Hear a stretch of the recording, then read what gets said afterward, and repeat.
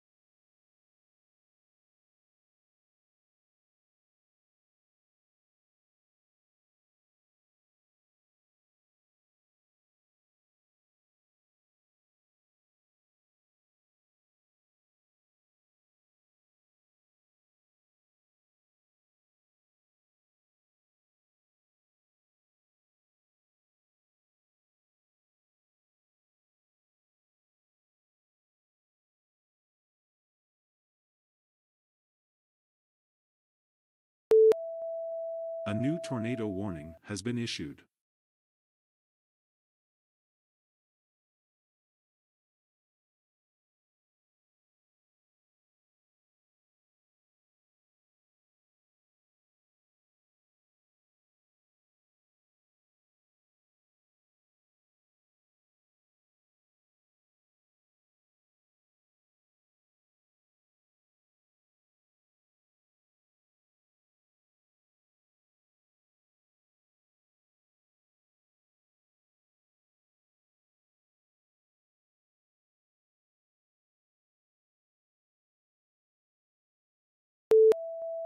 A new tornado warning has been issued.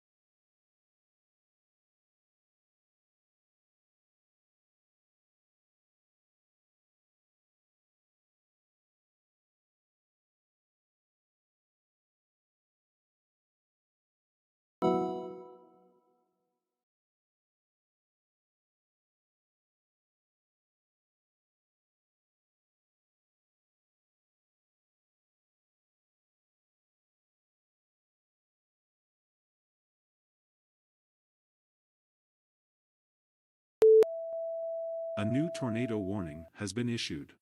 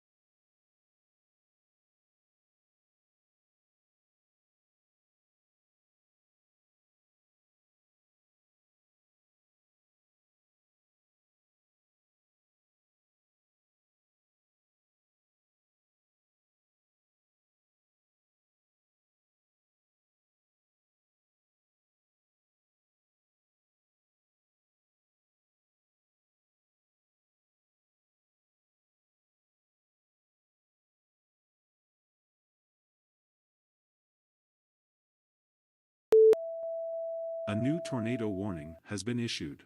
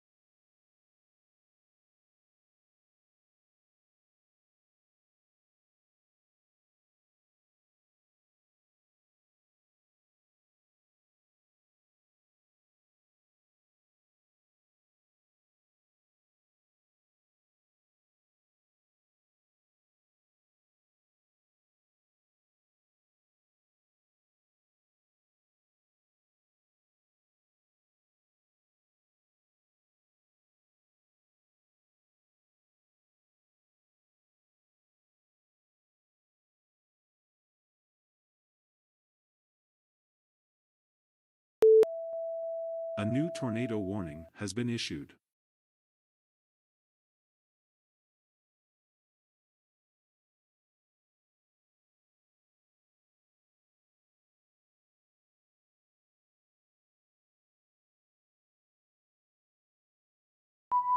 A new flash flood warning has been issued.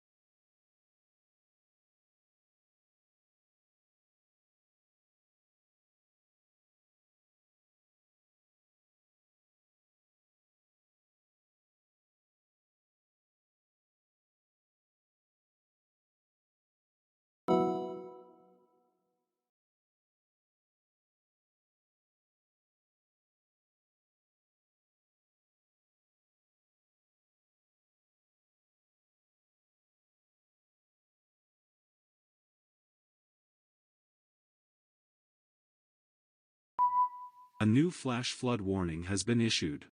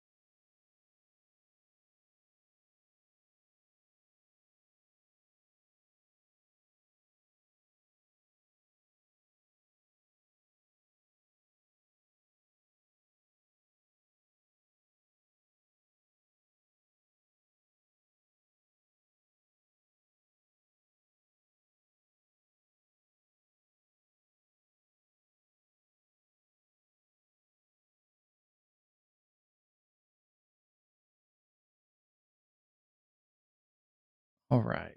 Everything's good to go. YouTube has been a little glitchy for me this afternoon. I don't know why. Welcome to everyone who's joining. Live camera keeps glitching out too. Welcome. Leighton, hello. Alec, yes. Multiple tornado warnings right now in the Northeast. Things are a little bit overperforming right now in the Northeast compared to some of the earlier model expectations. We've had a couple confirmed tornadoes already today, and now seeing a line of tornado-warned storms moving towards the New York City metro. Taking a look here at shear rate. Shear rate has really come up in this last cell. You can see the original tornado-warned cell in northern New Jersey across the Dover area. That continues towards Paterson, New Jersey. And just in the last few minutes here, as we were doing the final stream preps and everything, yeah, that shear rate has come up significantly near Morristown, New Jersey. Let's get a look at this storm. It is west of the New York City metro at the moment, so one of our more concerning storms right now around Morristown, New Jersey. Do we have a correlation coefficient drop? Does not look like it, at least at this moment. However, that is a pretty distinct area of circulation there around Morristown, New Jersey. So that continues to move towards the east-northeast into a very populated area. So you do need, if you're out ahead of this, you do need to take tornado safety precautions. That's lowest level into your room, away from the doors and windows. Put walls between you and the outside. A basement or a storm shelter are your better options. If you don't have a basement or storm shelter, at least get to that lowest level into your room, away from doors and windows. It's still the 3 o'clock hour in the Eastern time zone, so a lot of people still may be at work. And if you are at work, your workplace may have its own tornado safe places that are designated.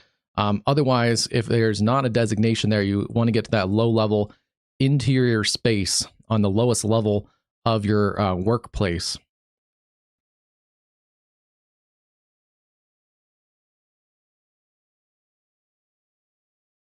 This is at Morristown. This is New Jersey Highway 24, right around this area of rotation, right here in this little notch feature. So very close to this circulation.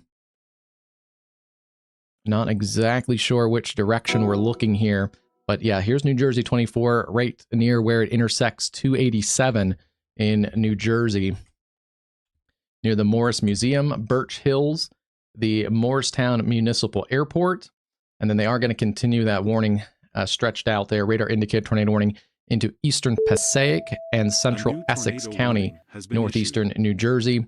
Right now, that current tornado warning over the Morristown area, moving east at 25. That is for southeastern Morris County in New Jersey.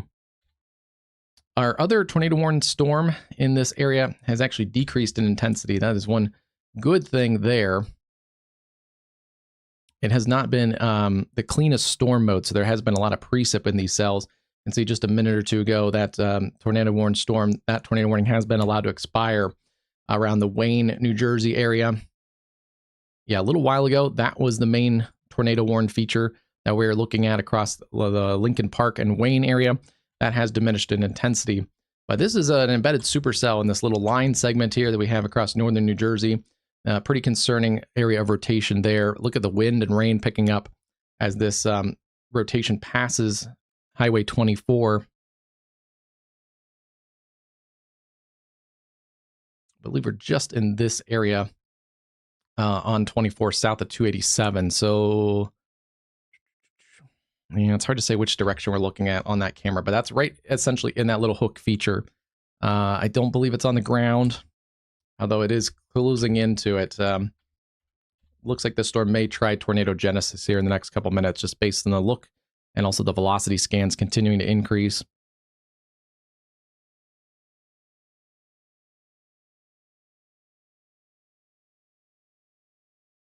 Okay, getting radar out of central Jersey there.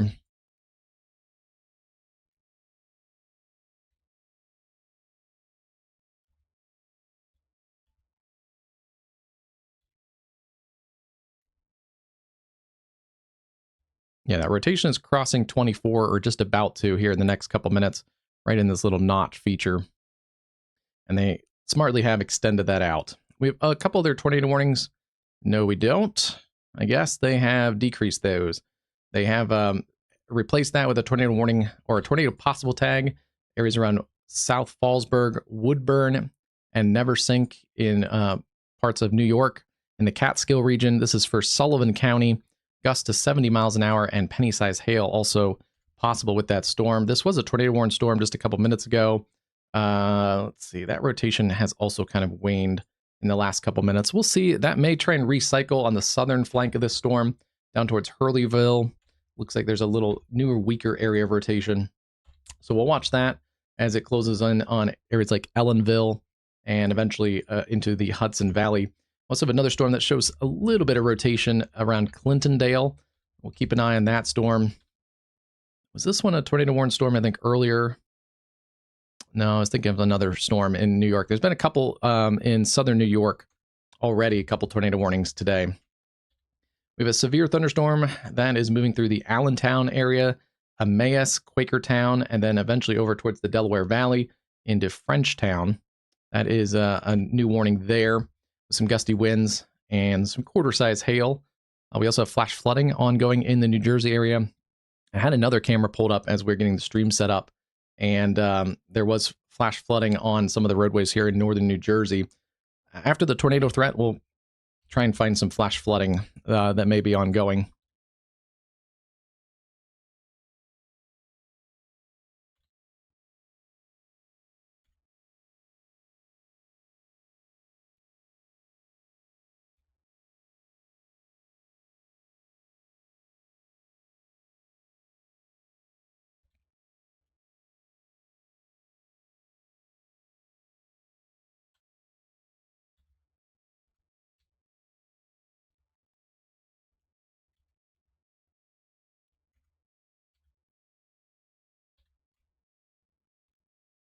This storm shows up pretty well from the tower radar down by Newark, showing that low-level circulation, that hook feature in here crossing the areas around 24, the Morristown Municipal Airport.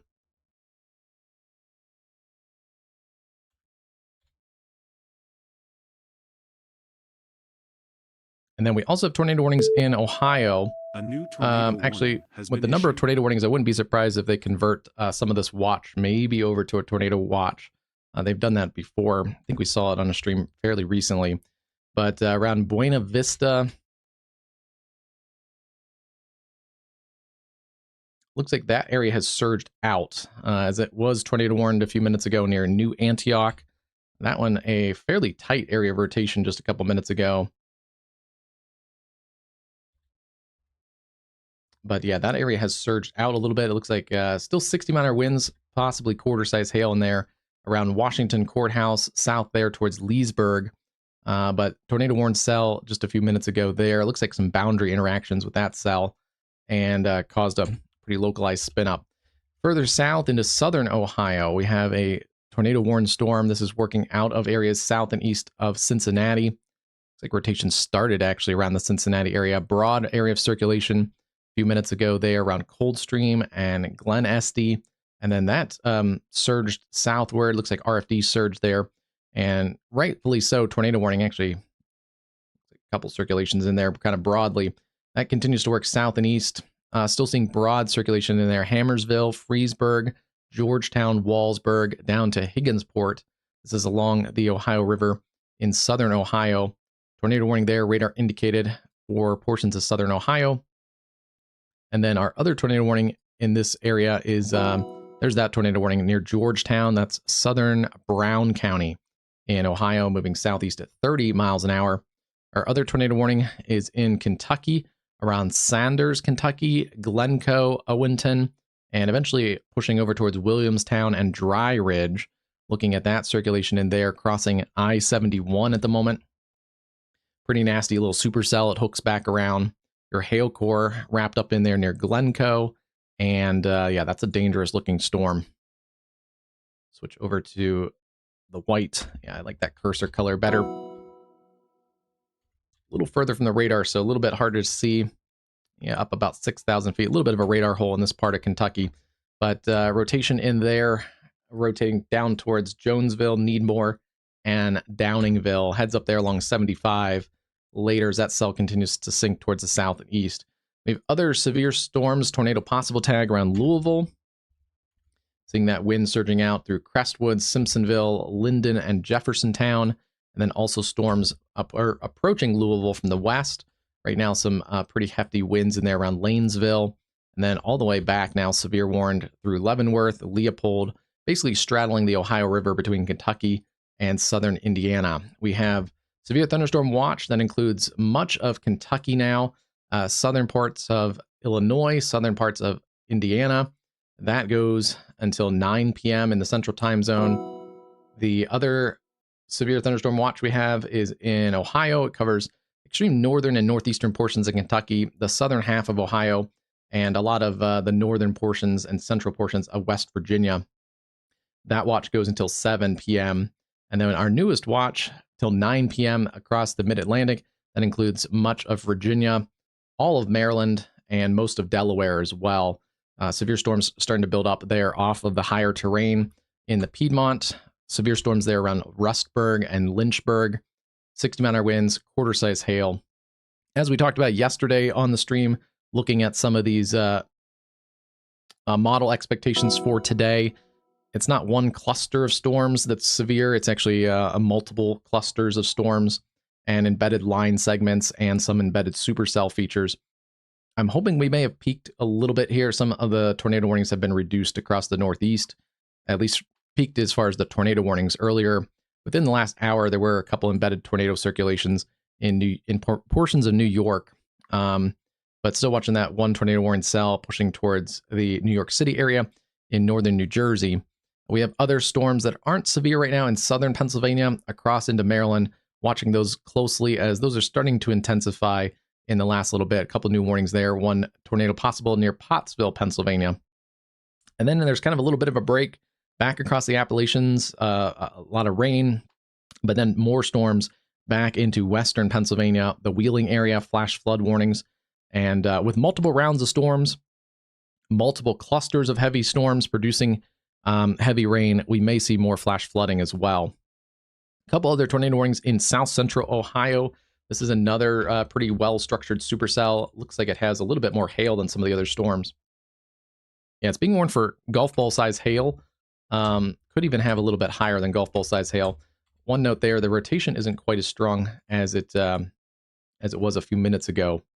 But that storm is still tornado warned Harrietsville and areas in Monroe and Noble counties in east central Ohio. Sycamore Valley, Stafford, Carlisle, Harrietsville, and Dexter City. Continue to stay in your tornado safe space there. And then we also have another tornado warned storm, radar indicated tornado warning there, are south and east of Zanesville, Ohio, pushing the edge of the radar coverage there, but looks like rotation around Duncanville or Duncan Falls, sorry. And that storm likely also has some hail, being warned for lime-sized hail that's 2 inches in diameter between Duncan Falls, High Hill, Ricks Mills, and approaching Cumberland, Ohio. This cluster of storms also producing flash flooding. So there's a number of flash flood warnings all over these areas. And then some other storms being warned for tornado possible tag around Somerset. Severe warning there, tornado possible tag, Dresden, Adamsville, Norwich, Zanesville. Looks like the rotation is really focused in that tornado warning, but they have the whole area covered for the lime-size hail and 60-mile-an-hour winds with a much broader severe thunderstorm warning. Same for this cell. The tornado possible tag extends out towards Woodsfield and Maugalla, but the rotation is still really down in here towards Maxburg and southwest of Stratford in that tornado warned area. We'll continue to watch this area that may expand for flash flooding as there's storms ongoing in southeast or southwest Pennsylvania, but those storms back in Ohio may work across the Ohio River into portions of West Virginia and southern Pennsylvania. Back towards the tri-state, tornado warning continues here. This is a pretty punchy cell right around Crooks Bridge, Livingston, New Jersey, approaching the 280 corridor, West Orange, Montclair, Bloomfield, and Brookdale, getting into some of those western suburbs of the New York City metro, eastern Passaic, and central Essex County. I'm going to relocate that camera. Let's see if we can find that circulation again.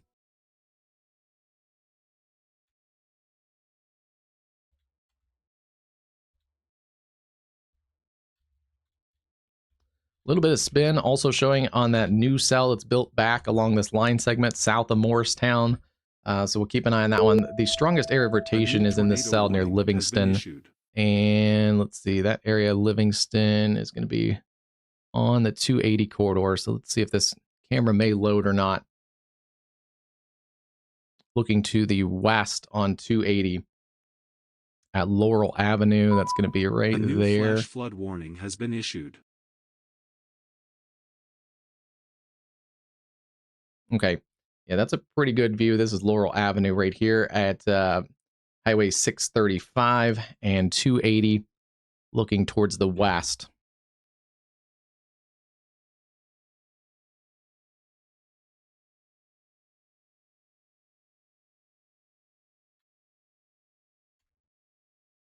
I think it's looking more north, but it may be west direction as far as 280, but I believe it's looking more towards the north as far as like looking that way towards the Roseland area.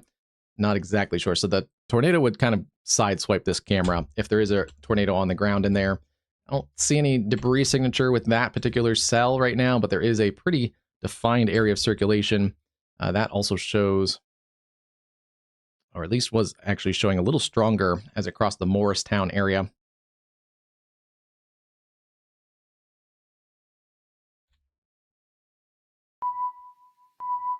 Hey, Addie, how's it going today? Has been issued.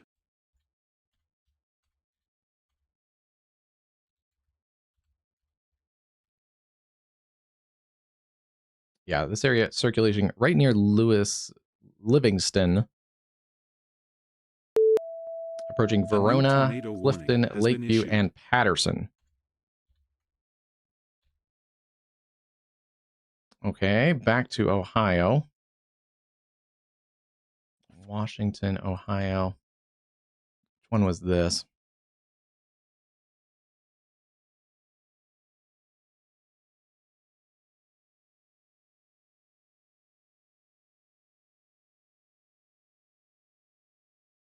Couple new warnings. They've added a little bit on to this around the Macksburg area. I think that's a good call since the storm is kind of hugging the southern end of its current warning polygon. So they've added portions of Muskingum County. Or no, that's Washington County. Sorry, that's the new warning. Washington County there, Elba, Germantown, Bloomfield, and Wingate Run. I believe it's already in portions of Muskingum County. But yeah, there it is right there. Rotation around Dexter City, Harrietsville, and Middleburg. Heads up there, New Martinsville and Middlebourne. They have allowed that one tornado warning south of Washington Courthouse to expire. That's, I think, the good call. It's mostly a wind threat in here. Good Hope, Frankfort, Greenfield, Chillicothe, and areas around Bainbridge. And then back in here, this is the other new warning. It's an extension of that tornado warning near the Georgetown area. You can see that broad area of rotation along Ohio Highway 125. It's going to be areas in Brown and Adams County, south central Ohio, moving southeast at 25. They're also backfilling a warning there on that other cell. This storm still has pretty tight rotation, wrapped up in the rain near Jonesville, Downingville, and Needmore. That continues to sink towards the I-75 corridor, likely the worst of that south of Dry Ridge, but towards Williamstown, Cordova, Kentucky, Mason, heads up there on I-75, heavily traveled highway there, and tornado warning continues there at south of 71 along 127 in northern Kentucky. That is away from the Cincinnati area. If you're in the Cincinnati area, up towards Dayton, a little bit better behind that cold front. And then storms still continuing through the Louisville area, Brandenburg down to Hardinsburg. Severe warnings now. They've pretty much covered the entire Louisville metro. Jeffersontown, Elk Creek, Shelbyville, Taylorville, Crestwood, down towards Shepherdsville, and Lebanon Junction. Severe warning, 60-mile-an-hour winds, quarter-size hail. This area there on the east side of the city has a tornado possible tag. Yeah, it had tighter rotation a little bit ago. Looks like that has gusted out just a little bit. but pretty good wind surge in there, approaching Simpsonsville and Shelbyville. Give this a few more minutes if you're, it's 3:30. If you're leaving work early today, I would give this a couple more minutes, let these line of storms pass through the Ohio Valley, and then things will clear out a little bit nicer after that. Severe thunderstorm watches continue all the way down into southern Illinois. There are some isolated storms back that way. Right now, nothing severe. We're also watching Bertha. While we have quite a bit of active tornado warnings in progress, our coverage of Bertha will be fairly minimal, but I do want to point that out. Now, we are watching Bertha. There's nothing severe right now, but we may get an isolated severe storm, especially across southern portions of Louisiana, as well as portions of especially the Texas or the Florida Panhandle.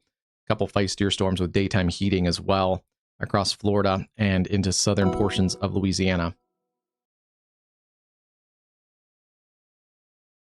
Those storms that I was also talking about a little bit ago that have increased in intensity in southern Pennsylvania, southern Lancaster County around Conestoga, Quarryville, Little Britain, Drumore, and then over towards Paradise, Pennsylvania. A severe warning there for 60-mile-an-hour winds, quarter-size hail.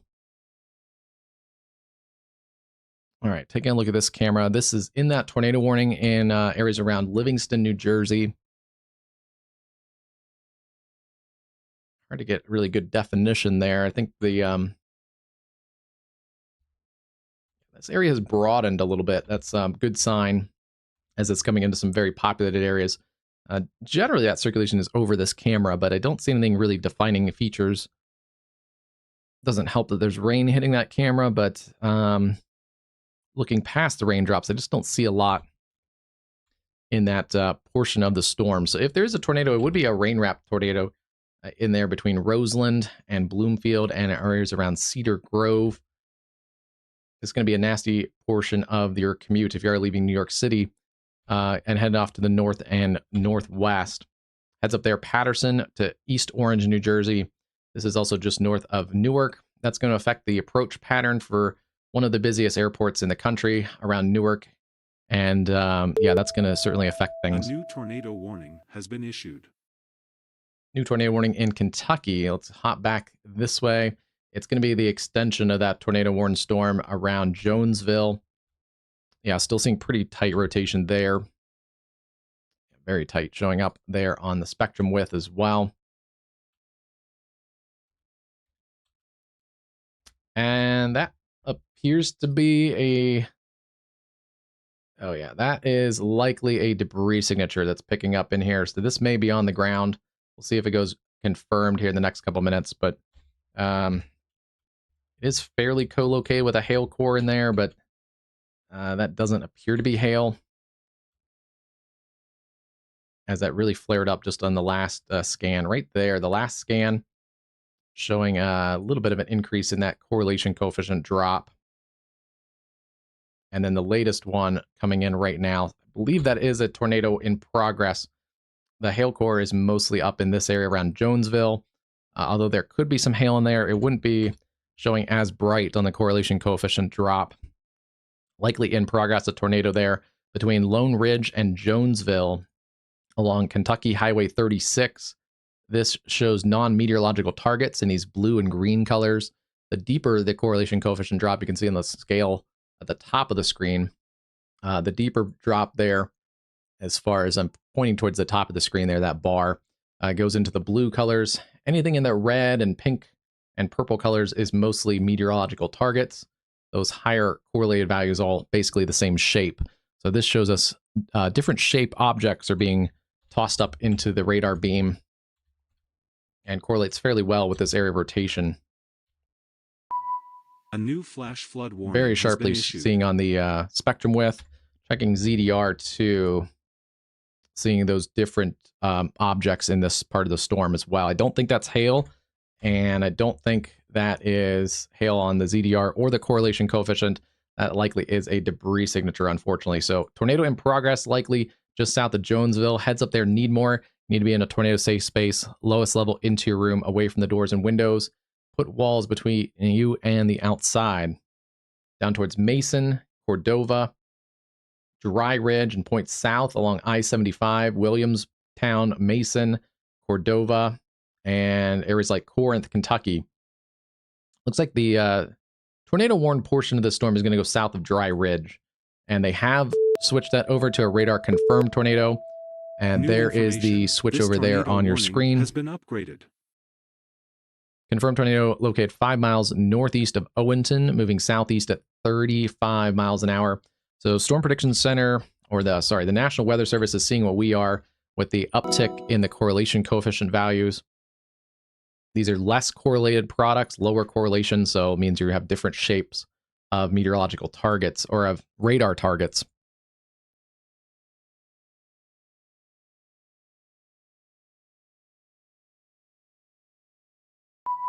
A new flash flood warning has been issued. There is a look at the cone here, tracking out this area of rotation with that debris signature in progress. Needmore, 4 minutes. Mason, Kentucky, 16 minutes. Cordova, 24. And then if that continues on, Sadieville, 30 minutes. That's also south along I-75. And center line of that forecast cone is Cynthiana, Kentucky, about 50 minutes or so. That is a dangerous storm to keep your eye on there. If you're in those areas, that's Harrison County in Kentucky. No warning there yet, but tornado warned storm with a tornado on the ground in that county next to you guys. So that continues there. Crossing Highway 36 between Jonesville, approaching Holbrook and Needmore and Sweet Owen. Heads up there, Lawrenceville, Kiefer, Mason, down towards Corinth, Kentucky. Flood warning has been issued. Damaging tornado in progress. That would be a rain-wrapped tornadic circulation. You're not going to see that one coming. It is deeply tucked up in the rain.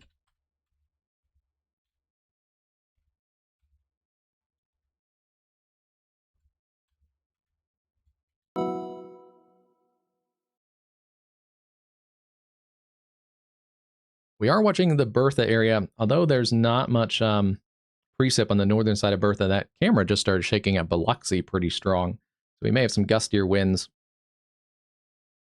even in the sunshine there.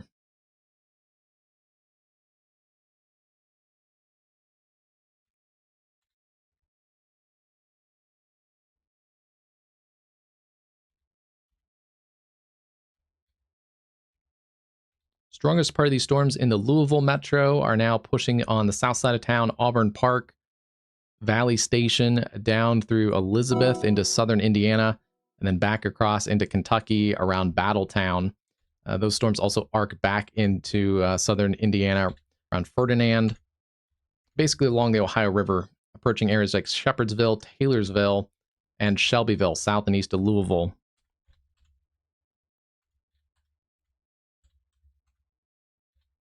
Hey, Sarah, how's it going today? Hope you're doing well there. Yeah, it's been a pretty busy afternoon. Storms have really started to go up pretty quickly this afternoon.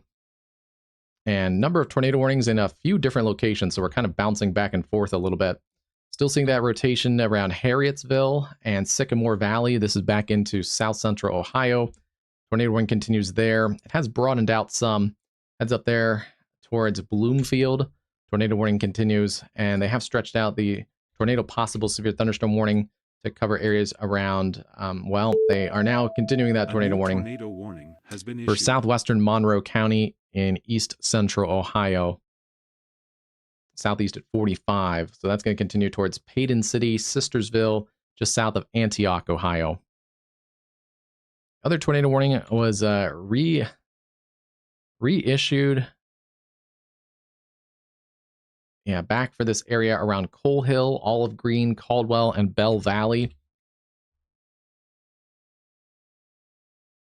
The initial area of rotation looks like it actually weakened some, but still seeing rotation kind of picking back up in there, although that has diminished in intensity the last couple scans. But areas around Coal Hill, just south of Cumberland, Ohio, that is a new tornado warning for you guys, Muskingum and Noble counties, east central Ohio.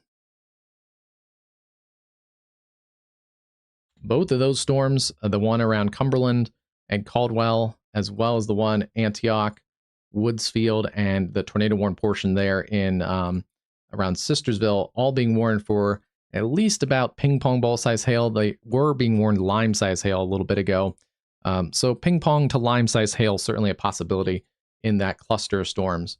They've also warned this whole section of storms, tornado possible tag, some quarter size hail, and 60-mile-an-hour gusts. That includes some individual cells in there from Somerset down through New Lexington, and then McConnellsville, Waterford.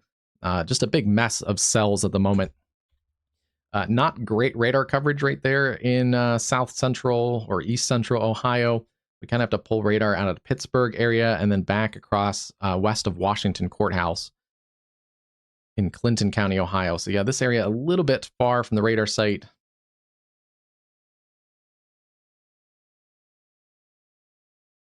And about 7,000 to 8,000 feet up. So it's a little hard to get some of those low-level storm details, but still seeing broad circulation in there. Looks like they have dropped that other tornado warning right now, replacing that with a tornado possible tag, as well as considerable threat for the golf ball size hail and 60-mile-an-hour winds around Cumberland, Caldwell, Summerfield, and Macksburg, Ohio. New warnings also there south of Columbus, around Kingston, Circleville, and Chillicothe. This was a tornado warning storm earlier. I just want to kind of take a peek at it. It is mostly a damaging wind threat. You can see the wind surging out there around Kingston and areas along US 35 south of Columbus towards Circleville. It's like the strongest wind may kind of split the gap there between Circleville and Chillicothe, heads up around Kingston, Ohio. And while we're still here, let's check this storm again. Still seeing broad circulation, Decatur, Ohio, Russellville, approaching West Union in southern Ohio. This continues the observed tag around Needmore and Lawrenceville.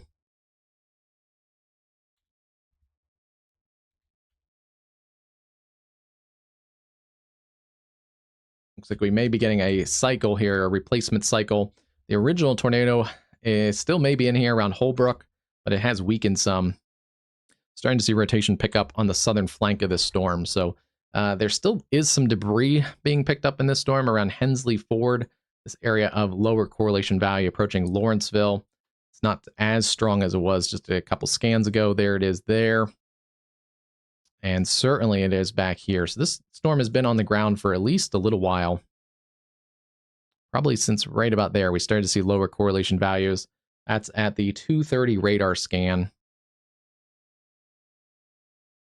And it may be in there still now. So that's a decent track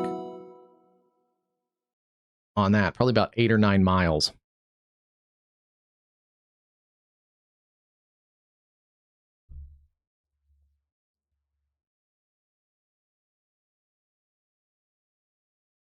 Still going with the radar confirmed damaging tornado moving southeast at 35. That's for southeastern Grant County, east central Owen, southwestern Pendleton counties. That's in northern Kentucky. Yeah, around Lawrenceville and Holbrook. About to cross I-75 near the Mason, Kentucky area, or just south of Mason, Kentucky, between Mason and Corinth.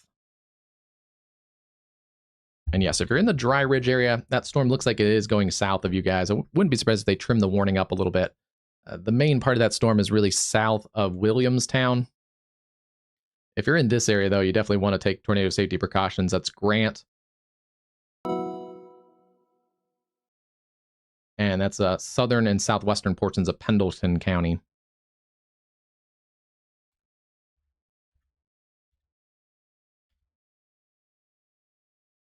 We did get a new tornado possible warning all the way back into western Kentucky, south of Henderson. Yeah,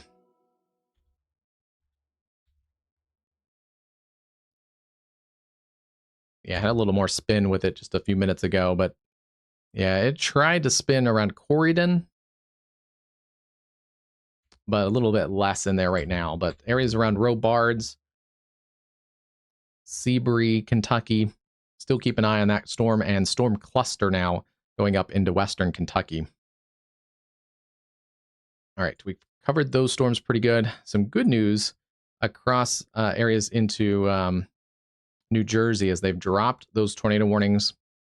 The last we looked at the storm, it did not look as impressive on the velocity signature. That continues to show weakening area of rotation.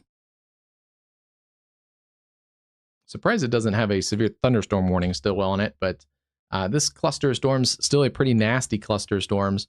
Still also is a little bit of rotation on the southern flank of that, but also flash flooding is going to be a possibility here.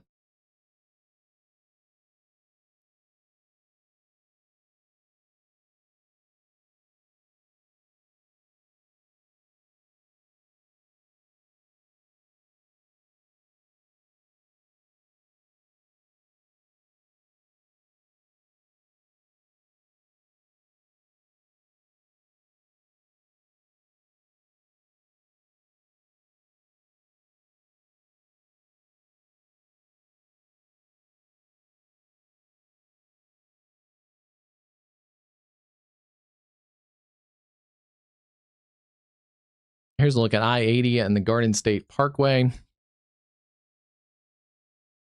With these storms still in progress there, you can see traffic actually moving along fairly well in there. But yeah, some of the strongest storms in there near Hackensack, approaching the areas there around Yonkers as it crosses the Hudson River.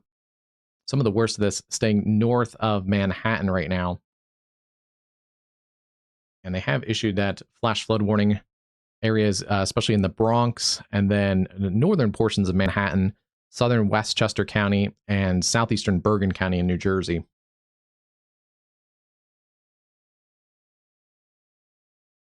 Flash flood warnings also across northern New Jersey, and again, the rain may not be over there. More storms firing into eastern Pennsylvania. We have new warnings in northeast Pennsylvania around Emerald Lakes, Sun Valley. Severe thunderstorm going up there in Carbon County, quarter-size hail, 60-mile-an-hour winds. Same thing here, Pine Grove to Pottsville. A couple different cells in here. This does have a tornado possible tag.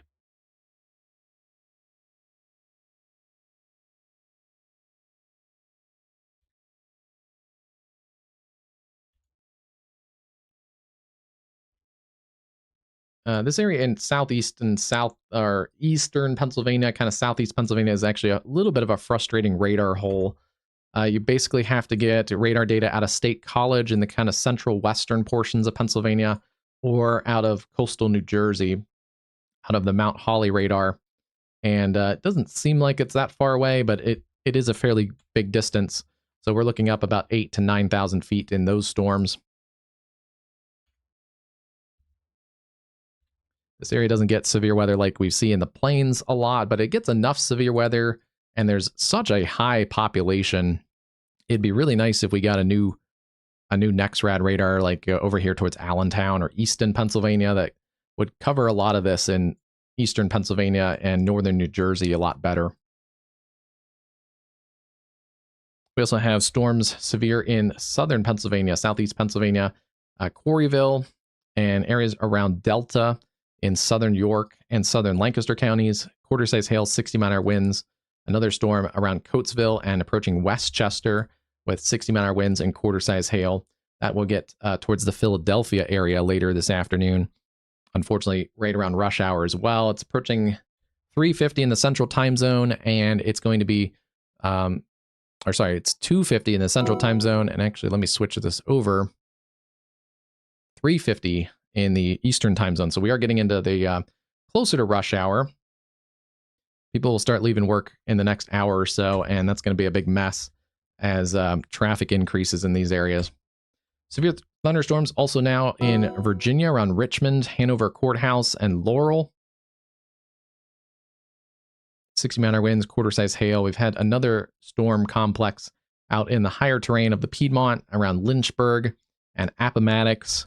That one's still showing some quarters and 60-mile-an-hour wind as well around Rustburg. Filling in more severe thunderstorms in the Ohio Valley. East central Ohio is now pretty covered by severe storms. Back through areas around Lancaster, Ohio, Asheville, Circleville, Kingston, Chillicothe, and then down towards West Union, picking up that storm. Winchester, Cherry Fork, West Union. The tornado warning, the storm is kind of working out of that tornado warned area, but there is an area of rotation still showing up near Ekmansville and Cherry Fork. We'll see if that gets extended out along that 247 corridor. likely passing A just new north of tornado West warning has Union. been issued. Harrison and Scott counties, a new tornado warning continues here. That's going to be an extension of the cell that is pushing across the I-75 corridor. Some good news is, at the moment, this has gone back to radar indicated. Yeah, that area of rotation has fallen apart just near Lawrenceville and Mason.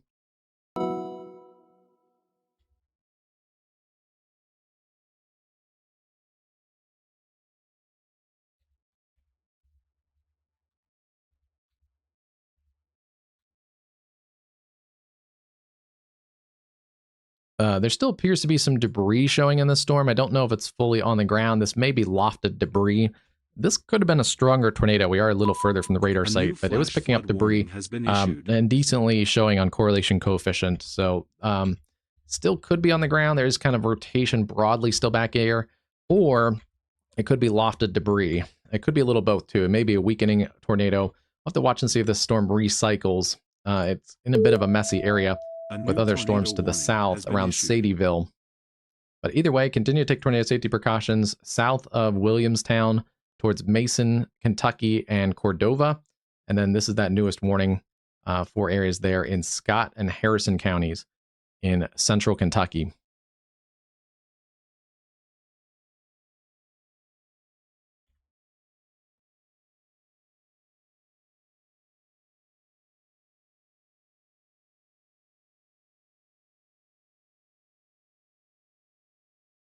They have decreased the speed a little bit, but Barry, Kentucky would be close to that center line, 25 minutes. Cynthiana, still just outside the warning polygon, about 42 minutes. Cordova, 11. Boyd, 24. Rutland, 22. And Robinson, about 31.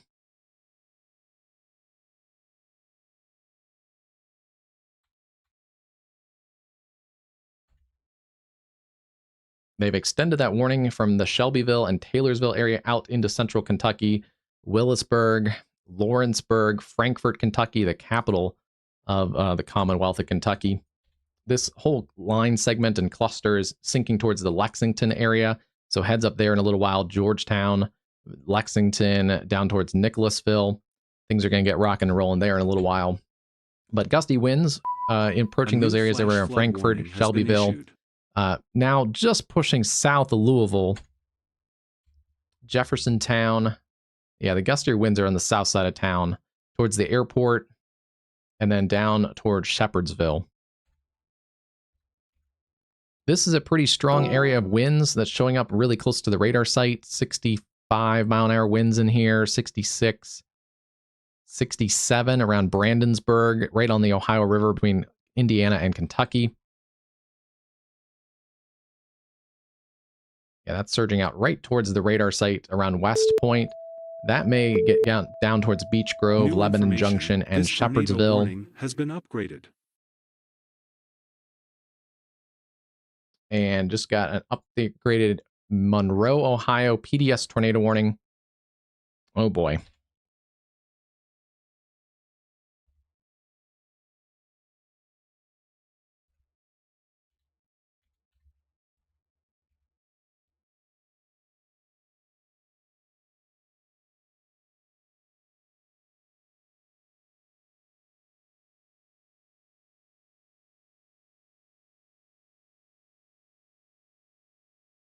It's a PDS radar indicated rotation.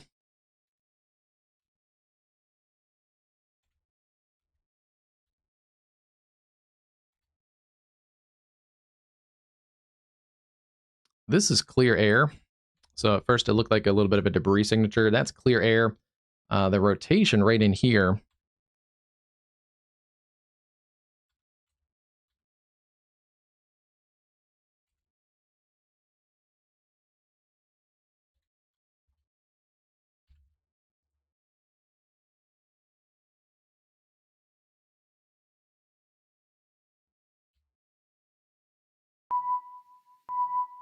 New information. This flash flood warning has been upgraded.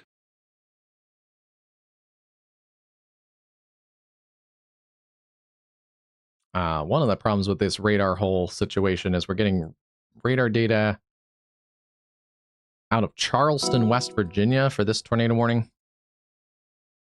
Or we can get it out of Pittsburgh, Pennsylvania. Winds going away from the radar out of Pittsburgh in this region, going towards the radar in this region.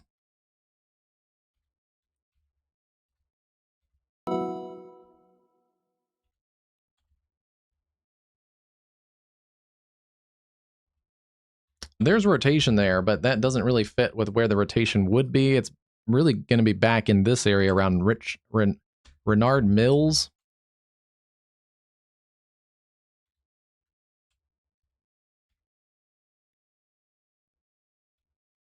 Otherwise, it's showing rotation kind of on the forward flank here.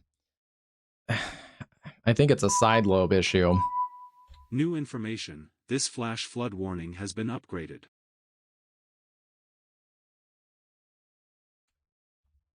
Rotation is definitely picked up in intensity, but I think we're seeing a little bit of a side lobe contamination. We can double check this also going up in the storm.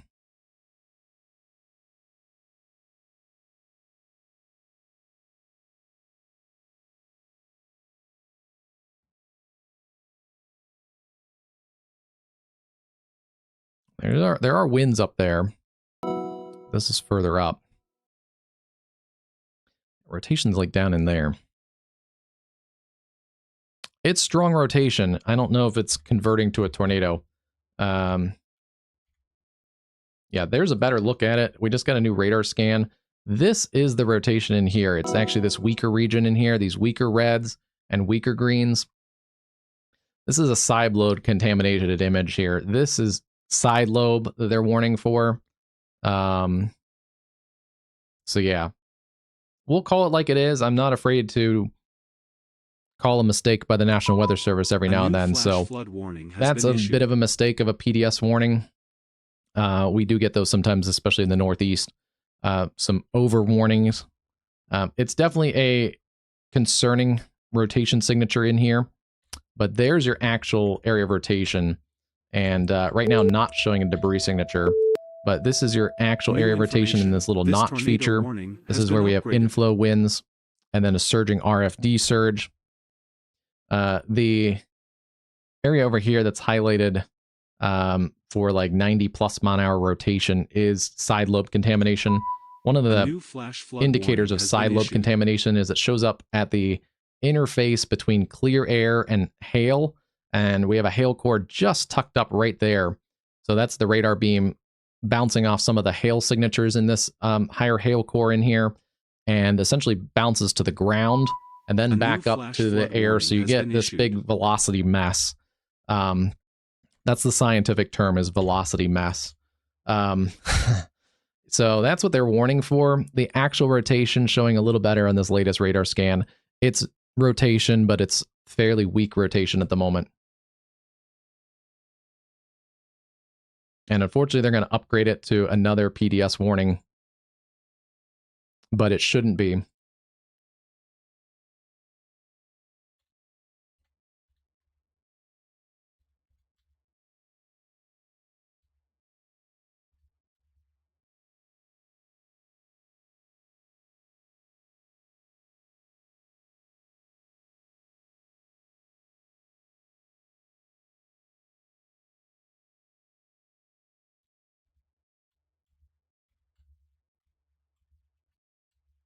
Yeah, rotation is actually in here.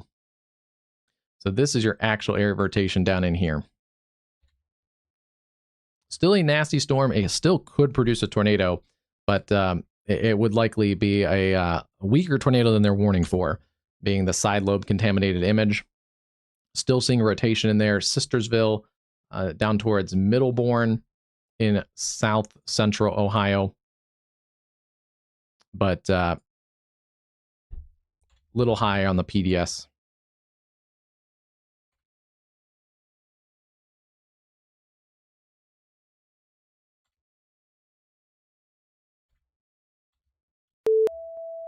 A new tornado warning has been issued. This area continues to weaken, still seeing some broad circulation approaching the Cordova area. Rutland, Robinson, Berry are up next, up towards Boyd and Antioch, Kentucky.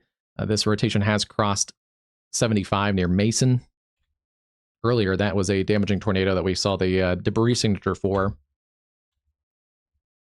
And we now have a tornado warning south of Louisville. Yeah, well south of Louisville near Shepherdsville. This is that area that had some potentially some damaging wind also in it. Yeah, we looked at this a few minutes ago. Potentially some 65 to 70 mile an hour damaging winds.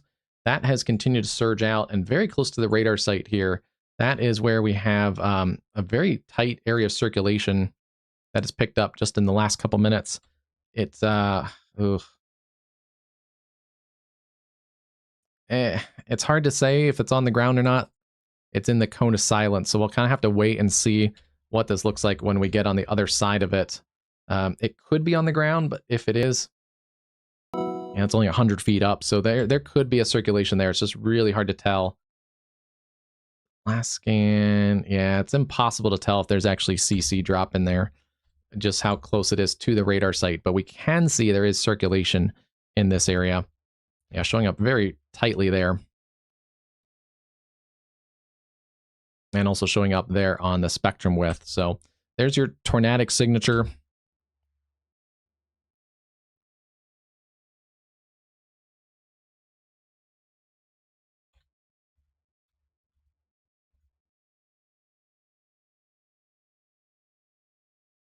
Eastern Meade, northwestern Bullitt, and north central Hardin counties in central Kentucky. That's moving east at 45, east of Brandonsburg.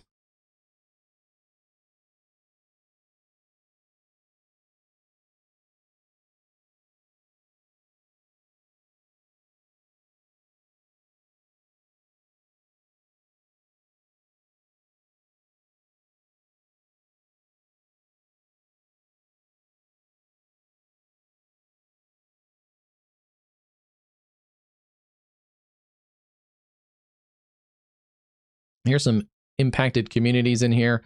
It's going to be around Shepherdsville in 20 minutes or so. So to the end of the warning polygon, that's along the I-65 corridor, Fox Chase, Shepherdsville, Beech Grove, Belmont, about 20 minutes. If you're west of I-65, Pitts Point, 12 minutes, Cupio, hopefully saying that right, about 8 minutes, and Barrelton or Barleton would be about 14 minutes or so as well. Trying to see if there's anything else in here. Howard, it's basically now West Point, Kentucky would be about now. It's likely going to pass just to the south of you guys in West Point, right near the radar site. Hopefully this radar holds on. We'll see what this looks like in a couple minutes. That's going to be some impressive radar imagery if it passes very close to this radar site. Heads up there in Kentucky.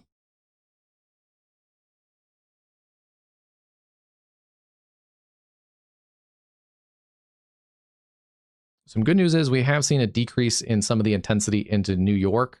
A lot less tornado warning storms, or even severe storms north of the Albany area right now. The tornado watch goes up across the New York State Thruway corridor, but I think there's less of a chance of tornadoes up there right now. There are a couple storms that still are worth watching. One has some rotation in it around Lake Katrine or Katrine, Germantown, Claremont, Glasgow. And then another cell, still severe warn there with a tornado possible tag approaching Millbrook, Dover Plains, and Milan around Hyde Park. These are basically in the Hudson Valley, south of Catskill and north of Poughkeepsie. Our other storms, not severe warned right now, but strong storms through areas like West Plains.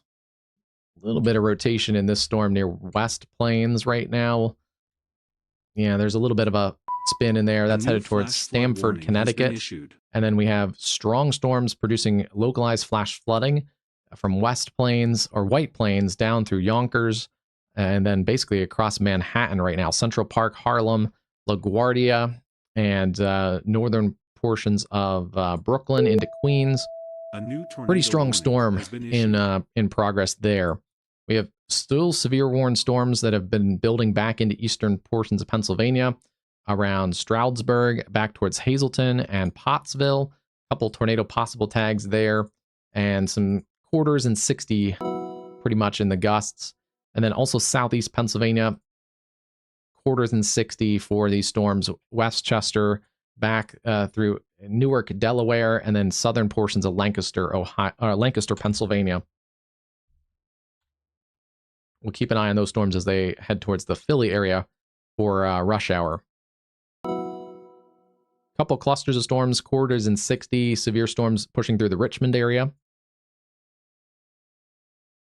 And then a new severe thunderstorm warning with a tornado possible tag, and they've quickly upped that to a tornado warning for areas around Morgantown, West Virginia. Yeah, that's quickly escalated there.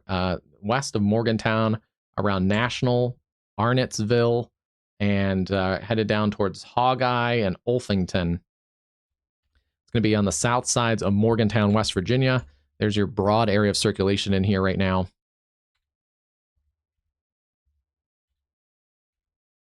Kind of a nasty storm there, too.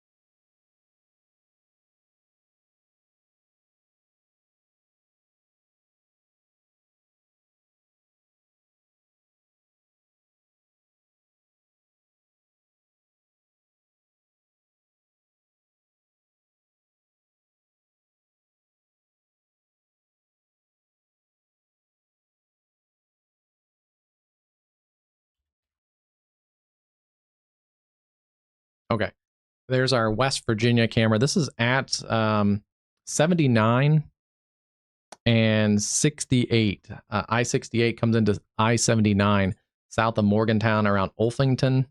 Hopefully saying that right. That's going to be in the path generally of that circulation. So we'll get a look at this storm as it comes off of the higher terrain. I believe this camera is looking to the north towards that 60. It's like right here looking this way. So that circulation will be coming from the left side of this camera and then crossing the perspective here around this camera in a little while. So that's a good camera perspective. Seeing broad circulation at the moment, but still some pretty nasty winds in there. Morgantown and points south of Morgantown in West Virginia. That is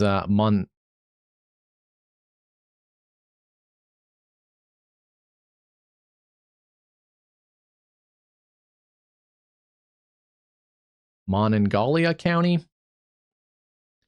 Probably just destroyed their county name, so sorry about that. Back in here, still seeing the PDS.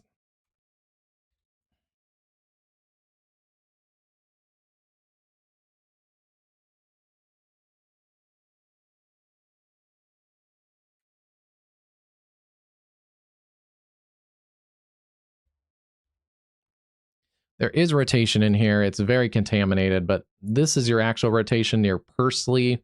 It's still being warned as a radar indicated rotation for a large and extremely dangerous tornado over Sisterville.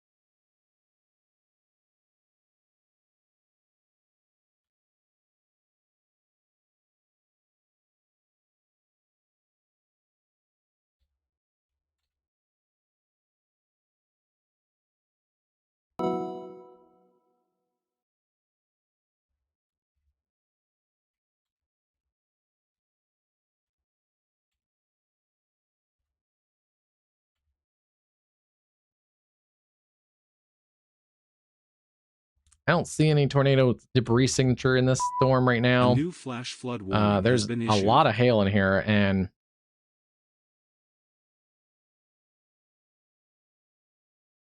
yeah, it is being warned for some larger hail, potentially larger than an inch and a quarter or inch and a half. If there is hail, it's probably 2-inch plus in there near Sisterville, but I do think that hail is still throwing off the radar signature for that area of rotation.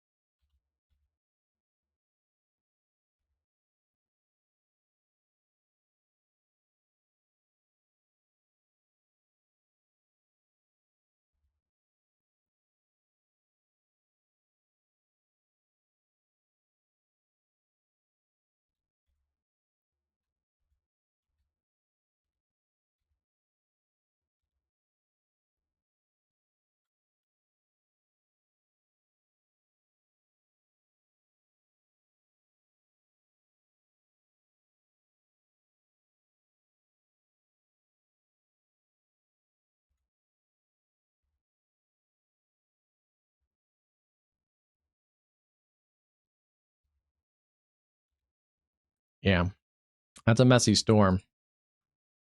Can't say there's not a tornado. There could be a tornado in progress, but it's not likely a PDS tornado. This is a horrible radar hole. And something glitchy with the Pittsburgh radar right now, too, so that's making it worse. We got, like, worse, or it only scanned half of the last correlation coefficient scan. It only scanned half of that, so I don't know what's going on with the Pittsburgh radar right now, either. That's going to give us radar. Our next closest radar for that storm is Charleston, West Virginia. It's a horrible radar hole, especially with all the terrain features in here. It makes it really hard to see what's going on in these storms. But still strong storms, tornado possible tag, Lower Salem, down towards Marietta, Ohio. This is in east central Ohio. Flash flood warnings are going to be a big issue here. So flash flooding covering a lot of the eastern and central portions of Ohio. Some good news is further south and also in better radar coverage, we've lost that tornado warning around the West Union area. There still is a pretty gusty storm in there riding along the Ohio River right now. Vanceburg, Garrison, Portsmouth, Ohio. Those storms continue to sink towards Kentucky with gusty winds, 60-mile-an-hour winds, and maybe some quarter-size hail. The other cell that was tornado warned earlier has also weakened, so it's more of a wind threat at the moment around Barry and Cynthiana, Kentucky. We'll see if they extend a new severe thunderstorm warning for those areas. And then storms approaching the Lexington area. They're through Frankfort right now, Lawrenceburg, and then down through Taylorsville, Mackville, and tornado possible tag now, Lebanon Junction, Elizabethtown, New Haven, and Bardstown. This is all now south of Louisville. But Louisville proper, you guys are in a flash flood warning. So continue to turn around, don't drown. We've had observed flash flooding in the city. That includes also down towards the airport and out towards Jeffersontown. Observed flash flooding there. This is also an observed tornado. That's for Jefferson County in central Kentucky. This is that observed tornado. I was pretty sure it was near the radar site a couple minutes ago.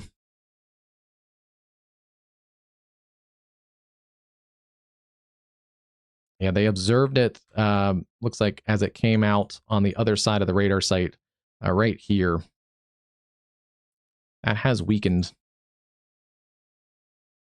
Radar confirmed tornado, and that is moving east at 45. It has broadened a little bit.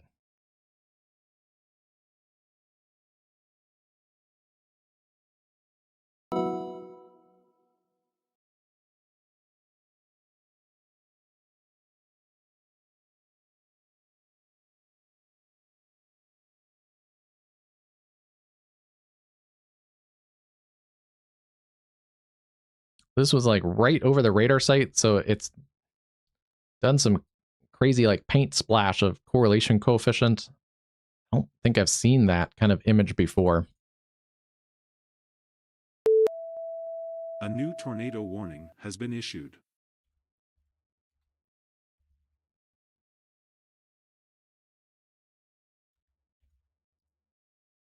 But yeah, it continues to show rotation in here. It's just south of areas around West Point, around the Fort Knox area, and then approaching Beech Grove.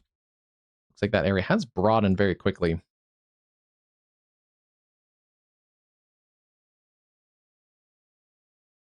Yeah, they've shrunk it up a little bit and pulled it back to radar indicated. So that's the right call. Pitts Point to Beech Grove. Still pretty heavy winds surging through Radcliffe, Kentucky, the Fort Knox area. Looks like our gold is all safe at the moment. That pass just north of Fort Knox. Yeah, there's their area of rotation right there. A new flash flood warning has been issued. Wow, very interesting.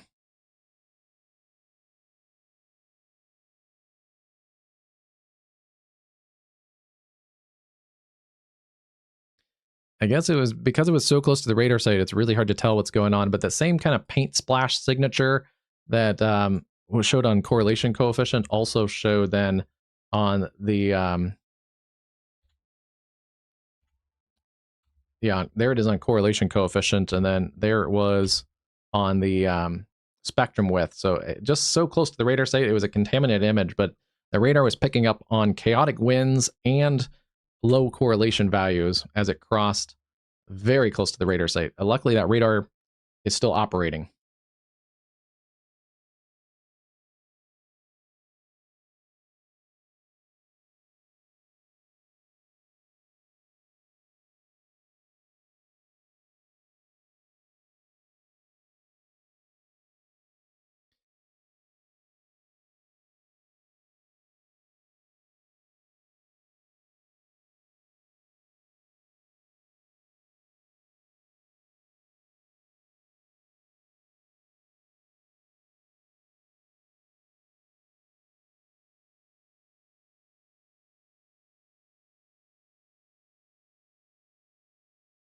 All right, so this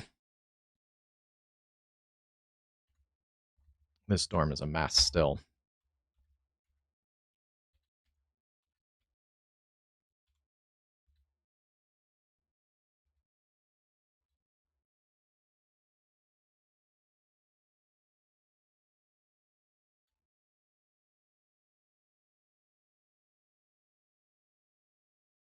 It looks like the more practical people have won out here. They've dropped the PDS tag. They are continuing a tornado warning, which is what we've been saying the whole time. This definitely deserves a tornado warning. That's not what I've been saying, but PDS was likely not the right call. For a while, it was a hail-contaminated PDS warning. There is still large hail also wrapped up in this storm, so heads up there. Potentially 2-inch plus diameter hail in this storm, but yeah, PDS tag not really necessary there. They was warned for a destructive large tornado. We've never seen the debris signature out of that, and yeah, this was just a big mess because it was warned as a PDS tornado for this when the actual rotation was down here. So this is all just hail contamination. This is the actual area of rotation a while ago. Fairly tight but weak rotation, not to the level of PDS warning. That continues, though, to show decently strong rotation in here. Actually, the legit rotation has picked up in intensity a little bit. So that's the other concerning thing. It's crossed near Middlebourne, continuing there towards Luca, Link, Meeker, down towards Stringtown and Center Point.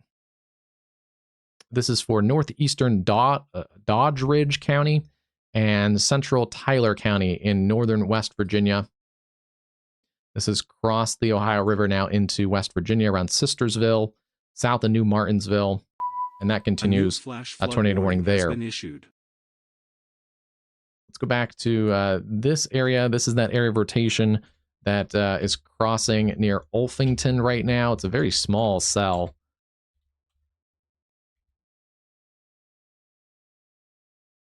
It's hard to see on that A new camera flash how flood warning has been issued. hard to see any cloud features on that cell, but it's crossing the highway right in this location. I don't see anything on the ground, but that tornado warning continues there towards Hog Eye, Gum Springs, areas south and east of Morgantown, West Virginia, and continuing there east and south of the 68 corridor, and now east of I-79 near Ringgold, West Virginia. Heads up, in that same area, you may get more of these storms coming out of Ohio later today.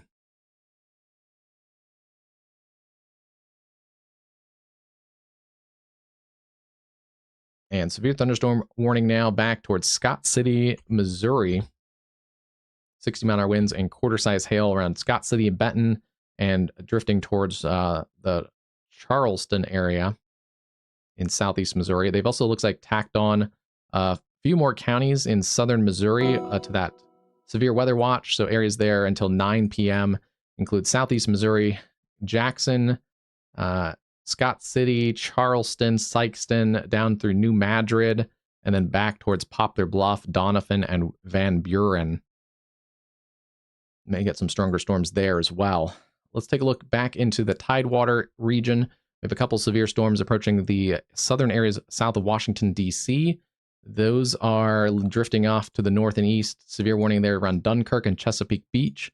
Also Woodlawn, Bryan's Road, and Waldorf on the Maryland side. Woodlawn on the Virginia side there of the Potomac.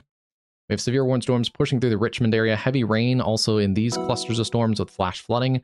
And then another severe warning storm back towards Goochland and Scottsville, Virginia. Those storms are also kind of training across the same area, so those could continue to bring a flash flooding risk. Southern Pennsylvania, severe warning storms pushing towards the Philadelphia area. The new warning includes areas from Westchester, Pennsylvania, all the way through downtown Center City, Philadelphia. That includes Upper Darby, Upper Providence, Ardmore, and approaching Radnor. And then severe warning storms arc back into southern Chester County, southern extreme southeastern portions of Lancaster County, and then also in the areas around Newark, Delaware. So not severe, but stronger storms across the border areas around Rising Sun and Port Deposit. And then they have added a severe thunderstorm warning back into those areas around Manhattan and now into Nassau County on Long Island. Severe thunderstorm warning there continues there for small hail and 60-mile-an-hour winds. There's an interesting little notch feature just riding along the northern shores of Long Island. You can see this little notch feature right in here.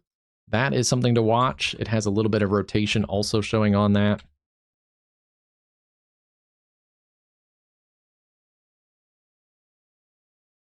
Yeah, this scan is just a couple minutes old, but there's that area of rotation. It's jumped ahead of this.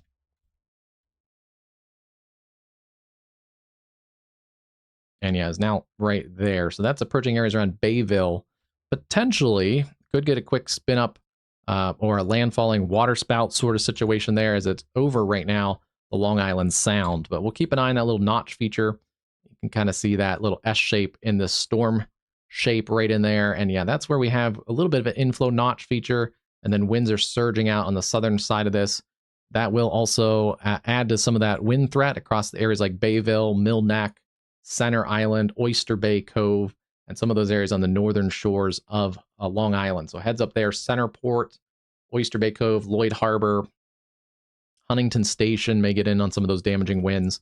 And then the other part of this storm complex from White Plains up through Stamford, Connecticut, Norwalk. Also flash flood warnings continue there into southwest Connecticut and extreme southern New York in the Hudson Valley, the lower Hudson Valley, as well as also back across northern New Jersey. Flash flood warnings continue there, although we've lost the severe warnings for the moment. There are more storms back across eastern Pennsylvania into the Delaware Valley, so we'll watch another round of storms work towards northern New Jersey.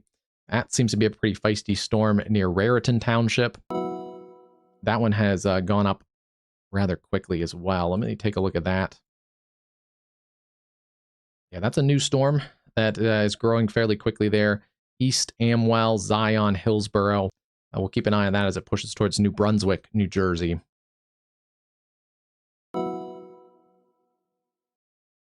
There are even more storms. We'll see if these go severe, but there are more storms across the Great Lakes region. Those are cycling through areas around Toronto, now pushing into areas around Buffalo, New York. These storms have been going for a little while too, so training across the areas north sides of Buffalo. So that's a flash flood risk there. There's also some more storms across Lake Erie. These may get into portions of the southern tier of New York, as well as northwest Pennsylvania around Erie, up to Dunkirk, New York. Some bigger storms approaching areas around Brampton, Toronto, Mississauga, just north of Kitchener, Ontario, and then some scattered strong storms also up along the St. Lawrence Valley. Another line of storms pushing through areas like Ottawa, down to Winchester, Ontario, approaching Cornwall, Alexandria, and some of this may get into extreme upstate New York. There also are some storms approaching the Adirondacks. Looks like the heaviest part of this line may stay on the Canadian side, generally towards Montreal.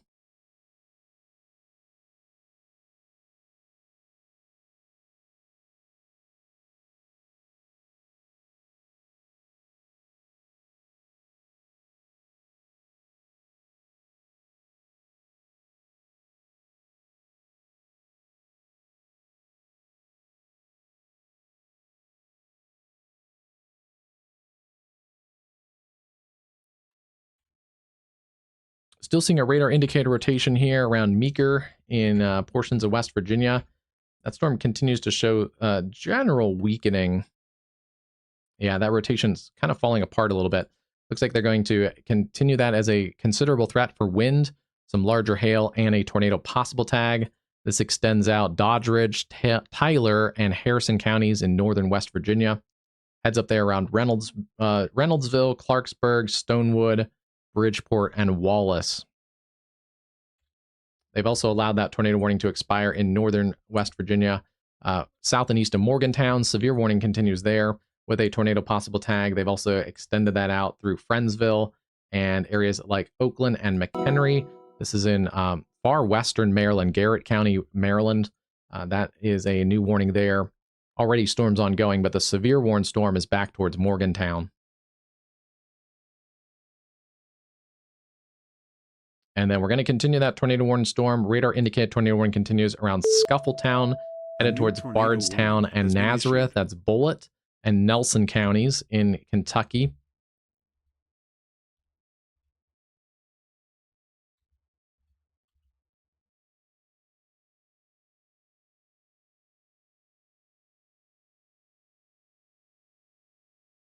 This is that same storm complex that had the tornado that was observed briefly near West Point, although this is a different area of that storm. It looks like a new area localizing as it's crossing Kentucky Highway 61 just in the last couple minutes there. You can see just taking it a step back just north of Lebanon Junction. That tightened up rather quickly.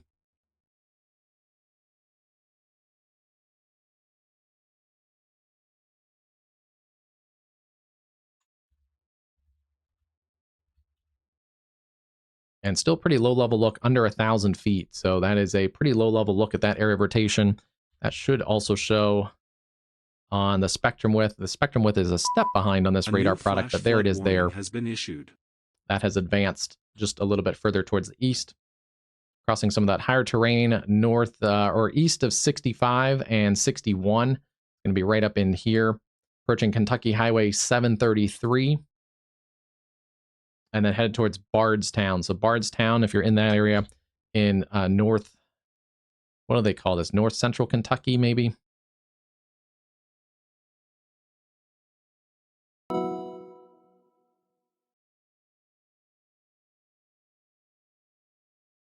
Here's a new radar scan.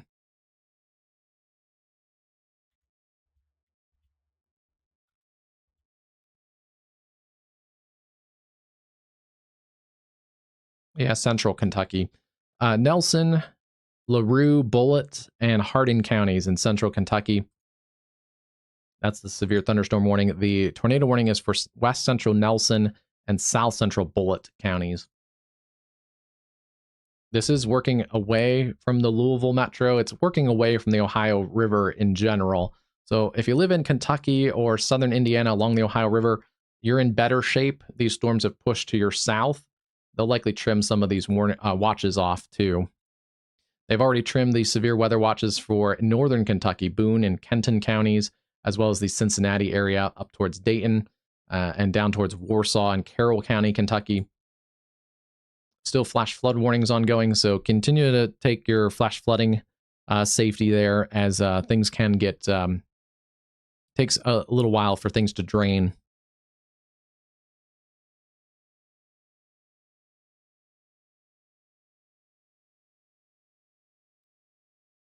Here's those storms pushing towards the areas along I-95. You can see the darker clouds there approaching. This is in northern Maryland, as those severe warning storms are pushing towards the Philadelphia area.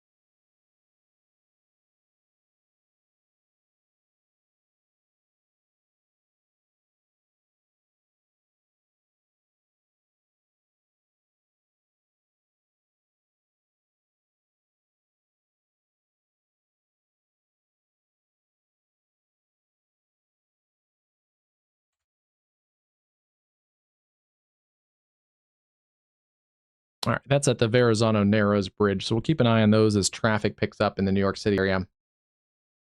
I didn't have a great camera located on that area near Bayville, but we'll keep an eye on that area. Still seeing those gusty winds, Bayville down through Brookville, and areas in Nassau County along Long Island. That's approaching areas around Huntington Station, Hicksville, and just north of Hempstead. Looks like the strongest storms right now have pushed out of the immediate New York City area, but pushing into also southern Connecticut, Stamford up towards Bridgeport. Also watching this storm back here towards Hillsborough, New Jersey, Raritan Township, Montgomery Township, just north of Princeton. No warning on that one yet, but a lot of lightning on those storms. These storms look a little bit weaker than they did a few minutes ago, but storms still severe as they approach Center City, Philadelphia, and then they arc back into southern portions of Pennsylvania. Tornado possible tag on this storm near Port Deposit. That is that area that we were just looking at just a couple minutes ago. This area right here. Area of rotation is in here near Colony Acres, just north of Port Deposit. And we may have to switch this camera perspective. Yeah, I probably will. I like that camera because it's over the lower Susquehanna Bridge, almost where the Susquehanna River reaches the Chesapeake Bay. But let's see, let's get back into this storm. That way we can get a better look at this.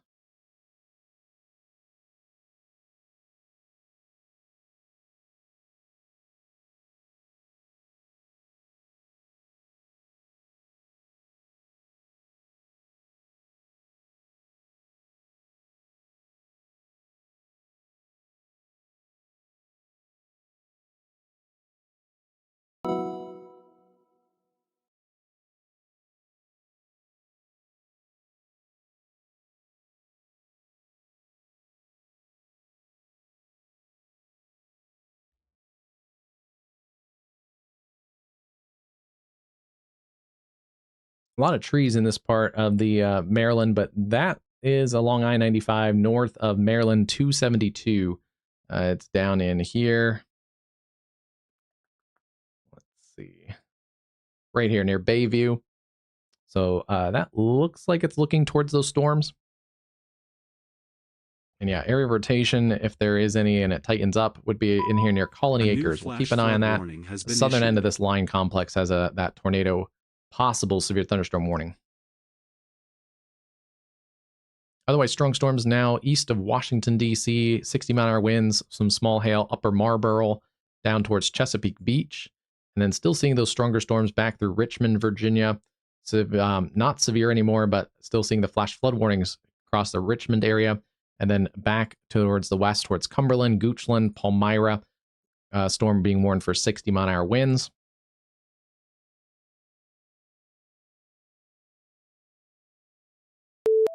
Couple new tornado warnings. They've reissued the tornado warning for that storm near Masontown. This is south and east of Morgantown. Yeah, I'm still seeing rotation in here. Has it increased? It did. It re-intensified. It relocalized a new area of rotation. We can see that in the last couple radar scans. This was earlier when it was tornado warned. It weakened, unfortunately, kind of right as it crossed that camera perspective earlier, and became not tornadic there for a little while. But it has tightened back up. Reedsville, Masontown, Browns Mill, and then over towards Kingwood in northern West Virginia. This is for Preston and Monongahela County. Areas around Kingwood.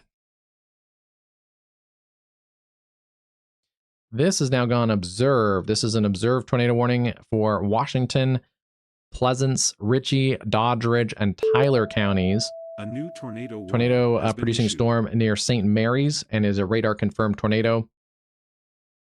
Yeah, this is crossing from Ohio into West Virginia. This is not the storm that had the PDS warning earlier. Flash flood warning has been issued. That storm still kind of broad rotation showing in that near Ashley, West Virginia. That does have a tornado possible tag as well as 70-mile-an-hour considerable threat winds. This is the storm to its south that has picked up in rotation, and right there near Cloverdale, pretty clear rotation signature. It looks like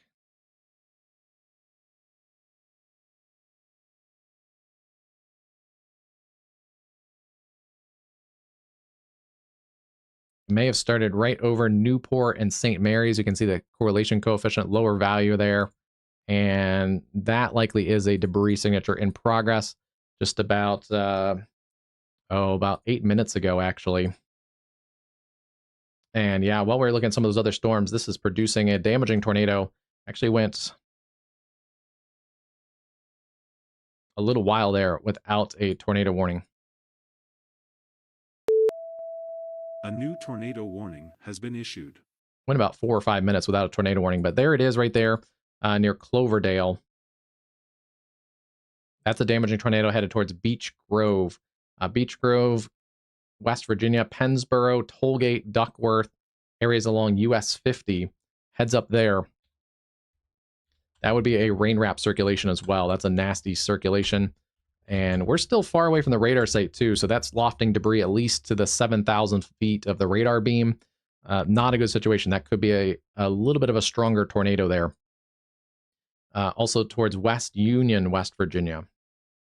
That's in northwestern West Virginia there. This cluster has had tornado warnings at times in Ohio. It looks like that is going to continue as that cluster works into northern West Virginia. Also watching this storm being warned for 60 and quarters, basically Jackson, MacArthur, and Pomeroy, Ohio. Seeing the tornado possible tag continuing there for a cell around Vanceburg.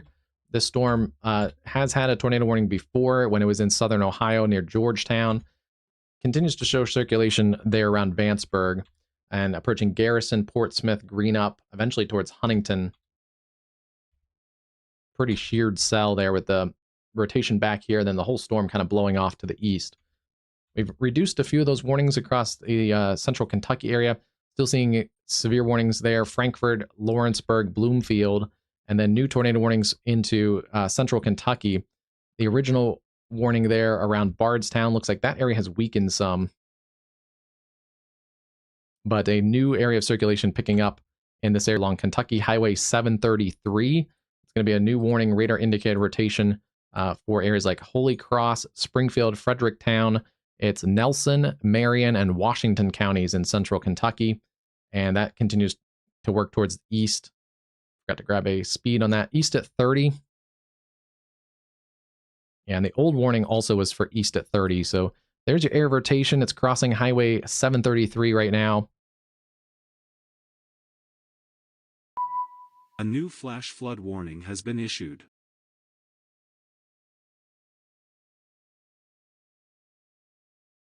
If you're in the Bardstown area, I would stay in my safe place. And then towards Holy Cross, also stay in your safe place there. Roughly about 10 minutes to the Holy Cross area if it pulls a little further south. And towards Bardstown, if it pulls towards the north, about 9 minutes or so. They have trimmed that warning to just include the new area of circulation. So Fredericktown would be roughly about 20 minutes. Mooresville, 30. Springfield, Kentucky, about 35 minutes. Strong winds pushing through those areas around Elizabethtown. Those continue to push that wind through New Haven, Elizabethtown, Glendale, and then back into northern Kentucky around Leachfield and McDaniels. We have a new tornado warning here. Rotation back here towards McDaniels, headed south and east towards Leachfield. That would be for Grayson, Breckenridge, and Hardin counties in central Kentucky, southeast at 25. So a new tornado warning there around the Leachfield area. And let me get the track on that one since it is headed towards a fairly populated area. About 20 minutes to Leachfield from where that area of rotation is currently. Warning has been issued. And that area that we just looked at near Vanceburg is also getting a tornado warning. This is for Lewis County in Kentucky, for Quincy and Garrison, Kentucky, east central Lewis County in northeastern Kentucky. That is at 30 miles an hour. Crossing the Ohio River near Buena Vista and the Vanceburg area. It is just north and east of Vanceburg. That's going to continue working into northeast Kentucky. Yeah, it's kind of straddling the Ohio River at the moment. There is that area of rotation.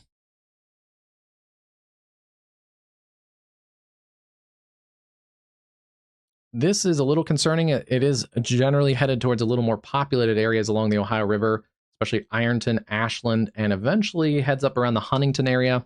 Not saying it's going to be tornado warned by the time it gets to you guys, but just a storm to watch. It definitely is a pretty robust supercell in here along the Ohio River.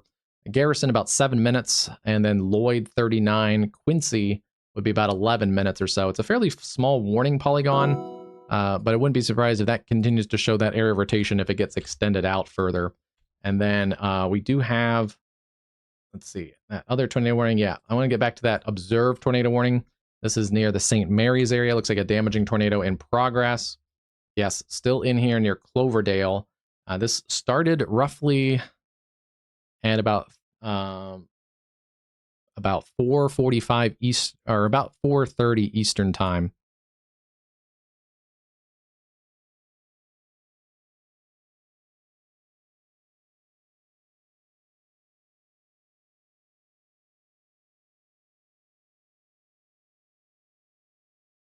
Yeah, may have actually started when it crossed the Ohio River here.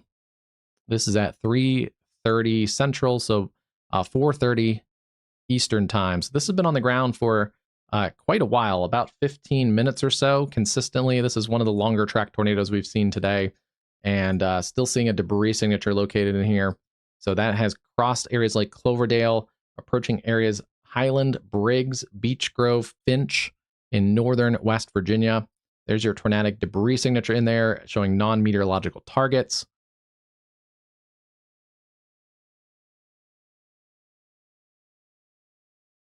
And yeah, it's roughly been about 8 miles or so since it crossed the Ohio River around St. Mary's.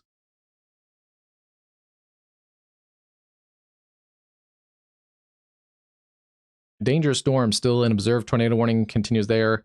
And that is for Washington, Pleasants, Ritchie, Doddridge, and Tyler counties in northern West Virginia.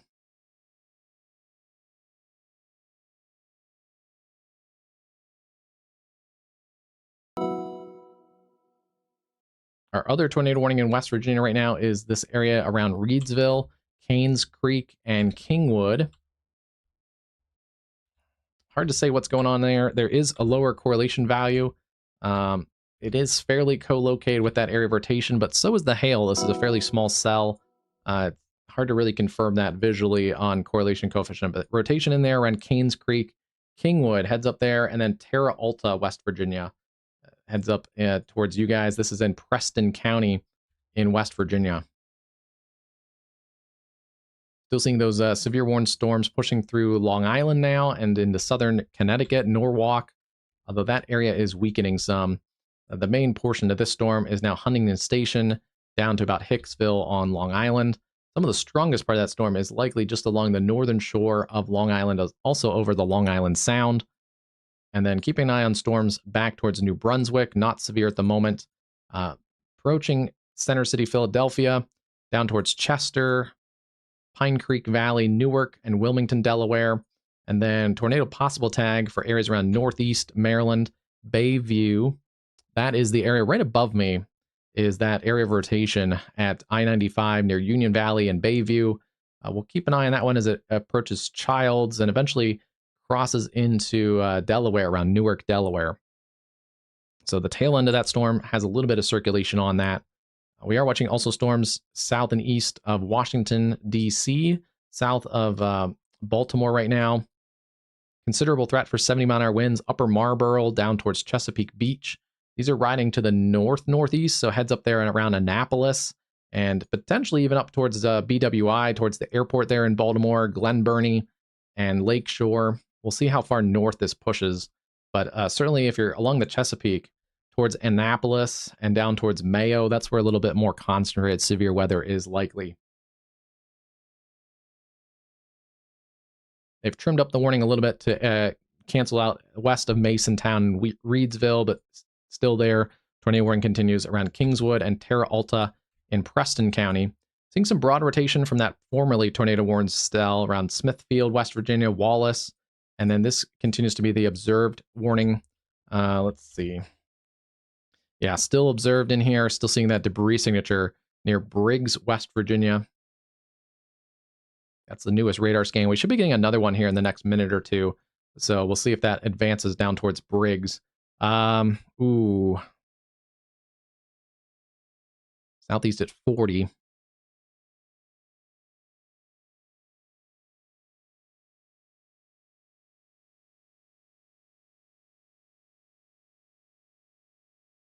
Heads up there, this is fairly centerline for Pennsboro.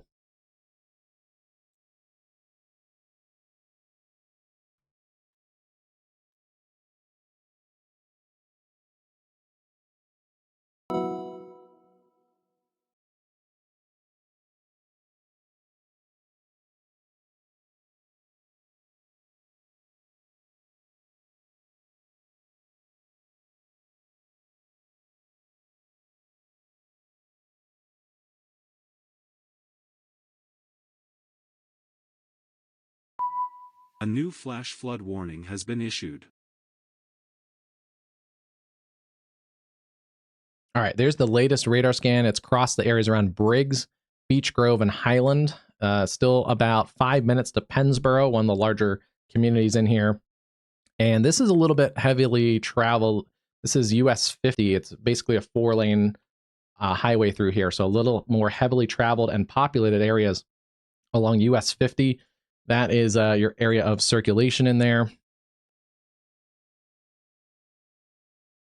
Yeah, so heads up there as this crosses US 50 around Pennsboro and Duckworth.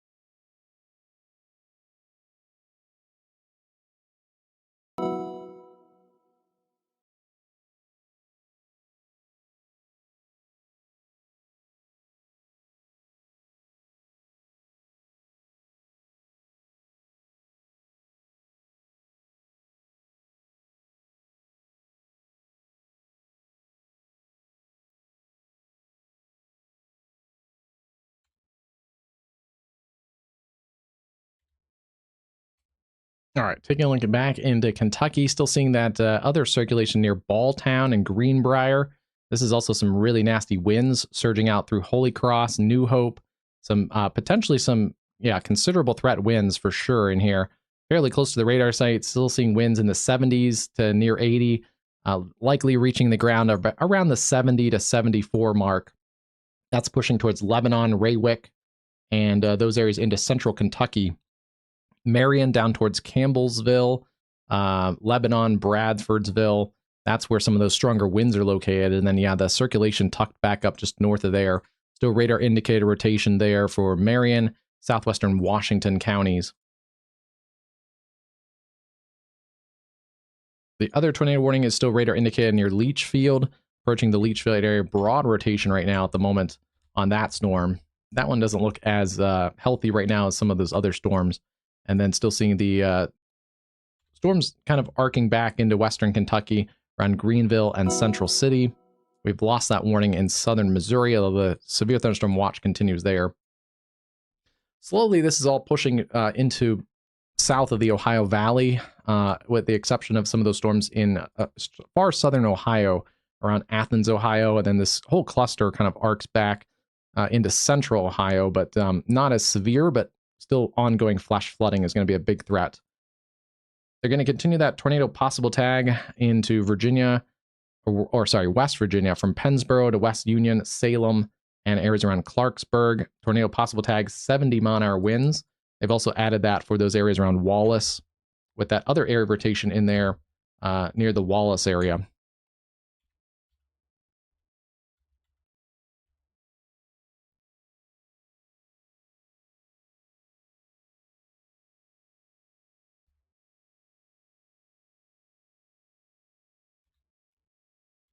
Yeah, the last couple radar scans looking a little bit less impressive as far as the tornado debris signature. So I do think that area has weakened.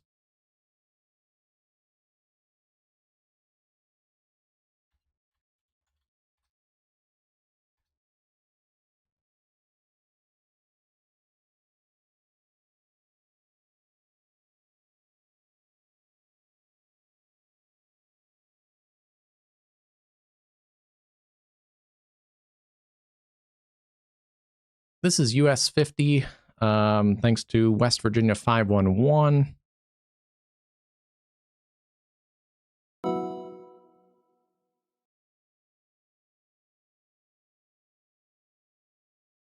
There we go. That's a good look at that. That's at Salem. Yeah, at Salem, West Virginia on US 50. So that's a good look at the conditions right there. Things are going to go downhill. You can see the terrain is very challenging to spot tornadoes in this area, with a lot of high terrain, a lot of forested terrain. So it's very hard to see this big storm coming if you're not aware of this situation. I don't know exactly which way these are looking. This camera may be looking towards the east, I'm thinking, because there's lighter skies, it seems, out on the horizon line. But this is a big complex. There's two kind of embedded supercells in here. The one with the tornado warning around the Pennsboro area still is observed. Confirmed tornado over Pennsboro. Radar confirmed tornado. So this may be back on the ground, actually. It's hard to say exactly. There's so much debris that's likely lofted up in there. So hard to fully confirm that, but there is rotation and debris still kind of co-located. So I'm going to take their word for it on that one. And yeah, the other cell still has rotation near Wallace, kind of broadly rotating. That's going to cross I-79 near Whitehall and Bridgeport. Likely just going north of Clarksburg, West Virginia.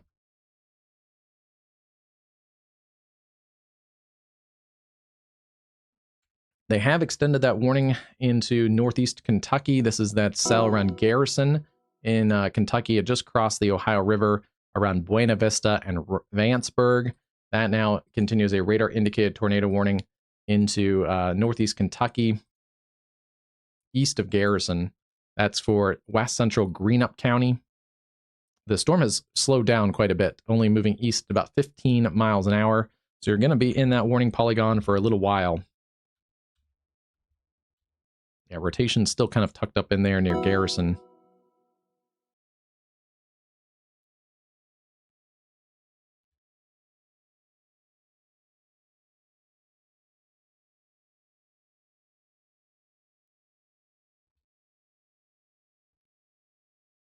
They may reorient this warning. Still seeing that rotation near Loretto or approaching Springfield, Kentucky. It's riding right along this other southern end of the warning polygon. I wouldn't be surprised to see them kind of reorient this somewhat like that, just to make sure we get everybody in the path of this. North of Lebanon, I would be towards my tornado safe space. If I was north of Lebanon, Kentucky, along Highway 55 towards Springfield. So don't look at this if you're in Lebanon and think, oh, I'm way out of the warning polygon, because especially this is riding, I think, just maybe south of that warning polygon at the moment. We'll continue to watch that storm with the radar indicator rotation continuing there for Marion and Washington counties, east at 35. Yeah, it's east at 35, but it's technically a little bit more southeast at 35.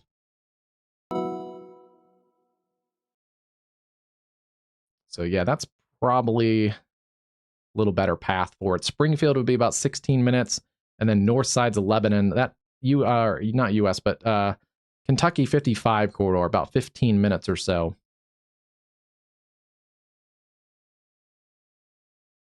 Dangerous storm there.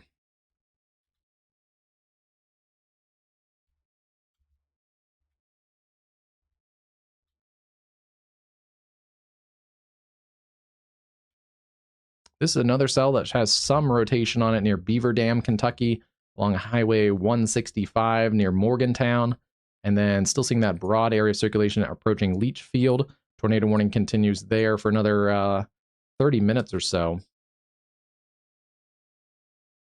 That's in Grayson, Kentucky. We'll see if they might cancel that warning or replace it with a severe thunderstorm warning. That area has stayed fairly broad.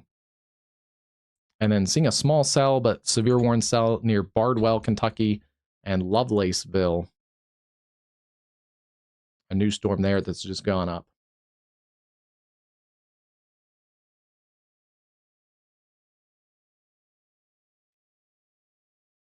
They've trimmed that warning polygon, so they've trimmed out Frederickstown and continue to show that near Bear, Wallow, and Gandertown. Surprised they haven't nudged it just a little further south, but continuing to that tornado warning towards Springfield in Kentucky. And yeah, I would just take my tornado safe space if I was anywhere in this area, kind of between Springfield and Lebanon, Kentucky, around Kentucky Highway 55, towards the Berks Spring area. A little too close for comfort if I was in those areas. This is also some damaging to destructive winds. Considerable threat continues there towards Lebanon, towards Newmarket, Findlay, Bradfordsville, into central Kentucky. Some pretty damaging winds. A big warning covers a lot of these counties. Nelson, Greene, LaRue, Marion, Hart, Taylor, Washington, Boyle, and Hardin counties in central Kentucky. All moving southeast at about 40 miles an hour. We'll take the line track tool and track all this out.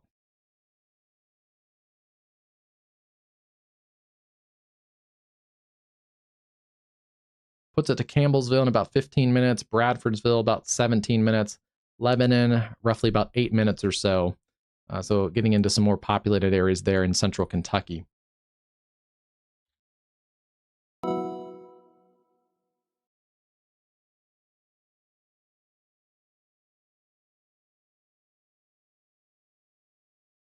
Let's check this area. Okay, the Pennsboro storm in West Virginia has gone back to radar indicated. So finally there, that storm, one of the more longer track tornadoes I think we've seen today. Roughly tracking from about St. Mary's to Pennsboro, 16 or so miles potentially. That storm's still a nasty storm, covered by a considerable threat warning for large hail and 70-mile-an-hour winds. The hail up in here near West Union, Middle Point, back through the areas around Pennsboro. That continues to work towards the east-southeast. And it's going to get into some areas that have already had storms. So you can see there's already some flash flood warnings into portions of West Virginia. Heads up there near Buckhannon, West Virginia. They've dropped that tornado warning into areas in northern West Virginia. But yeah, here's that flash flood warning. Randolph, Upshur, and Lewis counties. More rain coming and a bunch of flash flood warnings behind this complex of storms.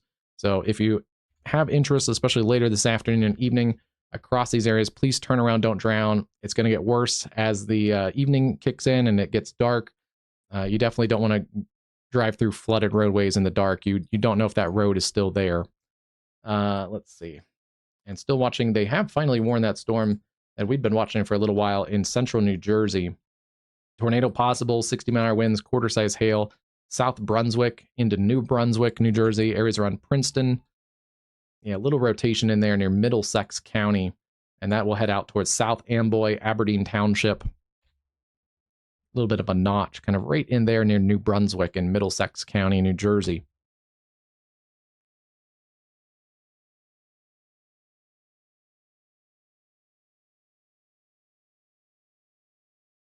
Hey, Buff and Puff. Yeah, I need to get caught up on the chat here. How's everybody doing in chat? We've been really going pretty hard there with those couple confirmed warnings for a little bit, but let's back it out, and I'll show you the weather here for today.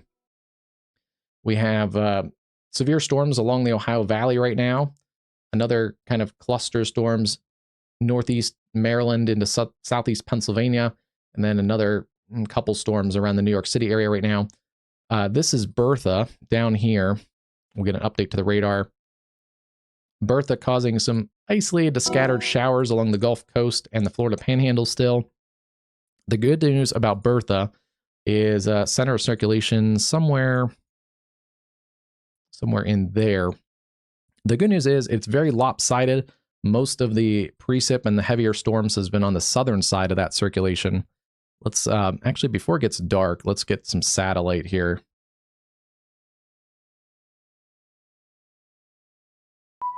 Yeah, there's Bertha. Actually, Bertha you can see very well because it's had an exposed center almost the entire time. I think it's been a tropical depression and tropical storm. It has that exposed center.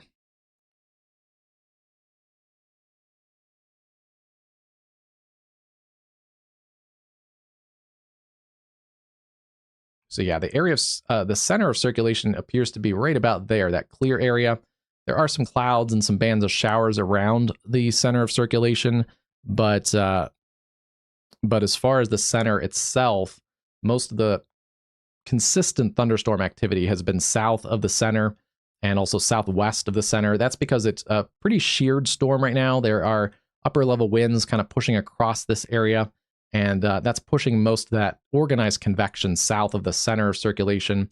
There's also dry air that's kind of gotten intrusion into this circulation. So dry air plus shear, and that's been preventing Bertha from preventing it from rapidly intensifying, because it has gone up earlier to about a 60-mile-an-hour tropical storm. So if we had a better environment, Bertha may have actually rapidly intensified into a hurricane, but luckily the shear and dry air is preventing Bertha from hitting a overachieving, let's say.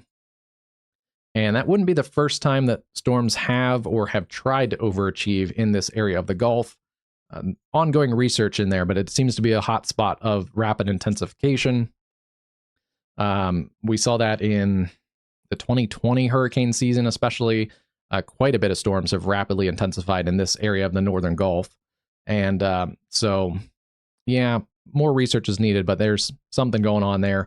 It is warm Gulf waters, obviously, that help with that, but potentially a multi-year cycle that has helped rapid intensification. But luckily, not the case as much with Bertha, probably peaking in strength today before it gets more of the impacts of land later on as it gets closer to southeast Louisiana.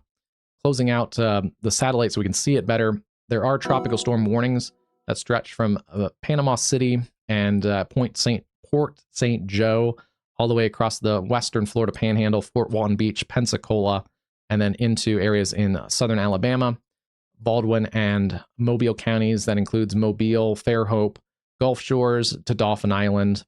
And then we have newer tropical storm warnings in Mississippi, Pascagoula, Biloxi, Gulfport, Waveland, the Mississippi Islands. And then we have tropical storm warnings in eastern Louisiana, Slidell, down through areas on the into the New Orleans metro, as well as down through the mouth of the Mississippi, Boothville, and then all the way down to Grand Isle, Chauvin, and south of Homa.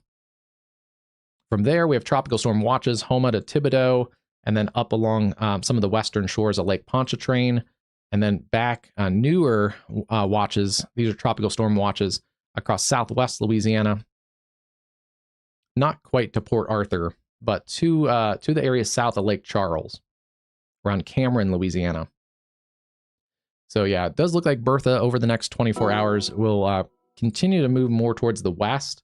That circulation center, well, let's find that again, right here,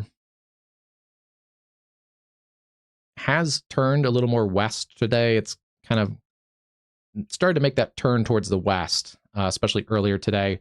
So likely still impacting southern Louisiana, somewhere New Orleans or points south. And if it does stay on that course, that should limit the strength of the storm.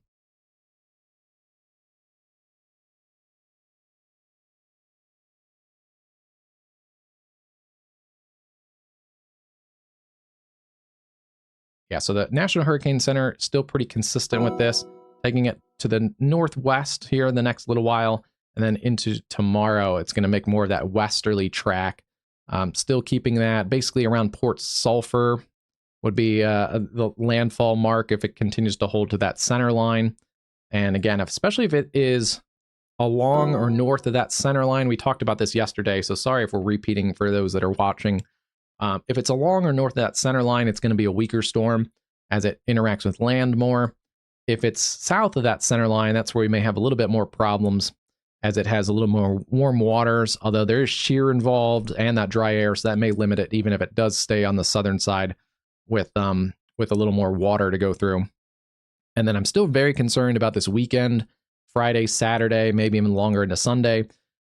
The remnants of this, no matter what the intensity, basically kind of center line towards the Texas Hill Country, areas that are very susceptible to flash flooding, have histories of flash flooding with tropical moisture events into the Hill Country, not just last year, but last year several times, and then years before, but also even just last week with pretty tropical moisture interacting with mesoscale convective systems. And yeah, we saw really dangerous flash flooding there last weekend and early this week. So already pretty flood prone area, already a lot of saturated soil. It's not going to be a good situation if those remnants make it to the Texas Hill Country later this week. That may end up actually being some of the stronger storylines for Bertha. Although right now, gusty winds will affect the southeast portions of Louisiana, potentially the Mississippi coastline, potentially into the Alabama coast later into this evening and into tomorrow. But otherwise, it's going to be mostly just windy, breezy with showers across those areas. We haven't seen any today. I wouldn't be shocked if we see a couple tropical tornado warnings as this starts to landfall. And especially kind of from now until then, as it's kind of at its peak intensity right now, you can see the initial wind reading just offshore of Pensacola and Fort Walton Beach, and a little bit of the stronger core of winds in this region, right around the center.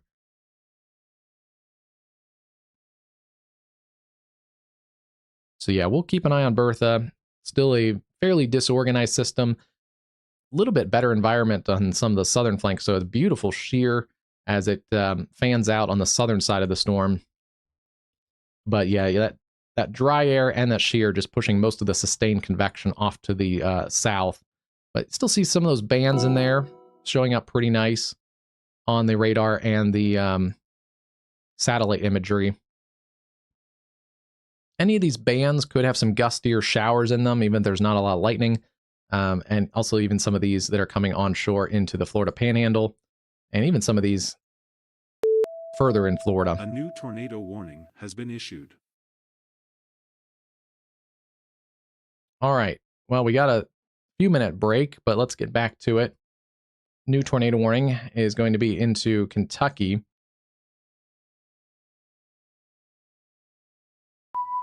A new flash flood warning has been issued.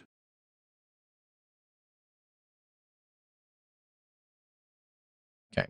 Yeah, we've actually lost a couple of those other tornado warnings in Kentucky. This is a new tornado warning for areas around Stony Point.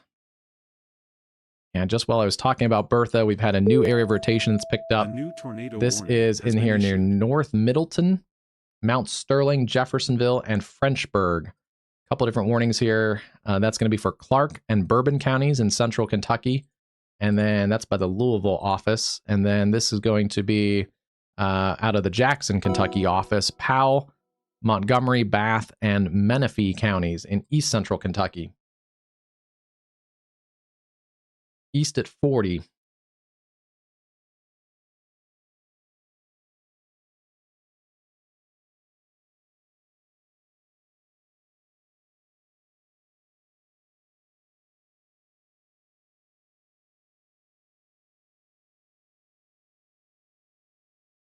East at about 40 miles an hour, puts it to Mount Sterling 20 minutes, Camargo 26, Jeffersonville 30, and Frenchburg right at the end of the warning polygon about 48 minutes. So roughly about 48 minutes to the end of that warning polygon. If you're anywhere in there, south of Owensville, around the Mount Sterling area, north of Winchester, tornado safety precautions, lowest level into your room, away from those doors and windows, put walls between you and the outside. We've had those heavier storms working through the Lexington area, now pushing south of Lexington, 60-mile-an-hour winds, Nicholsville, Harrodsburg. We've lost that tornado warning, but still considerable threat for areas around Springfield, down toward Campbellsville in central Kentucky. Still seeing some general spin in there, so we'll keep an eye on those areas. Some of the heaviest winds are in this area around Lebanon, down towards Bradfordsville and Newmarket. Seeing some pretty considerable threat winds in there. Heads up eventually McKinney down towards Liberty, Kentucky. And then severe warning storms back through Leachfield, Elizabethtown. A couple areas of spin in there. We'll keep an eye on two of those areas, south of Leachfield and one around Sonora, that are have some embedded rotation in those. And then also that tornado possible tag, Morgantown, Kentucky, as well as another cell kind of fizzling out near Greenville, Kentucky.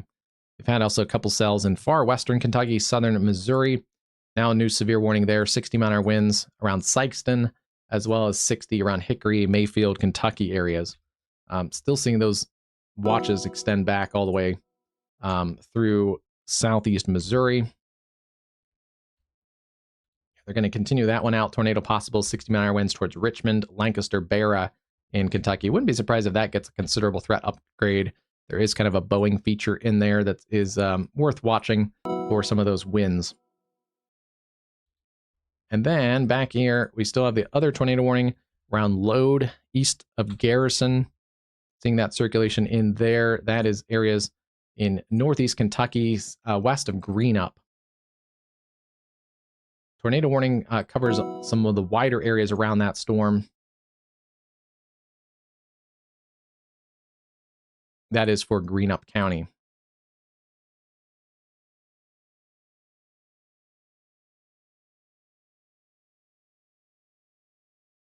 And then back into West Virginia, it's getting darker on that camera. That's at Salem. Been issued.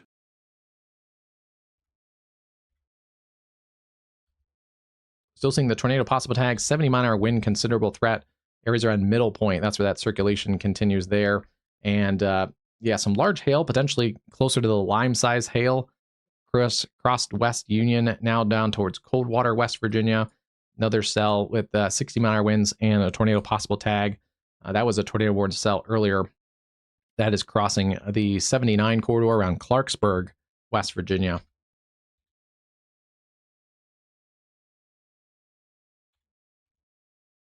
So some pretty hefty storms in that cluster. Behind there, there's storms that train back into southeast Ohio, and flash flood warnings continue there. Some of that is observed flash flooding. So continue to turn around, don't drown. If you live in flood-prone areas, south of Wheeling, all the way back to the areas east of Columbus, you need to take your safety plans there for flash flooding, as well as those areas in northwestern West Virginia around New Martinsville, Littleton, Marietta, back towards Harrisville. And we may see those expand, especially since some of these areas have had storms through the afternoon. More storms into the Delmarva. That's a severe warning cell, and that is a severe warning cell near Rising Sun and Riverview. We also have other cells, Centerville, Queenstown, and Stevensville, pushing it through the Annapolis area. Those cells have weakened a little bit as they're crossing the Chesapeake Bay. The other storm that was severe warning coming out of Rising Sun and Northeast Maryland, that is pushing across Newark and Wilmington, Delaware, into southwest portions of New Jersey, Woodstown, and Swedesboro. The other storms also now pushing through Center City, Philadelphia, into the New Jersey side of things, Belmar up to Mount Laurel, Mount Holly, eventually approaching the radar site. But those storms seem to be weakening on the little bit. There is a pocket here, some damaging winds in there near Cherry Hill and Fellowship, quenching Lumberton, Mount Holly, some of those areas on the northeast side of Philadelphia. But quickly, Philadelphia and west, it's mostly just going to be heavy rain and also some flash flooding still ongoing in some of those areas in southeast Pennsylvania. This storm still has the tornado possible tag near New Brunswick and Old Bridge Township, South Amboy. If you're leaving the New York City area and commuting to the south in New Jersey or going down the shore, this is going to delay some of those plans around the South Amboy area, New Brunswick. You may just want to let this storm slide past, and may have to deal with more storms later if you get down towards the shore into South Jersey. But at least if you let that storm pass, you'll be able to get down at least towards the Point Pleasant area without too many storms. We've lost that severe warning across the Long Island area. Those storms seem to be weakening near Smithtown. A lot of storms. They're kind of all over the place, so we've been bouncing around quite a bit. More storms. More storms coming into Lake Erie, Conneaut up to Erie, Pennsylvania, and we'll see if we get any more severe warnings out of these storms. There are also some storms that were strong near Toronto earlier. We'll see if those push into western New York. We've lost the severe warnings around Buffalo, but still stronger storms. Batavia, New York, approaching areas around Rochester. Yeah, it's been quite a afternoon with severe weather. Ohio Valley, pretty hard hit with severe weather, and areas into the Northeast, a couple rounds of severe weather like we kind of expected.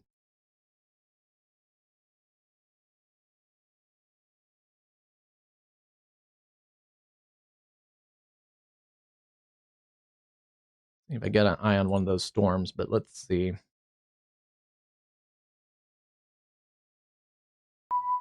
A new flash flood warning has been issued. Here's those severe storms looking towards the Wilmington and Newark area along I-95. Although that may actually be looking away from those storms, but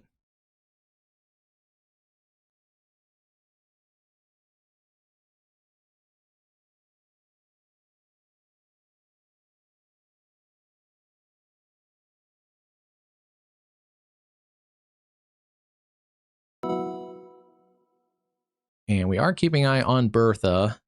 This is a look at Biloxi. This is on the Gulf Coast. Breezy conditions, but you can see a mix of sun and clouds. This is the Beach Boulevard, US 90 at 110, right in downtown Biloxi.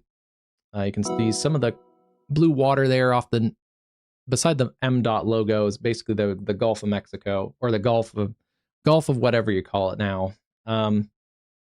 Yeah, but the Gulf back there, blue waters. This is a little bit more protected in the Mississippi Sound.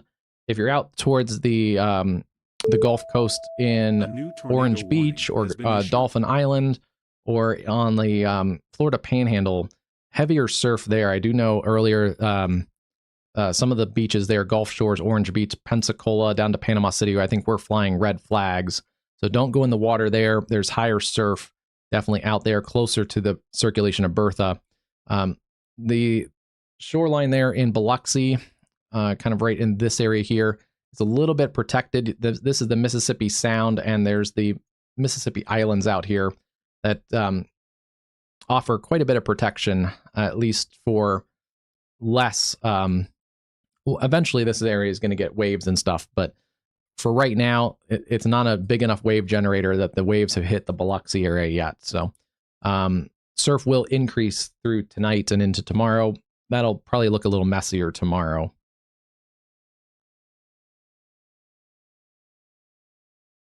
And you can see the camera's bouncing a little bit, so it is breezy. This looks eastbound. You can see some of the darker skies there. So a mix of sun and clouds. And yeah.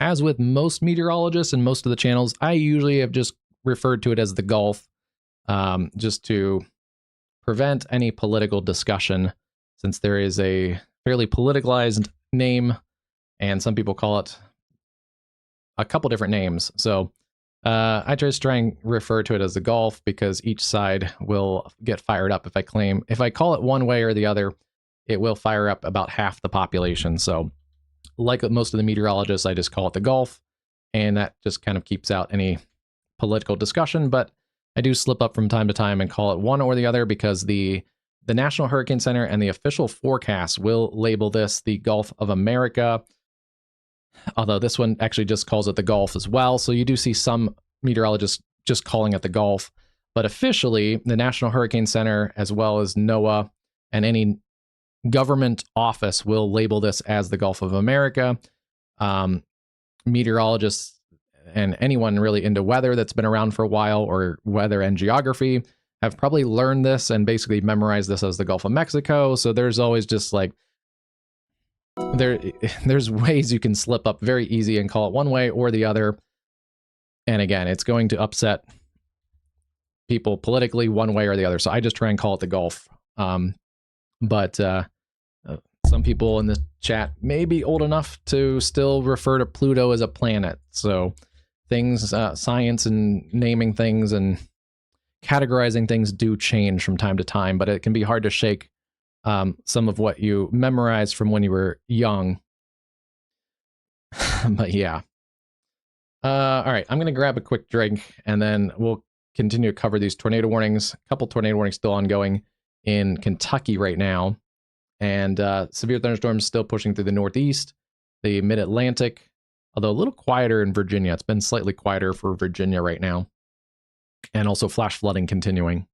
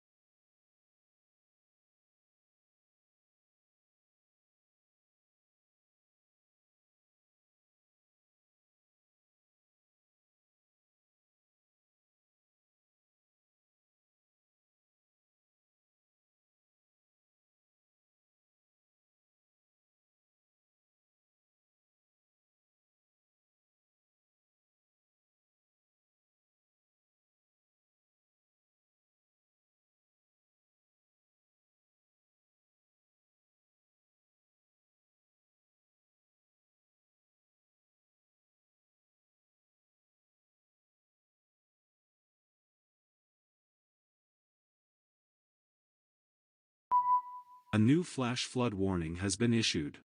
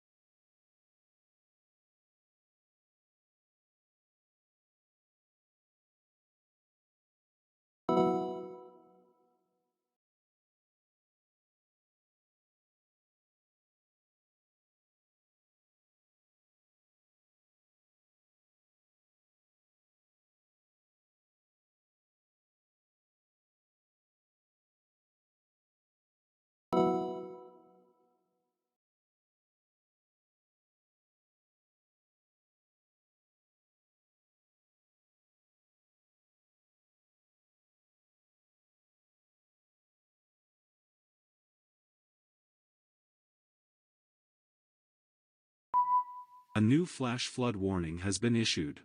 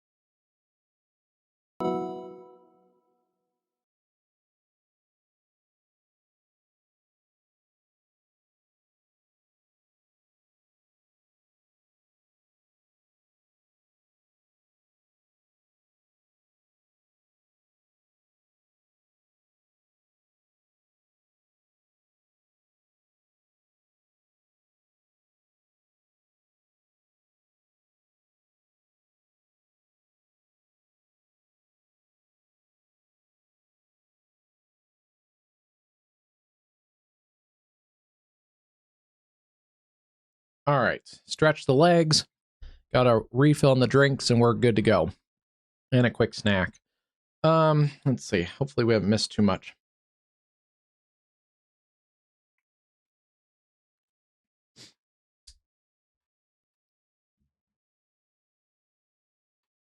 Let's go back in and take a look at these storms. We're kind of bouncing around a little bit. As kind of expected, it's a bit of a...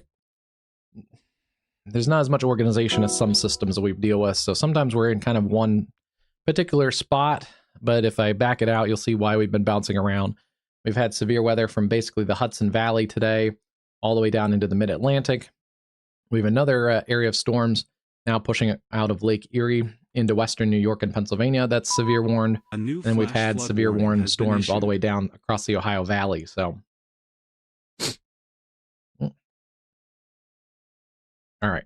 And my sinuses just started hurt. So that's fun too. And then, as we're bouncing around enough, also watching Tropical Storm Bertha in the Gulf off the coast of Pensacola right now. Well south of Pensacola is that area of circulation, but generally headed west-northwest. It will impact eventually the southeast Louisiana and the eastern Louisiana coastline in the next day or so as it makes landfall. Generally somewhere southeast of New Orleans, around the Port Sulphur area is what the National Hurricane Center currently forecasts. A new tornado warning has been issued. Okay, right on time, just as I got back into things. New tornado warning. Taylor and Barber counties in northwest West Virginia. Southeast at 30 miles an hour. That's over Grafton, West Virginia right now.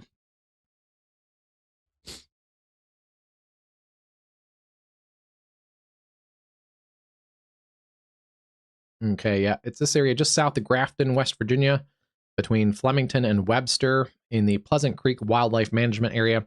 This is a storm that's had a history of tornadoes. It was tornado warned earlier around New Martinsville and continues to show rotation at times across the areas on 79 near Bridgeport. You can see it wrapping up a little tighter now near Wendell, Webster, and headed down towards Nestorville Tornado warning continues there. The other cell that was tornado warned earlier with a damaging tornado between St. Mary's and Pennsboro, that continues to work towards the southeast with 70-mile-an-hour considerable threat. That's crossing the I-79 corridor around Weston up towards Clarksburg. This flash flood warning pretty nasty storm there. And that is approaching areas around Buckhannon, Hinkleville, and Century, West Virginia. Guess you would call it Central West Virginia. Northern West Virginia. Guess that makes sense. West Virginia is kind of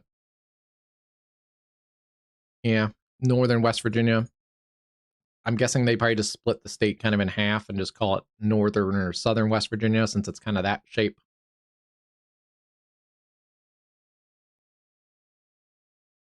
We've lost the tornado warning in northeast portions of Kentucky. They have extended that tornado possible tag through Huntington, West Virginia. That includes Ashland and areas like Ironton, Ohio, right along the Ohio River. Let's see where that area of circulation still is located in Greenup County. That is to the southwest of Greenup, Kentucky. Storm still making its way to the south and east. That is going to affect the Huntington area, moving east at 35 miles an hour.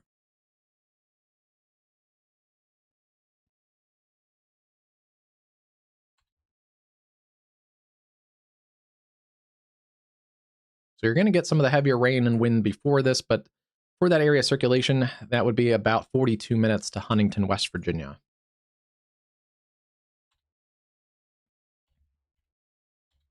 Flash flood warnings also behind that storm, back across the Ohio Valley there around Vanceburg and into areas south and east of West Union. The other tornado warning continues near Mount Sterling in Kentucky as well. This is in northeast Kentucky around Mount Sterling. Interesting little CC drop in there.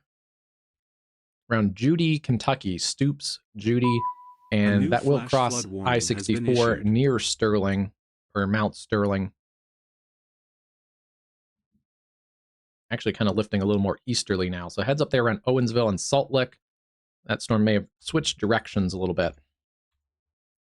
Strong storms, tornado possible, and damaging winds. Richmond down to Barra, back through Lancaster, Stanford, McKinney, Liberty.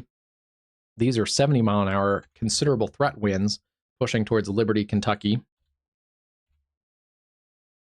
And then our other newer tornado warning, really good name there, Big Windy, Kentucky. And Big Windy, Kentucky just missed that area of circulation, it looks like, on Kentucky Highway 88. New information. It is approaching areas around Mumfordville. Has been upgraded. This would be a rain-wrapped area of circulation, and uh-oh, that's a problem. That's now observed. Radar confirmed tornado. And yeah, that just got observed there. How close did this get to Big Windy? Very close. Looks like it started somewhere there at 4:30, so about 9 minutes ago near Pine Springs. And there it is there, producing a damaging tornado just to the east of Big Windy. And still in there now at 4:36 in the central time zone. Yeah, so our last radar scan was about 3 minutes ago.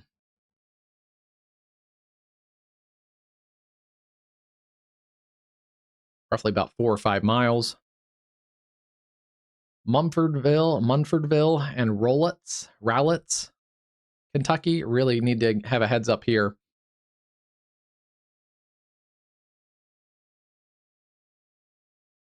Southeast at 30.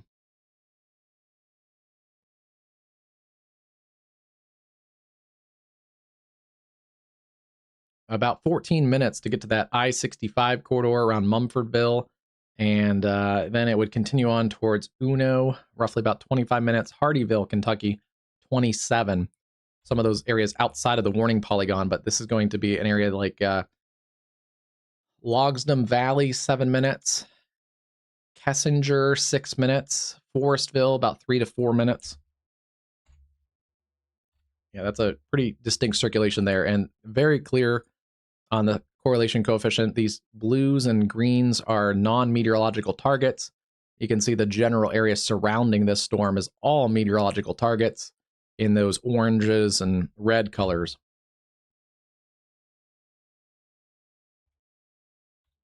Observed tornado continues there. Tornado possible tag on this cell, some rotation in there near Morgantown. And then also, same thing. I don't have a tornado possible tag on it, but there is some rotation there near Penrod in western Kentucky. We have a couple other storms that have gone severe from time to time, more isolated severe storms, back into western Kentucky and into southeast Missouri. 60-mile-an-hour winds and some small hail around Sikeston, Missouri right now. Our other newer storms that are severe are this complex that's coming out of Ontario, now across extreme northeast Ohio, around Ashtabula, Ohio, and then across into Erie, Pennsylvania, and now into the southern tier of New York, around Mayville, Jamestown, New York. A couple stronger cells there.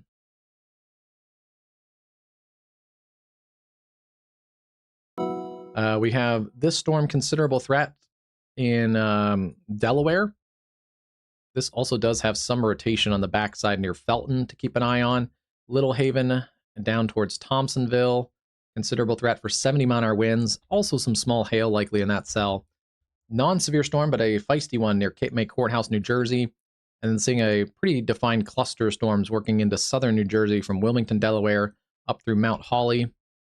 Not much low-level spin on that. It looked like a little notch feature that we had to watch, but otherwise it looks like that is behaving itself. And then quieting down a little bit across the New York City metro, although flash flood warnings continue across the tri-state, southern Connecticut, the southern Hudson Valley, and northern New Jersey, as well as out on Long Island.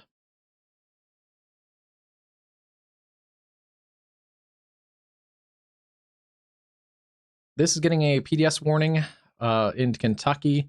This is for that area out of Big Windy. And still seeing a damaging tornado in there near Winesap. Confirmed large and extremely dangerous tornado near Munfordville, moving southeast at 30. Radar confirmed damaging tornado. And it looks like...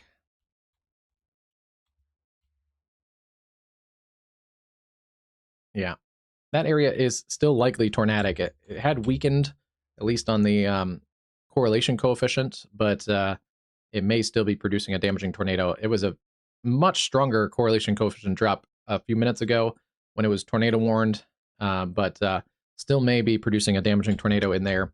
If it hasn't, it may try and cycle because that rotation has intensified just in the last couple minutes.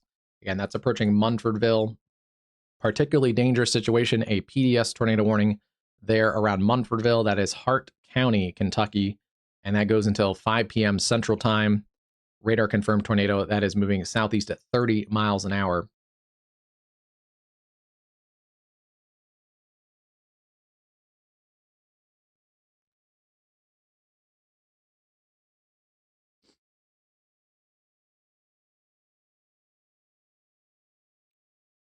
So yeah, Munfordville, about 13 minutes. Hardyville, 24.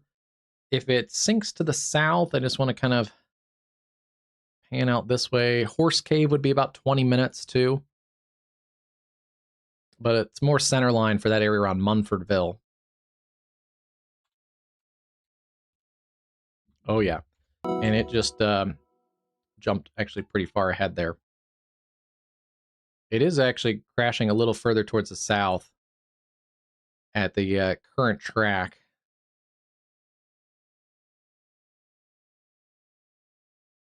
Yeah, that is actually a little more south.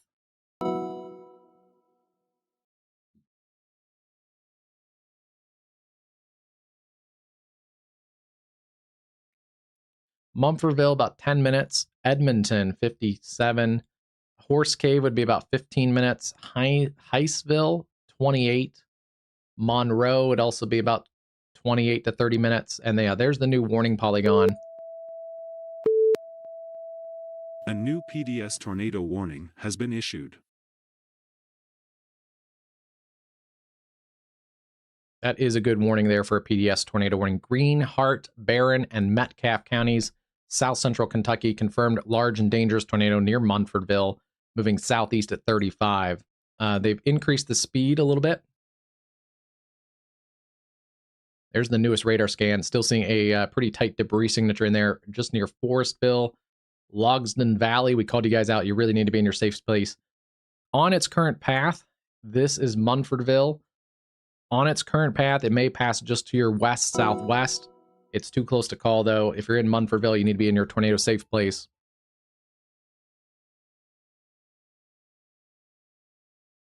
This is I-65, cutting through the middle of that warning polygon, near Cave City and up towards Munfordville. I would not recommend going on I-65 north of Cave City, or especially south of Munfordville right now. Let this storm pass you guys.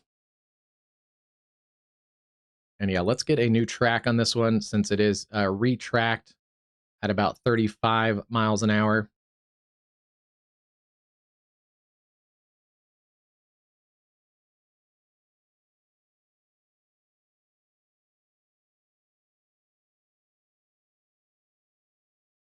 Rowlett's 10 minutes, same kind of time frame for Munfordville, about 8 minutes. Horse Cave, 11 minutes. Bear Wallow, 17. Uno, you guys are center line. Uno, Kentucky, about 18 minutes. Park, 25. Heistville, 23. And then Center, about 32 minutes. Center, Kentucky, is on the edge of that warning polygon, so about 30 minutes to get to the end of that warning polygon.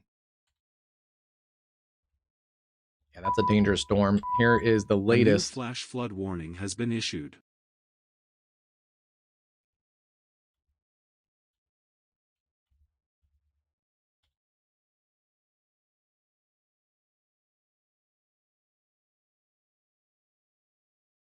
This must be A new tornado warning has been issued.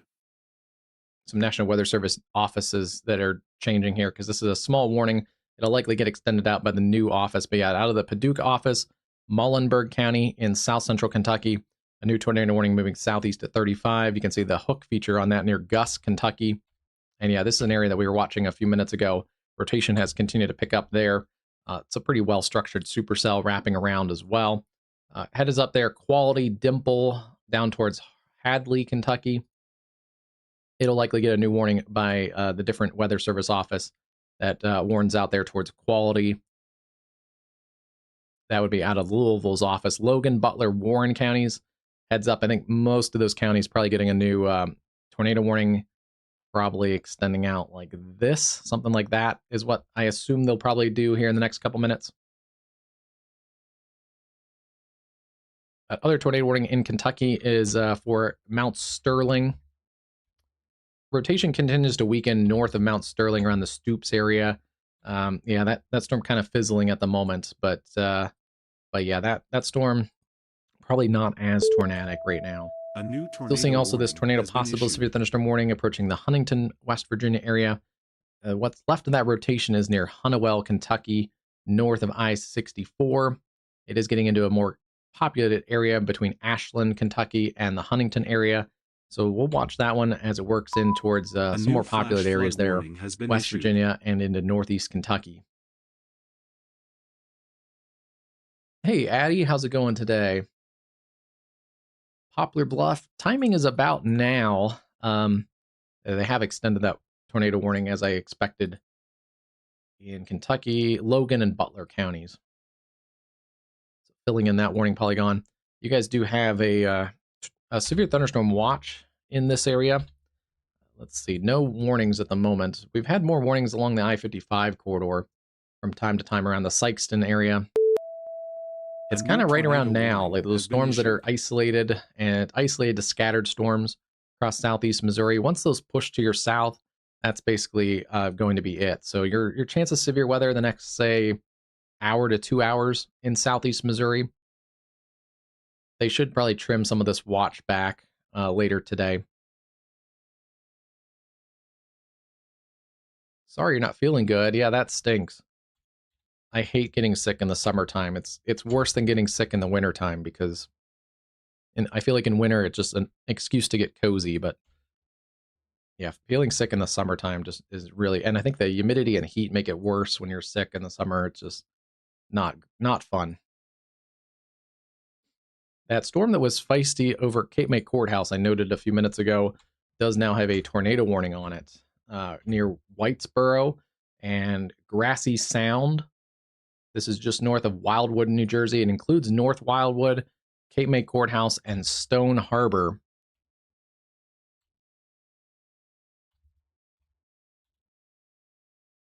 Yeah, area rotation has just crossed.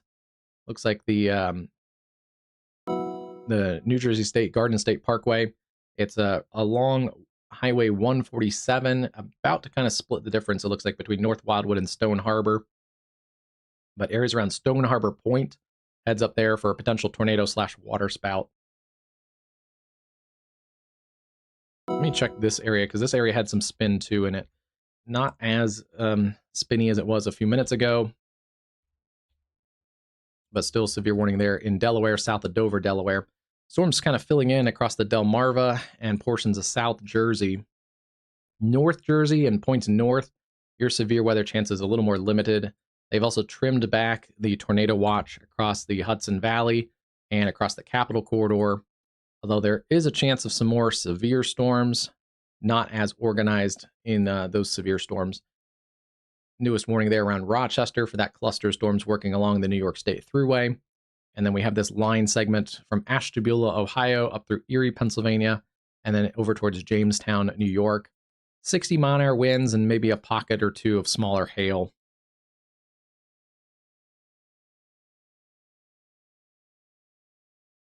Back across West Virginia, that's where we have the other tornado warning. It is for areas around Philippi, West Virginia. It has broadened out, so that's a good sign there around Nestorville. Has been issued. Still seeing also the big pocket of wind in here, Century and Buckhannon, West Virginia. So heads up there. This whole cluster in northern West Virginia has had a couple different supercells that have at times had tornadic rotations on them. And they're leaving a big wake of flash flood warnings. So please continue to turn around, don't drown. The newest flash flood warning covers that entire complex of storms right now around Clarksburg, West Virginia, and a ton of counties there in northern West Virginia now under flash flood warnings. That's just the one warning. There's more counties in West Virginia and into south central Ohio that have had those flash flood warnings.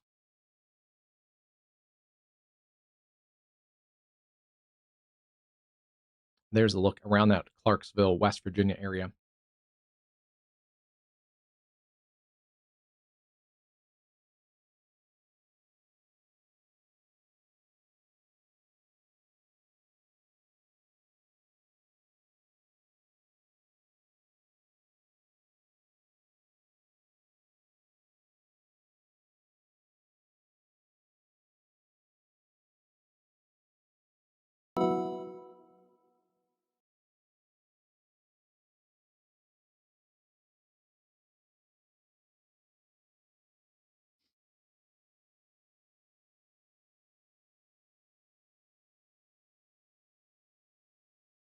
Here's a look at that tornado warning storm from the Garden State Parkway just south of Cape May Courthouse.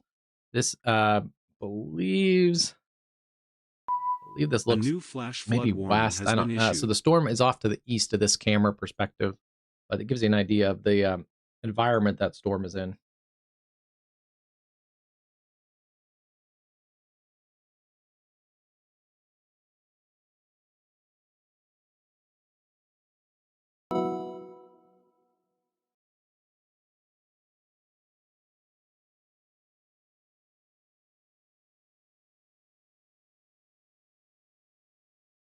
And then let's see.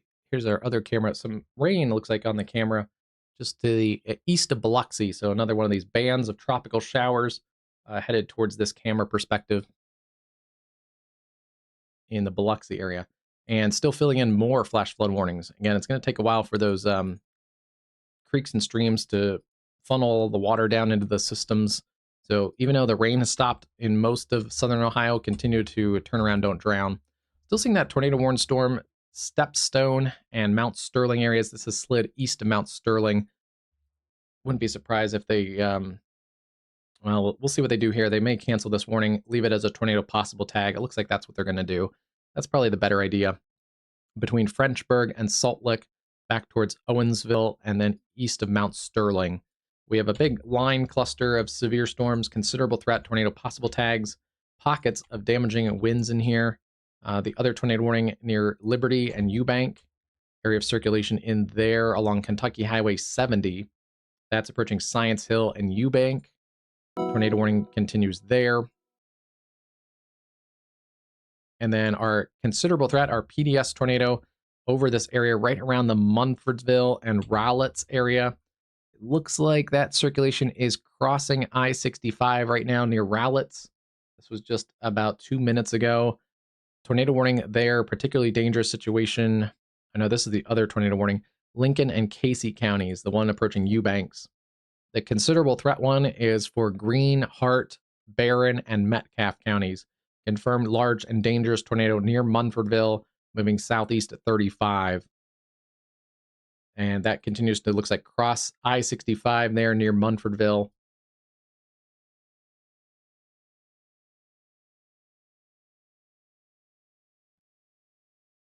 Yeah, so here it was a couple minutes ago. That tornadic debris signature still looks like it's in here.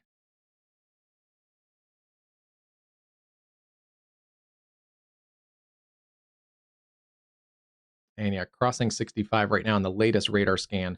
This has been here for a little while too. This may be a longer track tornado. It started up here north of Big Windy, so this has been on the ground for at least a little while. Earlier, I think I checked, it was about 8 miles, but yeah, roughly about 12 miles or so as it's tracked to the south-southeast.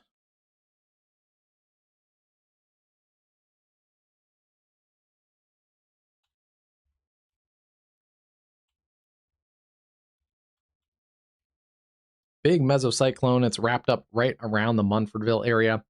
It appears to be kind of localized, though, on the southern side of this.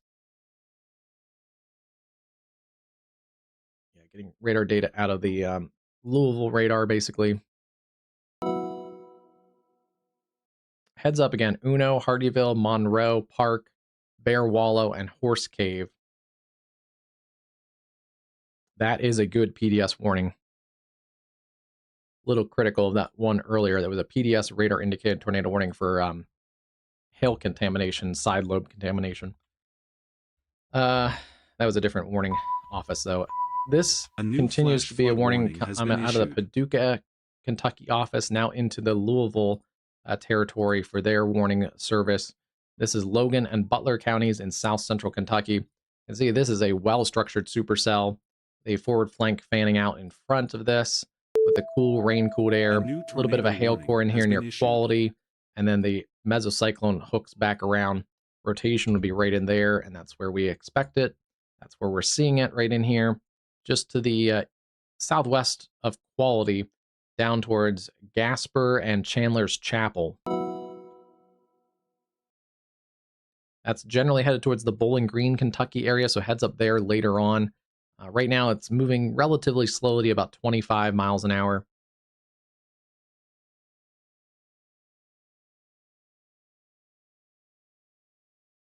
Puts it potentially towards Bowling Green, Kentucky in about 54 minutes.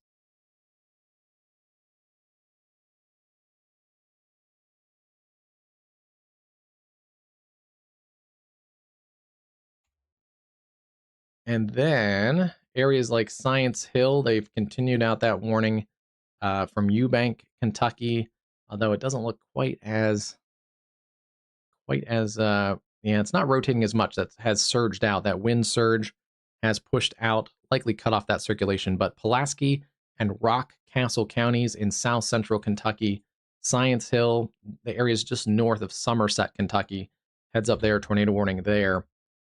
And you want to be in your tornado safe place, lowest level into your room, away from the doors and windows. Put walls between you and the outside.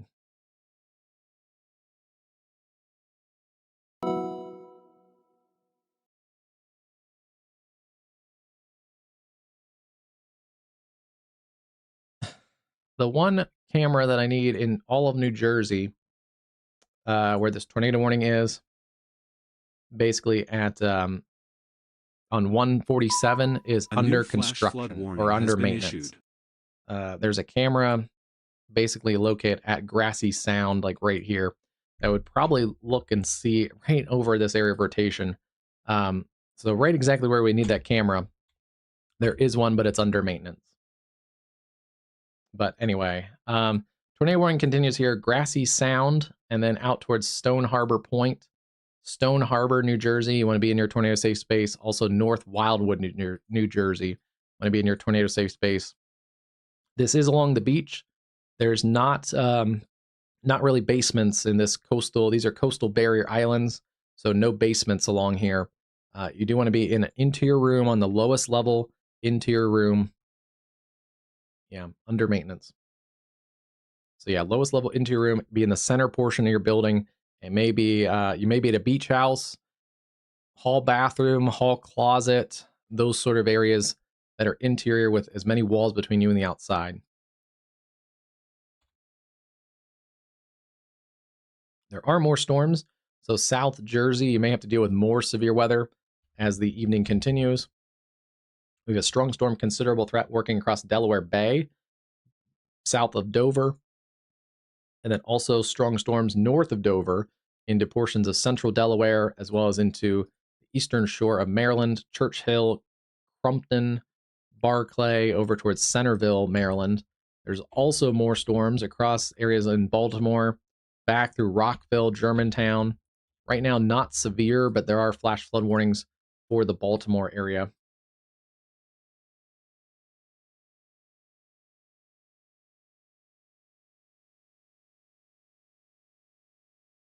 .602 in the Eastern time zone. That is going to really impact travel in the Baltimore metro.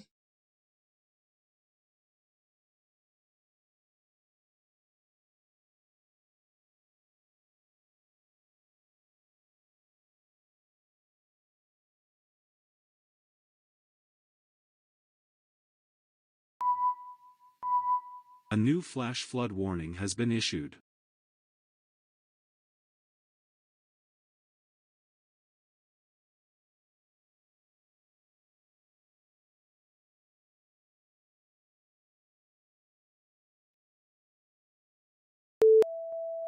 A new tornado warning has been issued.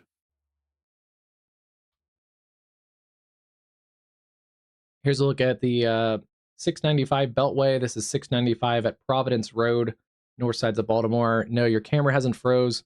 Traffic's moving that slowly. That is in the flash flood warning on the north side of Baltimore County. And yeah, 695 Providence Road, flash flooding there continues. Pretty heavy thunderstorms over the areas there between Baltimore and then down to the areas north of Washington, D.C. Had a couple other tornado warnings. Now in Kentucky again.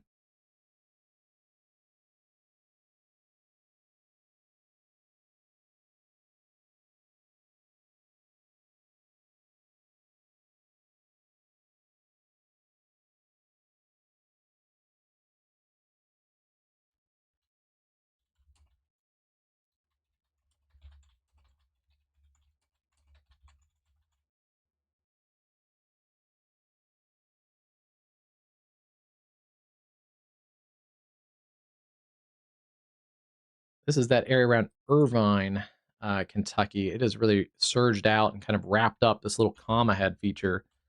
Let's see. Yeah, rotation in this little comma head near Irvine. It's going to parallel Kentucky Highway 52 for a while, down towards Beattyville and Boonville, Kentucky. Estill, Jackson, Breathitt, Lee, and Wolfe counties in southeast Kentucky. Heads up there. Potential tornado there moving to the east at 60 miles an hour. So this is going to work through this warning polygon relatively quickly. Yeah, there's a couple areas of circulation in here.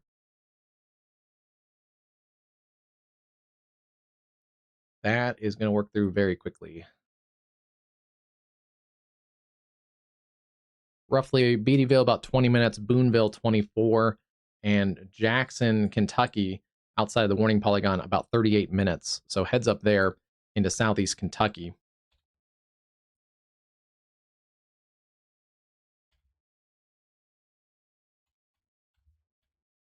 Other circulation west of Science Hill along Kentucky Highway 70 between Science Hill and Eubank should slide north of Somerset.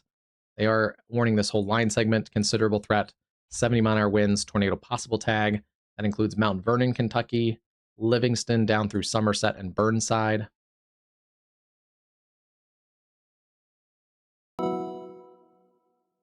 Still continuing that radar indicated tornado warning around Cape May Courthouse.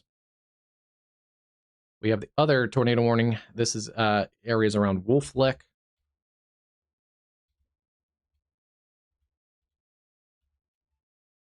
Messy storm, but I don't see a debris signature with that one right now. That would also be a low precipitation supercell, at least where that area of rotation is. Likely storm spotters would spot that fairly quickly. The other cell, considerable threat, particularly dangerous situation, damaging radar confirmed tornado continues. We tracked this last around Munfordville. It continues to track towards the Uno area. So Uno, Kentucky. Let's back this up. Yeah, unfortunately, that debris signature was pretty strong on the south side of Munfordville. This is where it crossed 65, and then we called about Rowlettes earlier. Rowlettes maybe took a direct hit there in Kentucky. Small community just off of I-65, south of Munfordville. It does look like, according to the radar here, that the larger community of Munfordville just missed the tornadic circulation. Not good there for Rowlettes. And then this continues along Kentucky Highway 571. So areas around Uno, you can see this debris signature in here. LeGrand, Three Springs, Seymour, Center, Kentucky. Shady Grove, Three Springs, LeGrand, Seymour, everywhere in there. Park. You guys need to take your tornado safety precautions. This is a long track tornado. It's been on the ground for, I don't know, at least probably close to a half hour now. It's traveled at least about 15 miles since we first spotted this near Wax or Big Windy. Yeah, roughly about 18 miles or so. So this has been a long track tornado in west central Kentucky at the moment. And that continues there. Particularly dangerous situation continues there in Kentucky. You can see the circulation here. Pretty strong reds and the orange colors going away from the radar. And these are winds going towards the radar. They wrap up there right around the Uno area. Brunel Crossing, Rex. And that also correlates with our debris signature. Should see that in the ZDR as well. Showing a pretty deep ZDR as well as a deep correlation coefficient, and should show up very brightly in the spectrum width. This shows us chaotic wind speeds and pretty much maxing out the chaotic wind speeds there. Also close to max shear rate. So this is a shear rate detector or rotation detector. You may see this on your local news, sometimes labeled as different colors. But yeah, you can see it near Rowlettes as that was producing that damaging correlation coefficient as well. We pretty much had the max shear rate in there. Yeah, not a good situation.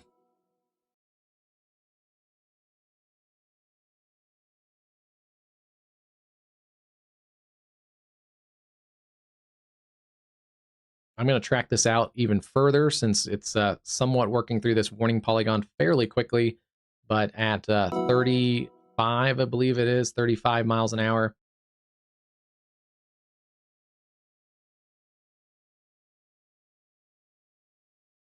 Why that drew it backwards. I drew it out right the first time. There it goes.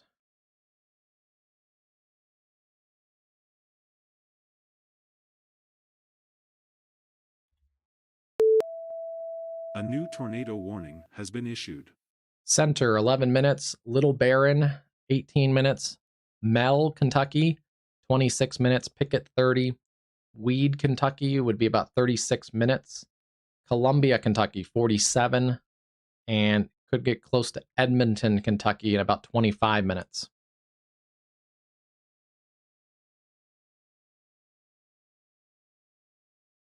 Oh boy, that's a tornadic waterspout in progress.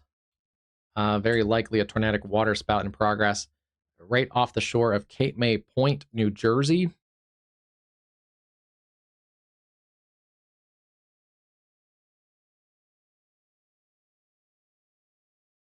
Here is New Jersey US 9, or US 9 at 109. New Jersey 109 and US 9. It's like right here, I think around Cold Spring. Somewhere in that part of the storm. So the part of the storm over Cape May right now, you guys are getting some wind and hail. You can see the wind blowing across this camera perspective. This is looking north. Don't know if these New Jersey cameras can turn. But if it can, may get a little bit better view of this storm. But circulation is just offshore near Cape May Point. It's going to work onshore here in the next couple minutes. If you're anywhere there in Cape May, New Jersey, tornado safety precautions, lowest level into your room, away from doors and windows. Put as many walls between you and the outside as possible.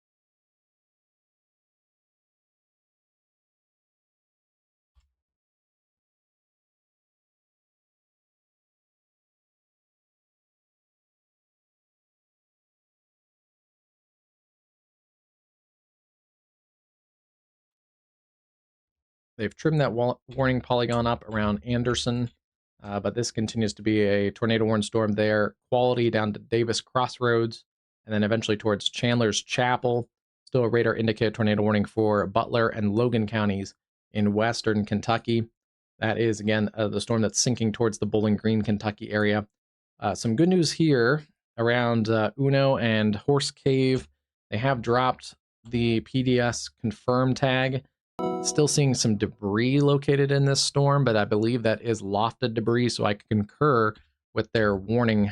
It doesn't look like it's in the right spot either. So likely lofted debris.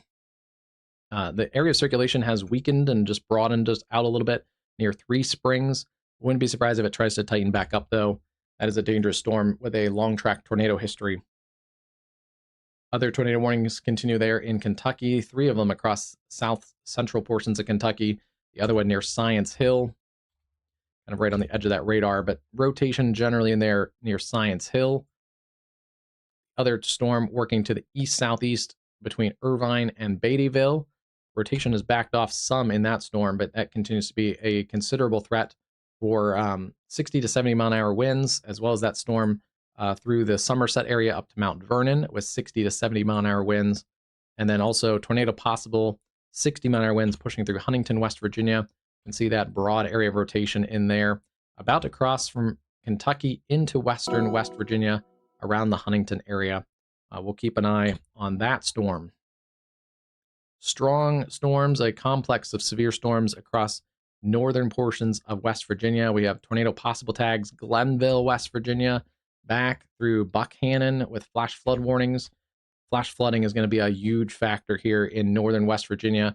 It still is being warned for flash flooding. All these green polygons, those are flash flood warnings all the way back to areas southeast of Columbus, Ohio. That's a straight 150 miles of flash flood warnings behind this complex of storms. That continues to work towards the east. Tornado possible tags. There's been tornado warnings at times with these storms. They don't look as organized as they did before. There still are a couple areas of rotation in there, one near Parsons, and one also near Norton, West Virginia. Those are headed into some really rugged terrain of the Appalachians, so that is going to affect some of that flash flood issue too. We have strong storms pushing through southern portions of New Jersey, one right over the radar site. That is an interesting storm. We'll have to take a look at that in a few minutes and see what that looks like. But that's approaching Toms River, New Jersey. Strong storms, but not severe for the most part across southern New Jersey. And then we do have our tornado warning storm. The other storm, we've lost that tornado warning. That was moved out over the open water, it looks like, around Stone Harbor. Yeah, or just kind of combined with a bunch of those other storms and lifted away. The other area of circulation is approaching the areas around Cape May Point, New Jersey. It's about to come on shore, so we'll see if we get any correlation coefficient with it. Yesterday, we were watching a couple tornadic waterspouts over Lake Superior off the shore of Marquette, Michigan.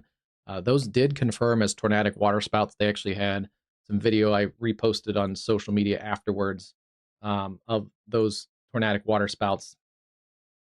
Every indication was that those were in progress, but you just don't see them with the correlation coefficient because there's nothing no correlation coefficient values to pick up. It's all water.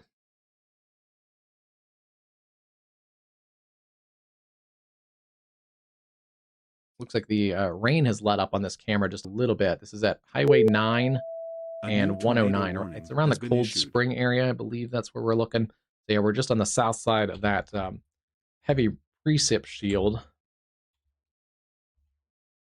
And we'll see if we get any kind of wind direction changes on this camera.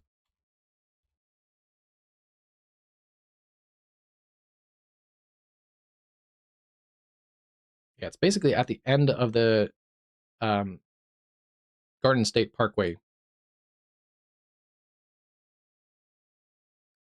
Yeah, it's right by Cold Spring.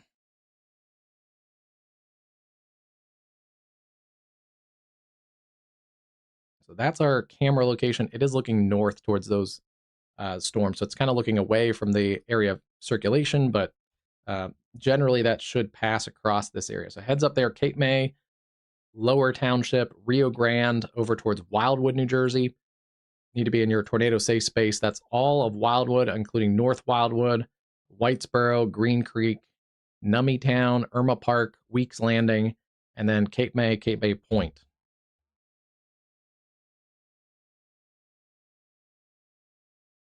They've trimmed up that radar indicated tornado warning around Willow Shoals, Kentucky. We're back in Kentucky now. Not as punchy of a circulation, but there is some broad circulation still in that storm, approaching Beattyville. And then they've extended out the tornado warning across areas there. This is the storm that's came across the Mumfordville area. Thankfully, it has gone back to radar indicated Greene, Hart, Metcalfe, and Adair County in south central Kentucky. That is moving southeast at 35 around Three Springs. We will see. I think this is going to try and cycle again. Looks like the rotation has started to tighten up again over center just on the last couple scans. This is probably the last time it was producing a tornado, so it may have weakened as it came across Uno and the 677 corridor, but it does look like it's starting to tighten up again around center Kentucky. Heads up between Edmonton and Columbia, Kentucky, or anywhere in those areas. Metcalfe, Adair, Hart, and Greene counties, you need to take your tornado safety precautions. This may split the difference, hopefully, and go east of Edmonton, west of Columbia, but too close to call so far. Take your tornado safety precautions in those locations. Our other tornado warned storm, this is back across areas in western Kentucky around Chandler's Chapel. Still seeing that tornado warned storm there.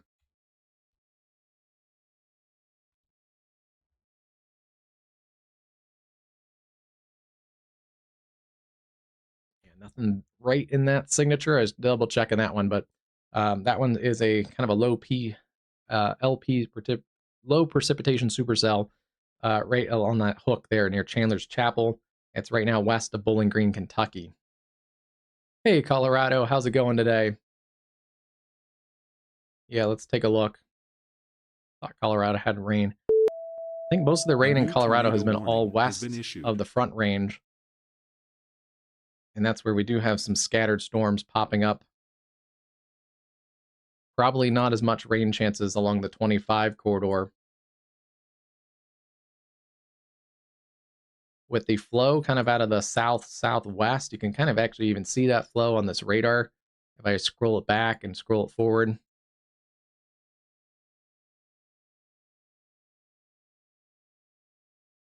This flow is upslope flow against the Rockies and the Front Range, so it's going to add that orographic lift and then fall out over the higher terrain.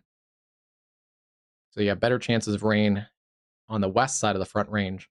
A lot of times we get the other effect. Most of the wind pattern through most of the year is actually the other way, so we get less rain. But yeah, with that upslope flow of some moisture, some Gulf moisture pulled up, that's where the Four Corners have more of that monsoon rainfall.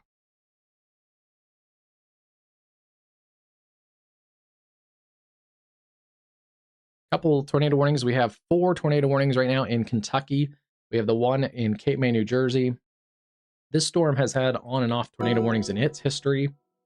It is now pushing out of West Virginia and into northern Virginia around Winchester. tornado warning continues here. This is going to be for Frederick County in northwestern Virginia and Hampshire County in eastern Virginia. That is moving to the east at 20 miles an hour around Shawneeland, Mount Williams, Wild Acres, and Leehu. I was about to say Yeehaw, but that's not it. This is actually wrapped up fairly tight here in the last couple minutes. So heads up there. If you're west of Winchester, West Virginia, heads up there towards Bartonsville and Stevens City. That is a pretty nasty circulation. Wild Acres, Mount Williams, you need to take your tornado safety precautions. Lowest level interior room away from windows. Let's check this area around Cape May, Cape May Courthouse. Where's that traffic camera? Okay, the rain has stopped at this traffic camera. It does look like this circulation has weakened as it's in areas around Lower Township. A new tornado warning has been issued. Yeah, that area has weakened since it came ashore. It's pushing up through Lower Township at the moment. Still tornado warning in progress, but that one does not look as feisty as it did earlier.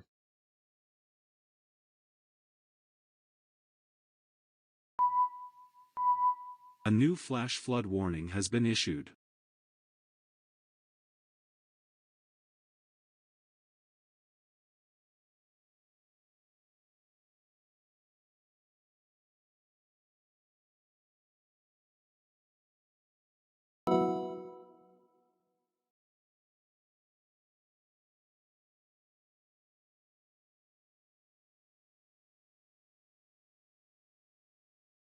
This is out of the Huntington, West Virginia area. You can see the precip falling across Huntington. New tornado warning here. This is going to be that area of circulation we've been following for a while, coming out of the Kentucky area. It has re-intensified near Neal, just as it crossed into West Virginia. So right around the Huntington Airport in West Virginia. It's going to be approaching Spring Valley, Buffalo Creek, Hodges, Shoals, downtown Huntington, but especially south of the interstate. You're south of 64. You really need to take this storm seriously. It's had a history of tornado warnings and also rotation, but that has intensified again. Tornado warning here for Boyd County in Kentucky, and then into West Virginia, Cabell and Wayne counties in western West Virginia. There is a portion of Ohio that's included into that technical warning around Burlington, Ohio, but that area is not going to be affected by this tornado warned storm. This is going to be a problem for West Virginia. In the next couple minutes, technically, even those Kentucky counties will be out of this. I'm not ready to fully call it out because it's right over the areas around Neal. But in the next couple minutes, give it a minute, and it'll mostly just be a West Virginia problem. Unfortunately, looks like we got the newest tornado warning is for that Frederick County storm in northwestern Virginia, as well as Hampshire counties. Confirmed tornado over the areas around Wild Acres.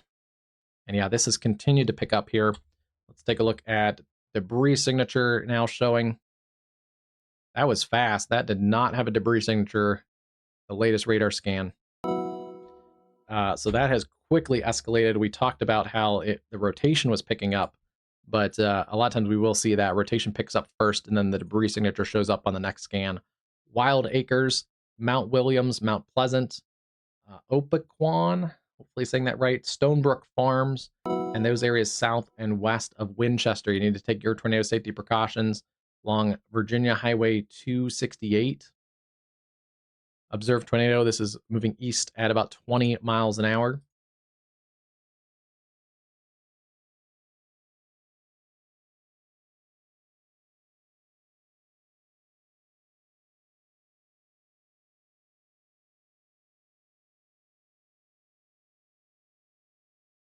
At its current track, it could get close to Winchester in about a half hour. But before that, Stevens City, 32 minutes. Mount Pleasant, 17. Mount Williams, 11 minutes. And Wild Acres, time is right now. You need to be in your tornado safe space. Right about there. There's some of the other communities. Mount Williams, 12 minutes. Highview Manor, 13. Mount Pleasant 17, Opequon 25 minutes or so. And if it holds together, Bartonsville in about 33 minutes. That would also include Winchester in about 38.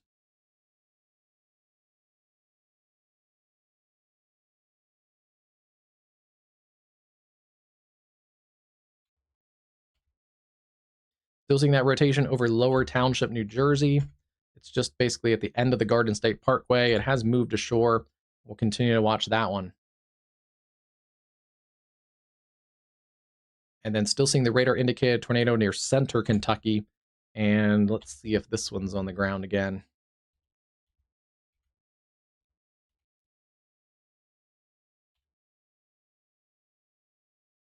It's close. It could localize pretty quickly here. Still seeing a pretty strong mesocyclone. Strong rotation in this between Center and Knob Lick. It's approaching Clark's Corner, East Fork, Beachville, and then still headed down towards Weed, Gradyville, Edmonton, and especially west of Columbia.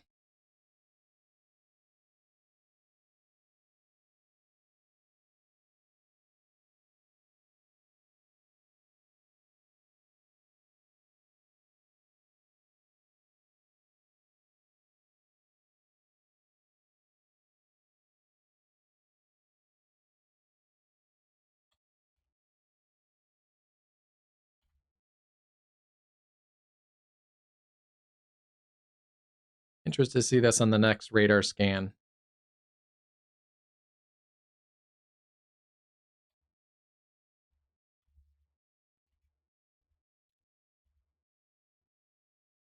And nothing showing there in correlation coefficient, but we'll keep a very close eye on that one.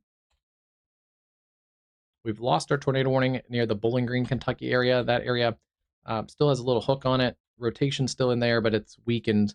Tornado possible quarters in 60 for the warning.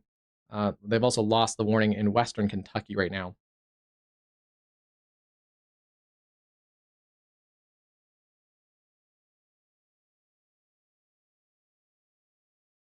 We do have a new severe thunderstorm watch. It covers quite a bit of areas into Eastern Kentucky, as well as areas in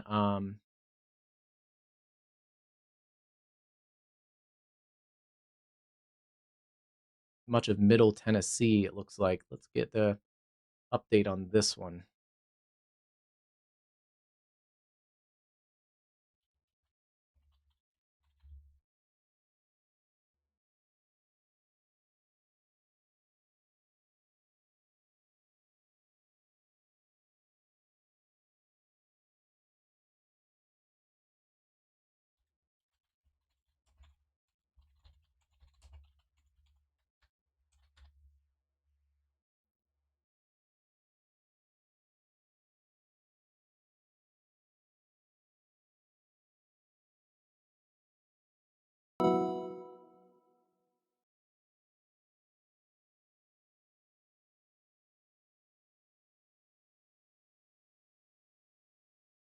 Severe thunderstorm watch. This is going to be for areas in basically the northern portions of Tennessee from Dyersburg back along the I-40 corridor through Nashville and then over towards Knoxville, just north and west in the Knoxville area, and then up into eastern Kentucky, Harlan, up towards Pikeville, and into southeast portions of West Virginia on Beckley, West Virginia.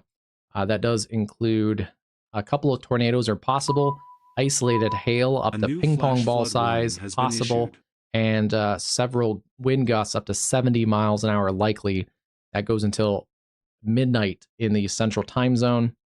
That does go back to the Mississippi River, essentially there, and against the boot heel of Missouri. Kind of a very skinny watch that basically kind of extends out the current severe risk into Tennessee.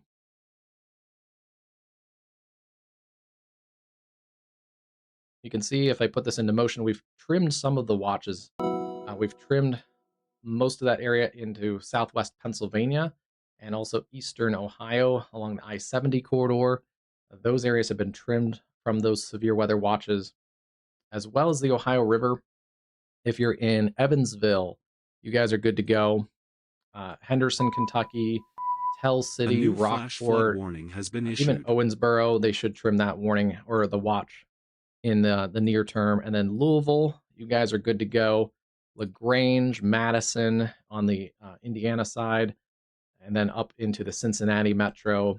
All good, all clear, all the way up to Columbus, A new flash flood Maysville, warning has been Kentucky. issued. They've trimmed off most of those watches along the Ohio River.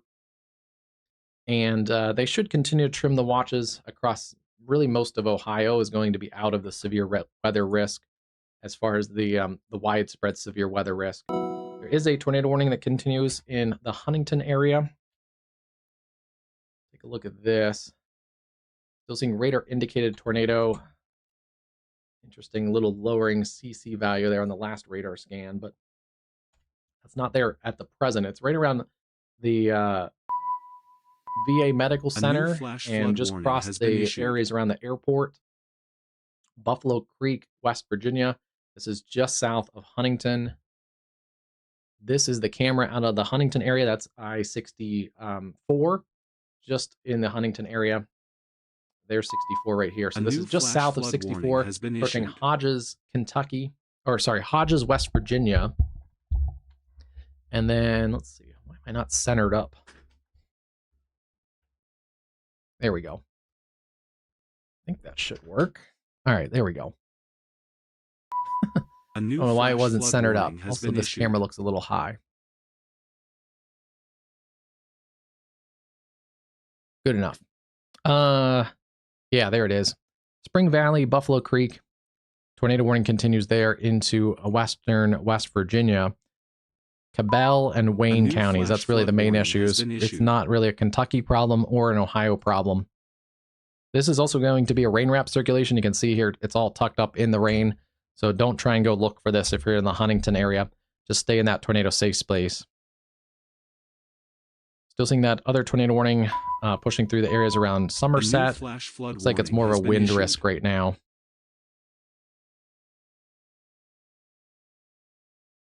And then I do want to see if this storm tries to cycle.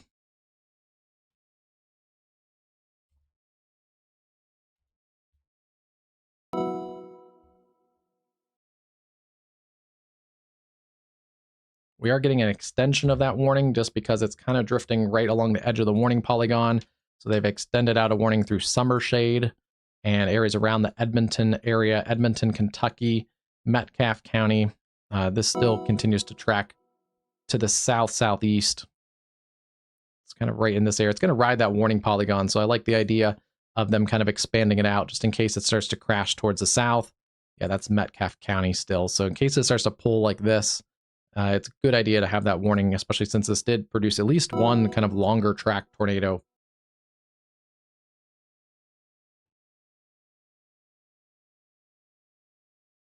A couple new severe thunderstorms in southern New Jersey. This is Washington Township, Chatsworth, and then all the way out to the shore, Seaside Heights down through Surf City and just north of Beach Haven. It includes Little Egg Township, Barnegat Light, and then areas like Forked River. This is going to be, it's Tuesday, but there may be some people trying to get down the shore. If you are, it's going to be a rough ride on the Garden State Parkway. Other storms near Lakehurst, severe there. We have the tornado warning storm. That looks like it's diminished quite a bit near Whitesboro. Yeah, not really seeing an area of circulation in there anymore. So I think the tornado threat has weakened there across Cape May County. Still seeing strong storms into Delaware, Middletown, down to Smyrna, and areas north of Dover. Strong storms pushing into the eastern shore of Maryland around Galena. Flash flooding continues around Baltimore. And I wouldn't be surprised if that flash flood warning gets kind of pushed back as storms continue to sit across areas north of the Washington, D.C. area, Dayton, Cooksville, Maryland, down to Germantown and Clarksburg. And then we continue that. It was observed a few minutes ago, but this storm near Mount Williams, that thankfully has weakened. This is likely lofted debris up in here. That correlation coefficient drop. As strong as that was just a couple minutes ago, it has completely dissipated as that area is approaching the Mount Williams area. Very interesting. That wrapped up very tightly. very quick. Was PDS warned briefly there, and then it's back to radar indicated. Wow. What a life cycle. We saw it start to wrap up. It was pretty tight as it was tornado warned. And then the next scan, it did produce a debris signature. I think we looked at it when it was not producing a debris signature, but as soon as it produced debris signature, it was warned. Yeah, it looked like it was going to be a significant tornado that may last a while, and then that has completely fallen apart. So heads up, there may be some lofted debris in this area. Right now it is back to a radar indicated tornado.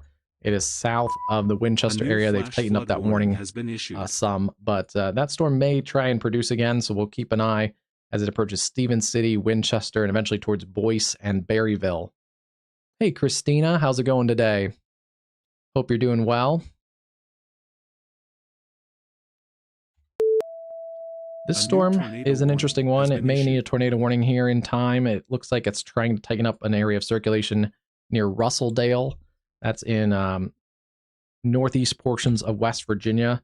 And then the northern portions of West Virginia just are getting hammered right now with these storm complexes. Heavy rain and tornado possible tags. This whole complex has had a history of tornadoes. Let's see, continue to get some tornado warnings. Let's see what we got here.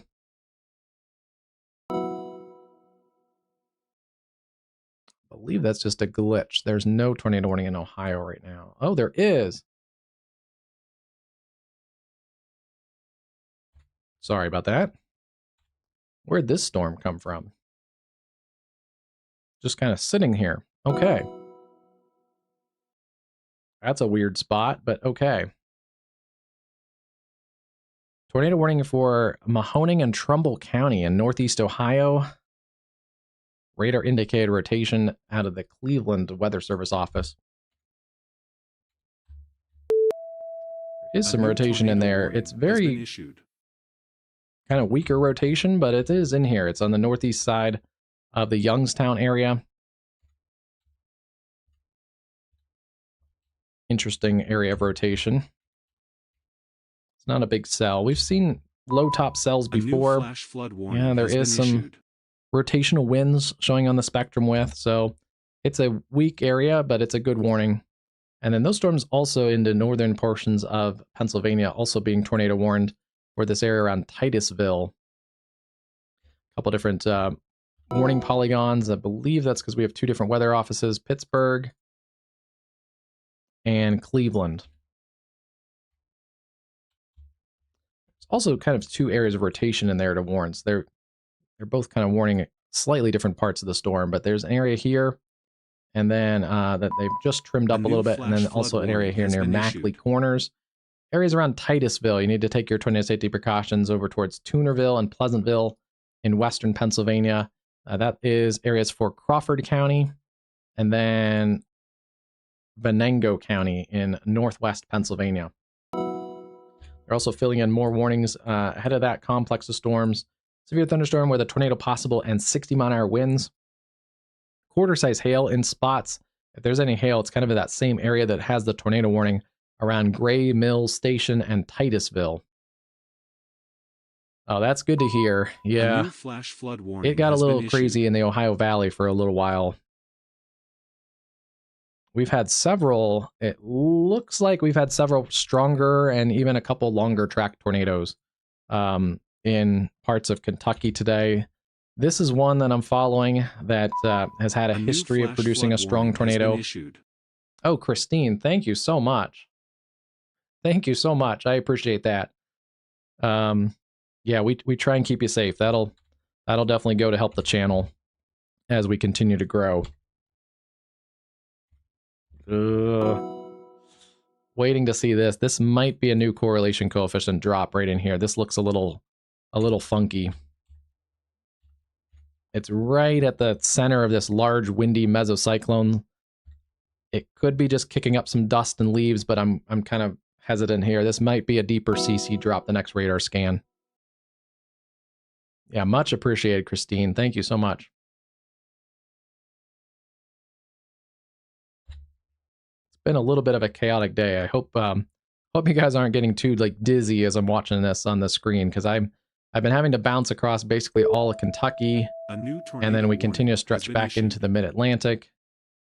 Things are finally settling down across Jersey right now, but now we're picking up some more severe weather back across the Great Lakes. It's been a little bit of a hectic day. And still watching the Gulf Coast. A new tornado warning has been issued. Bertha still ongoing down here. Luckily staying offshore, so we haven't had the worst of the weather along the Gulf Coast today. Breezy conditions and higher surf will start to push in Pensacola, Panama City, and then over towards the Arizona Dauphin Island Gulf shores, eventually over into Mississippi later this evening. All right, let's see here. Are they still going at the radar indicator rotation? Shear rate has definitely picked back up. A new flash flood warning has been issued.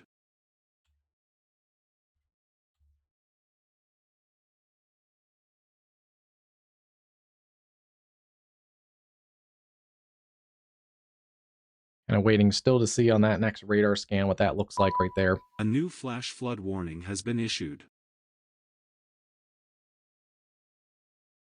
If you're north of this complex of storms, you're pretty much good to go, except for flash flooding, Jeffersonville, down through Elizabethtown, Hardinsburg, Tell City, those kind of areas still dealing with some flash flooding. But yeah, if you're along the Ohio River, things are starting to calm down. And certainly north of the Ohio River into Indiana, southern Illinois, missed most of the weather today. And then let's look back here across Missouri. Yeah, basically if you're north of US 60 in Missouri, that's Sikeston down to Poplar Bluff. If you're north of there, you're pretty much good to go for the evening.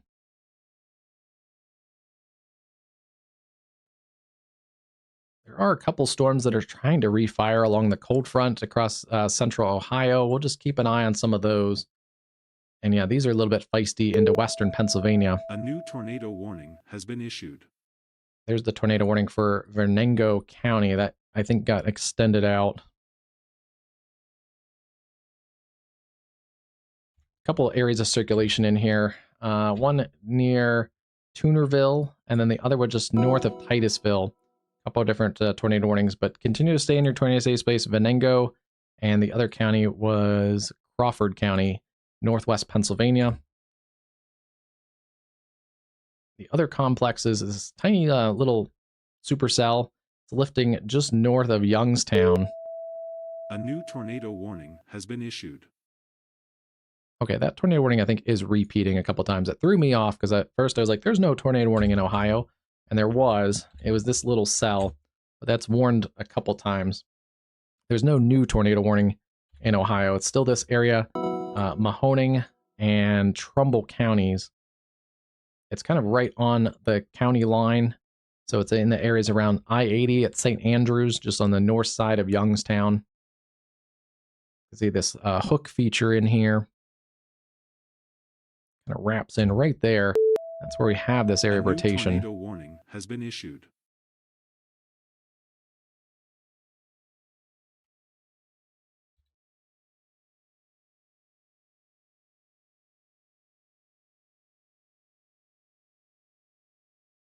They have extended a new tornado warning into that storm that we looked at a few minutes ago, the one that was rotating near Russelldale, West Virginia Junction, and then over towards Ruckman and Augusta. And apparently, oh, there it goes. They just trimmed it up a little bit. Looked like they were going to drop it for a second, but yeah, it's still rotating in here. Pancake, West Virginia, warning has been and issued. headed generally towards Ruckman. The other tornado warning was dropped. That is a tornado possible tag.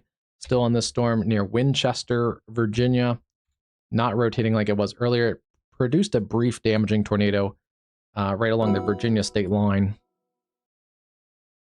Tons of flash flood warnings. Again, I've said it a few times.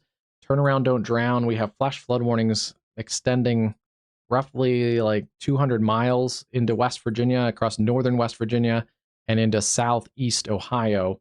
A lot of population in here. A new flash it's rugged terrain across this area, so it takes a while for the water to funnel into some of those low-lying spots. So even after the rain has ended, there are a couple also showers and storms that have fired back up across the I-70 corridor. So that's just going to add to the mess. Even if they're not severe, it's just going to add to some flash flooding issues. A new tornado warning has been issued.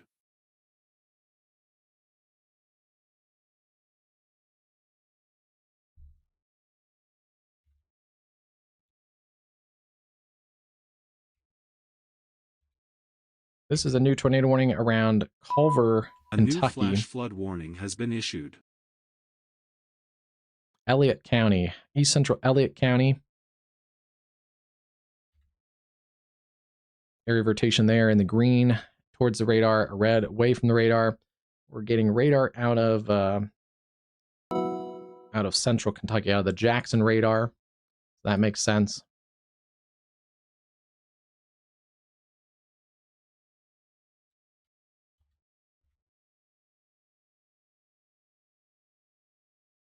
It's actually kind of about at the end of this warning polygon.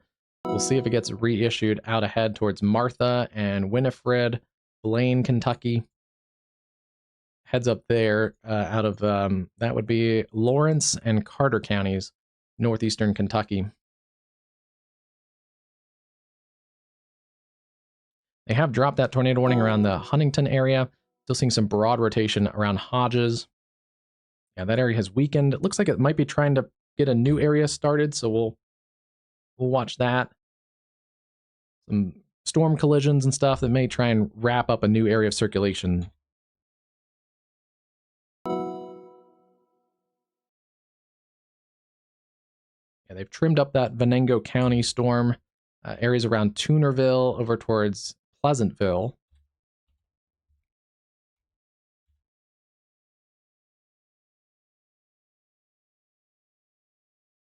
And then they have continued that tornado warning through the Blaine area in Lawrence County, Kentucky, southeast at 35.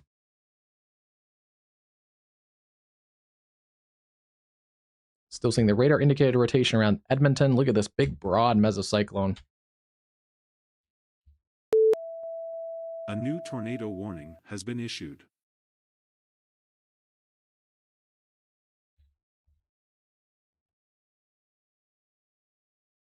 This continues to pull a little more south than southeast. Earlier was on more of a southeast pace. Still in southeastern Metcalfe County.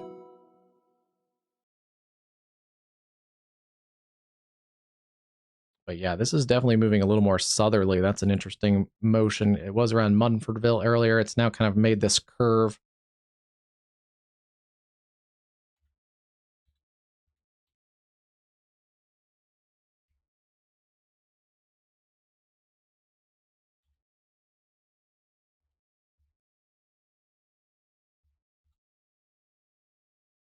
It's a broad, windy mesocyclone. It does not appear to be in touch with the ground right now. There's no debris signature showing with it. But Edmonton, we've called you guys out a while ago. Hopefully you're in your tornado safe space there in Metcalfe County.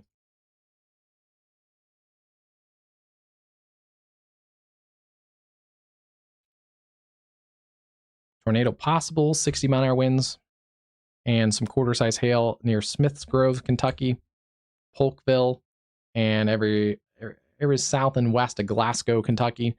Area of rotation there just crossed 65. And that's that storm that was tornado warned earlier, south of Bowling Green, Kentucky, continues to weaken towards the Tennessee state line. We have some other storms not severe right now across western Kentucky, but we'll keep an eye on those couple spots showing some gusty winds. And things seem to be quieting down south and east of Poplar Bluff. So yeah, seeing a little bit of decrease in some of that severe activity. Let's go all the way up into areas like Rochester, New York, seeing those gusty winds. South sides of town, along the New York State Thruway, back through areas just to the east of Buffalo. Oh, the mini supercell is on the ground. Let's go take a look. It was wrapping up fairly tight just a few minutes ago around Liberty. Yep, looks like it.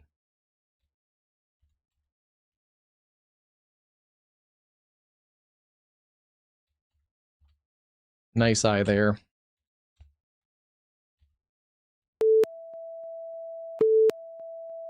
New information, this tornado warning has been upgraded.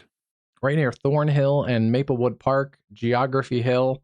This is the northeast sides of Youngstown, Ohio. The correlation coefficient is just a touch behind, but there it is at Hall's Corner. So it's going to be just to the southeast there towards Maplewood Park. And just as we were looking at it, just Caleb beat the National Weather Service by about 2 minutes or so. Damaging tornado weather spotter confirmed. That is interesting. They haven't confirmed it via radar. But yeah, it's on the ground. Let's see. Where is it actually drifting? Looks like it's going to miss downtown Youngstown. Downtown Youngstown right here. It's drifting on the south and southeast sides of Youngstown. So heads up there. You're on the east side of Youngstown. Down towards Fitch, Campbell, Geography Hill. And it's right near the Youngstown, looks like Lansdowne Airport on the northeast side of town. Small cell, but that one means business.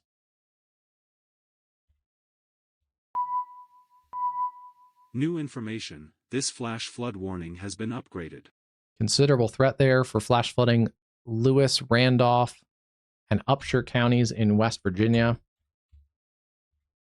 Yeah, beyond the tornado warnings and the severe thunderstorm warnings that we've had today, the flash flooding is going to be a significant threat across it's ongoing across these areas, northern portions of West Virginia, as well as into southeast portions of Ohio. There's isolated flash flooding also in the Ohio Valley, especially central Kentucky. And then there's some isolated pockets, especially in the urban areas where water doesn't drain as easily across these areas. Baltimore, areas north of Washington, D.C., Newark and Wilmington, Delaware, and then into portions of the Hudson Valley, also on Long Island. But yeah, with rounds of storms and rounds of heavy rain, wouldn't be surprised to see some more flash flood warnings. Keeping a very close eye on this storm. This produced a long track tornado a little bit while ago. Big, broad, windy mezzo. A new flash flood warning has been issued.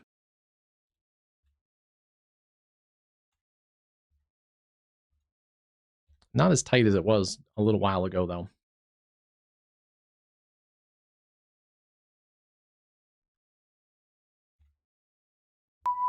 A new flash flood warning has been still issued. Seeing a storm here with some rotation into areas around Martha, Kentucky, Blaine, Cordell. That storm should drop that warning around Sandy Hook. It's pretty much in Lawrence County, Kentucky right now.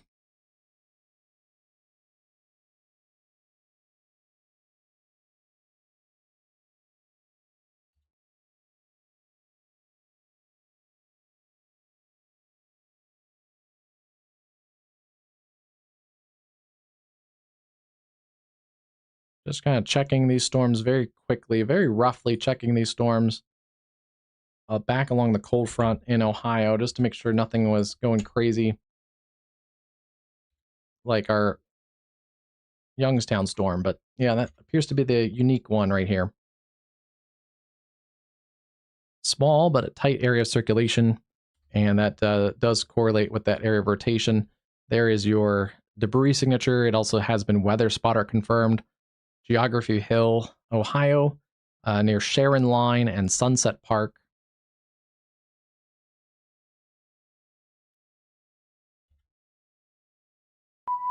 A new flash flood warning has been issued. It is drifting to the east-southeast away from downtown Youngstown. Yeah, moving at about 20 miles an hour.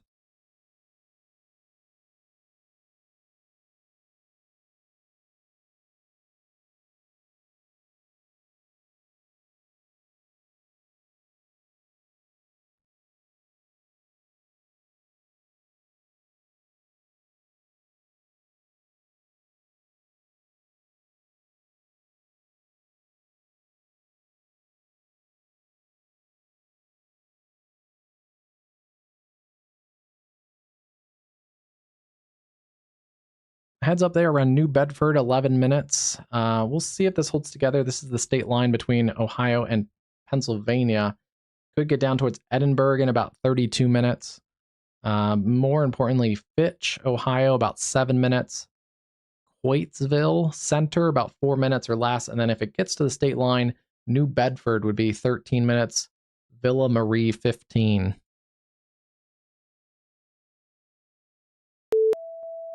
A new tornado warning has been issued. Pendleton, West Virginia. New tornado warning here. This is going to be that cluster of storms in northern West Virginia around Franklin. It's going to be Pendleton County. Radar indicated moving east at 40 miles an hour, 14 miles west of Franklin. So if you're in the Franklin area, this is going to close in on you fairly quickly.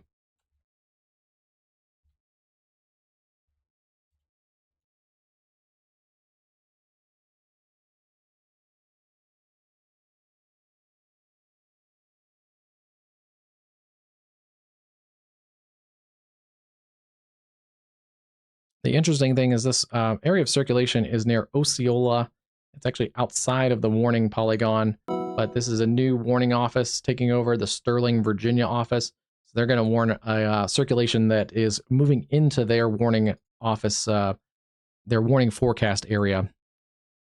So there's your area of rotation. Again, it's about 14 miles west of Franklin, moving east at 40 miles an hour. Franklin, about 24 minutes. And if that holds together, Brandywine, 31. Still seeing a big complex of storms there in northern West Virginia. Tornado possible tag, 60-mile-an-hour winds continue in most of those areas from Grant County, West Virginia, east of Davis, Harmon, Elkins, Durbin, Mill Creek, Rock Cave, back to Glenville. Severe thunderstorms continue to work through that area. And then we also have severe storms back across southern portions of West Virginia. This is around the Charleston area, just south of there. Area of rotation also showing in that cell a little bit. Tornado possible tag around Snowden. That should stay south of Charleston. The other tornado possible tag coming out of Huntington, showing rotation near Salt Rock. Keep an eye on those. Tornado warning around Blaine, Kentucky. Seeing that circulation near Martha.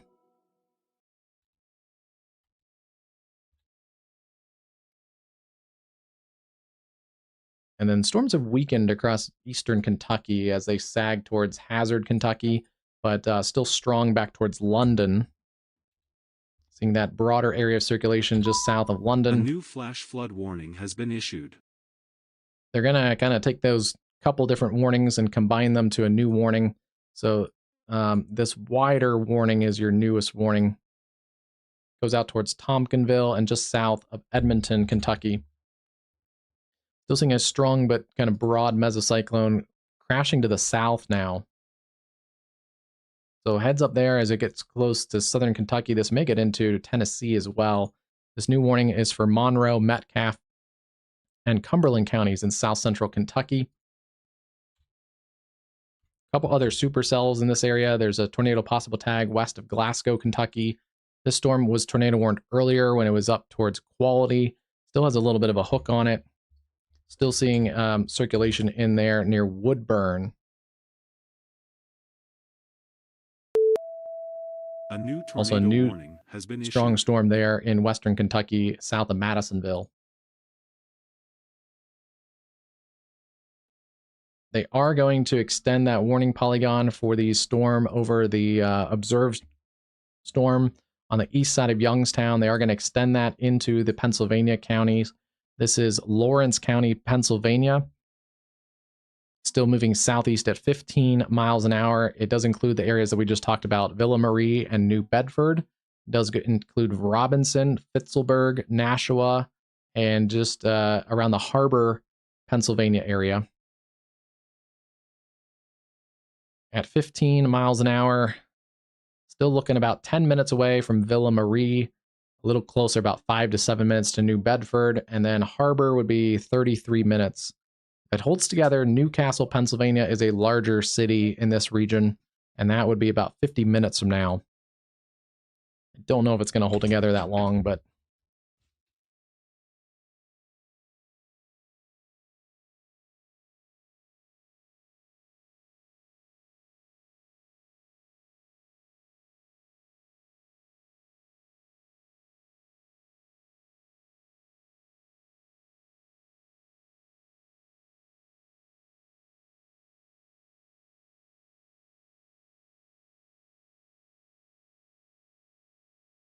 Yeah, it's about to cross the state line here into New Bedford, so heads up there around Fitch.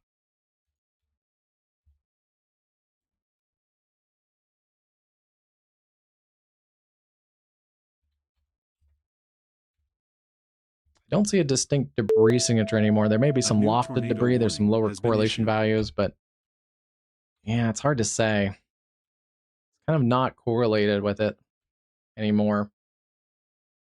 I think it's lofted debris. It has gone to observed again, though.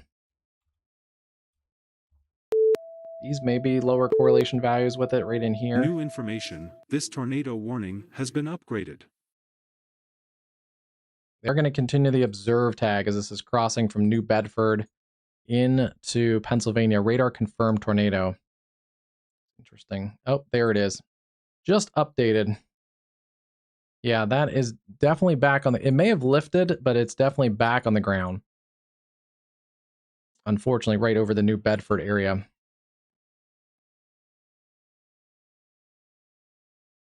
Yeah, it may have briefly lifted, but that is definitely a debris signature there. So heads up New Bedford, Nashua, even Pulaski. It's shifted a little further towards the east, too. It's kind of come like this, right?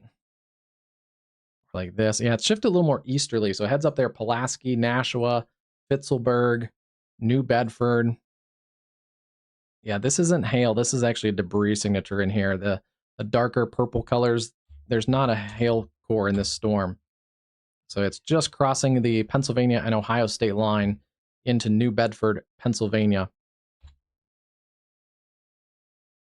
Dangerous storm there. It is moving away from the Youngstown metro.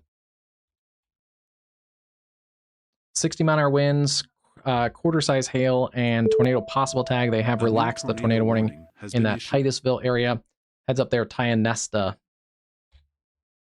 That storm also has some little pockets of hail in there. Our other storms in southern New Jersey, still severe warned. Barnegat Lights, Surf City, Seaside Heights. If you're somehow still on the beach, please get off the water. It's about to get pretty stormy here with lightning approaching the coastal areas of New Jersey.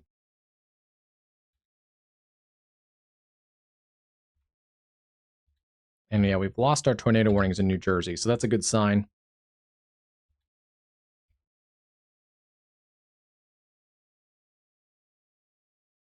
Newest tornado warning includes these areas into Virginia, northwestern Virginia, Frederick, Hardy, and Hampshire counties. Some of those counties also in West Virginia. It's about to cross the state line there.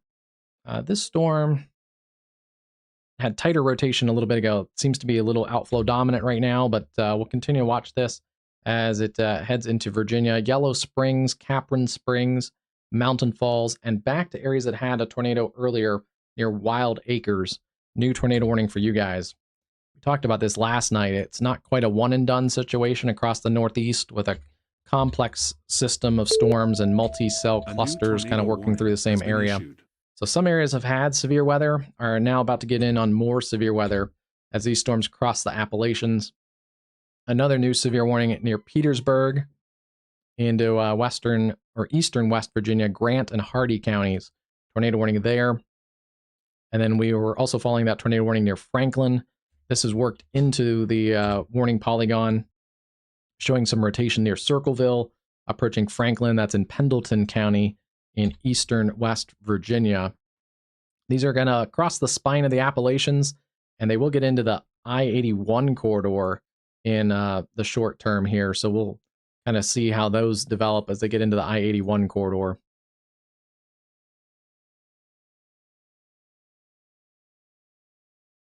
Still seeing another tornado warning. This is in a rotation near Blaine in Kentucky. I think that storm has slowed down a little bit. That's in eastern Kentucky. They've also extended the warning polygon through London. Pretty tight circulation there.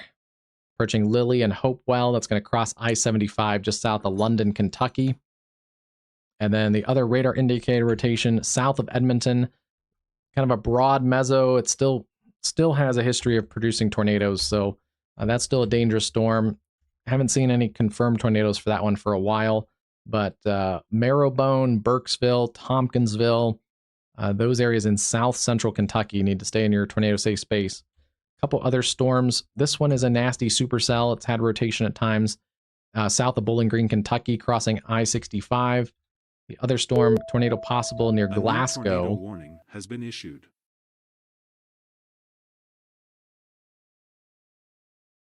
And then right on the edge of New Jersey, right at Barnegat Light and the Isle Beach area, it looks like there's a area of circulation in here, a little spin. A new flash flood warning has been issued. Yeah, showing up there on the spectrum with a little easier. It's over Barnegat Bay, so there's not really a debris signature with that one. But tornado warning in New Jersey now. This is going to be for Ocean County, New Jersey, East Central Ocean County, basically out on the island. So if you're in Ocean County, you're getting storms right now. It's along the leading edge of this. Barnegat Light up through Island Beach State Park, Island Beach, all the way up to areas of south sides of Seaside Park. Luckily, that's the less populated area. I think that's mostly just state park out there. But yeah, that's still a dangerous storm. It will work offshore in a little while. The storm looks interesting, but there's not really any rotation showing on that storm around Stratford Township.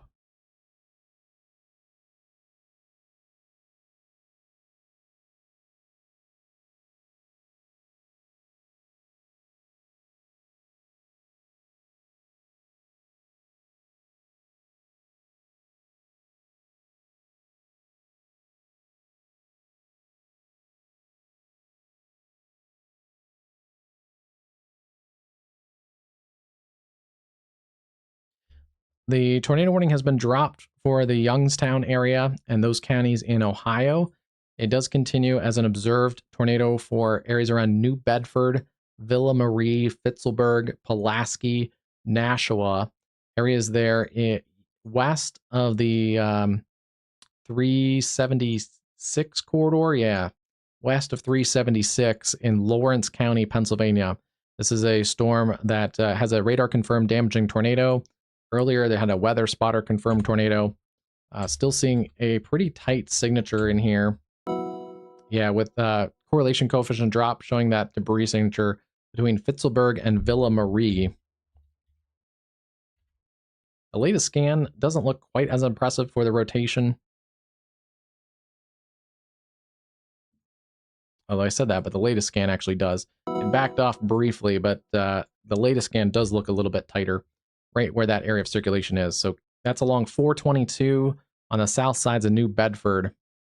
Heads up there, Harbor, Fitzelburg, Nashua, and increasingly concerned about this for the Newcastle area as it continues to sink towards the southeast.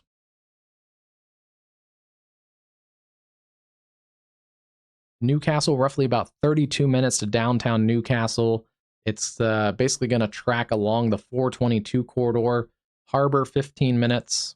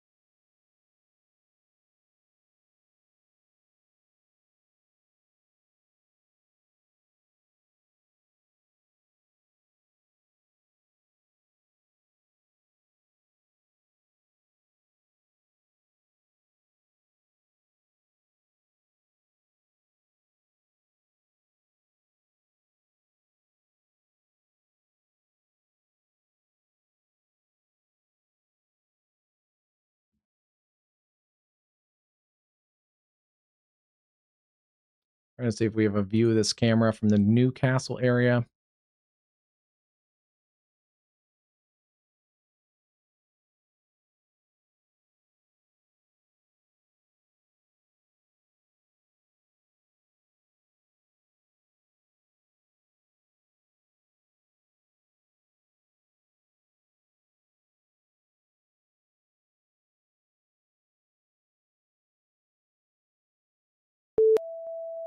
A new tornado warning has been issued.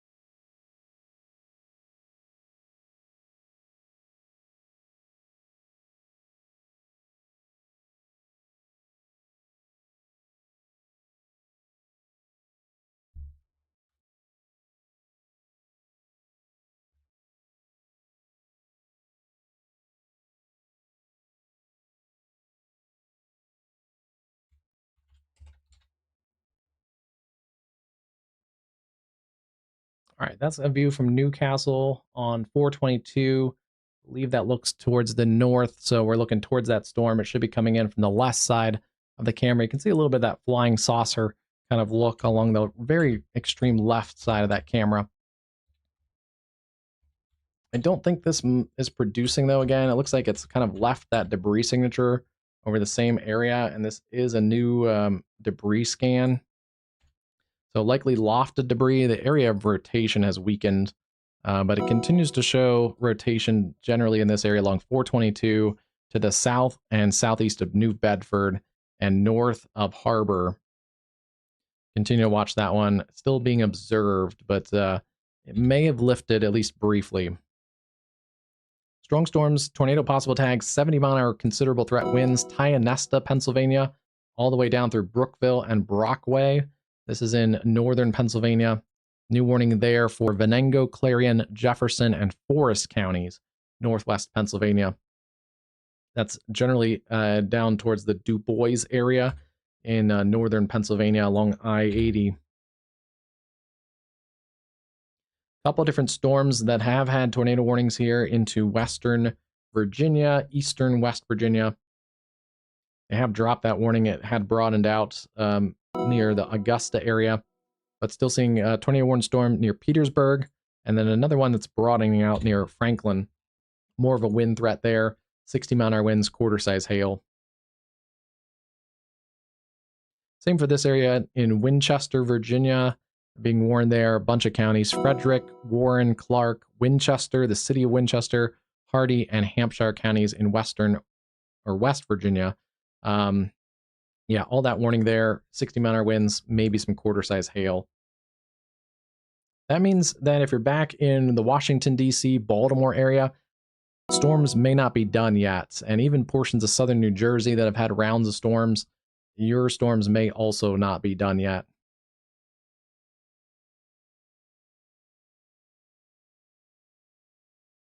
The other tornado warning right now in New Jersey is around Barnegat Light. It's essentially along the shoreline, likely now offshore.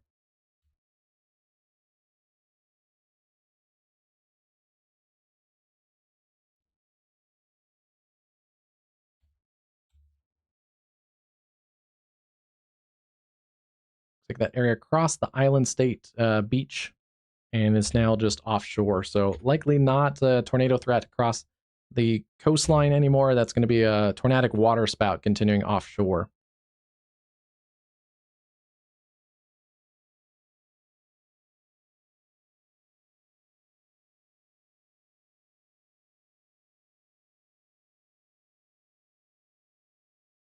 What a mess. Let's see. It is still 7:16 in the Eastern time zone. That's 6:16 in the Central time zone.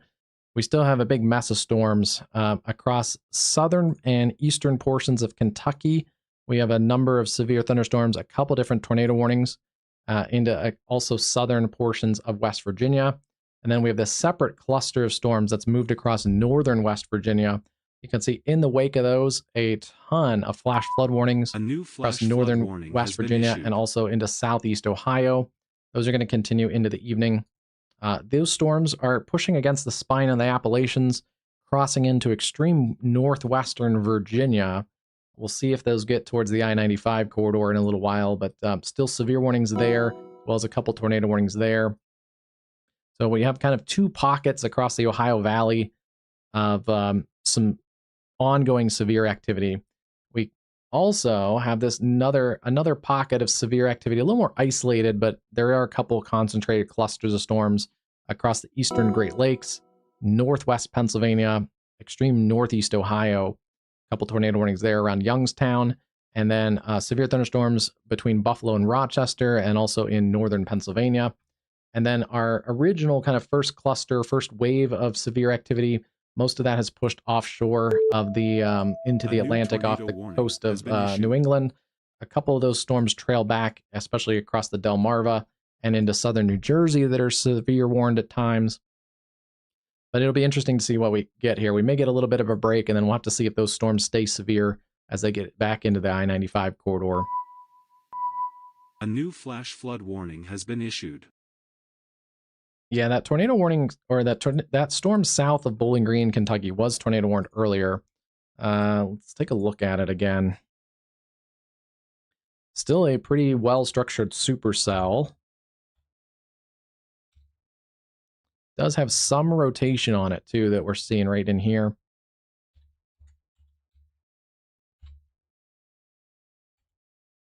If it gets a little bit tighter, a little stronger rotation, I wouldn't be surprised if we see a tornado warning for that cell.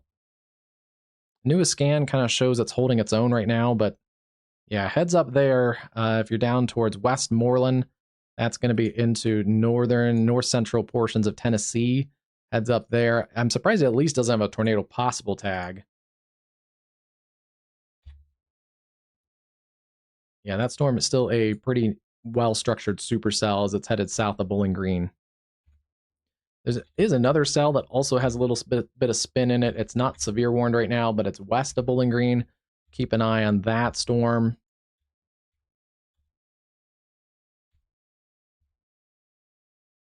And then thankfully, this storm continues to weaken as it sinks towards the Tennessee state line. Still between Edmonton and Burkesville, Kentucky, but tornado warning continues there another 20 minutes or so.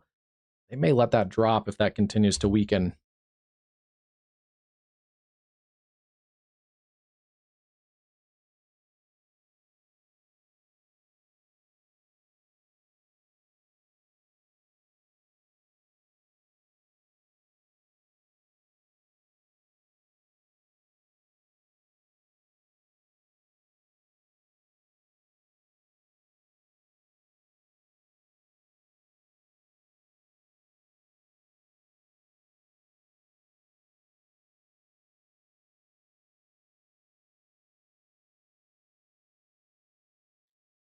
Still seeing a tornado warned storm. This is around London, Kentucky. And last time we checked this, it was mostly wind driven. Appears to be similar. It's still kind of a wind driven storm. Wouldn't be surprised. Yeah, that ends in 9 minutes. We'll see if they continue a severe thunderstorm warning in place of that. We've lost most of the severe weather across eastern Kentucky. So some positive news there. Jackson Hazard over towards Pikeville. It's mostly just general thunderstorms at the moment. And then still seeing a tornado warning in eastern Kentucky, right along the West Virginia state line. Tornado warning continues there near Georges Creek.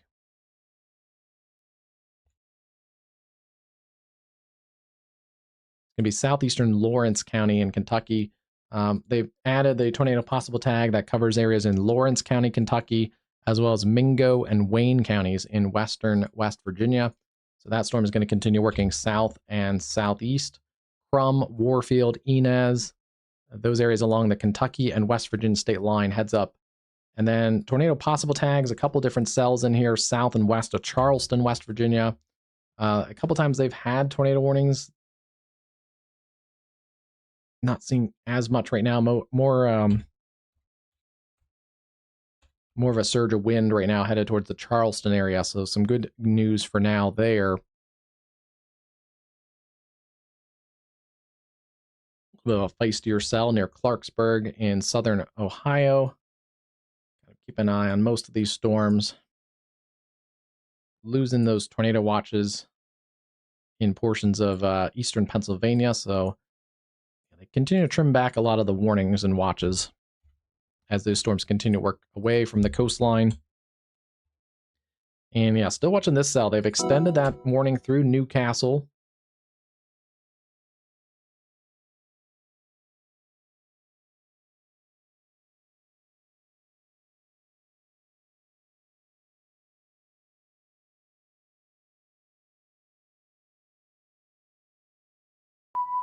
A new flash flood warning has been issued.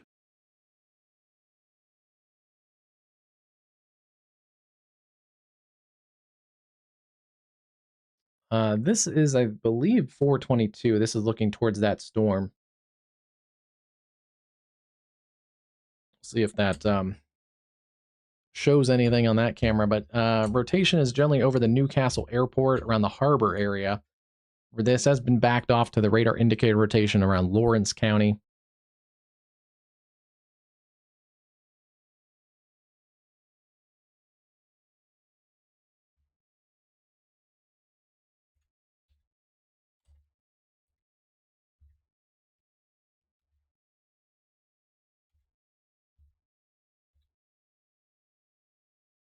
Still a nasty storm. If there's a tornado, it's probably going to be straight ahead of that camera, basically down the highway there. And if there is, it may be a little more rain wrap than it was earlier.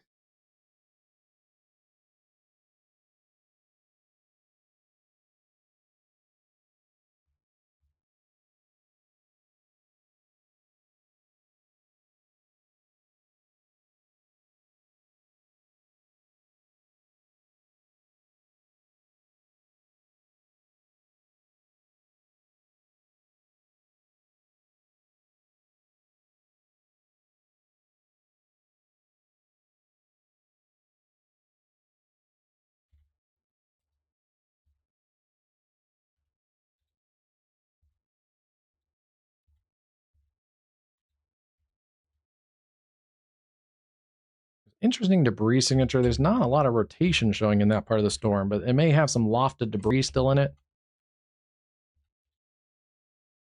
Here comes the rain into that camera perspective.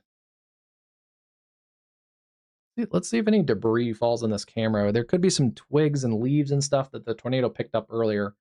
We'll also watch for a wind direction change.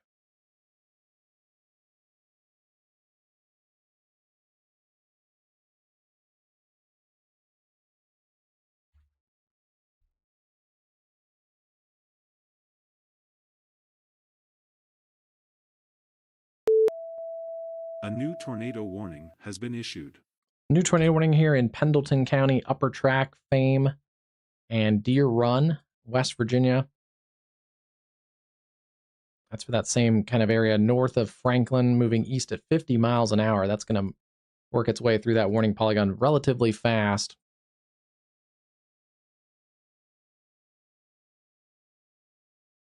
Fame, about 10 minutes. Miles, 11. Fort Seibert, about 8 minutes. This camera keeps freezing.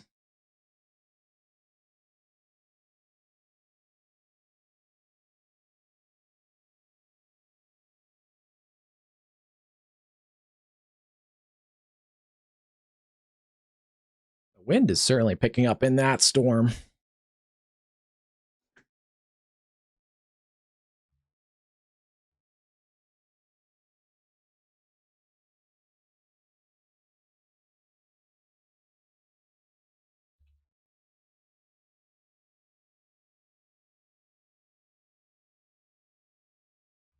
Yeah, still a radar indicator tornado warning. It looks like this has broadened somewhat here.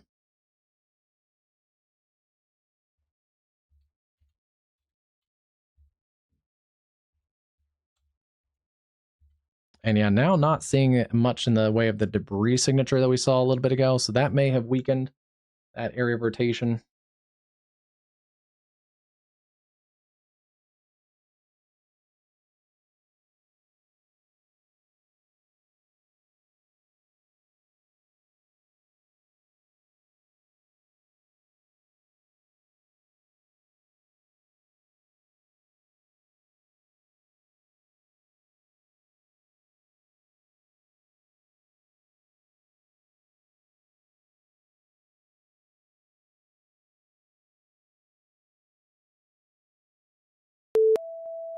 A new tornado warning has been issued.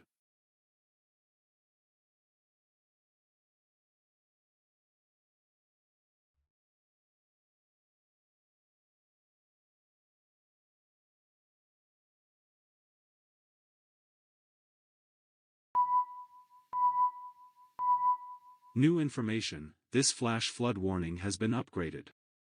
So we have a couple of new things. We have a tornado warning that is continuing in Pennsylvania. This is around Leaper down to Warsaw. It's in northern Pennsylvania for an area of rotation. In this cell, generally around the Leaper area, it's going to be for Forest, Clarion, and Jefferson counties, southeast of 35. Going to go just north of the Brookville area, but we'll continue to watch that as it sinks to the south and southeast. Still watching that tornado warning around the Newcastle area. We'll see if it tries to retighten a new area of rotation, but right now, a little bit broader.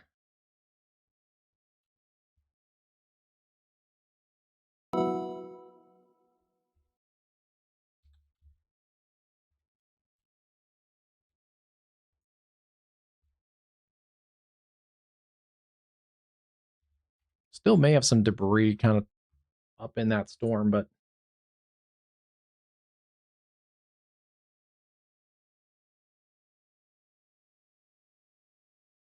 how quickly that was done. That was that wrapped up very quickly.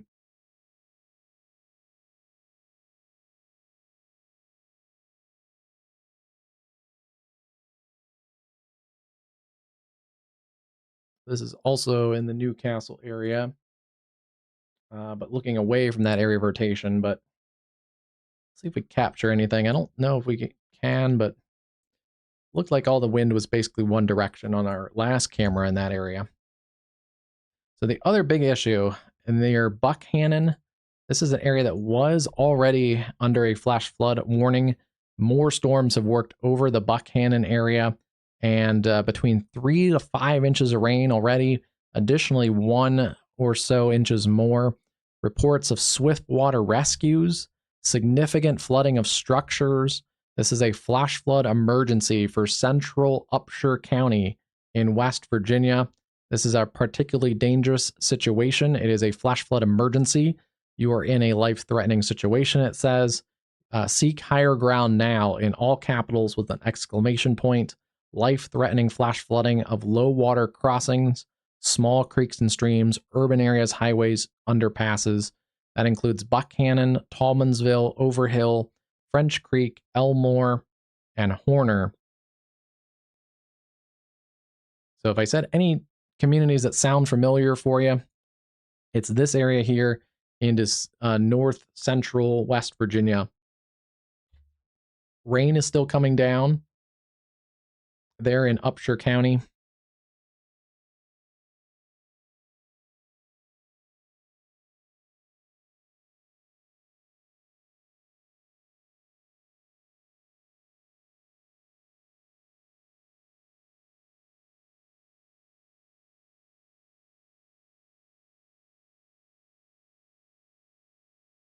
Yeah, there's some of this area here, and the radar estimate looks to be picking it up fairly accurately.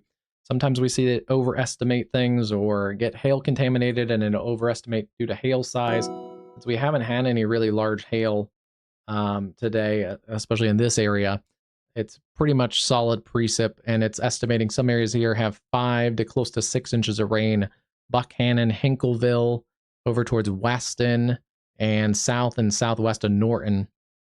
So you can see right where the bullseye is of that darker shade of red. That's where this flash flood emergency is located. If I zoom in, you can see some of the terrain features. There are a lot of small little creeks and streams that drain into some of these terrain features and things. So it's a dangerous area for flash flooding because water collects down the steep hollers and hillsides. And unfortunately, quite a bit of the communities are kind of in some of those flat terrain along the creeks and streams. So heads up there around the Buckhannon area. If you're anywhere in that area, seek your dry ground now. Do it before it gets dark, because certainly when you have flash flooding and darkness, that becomes even an extra danger. You can see a general area here of at least about 2 inches of rain in a lot of these flash flood warned areas. Yeah, 2 to 3 inches of rain between those areas around Zanesville. 2 to 3 inches of rain there. 2 to 2.5 inches. And that checks out pretty good. So it looks like our radar estimate for this area is fairly solid compared to what the warnings and observations are.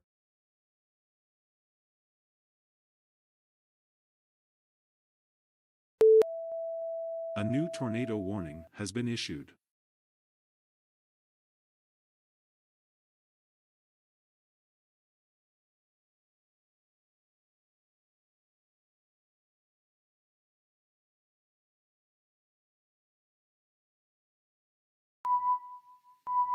A new flash flood warning has been issued.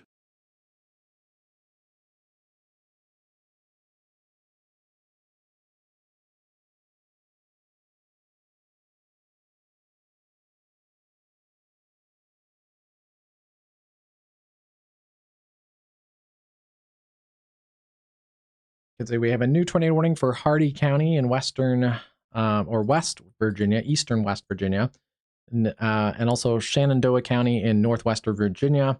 Is about 8 miles southeast of Moorefield, moving east at 30. Let's take a closer look at this storm. Get velocity signature on, and yeah, there is rotation in here. It's a little bit weaker than what we've seen today, but areas around Lost City, Hardee County, Rockland, and Bauman Settlement that will cross eventually the Appalachians here. You can see the solid darker line. That's the border between West Virginia and Virginia. Other tornado warning in this area continues. This is for Pendleton County, Upper Track to Fame, and Deer Run to Moser. And we'll likely see more flash flood warnings continue into the evening as some of these areas get rounds of heavy rain. Pretty feisty storm the west of the airport there near Purcellville in Virginia. A new tornado warning has been issued.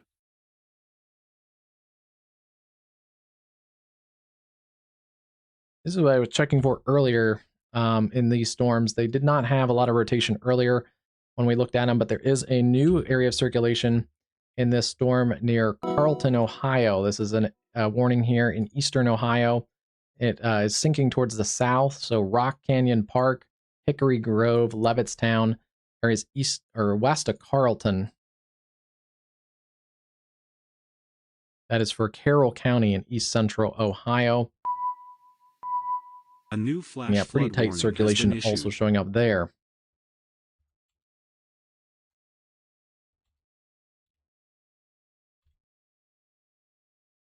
We dealt with this somewhat yesterday. This is a low top supercell, only pushing about 30,000 feet. With some vorticity in the atmosphere, these can spin fairly tight. And there was actually some photogenic tornadoes yesterday in Wisconsin with this type of setup. Little different setup, but you get the idea.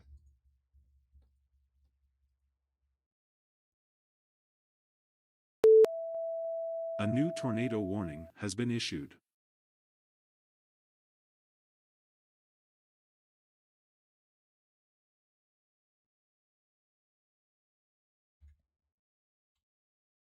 So yeah, heads up there around Delroy, down through Leesville, and the 164 corridor.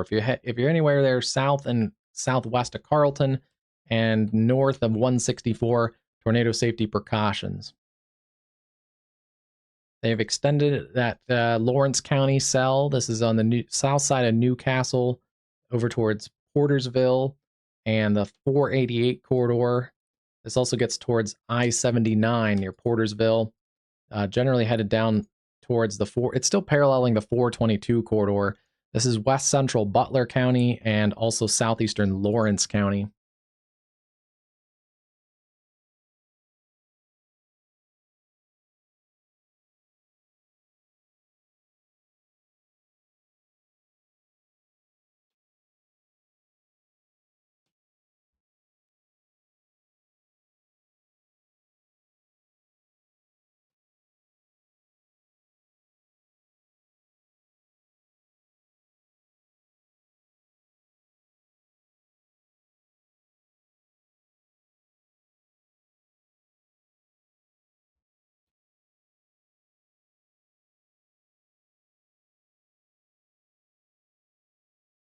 And there normally is a camera at 422 and 79, but that seems to be out of service.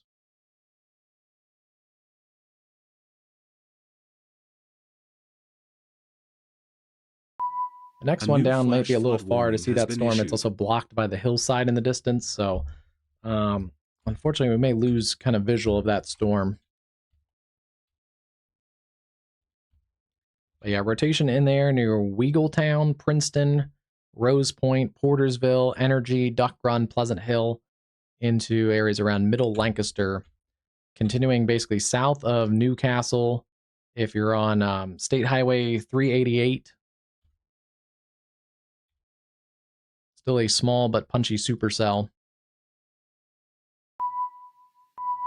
Thanks A new again, flash Christine. flood Have a safe warning has night. been issued. You too. Thanks for joining us for a while.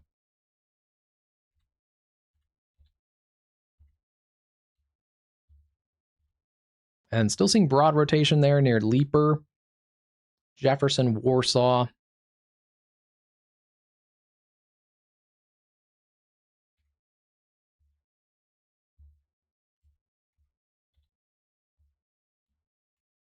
Low top cell continues to show rotation near Delroy, Ohio. That's in Carroll County, Ohio, eastern Ohio. Some of our activity in Kentucky seems to be diminishing in intensity a little bit. We're finally losing quite a bit of those tornado warnings, especially across eastern Kentucky. These storms continue to fizzle. Earlier, some pretty hefty storms working through these areas, but now we're seeing a lot less of those activities. Still a severe thunderstorm with a tornado possible in this area around Somerset, but that area has continued to weaken into the Daniel Boone National Forest. We've seen continuing weakening from London over to Hazard, Kentucky. And then still a tornado possible tag on this cell. This was a tornado warned storm a little while ago. It's crossing the Kentucky and West Virginia border around Webb. It still has some rotation to it, so we do have to watch this one. Missouri Beach, Wilsondale, as that gets into western West Virginia. And then these storms south and west of Charleston still have a tornado possible tag. Some gusty winds in there. And then mostly just gusty winds west of Charleston towards St. Albans, West Virginia.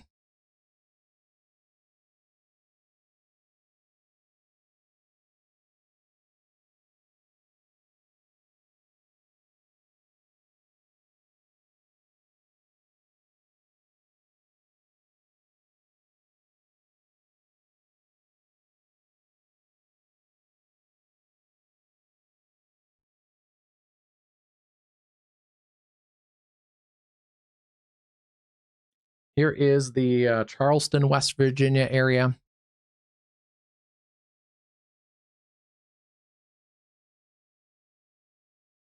You can see the storm's coming down there pretty good, but the worst of that may slide south of Charleston.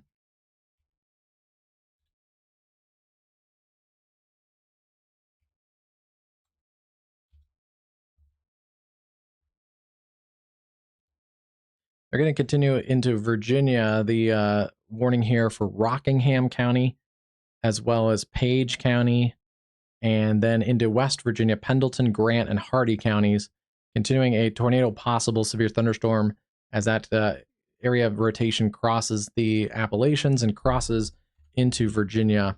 Still seeing some broad rotation in there, Miles and Fame, but that area has weakened.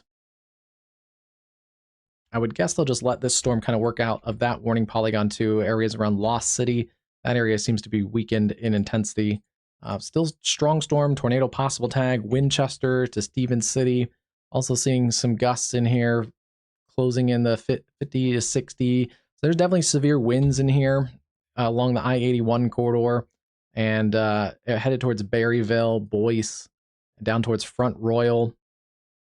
Front Royal, basically the gateway to the Shenandoah National Park. So especially this time of year, pretty popular with tourists and hikers and campers.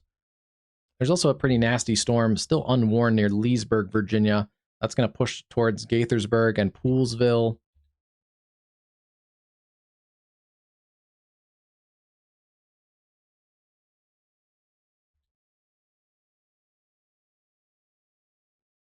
And then it looks like this tornado warning is going to be allowed to expire. There still is some broad rotation in there.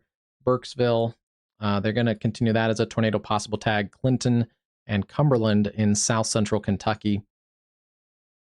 Paytonsburg, Albany, Decide, Bow, Kettle, all the way down to the state line.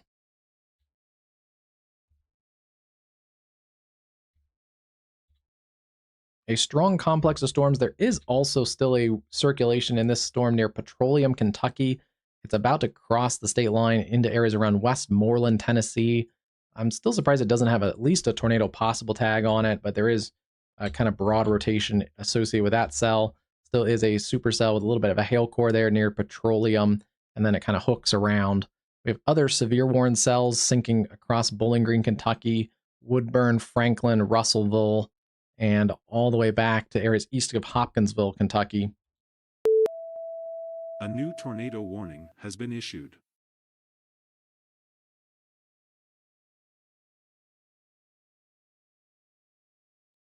The Sterling office is going to extend this warning out. Rockingham and Shenandoah counties in northwestern Virginia, and then Pendleton and Hardy counties in eastern West Virginia. So many directional names there. Yeah, still seeing some rotation there. Miles and Fame. It's kind of broad, but tight enough that there's enough to continue warrant that. And we are up a ways with terrain and also up from the radar site. So yeah, enough rotation, I think, in there that could use a tornado warning. Forestville, Yankeetown, Mechanicsville in Virginia is going to continue working towards the east, and generally east at 45. So that's going to work towards that I-81 corridor over the next hour or so. A new flash flood warning has been issued. Yeah, New Market towards the end of the warning polygon, about a half hour. Hey, Storm Team, how's it going today? I don't think so. Seems to be working fairly smooth for me. I had some earlier issues with, when I was logging on this afternoon, I had some issues with YouTube itself, and not just YouTube, but Google. I was having trouble accessing my Google email earlier today, so I don't know. Didn't know what that was. It took me forever to get logged into Google and get some stuff done for the streaming prep earlier today. It was kind of weird. But no, I haven't noticed anything too glitchy with Aguacero. If anyone's interested, this is what we're talking about. Here's the link to the radar that I'm using. This is Aguacero WX. Great radar product for radar visualization as well as weather visualization. Yeah, you can do a lot of stuff with it. So it's a pretty deep program. We've only scratched the surface here on this live stream.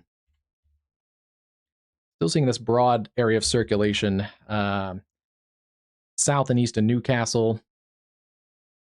I say broad, it's a small little mini supercell, but the area of rotation has broadened.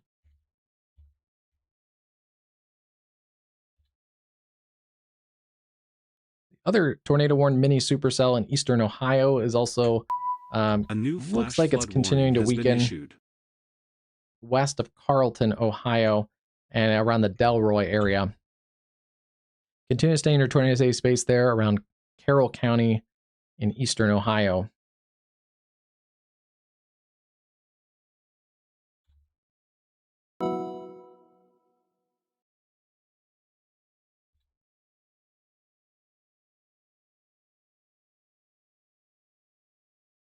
A new severe thunderstorm all the way in upstate New York. Keep an eye on that storm. This was a strong complex of storms that moved out of Ontario earlier. Fowler, Russell, it'll eventually move into areas like Saranac Lake in the Adirondacks. A couple stronger storms also hugging that Quebec and New York border. Some of the earlier precip has also continued to cause more flash flooding across southern portions of New England, including southeast Massachusetts, portions of Rhode Island.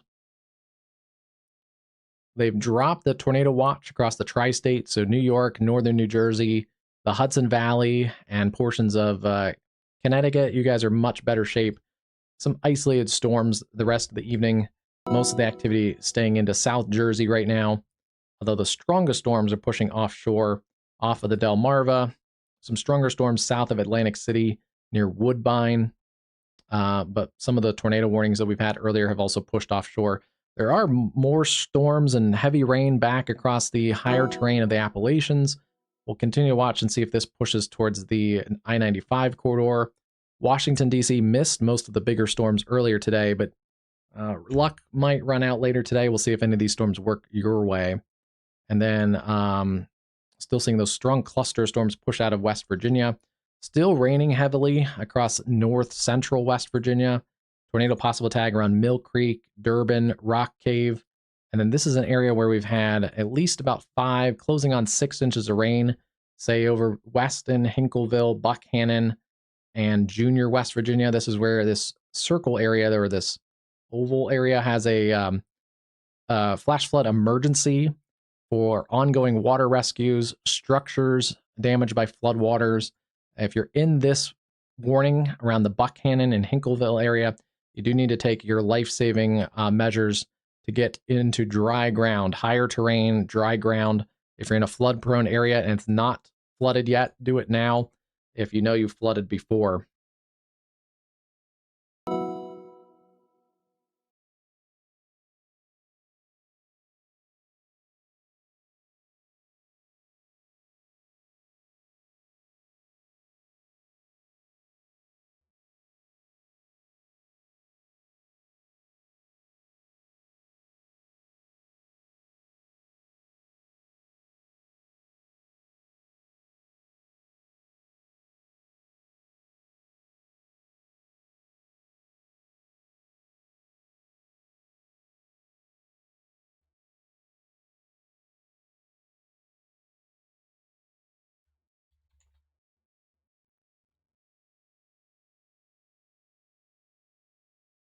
This is out of the Gaithersburg area. You can see the heavy rain falling on this camera perspective.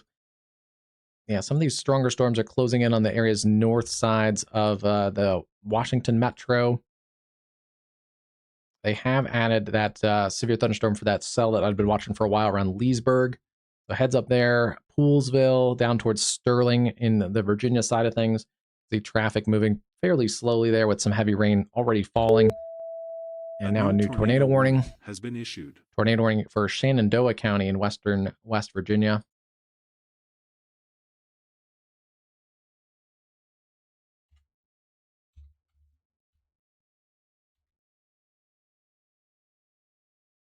Yeah, there's that area of rotation coming out of the West Virginia areas. Rockland and Perry about to move into Shenandoah County, Mount Olive, St. Luke, Murrtown or Morrtown. Probably pronouncing that wrong.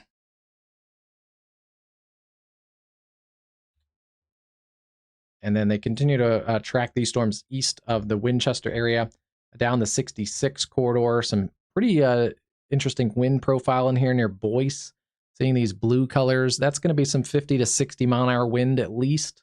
And that's generally riding down the Virginia Highway 7 corridor, Frogtown, Unison, areas like Berries and St. Louis.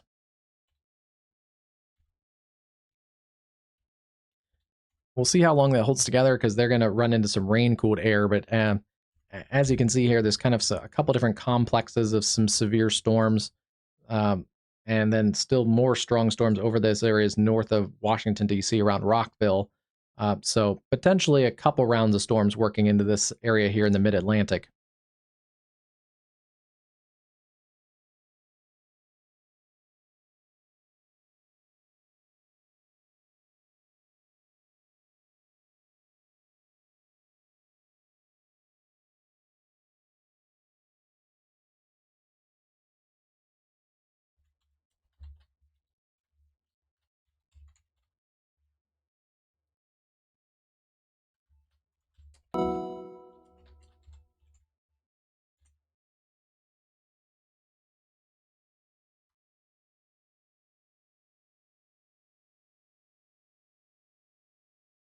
2 tornado warnings in western portions of Pennsylvania, 1 in Ohio. I'll take the Ohio one first. It continues to diminish in intensity, it appears. Still seeing that circulation in there near Carlton. Is a weird little CC drop in there. That's an interesting feature. There could be something in there. We saw that yesterday with some of these low top cells. Not ready to confirm that as a tornado. It's still radar indicated, but wouldn't be surprised if that produces a brief spin up with a low top cell like that. The other storm is a tornado warned storm that has had at least a couple tornadoes on it today. Still crossing the areas there around Newcastle, east of Newcastle, near Portersville, basically paralleling 422. So areas around Portersville, Pennsylvania, Prospect, Pennsylvania, down towards Piles Mills.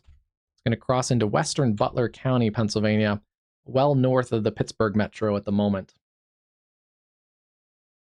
And then that other tornado warning doesn't look that impressive anymore, so likely just going to let that warning expire in about 5 minutes, but they're going to continue the tornado possible tag.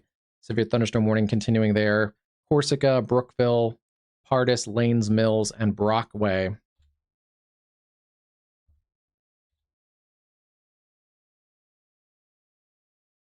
And we're losing some of the punch of the storms across western West Virginia, south and west of Charleston. A couple severe warnings there. Tornado possible tags.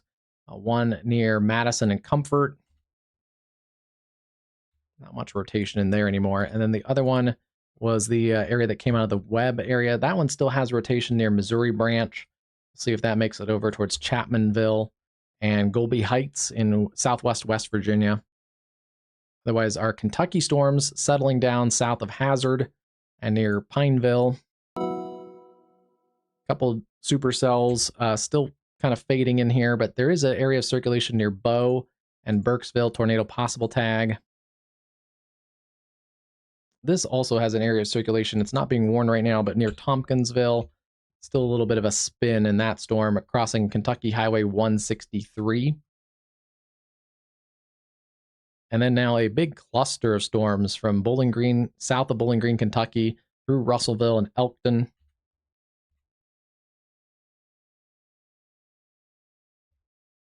Two of these have tornado possible tags on them now. One near Mitchellville in northern Tennessee, crossing I-65. The other one near Adolphus, about to cross the state line between Kentucky and Tennessee towards Westmoreland. So 2 storms there to keep your eye on if you're south of there, Westmoreland, Lafayette, Rabel.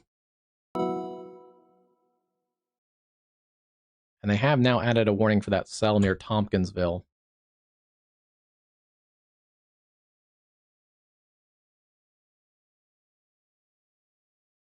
Continue to trim some of those watches up. They've trimmed most of the watches in southeast Missouri. Still a couple counties there around New Madrid, but most of that activity has sagged south of there.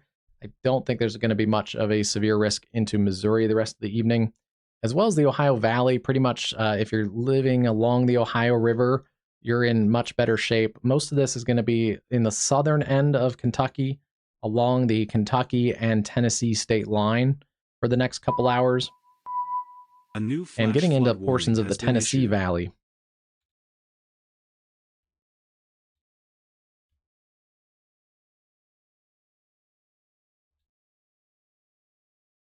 We also still have a pretty heavy complex of storms crossing from western Virginia and right along the border with West Virginia. That area has a couple different tornado warnings. It's had a history of producing some tornado warnings, but also a lot of heavy rain.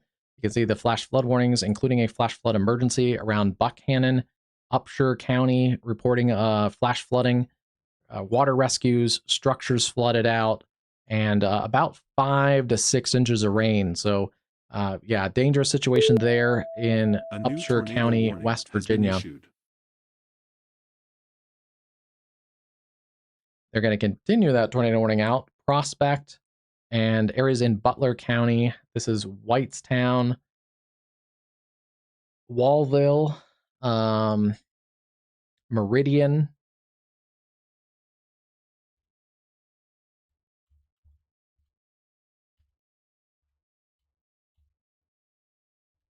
Still seeing rotation in here. It's crossing I-79 south of Portersville, and likely going to stay south of downtown Butler. But if you're down here towards Renfrew, tornado warning continues there in southwestern Butler County, southeast at 30 miles an hour.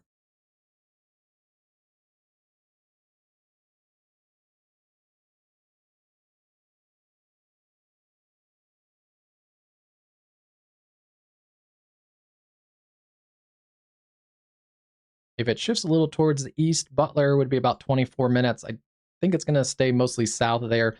If you're south of Butler on Highway 8, that would be an area that has a little bit higher chance of some of that severe weather. Towards McBride, roughly about 25 minutes. And then down towards Glades Mills, 29. It's going to skirt some of the northern suburbs of the Pittsburgh area. Saxonburg, 38 minutes. Clinton, 43. And then Freeport, Pennsylvania, about 55 minutes from now. See if that holds together, but that storm has had a history of producing at least a couple tornadoes as it was back towards the Youngstown area.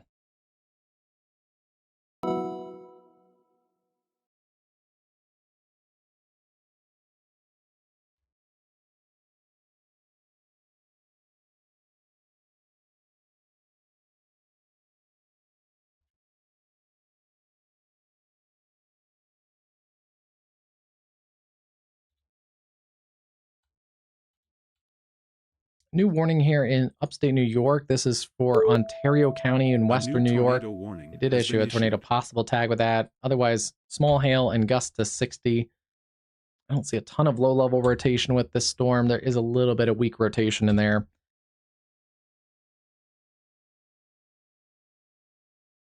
And then continuing that radar indicated tornado warning for south central Carroll County in eastern Ohio. Flood warning it's for that cell south and west of Carrollton. Still showing rotation. It had a suspicious CC a little while ago, but yeah, still a little low top cell. Dutch Corners, Kilgore, Perrysville, and Hickory Grove, continuing there into south central portions of Carroll County, Ohio.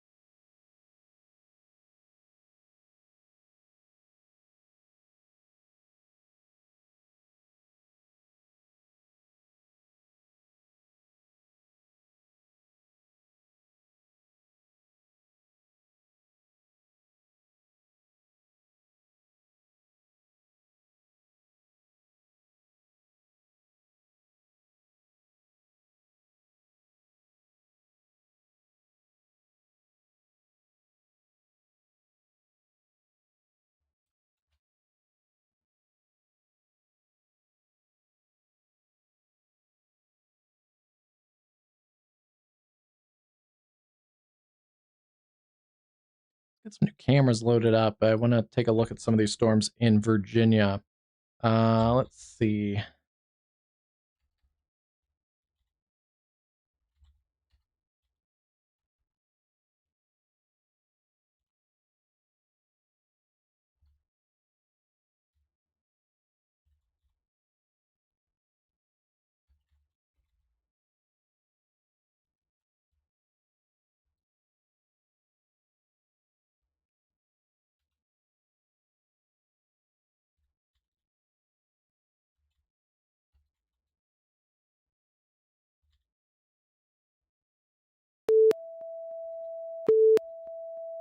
New information, this tornado warning has been upgraded.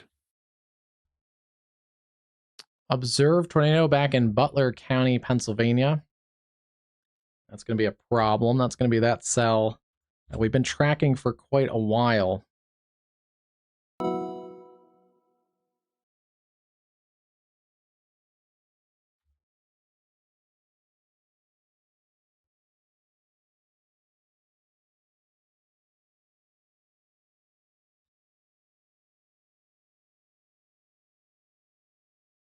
There's those storms approaching Mount Jackson in Virginia. So we'll keep an eye on that camera. Let's go back up to Butler County. This is going to be the observed tornado warning. Yeah, that is wrapped up even a little tighter now. Oh, yeah. Small area of circulation. It's going to be crossing I-79 just north of Middle Lancaster. There's your debris signature right there.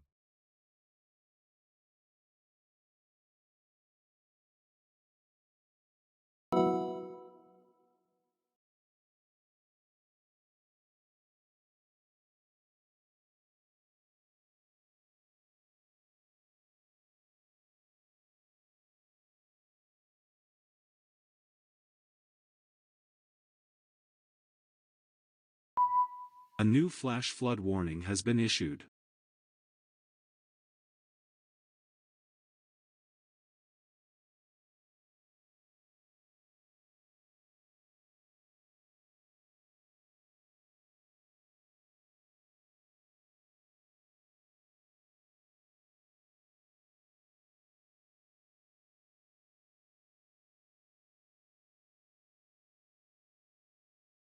Okay, sorry, allergy attack there.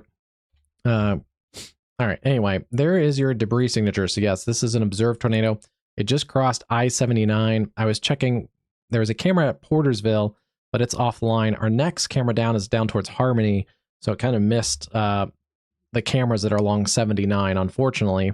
That is going to be a tornado warning for confirmed tornado near Prospect, Whitestown, areas along I-79 in western Butler County, and then getting down into some of these areas, Petersville, Connequessing,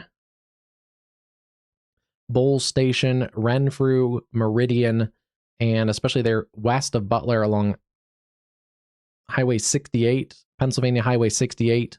That's where we need to take our tornado safety precautions, seeing that debris signature there in western Butler County. This storm has a history of producing tornadoes. We've seen a couple around the Youngstown area and then back into areas north of Newcastle, Pennsylvania. So still basically on a east-southeast track. Yeah, still moving southeast at 30. And this was a radar-confirmed tornado.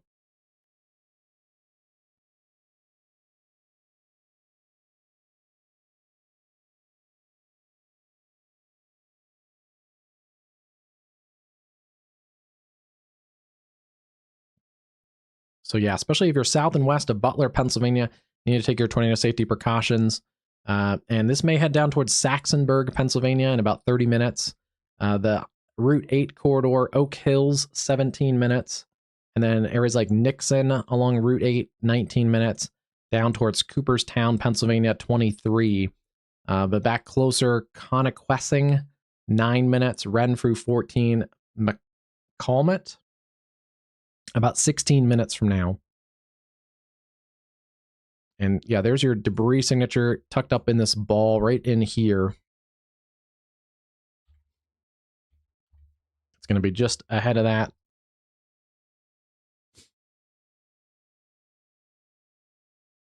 But yeah, there's your debris signature on the latest radar scan.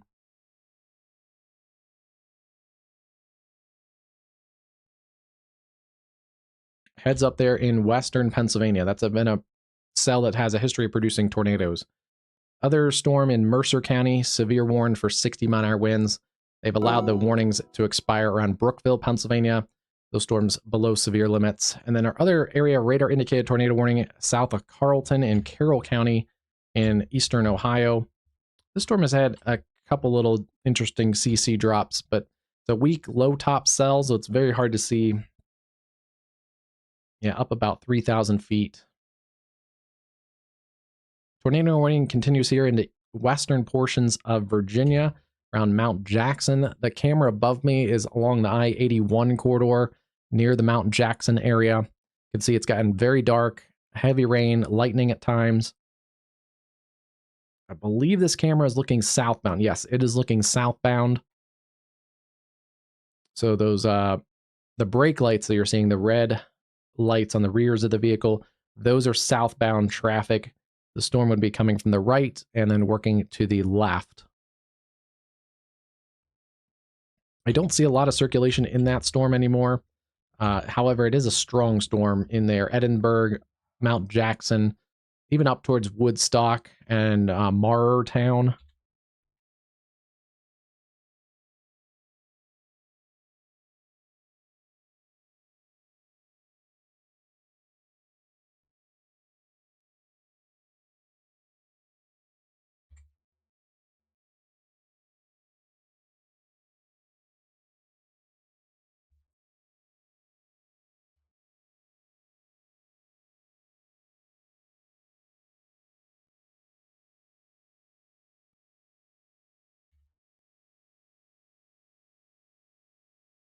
Continuing to watch also strong storms pushing into the areas north and west of Washington, D.C. There was a severe warning on this cell near Ashburn and Lansdowne a little while ago. Flood warning has Still a been feisty issued. storm, basically over the radar site there around Sterling.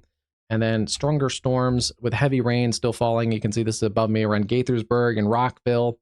Strong storms, but just mostly just adding to the flash flood risk across these areas right now.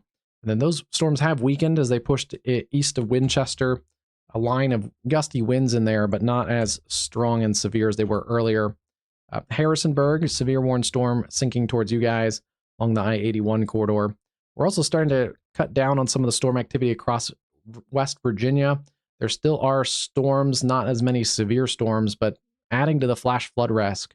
Mill Creek, Elkins, Parsons, Davis, up towards Grafton, back towards Lost Creek, and even around the Buckhannon area. We do have a flash flood emergency in Upshur County and portions of Lewis County. That's where there's been about 6 inches of rain, and water rescues reported. Flooding to structures has been reported. So dangerous night around Buckhannon and Hinkleville. The severe storms have sagged to the south around Mill Creek, Valley Head, and Durbin. And then also strong storms in western and southwestern West Virginia. A tornado possible tag continues there around Comfort. This storm south of Charleston, West Virginia, has had gusty winds also. Exdale, Montgomery, and East Bank. Seeing generally a downtrending of those storms across the West Virginia areas. Another area that's trended down in storm activity is eastern Kentucky. There still are some stronger storms, Harlan to Hazard, but not severe anymore. South and east of London, Kentucky. You can see some of those still flash flood warnings in effect. Somerset, Mount Vernon, Danville, and areas towards Elizabethtown. There's more storm activity that's severe right along the Tennessee and Kentucky state line. We have a couple embedded supercells in here. Some of these look interesting, so I want to take a look at these. Yeah, they are starting to relax a little bit. Areas around Tompkinsville. Tornado possible tag, 60-mile-an-hour winds, quarter-size hail. Same for that area around Albany in Kentucky, headed towards Beardstown in Tennessee. But this is a very interesting feature. This storm has had a history of circulation for a while. Actually, it was a different cell. It was this one that had the history of circulation near Pope. That has gotten kind of incorporated into that cluster storm, so I apologize. This is a different cell in a very similar area, and you can see that has popped up relatively quickly. This may be close to needing a tornado warning in here. You can see the winds going away from the radar in the red and going towards the radar in the green. And that locates very well with this little circulation in here. This little stinger has kind of wrapped itself up.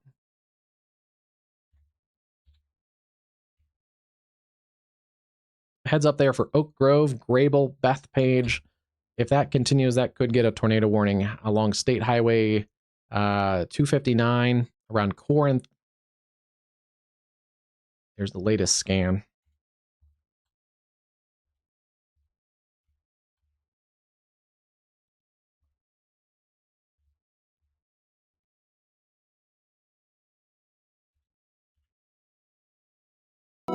Interestingly, not showing as much low-level rotation, but that is an interesting feature. There is also a tornado possible tag on this cell back towards Olmsted in Kentucky. That is going to sink towards Springfield in Tennessee. So we'll keep an eye on these storms. Looks like the cluster of storms may kind of slide to the south as it continues into Tennessee, and it may kind of skip the areas around Nashville, although we'll keep a close eye on Davidson County. Some of the worst of these storms may be headed towards Hendersonville, Lebanon, Hartsville, Gallatin, Carthage. Keep an eye on those if you're in northern Middle Tennessee.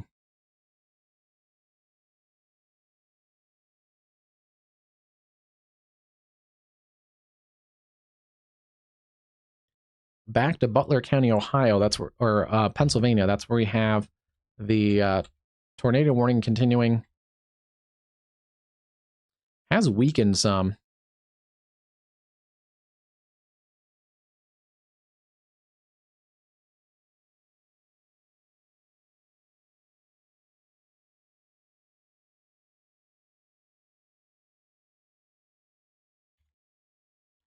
Looks like they may have dropped that warning.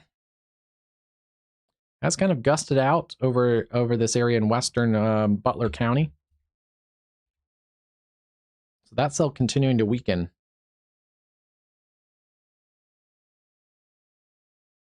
Still continuing that radar indicator rotation there. Dutch Corners down to Kilgore in Carroll County, Ohio, though. That's where we still have the little low top supercell right along Ohio Highway 9. This is in southern and southeastern Carroll counties, well south of Carrollton, in kind of a sparsely populated area, but there are some communities out there. A new flash flood warning has been issued.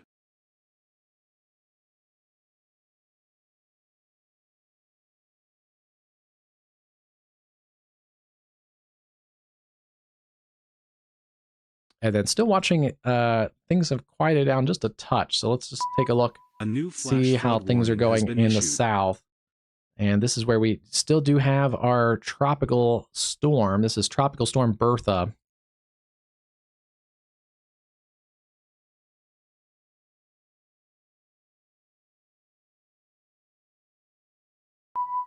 A new flash flood warning has been issued.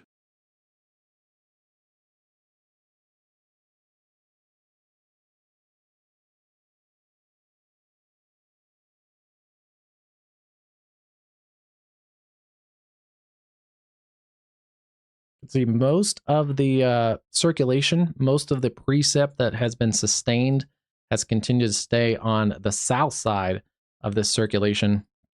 Starting to get dark, so we're losing the light.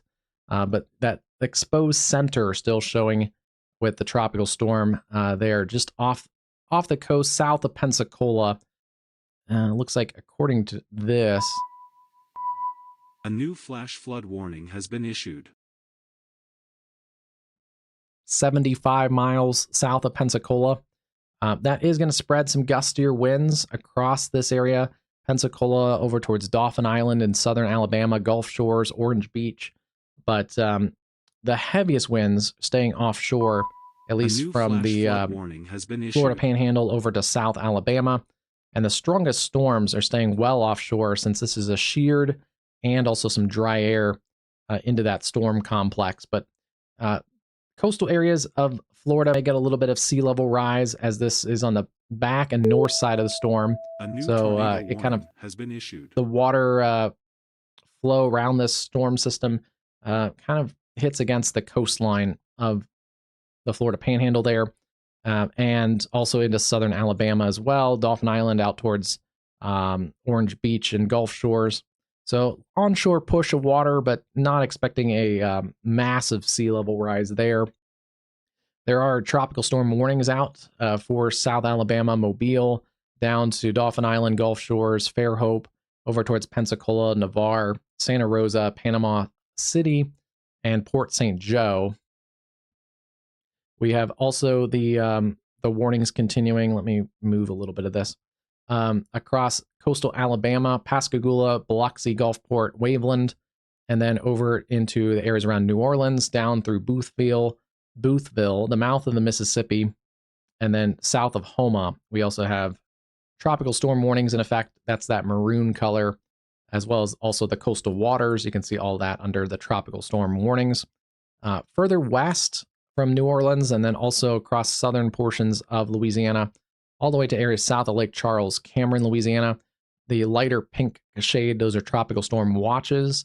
That also includes Houma, Thibodaux, Laplace, and then also portions of the inland portions of southern Mississippi. So most of the worst weather is going to be right along the coastline. We also could see some sea level rise, 2 to 4 feet, especially in some of these flood-prone areas, these very low-lying areas in southeast Louisiana. But overall, this storm is going to continue to work to the northwest through the evening and then continue to turn a little more westerly as the National Hurricane Center track still takes it basically across Port Sulphur. You can see staying with the tropical storm status all the way through Wednesday, Thursday, and then weakening it officially with the National Hurricane Center forecast as it gets into Texas. I've said it a bunch of times every time we kind of go over the Bertha system. I am concerned about over the weekend, regardless of intensity right now or even in the near future, the remnants of this, the tropical moisture, may get into the Texas Hill Country, very susceptible to flash flooding, and a history of flash flooding with tropical remnants into that area. So very concerned about that.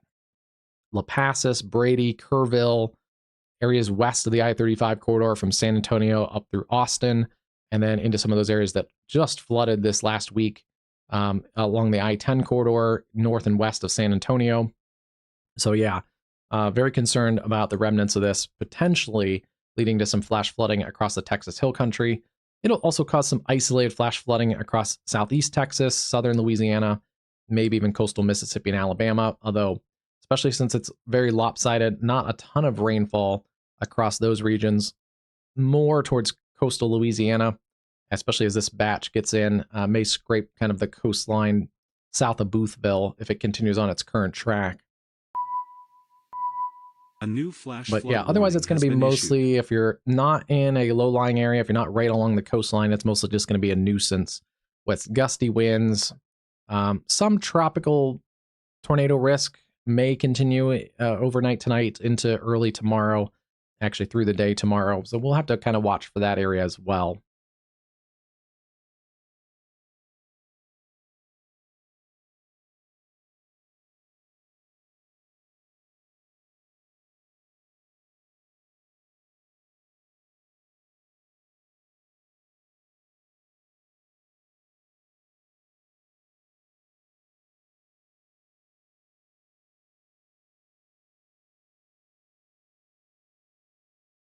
These are some ensemble guidance in the green colors.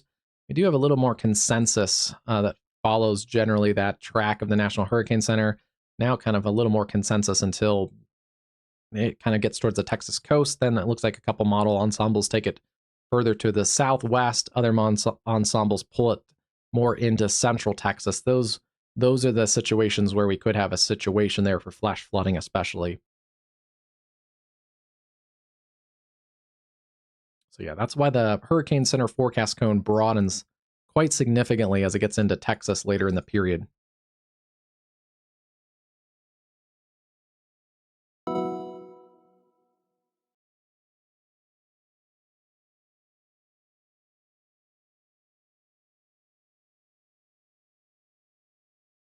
(7:21) in the Central Time Zone and 8:21 in the Eastern Time Zone. Taking a look at what we have for severe weather. We have a bunch of severe weather watches all the way from the Mississippi, mid-Mississippi Valley, areas right at the confluence of the Mississippi and Ohio River, southeast Missouri, western Kentucky, western Tennessee, areas really along the Tennessee and Kentucky state line. That's essentially where the remaining severe risk is in Kentucky, but pushing into northern portions of Tennessee into the evening hours here. We have some more isolated storms, severe in West Virginia, as well as into north central West Virginia. Otherwise, we have a complex of storms working into western Virginia. There's a couple severe warnings and a tornado warning there, at least earlier. Let's see. Right now, we lost that tornado warning, but we do have a new one in West Virginia. We also have strong storms, but diminishing in intensity across the areas around the capital, Washington, D.C., Northern Virginia, into Maryland. We continue to see decreases in severe weather across southern New Jersey. This watch expires in 37 minutes, the rest of that tornado watch. So looks like our tornado risk across basically the Northeast, the Hudson Valley, has weakened quite significantly. And then still watching a couple isolated severe storms back across western Pennsylvania into portions of Ohio, but the widespread severe threat should be diminished across those areas. That's back along the cold front. Even a couple severe storms into northern New York at the moment.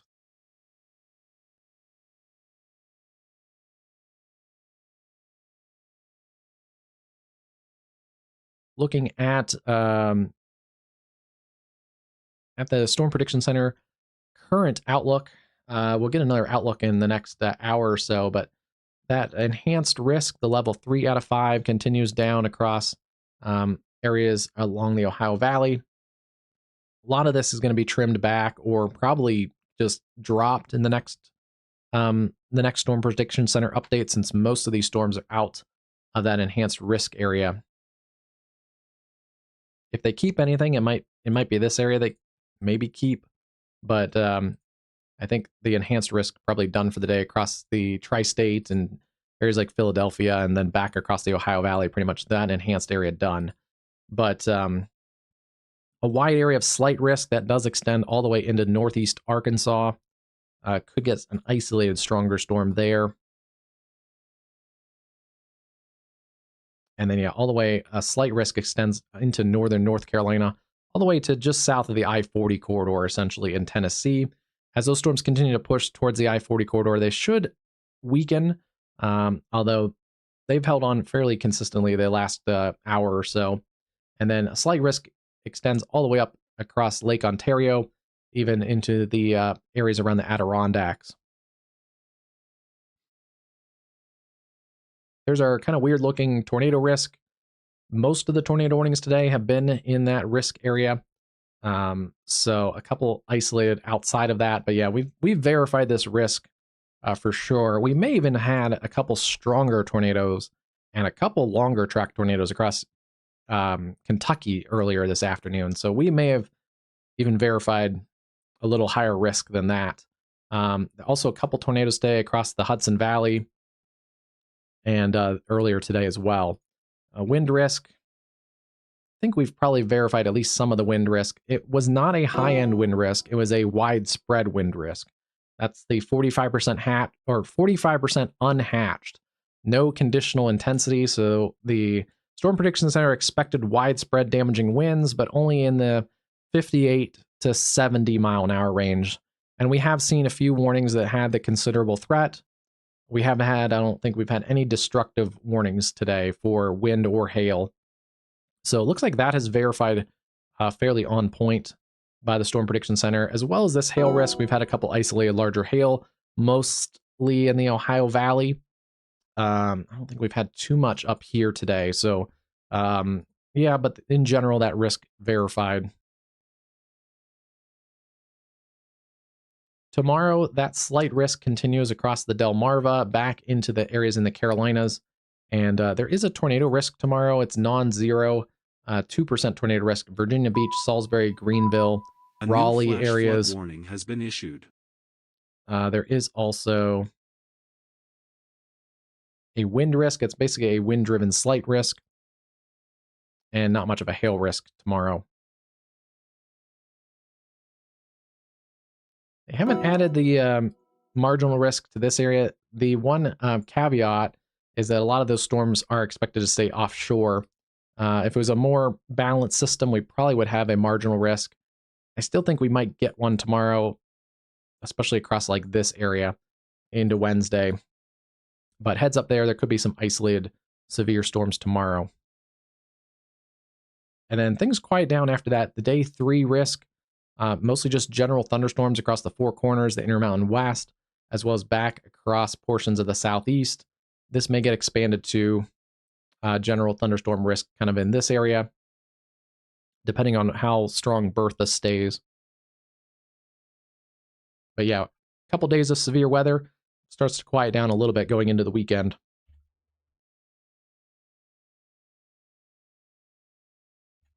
our newest warning, this is a tornado warning in West Virginia. Kanawha and Fayette counties, and that is an area around Fayetteville, moving east at 25, right in our indicated rotation.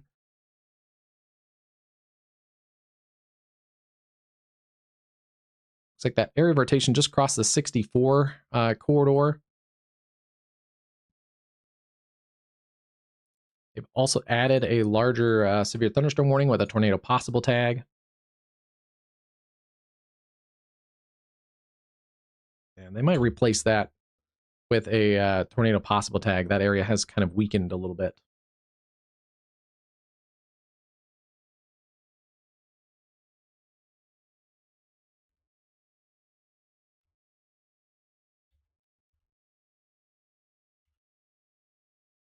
This area is still pretty feisty. Harrisonburg in Virginia over towards Epton and Linwood.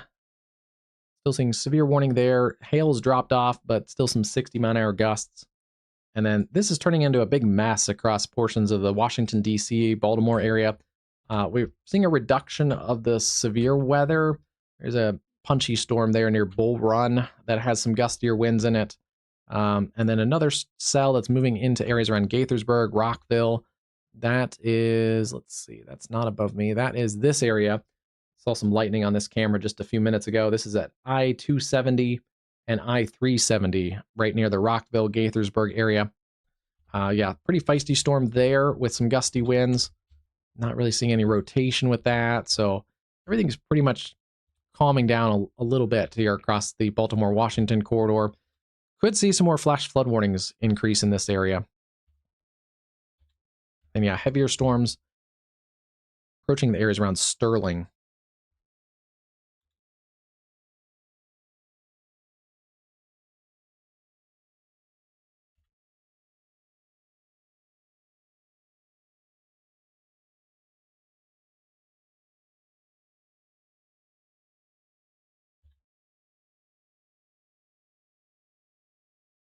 Complex of storms kind of went up over here in the Catskills, northern portions of, extreme northern portions of New Jersey, and then up into the areas in southern New York. Yeah, that looks like a mess. The area has definitely gotten heavier rain. That's out of Rockville. Traffic is slowing down. Seeing the lightning kind of intensify in that area too. Then we've lost most of our severe warnings across New York. There are some stronger storms, Norfolk, Canton, down through Watertown, and then a little line segment approaching Syracuse, New York. Yeah, that area that was severe warned earlier has completely faded away.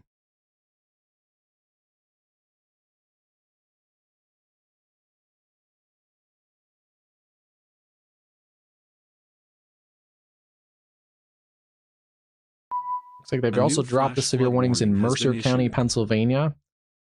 Stronger storm there working through Rockland and Clintonville. They've also dropped that tornado warning in Butler County. Still seeing some remnant spin in that storm, but not as severe as it was earlier. And it looks like we finally lost that storm around Carroll County as well. A couple isolated stronger storms in Ohio. And unfortunately, this is a problem here.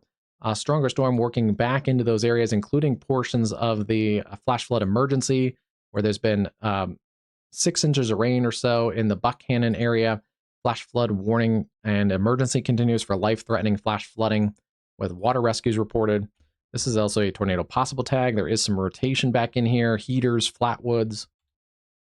That's going to continue working north and east into some of those areas that are affected by the flash flooding. Broad rotation crossing 6477. Generally headed towards the Fayetteville area, but that area may weaken before it gets to Fayetteville in, I guess, south central West Virginia. Our more concentrated severe weather at the moment seems to be back across the Kentucky and Tennessee state line. That's where we have still strong to severe storms: Albany, Beardstown, Tompkinsville, Salina.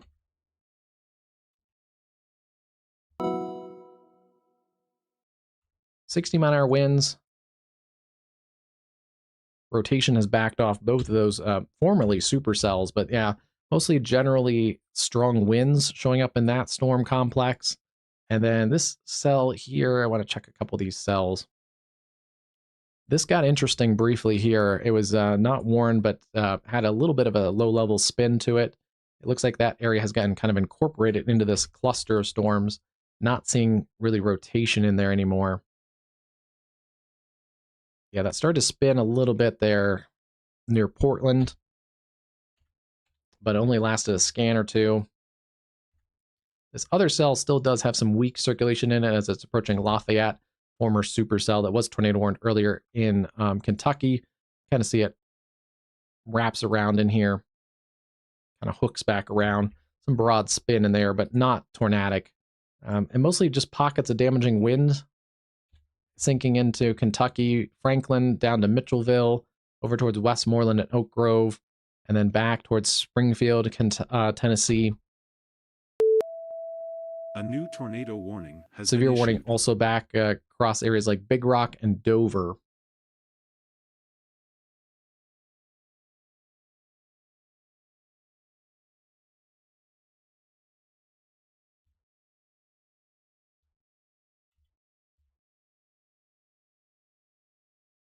A new tornado warning for Rockingham and Greene counties in central Virginia, kind of west central Virginia. This is moving east at 50 miles an hour. It's the area that moved through Harrisonburg earlier, and that's going to continue working east at 50. Broad circulation in there. Barrytown, the Barrytown area. Stretch this out quite a bit, actually.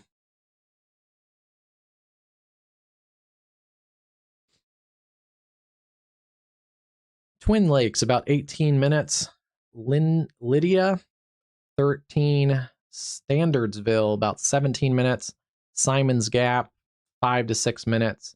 And then Fletcher, on the edge of the warning polygon, about 16 minutes. If it continues towards the east, the US 29 corridor is in here. Ruckersville up to Shelby would be about 25 minutes or so. And then Scuffletown, 26 minutes. So end of the warning polygon, Standardsville area, about 18 minutes. End of the current severe thunderstorm warning would be 26.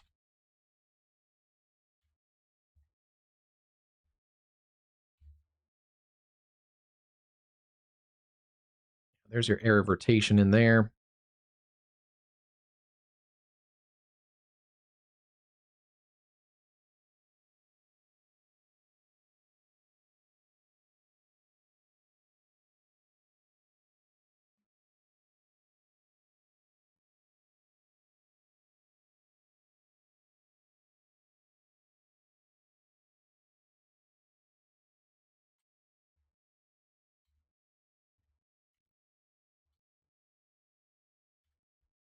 Broad rotation right now, but yeah, seeing those reds going away from the radar and towards the radar in the green.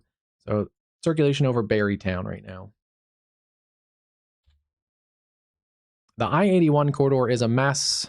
That's not above me. That's the I-81 corridor. Slowly, that storm complex is working away from I-81, but still strong storms east of the 81 corridor across the Shenandoahs, Luray, Sperryville, Washington, Flint Hill, Chester Gap, and Front Royal. 60-mile-an-hour winds, some quarter-size hail, Madison, Shenandoah, Warren, Page, and Rappahannock counties in northwestern Virginia.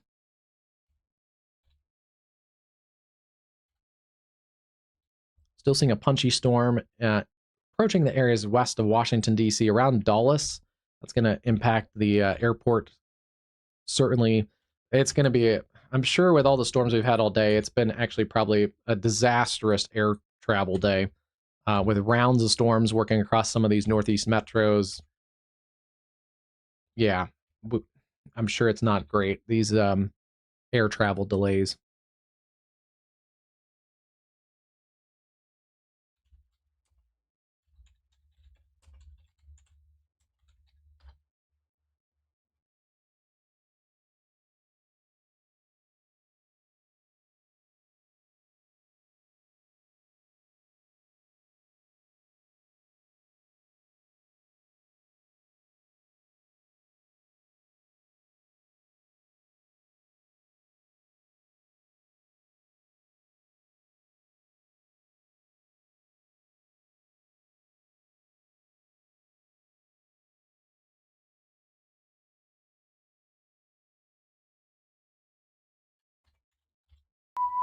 A new flash flood warning has been issued.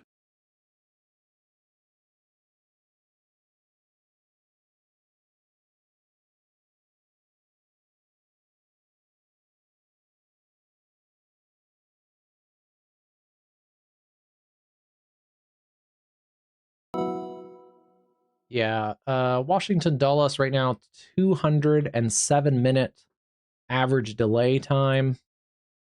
Baltimore, Washington right now, not as bad, 37-minute delays. Average time, 44 for Philadelphia. 80-minute delays, Newark. 125-minute average delay for LaGuardia. And 44 for JFK.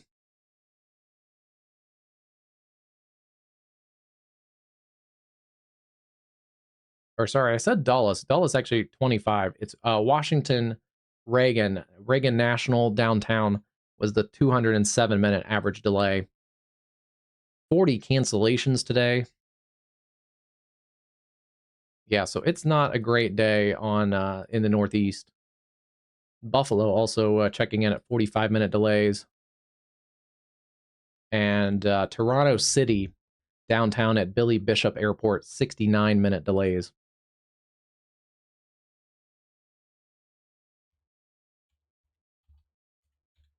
Some of those delays could increase through the evening, especially at Dulles right now. The radar station is out of the Dulles area, so they are looking to see where that airport is. Right in there, pretty strong storms closing in on Dulles Airport. Not a lot of severe weather in this area in Maryland, but just a lot of heavy rain, and that could lead to some flash flooding issues.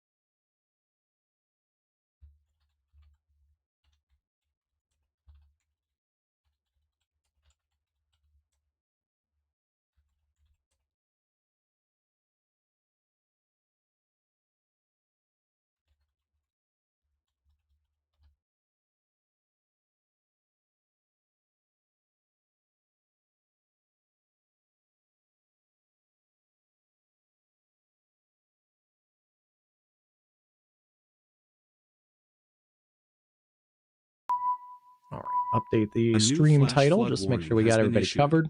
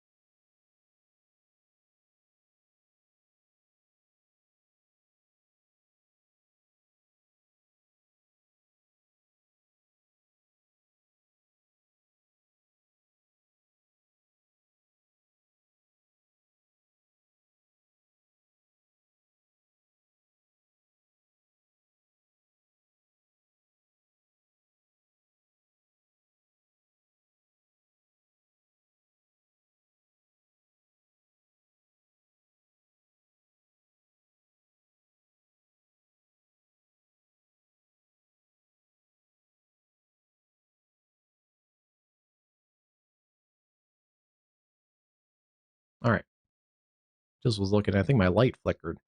Let me fix that real quick.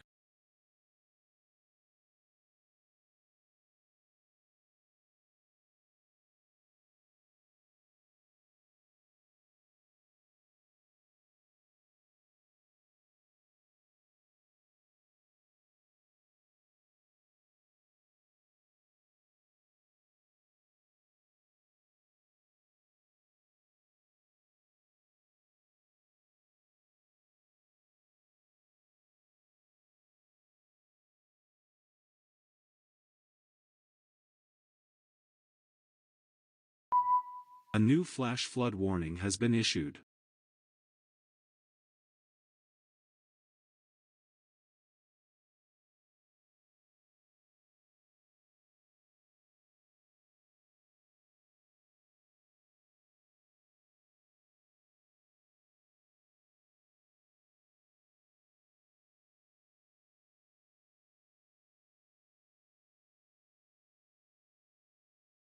Okay. I think I fixed it, and then now I see it's kind of flashy again. I don't know. Anyway, while I was looking at that, a couple minutes ago, about 50 minutes or so, I guess at the top of the hour, around 7 o'clock Central, the National Hurricane Center did update on Bertha. The tropical storm conditions are going to start occurring along the portions of the northern Gulf Coast. It is roughly about 120 miles west-southwest of Panama City, Florida, or about 105 miles south-southeast of Mobile, Alabama. Currently, maximum sustained winds are about 60 miles an hour. That's the same from earlier this afternoon around the noon update. So Bertha has not really strengthened over the afternoon. Movement now to the west, or 270 degrees at 6 miles an hour. That is different in the noon, 1 o'clock update kind of time frame. It was moving still to the northwest. So it now has shifted westerly. Pressure has stayed about the same as this afternoon, 997 millibars. So it's still kind of in its peak intensity, I think, now, this afternoon into the evening, and likely stay somewhere around there until it really makes landfall. Tropical storm warning is in effect from the Bay Gulf County line in Florida to Morgan City, Louisiana. That includes the metropolitan area of New Orleans, as well as Lake Pontchartrain. Tropical storm watch in effect from west of Morgan City, Louisiana to Cameron, Louisiana. That also includes Lake Maurepas. That's the inner lake west of Lake Pontchartrain. It's flood warning not as known, but yes, it's this little estuary lake in here that connects to Lake Pontchartrain this way, and then Lake Pontchartrain connects to Lake Bourges, which is really now not much of a lake anymore due to saltwater intrusion. Essentially, these are all estuaries of the Gulf Coast, so they're not true lakes. But let's see, center of Tropical Storm Bertha, located near latitude 29.3, 87.4, moving to the west at 6. So it looks like the rest of the outlook just basically confirms what they already had. Tropical storm force winds extend outward up to 115 miles from the center. I believe we looked at that earlier, but let's just double check. Yeah, there you go. That's that gold color. You can see this little bulge. Actually looks like an eyeball now because it has pushed a little bit further out. So not quite symmetrical, but it gets close to the Pensacola coastline, those tropical storm force winds. Wind gust of 43 miles an hour was recently reported at Pensacola Beach. So yeah, some of those tropical storm force winds may scrape the shoreline from especially Pensacola over towards Orange Beach, Gulf Shores, Dauphin Island. As we talk about sometimes with supercells and severe thunderstorms over water, there's less friction, so that does increase some of those wind risks right along the coastline. If you're back further, even like Foley, Lillian, even towards Pensacola, you may not get as much sustained gusts or sustained winds, but you may get gusts over the over the tropical storm force. Certainly, if you're further inland, that may help. But even Mobile has a lot of fetch of water across Mobile Bay, get some wind, and also you can get an onshore push in Mobile Bay. That can also flood the bayway, even with not a ton of water rise. We've seen flooding here on our channel just from mesoscale convective system that kind of sat over this area a couple years ago and pumped a bunch of water on the backside of the system across Mobile Bay and flooded the bayway.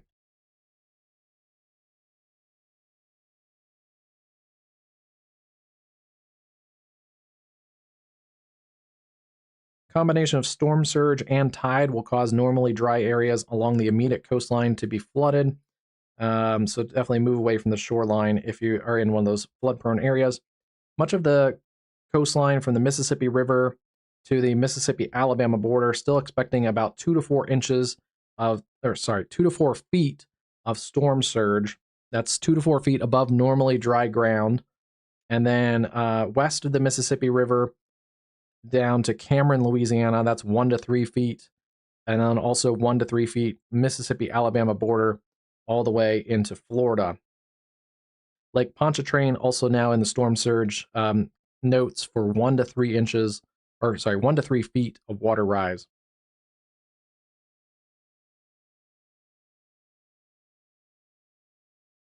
Speaking of inches, this is where I was getting the inches from. Bertha is expected to produce total rainfall amounts 2 to 4 inches, with locally higher amounts around 6 inches through Thursday along the central Gulf Coast from western Florida into southern Louisiana. Rainfall may produce isolated flash flooding, especially in the urban areas. That's something that we also have to watch. Anytime we get storm systems, whether it's tropical storm systems or even just regular complexes as thunderstorms, if any of those sit over New Orleans, the New Orleans pumping system only can handle so many, I think it's like 2 inches of water per hour. And the other problem is it's tropical downpours. New Orleans often gets rainfall rates that are higher than about 2 inches an hour rainfall rate. So even in non-tropical situations, New Orleans can get floody in just regular situations. So we do have to watch, especially New Orleans, for some localized flash flooding. And not noted in there, but I still think we do have to have an eye on the tropical tornado risk, especially where Bertha comes ashore. Likely kind of in this area, we have to watch for some tropical tornado risk as Bertha heads towards southern Louisiana. Most of the people down here should be fairly prepared with their safety and action plans for that kind of weather.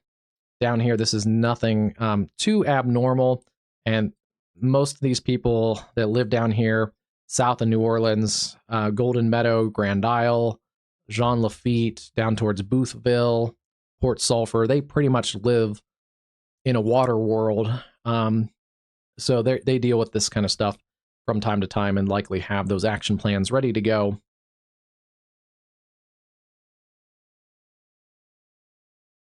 But yeah, that's a look at Bertha right now. Let's see if we can grab one last satellite image.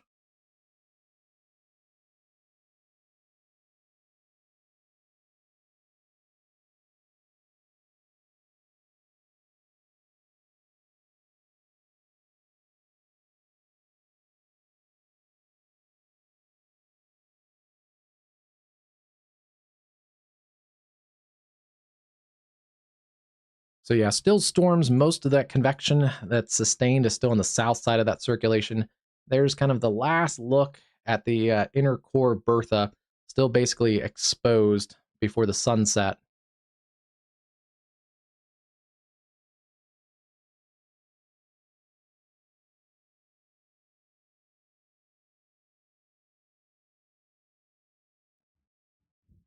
Always interesting when the sun is setting. You can really see some of the storm towers in these complexes of storms in any tropical system. If you can hit it at the right time, you can see some of those overshooting tops, producing some of those shadows. A very cool look there. And then it is a sheared system, and some of that shear is storms like a little bit of shear at the very upper levels for ventilation. The problem is with Bertha, the dry air intrusion and some pretty strong shear across the area where it needs to organize has pushed a lot of that convection to the south side of the system. But some of that shear just in the general area is actually helping ventilate this system. So there's both kind of good and bad with shear. But yeah, you see some beautiful fanning outflow of the system on the southern side. If you just looked at the southern side, it's a pretty nice system. If you kind of looked at like this, just kind of a half profile. If you look at the rest of it, though, it's very messy overall with basically half convection. A new flash flood warning has been issued. We also have seen some flash flood warnings across portions of the Four Corners. We saw this yesterday on our stream as well, covering the severe weather in the upper Midwest. But it is monsoon season, and as these storms kind of hang around some of those higher terrain areas, A lot of lightning also across these four corners and the Intermountain West. Continue to take lightning safety with your hiking and outdoor activities. A kind of broken line of storms now across central Ohio. Not seeing a lot of severe activity there at the moment. Back into northwestern Pennsylvania, that is severe weather has wound down a little bit, as well as we're about 6 minutes from this tornado watch expiring across southern New Jersey.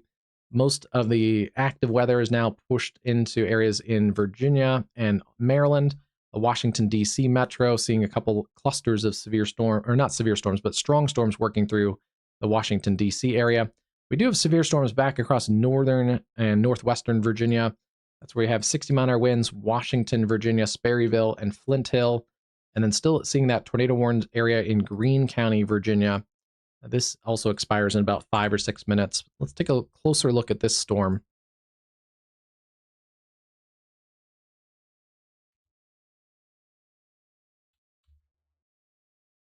Still seeing some circulation in there. It looks like it's kind of left the warning polygon, though, so they may just kind of let this ride out. Heads up still, tornado possible Shelby, Pratt's, Madison in Virginia along the US 29 corridor. Otherwise, things are diminishing in intensity across western portions of Virginia. We still have also the flash flood emergency, Buckhannon. This is an area that had about 6 inches of rain.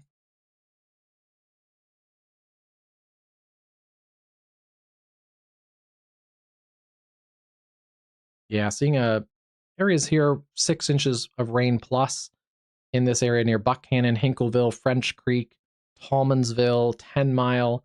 This is in north central West Virginia. And unfortunately, some more storm activity working up into this region.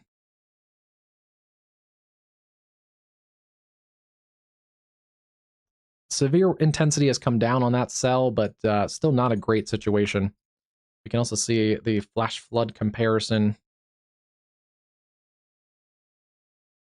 Oof.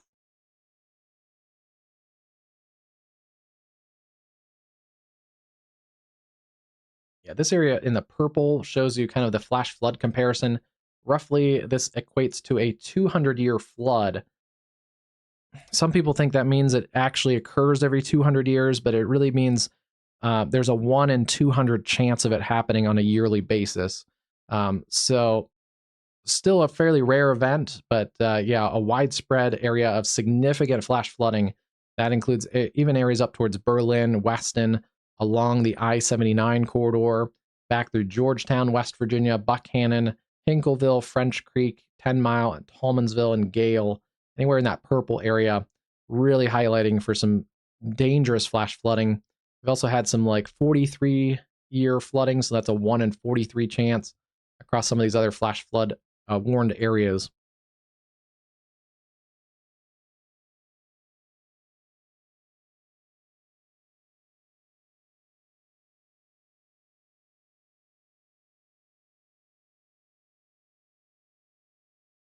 Other tornado warning has expired. They've allowed that to expire. Replaced it with a severe thunderstorm tornado possible tag. Still some broad rotation, Fayetteville in southern West Virginia. It's another corridor that's had some heavy rain, so flash flood warnings you can see there in the green polygons. Most of that is south of Charleston.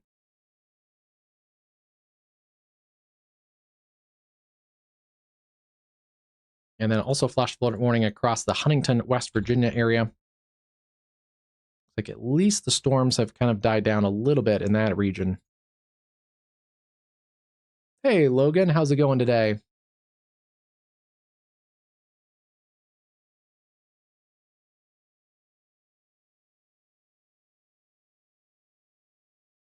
Oh, geez. Glad you're safe from that tornado warning. Yeah, it's actually been a number of tornado warnings today.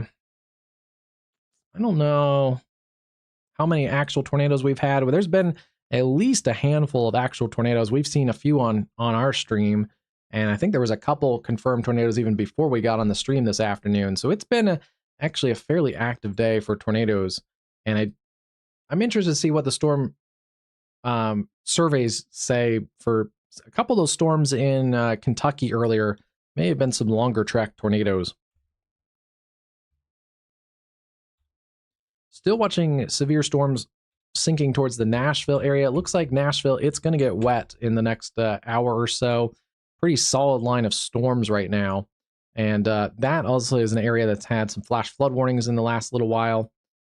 So continue to turn around, don't drown there.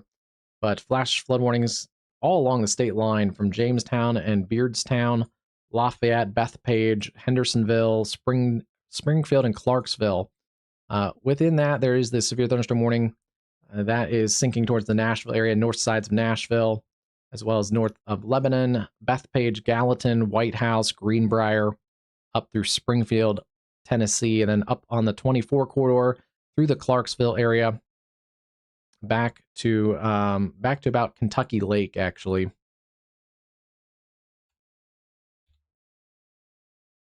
They have trimmed the watch off Missouri, so Missouri, your severe threat officially over. Couple storms even back towards the Boston Mountains in northern Arkansas.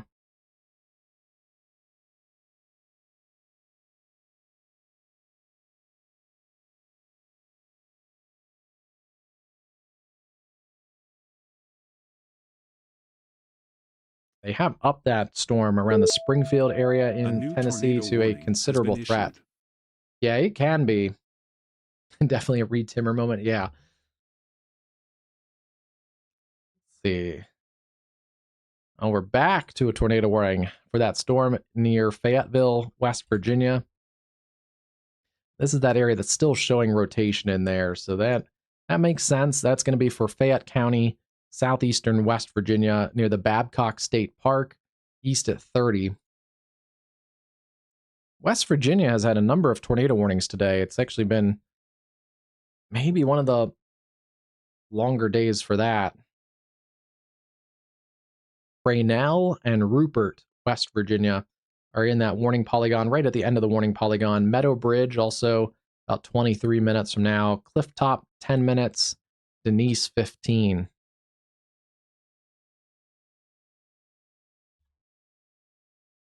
That's well north of the Beckley, West Virginia area, continuing to work towards the east.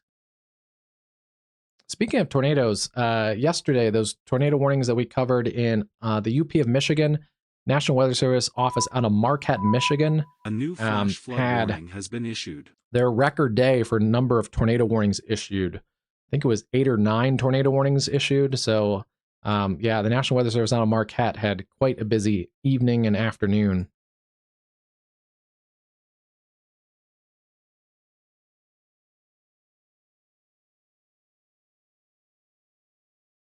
Oh yeah, let's see where that is.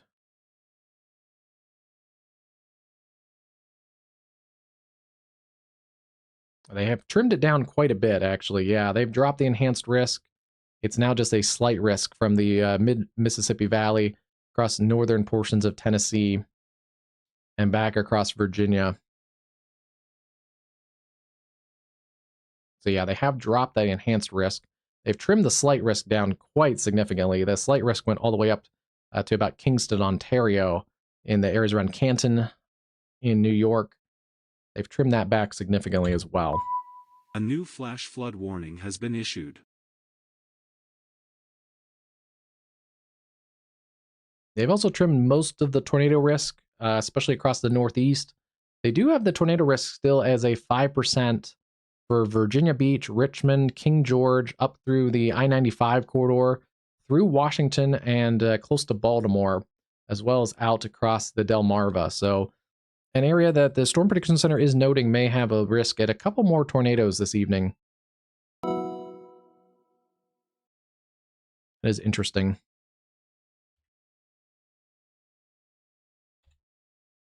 Right now, most of that is kind of just a big mess of rain and storms, but some of this area hasn't been worked over quite as much.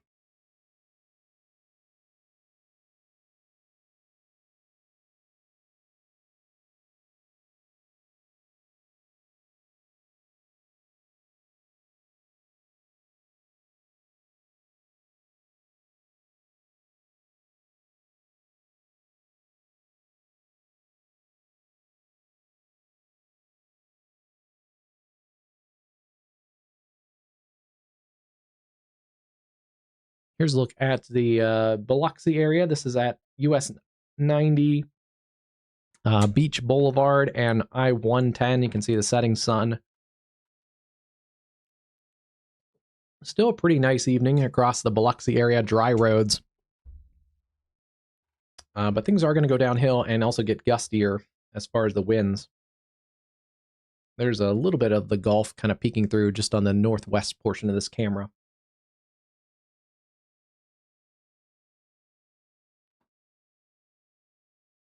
Yeah, palm trees are moving a little bit. I had to kind of squint to see that, but the palm trees are breezy a little bit. The camera seems to be bobbling more than the breeze kind of indicates.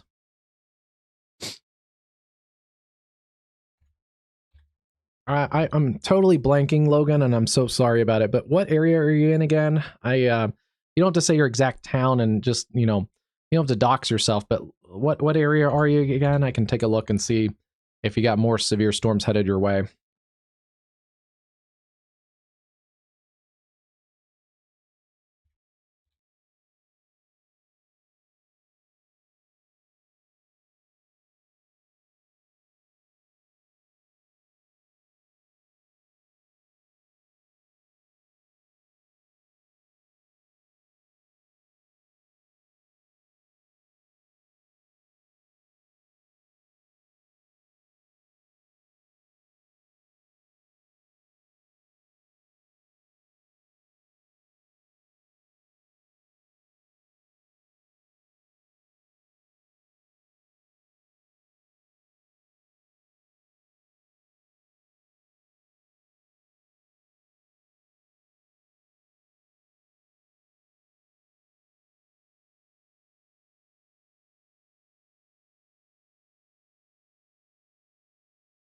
Here's a look at the 395. This is going into Washington, D.C. You can see the lights of the Capitol and the Washington Monument in the background. But heavy rain still in this particular camera view. Some of the strongest storms just south of the Baltimore, Washington area. Alexandria back towards Manassas, and then over towards Fort Washington, Rosaryville, Chesapeake Beach, and then extending back into western portions of Virginia, Culpeper, coming off the Shenandoahs, Flint Hill. And then we have lost that tornado-warned storm east of Harrisonburg. They've dropped both of those warnings right now. Still a supercell, tornadic supercell, Landisburg in western West Virginia, working way towards Maywood and Bellwood. Basically paralleling the US 60 corridor from south of Hyco towards Rennell. Continue to take tornado safety precautions. That's southeastern Fayette County in southeast West Virginia. Tracking the flash flood warnings across northern West Virginia, and we covered this one a few minutes ago, but flash flood emergency continues in that green and white outlined circle. Some of the stronger storms staying south of there, but there's still potential we get a couple more rounds of showers and storms that would add to the 6 inches of rain across that area, leading to some significant and life-threatening flash flooding.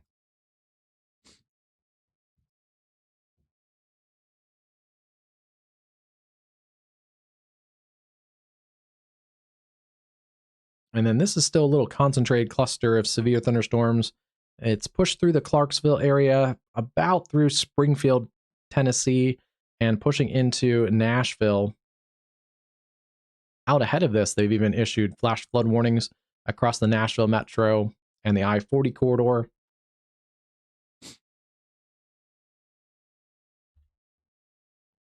Yeah, there's pockets of gusty winds in here for the most part.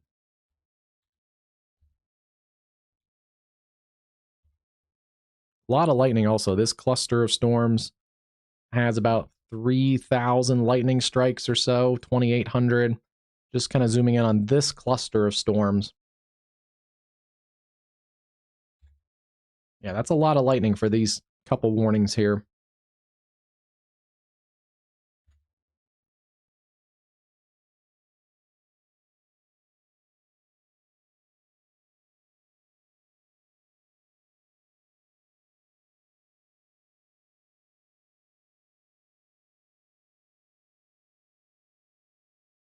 Take a look at some of the forecast data here. This is going to be, let me add this here, 8 o'clock hour in the central time zone.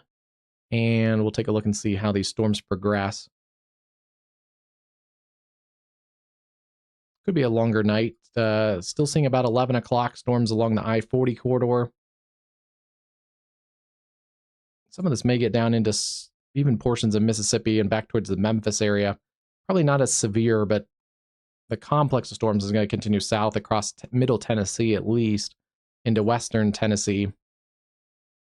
And then looking here, just kind of rounds of storms. The model doesn't really, it's hard to hint at the organization since this is really just a big messy cluster of embedded stronger storms. But some of that may continue into the midnight hour. Potentially some stronger storms still over the Delmarva into the 12, 1 a.m. kind of time frame. And lingering back across some of those areas around Richmond, Virginia Beach, all into the evening. So this may be a flash flood issue. Southern portions of the Delmarva across southeast Virginia, with some storms even ongoing in the morning hours. Closer look, HRRR is not a great tropical model, but get a sense of some of the idea. Still, even the HRRR model shows a lopsided system with most of the precip south of the center. However, still into the overnight and into tomorrow morning, you get some of these little bands of showers and embedded storms potentially rotating onshore across the Mississippi Gulf Coast, Alabama Gulf Coast, and even still in the Florida Panhandle by morning. And then by tomorrow morning, we start to look for an actual landfall across southern Louisiana, somewhere southeast of New Orleans. I think the official forecast cone calls it for about Port Sulphur. So HRRR not totally crazy. Shows about there at 7 a.m. That continues to the west, close to the Port Sulphur area, close to where the Hurricane Center has that track.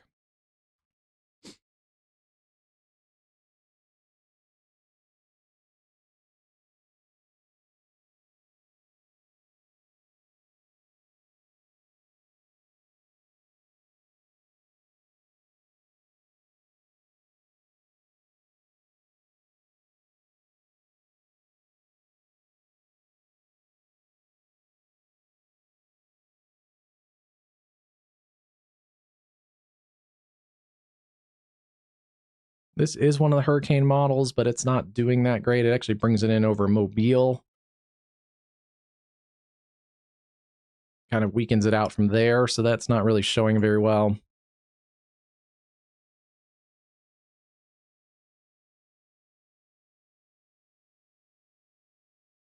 Same for this model, which is interesting. Pulls it in over the Gulf Shores, Mobile area.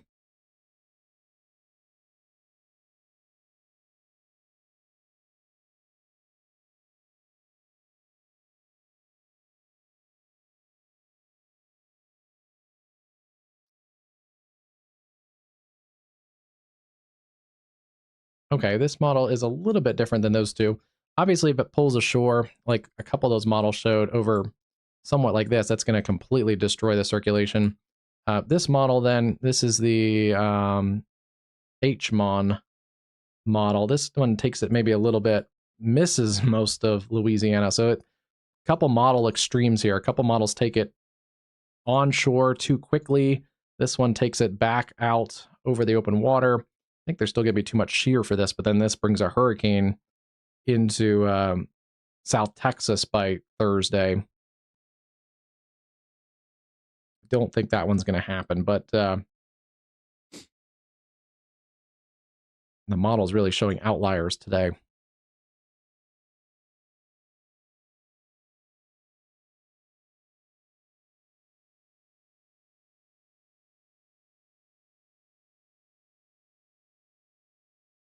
This one's more of a winner right now.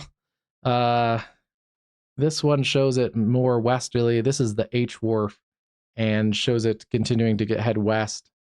Potentially landfall 10 a.m. central, kind of in this area.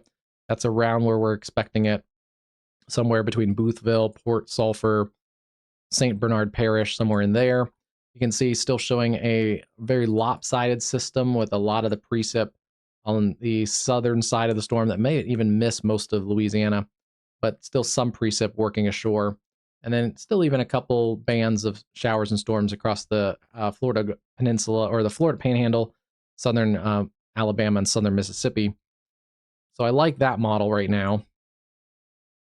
And continues to kind of spin it, basically kind of scraping the Louisiana coastline by tomorrow or by Thursday morning. Still in here south of Lafayette. And still spinning across Lake Charles into Thursday and Friday. And then we'll see what the remnants kind of do. This one pulls the remnants up towards the Dallas area. National Hurricane Center data or forecast cone brings those remnants towards the west, which would accentuate the flash flood risk. So we do have to watch that. But yeah, there is some discrepancy on where the remnants go. But that model probably a little bit more accurate for the strength, as if it kind of scrapes the coastline, may hold as a minimal tropical storm for a little while. Depending on how far it is over the water or over the land, it may weaken quicker. But generally a western direction.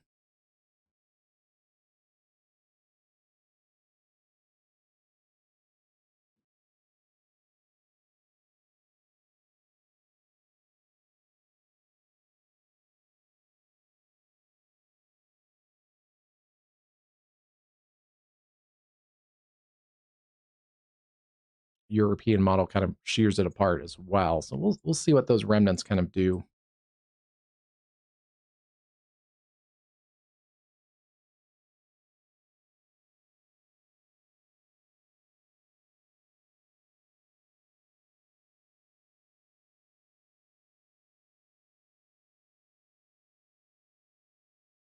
GFS also significantly weakens it, so model data less bullish on those remnants getting into the Texas Hill Country. That could be a benefit. We'll see. Those can waver back and forth, but if those verify, that wouldn't be a bad thing.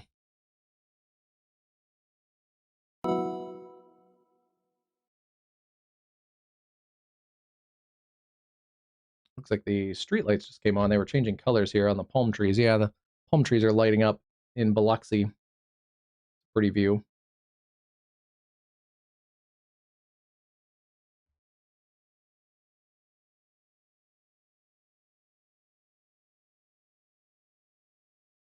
Okay, a couple different storms still ongoing. Severe storms back across the Nashville area. They have extended that warning through Nashville. This includes Davidson County down to about Franklin and Williamson County, and then down towards Murfreesboro in Tennessee, Middle Tennessee, under the gun for some severe weather. 60-mile-an-hour winds, maybe some small hail. It's less of a tornado risk like we saw in the Ohio Valley. It's mostly just this leading edge of gusty winds. There's a little area here that something to keep our eye on. There's a little bit of an inflow notch kind of right in here. Winds surging out on the rear flank of that. Yeah, there is a little area of spin right in here near Hartsville. So just keep an eye on this one. Shady Grove, Dixon Springs, Hartsville in Tennessee. That's going to continue working east-southeast towards A new Carthage. flash flood warning has Interesting. been issued. That storm right now not being severe warned out ahead of that, but wouldn't be surprised if we get a severe warning out ahead of that for Carthage, maybe down towards Gordonsville.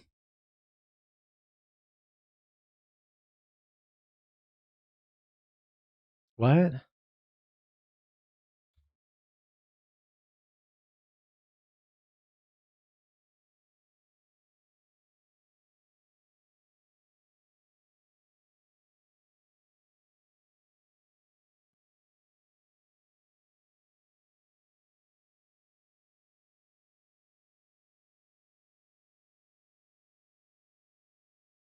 Chicago?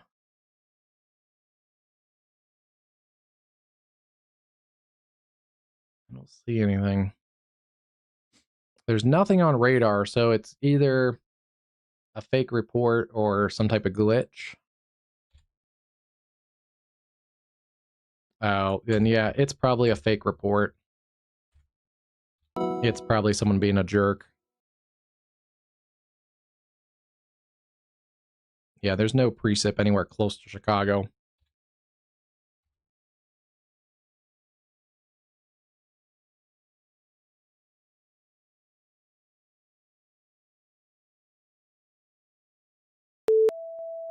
A new tornado warning has been issued.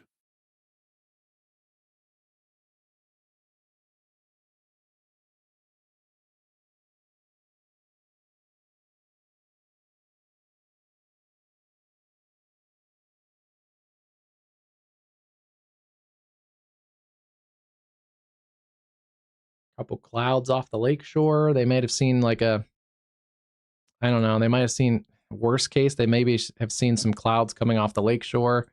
A little shelf cloud type of look, but there's not even a storm there. I don't know.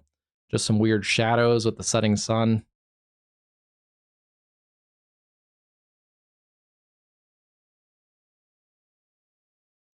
Or probably a fake report.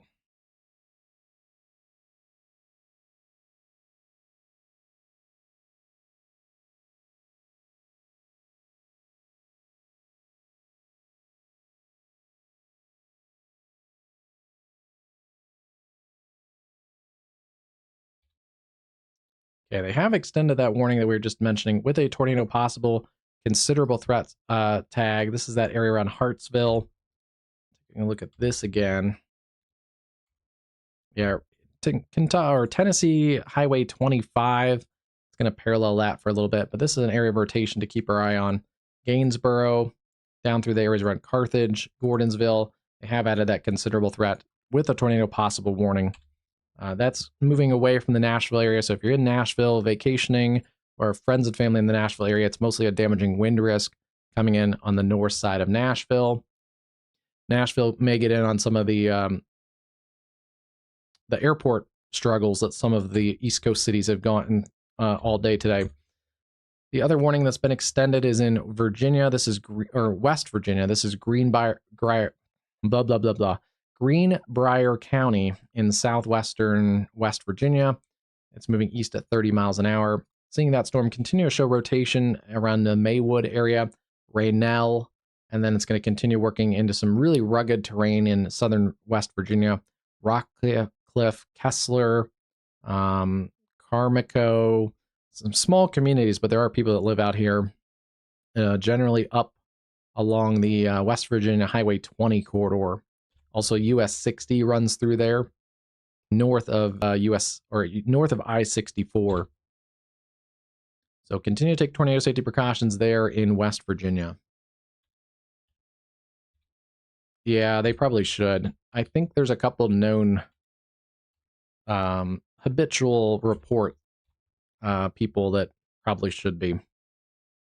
We've lost most of our warnings across the upstate New York. Still seeing a couple storms there, stronger along the 81 corridor.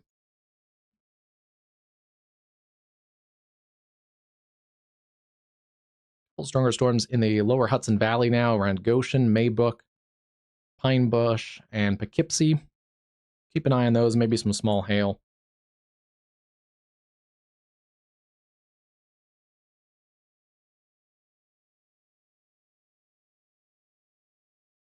And yeah, some of these storms seem to be winding down. There is a pretty nasty storm complex working into areas there in Virginia.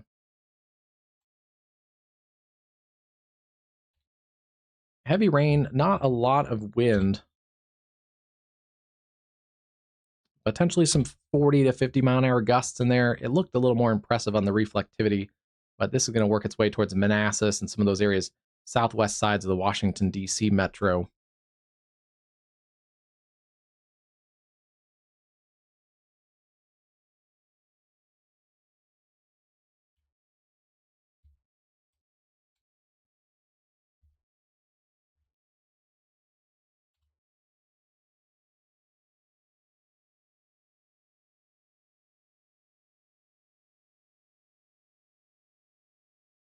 This area is showing weakening, but there is rotation in there.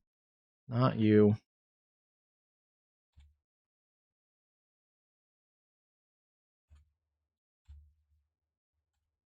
Yeah, still in there around Rennell and south of Quinwood. Tornado safety precautions there in West Virginia.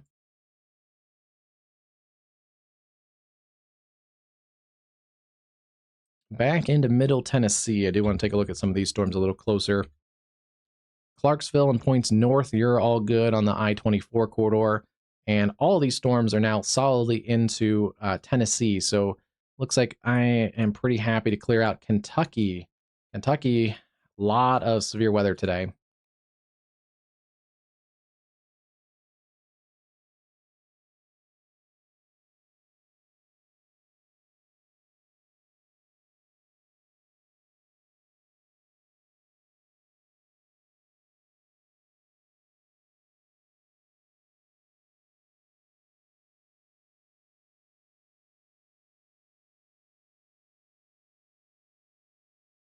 Only one official or two official tornado reports, but more will fill in.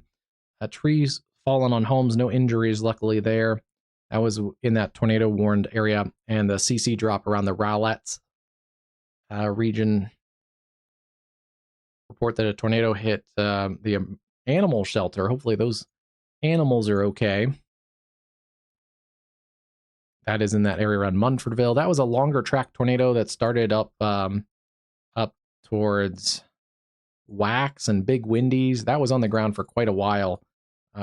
Somewhere kind of like this. Yeah, right around Wax and Big Windy, and came across Rowletts and then faded around Uno. So likely some more tornado reports eventually out of that area. Oh, they're tracking as wind reports, but this is likely this tornado report in here. From about Uno to near Wax. Roughly. We'll see if it tracks as one tornado, but that could be a 20-mile-an-hour or 20-mile tornado track if it is confirmed as a long track tornado.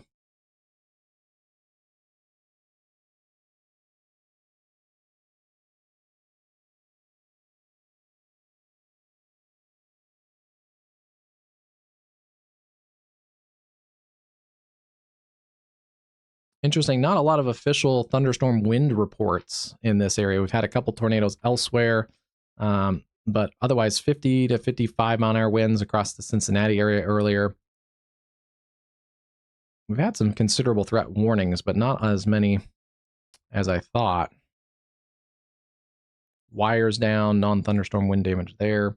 Interesting. Obviously, towards the coast, we've had a couple stronger wind reports. This was it looks like a tornadic waterspout moving ashore earlier around Cape May. It's pretty certain that was a tornadic waterspout in progress. You can a lot of times just tell even if you can't see the correlation coefficient. So it looks like that did maybe touch shore and come ashore. Another waterspout report in the Delaware Bay off Broadkill Beach.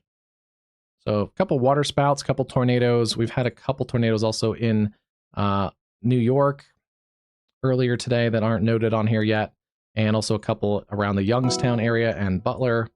Let's see, video captured a brief tornado in Prospect, Pennsylvania. Tornado confirmed by the emergency management, east side of Youngstown. Broadcast video of a tornado. So yeah, there's been a couple in this area. And there's more than this. There's been at least a couple more than this. 60-mile-an-hour winds near Binghamton, New York. So there's been some wind, not as strong as maybe some of the model data showed, but interesting.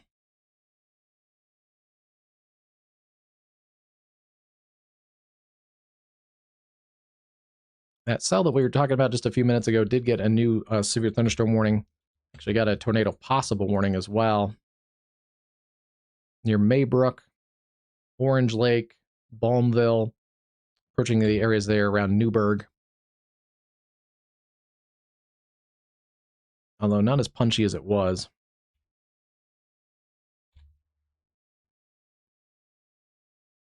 They have allowed the tornado watch to expire officially across South Jersey. Still continuing the severe thunderstorm watch, another 32 minutes. Goes until 9 p.m. in the central time zone. That's 10 p.m. in the eastern time zone. And then considerable flash flood warning continues there. That's going to be kind of attached to that same area that has the flash flood emergency.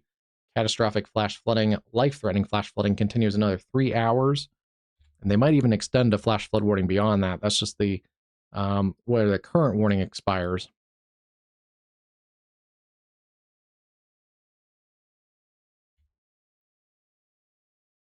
This area with the tornado possible tag east of Hartsville along Highway 25 has broadened out a little bit. Still seeing some spin in here. This is between Hartsville and Carthage.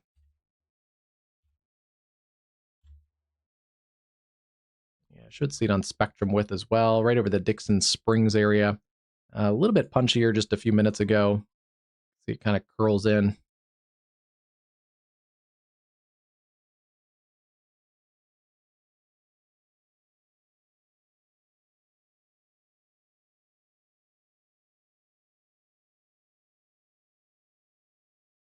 Yeah, they've extended that flash flood warning, it looks like, or flash flood emergency, 3 to 5 inches of rain, additional 1 inch or so.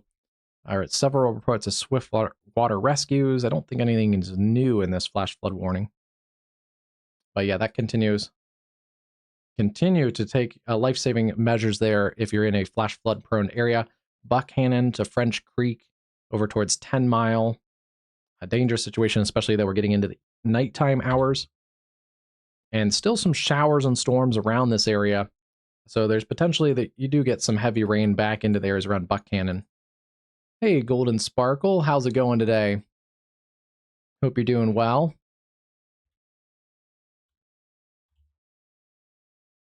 Some good news here into West Virginia. It looks like they're going to extend a tornado possible severe thunderstorm warning instead of a tornado warning.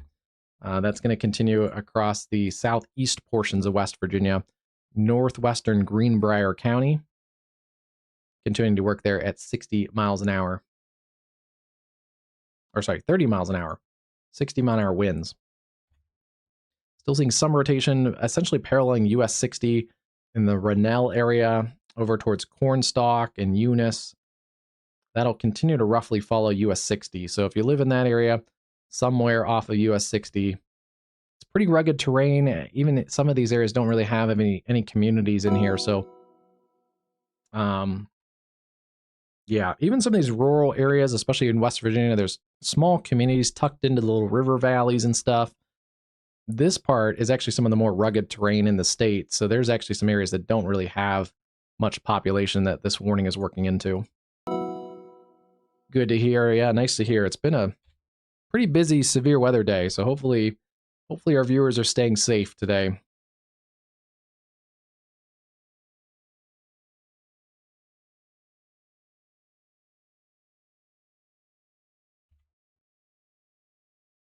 And yeah, still seeing those severe warn storms pushing through the Nashville area, Mount Juliet, Lebanon, Nashville proper, and those will continue working towards the south. So Smyrna, Waterhill, Nolensville, Brentwood, Franklin, heads up there. Let's get a timing on this since it is moving through a pretty populated metro area. South at 55.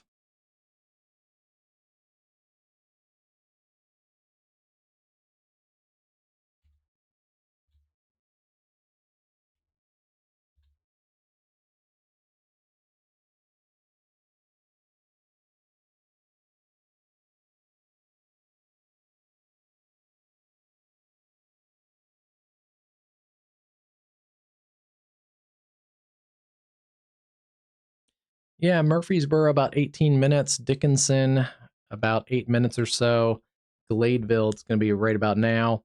Same for Watertown, about 3 minutes.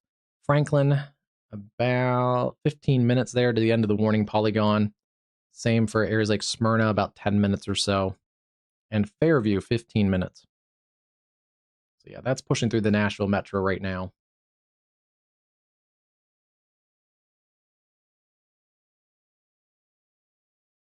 Yeah, it's been a pretty big severe weather day, and actually I hopped on slightly later. The storms that were ongoing in the morning, we did expect them to get severe again into the afternoon. They went severe just a little bit ahead of schedule. And then I somehow had some glitchiness getting on YouTube today. It was really took a couple different tries to get into the YouTube. I don't know what was going on. Tried to make sure it wasn't the internet, but it was something with Google because everything else was working. Yeah, around Rupert, that's where this tornado warning continues. Rupert over towards Rock Cliff. But yeah, so severe storms picked up right around lunchtime. right around 1 o'clock Central, 2 o'clock Eastern.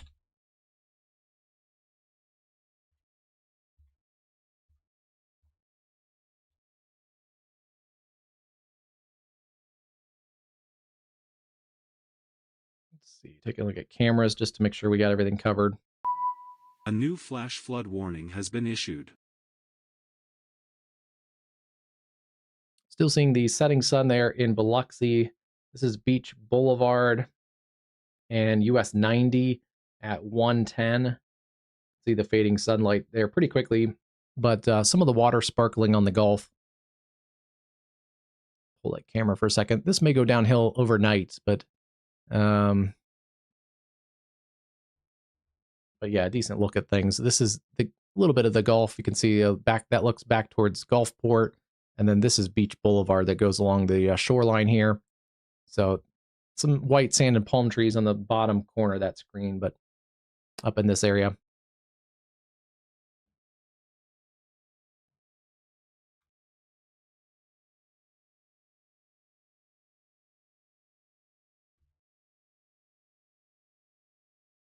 Anyway, there's the eastbound view. Not much going on there in Biloxi right now. Those roads have pretty much stayed dry, I think, all afternoon, too.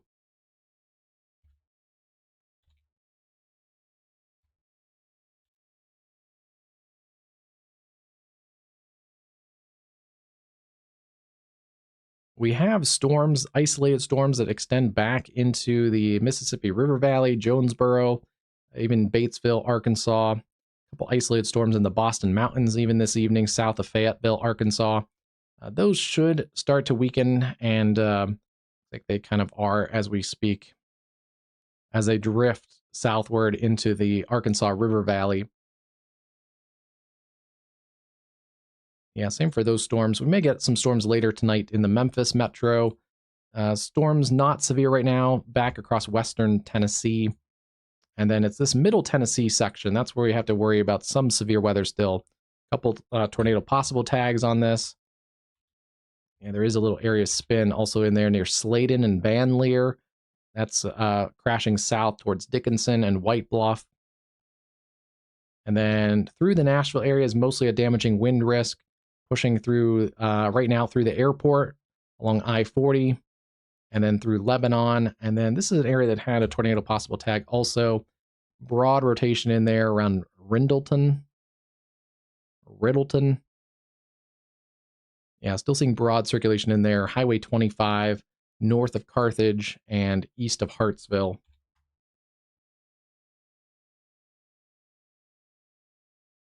Kentucky has cleared out. There are some flash flood warnings still ongoing in southern Kentucky, but otherwise severe risk minimal across the Commonwealth. And then it looks like they're re-upping a couple of these flash flood warnings in here, likely extending them out another 3 hours. Northern portions of West Virginia got hit really hard with a complex of storms, multiple rounds of heavy rain, as well as portions of southeast Ohio. And there is more storms across that region that may add to a little bit of that observed and considerable flash flooding. No severe storms right now in Ohio. Our one tornado warning continues. This is in areas around Rennell and Rock Cliff, a fairly remote area of West Virginia, but still seeing some spin in there. Where are we getting? We're getting data out of the Charleston area, so yeah, still seeing a little spin in there around Rupert and Kessler. That has weakened. Tornado warning expires in about 7 minutes. I'm guessing they're just going to let that storm work its way out of the warning polygon. Some good news if you're in the Washington, D.C. metro or up towards Baltimore. They've trimmed the severe thunderstorm watch across this area.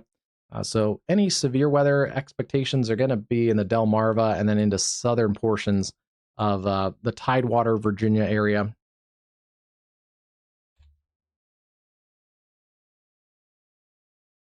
We do have a little bit more organization of some of this. Some of this is kind of organized into a little bit of a line segment across Washington and then kind of south and west of there. Nothing severe, but definitely a line of gusty winds in here, approaching basically the Potomac River and along the I-95 corridor.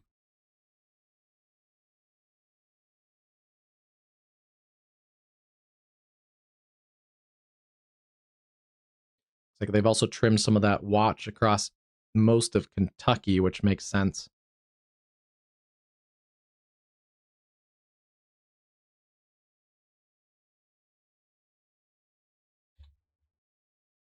Yeah, the rest of this watch expires in about 20 minutes across the areas like Bowling Green and west of Somerset, Kentucky. The watch across Tennessee has actually been extended a little further south. See, they bumped it a little bit further south towards Lawrenceburg, Pulaski, even towards Shelbyville. This watch goes another 3 hours and 21 minutes, which that may also get bumped, depending on how strong these storms are, may get bumped a couple more counties to the south. Just had a pretty big burst of lightning across this camera. This is at the Washington Monument. Let's see if it does it again.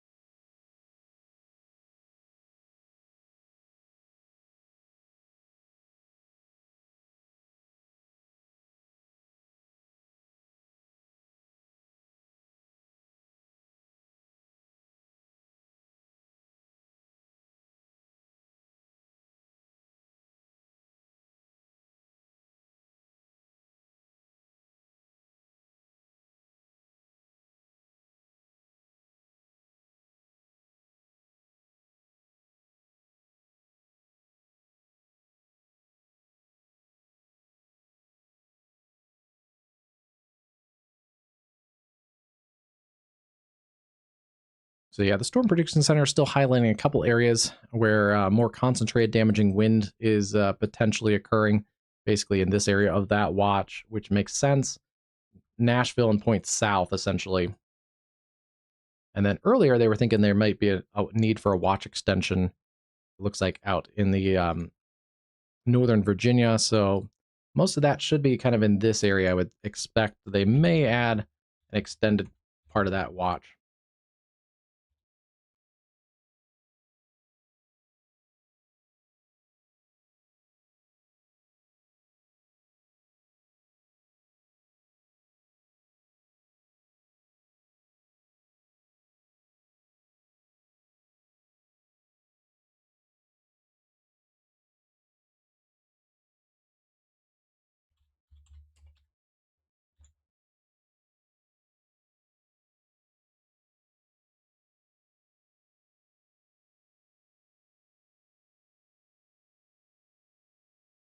Some good news is if you're in the Nashville area, hail is not a big threat.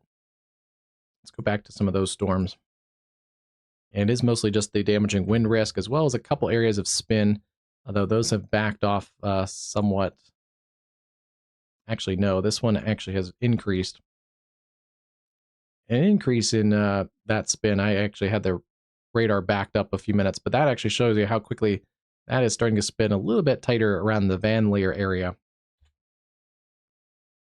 Heads up towards Dickinson. This may get tornado warned if that continues to show an area of rotation. And then this area has kind of spun into more of a comma head, less of a tornado risk, more accentuated wind risk south of the comma head.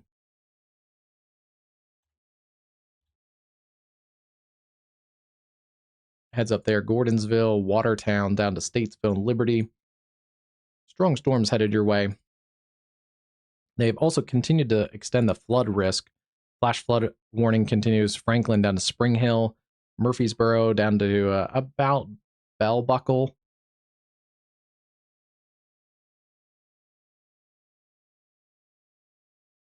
And it looks like the current National Storm Prediction Center forecast actually now saying that they're going to get down to basically the end of this watch area around 10 o'clock in the central time zone. So over the next couple hours, the wind risk continues basically from Nashville and points south-southeast towards Shelbyville, towards Manchester, down the I-24 corridor, essentially.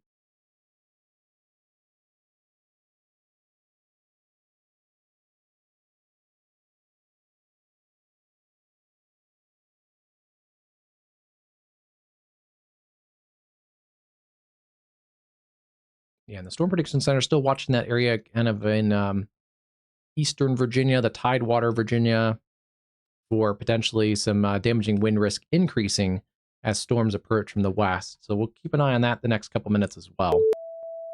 A new tornado warning has been issued. And we're going to get that new tornado warning for Dickinson. We've lost our tornado warning for areas in West Virginia. That area continues to show weakening.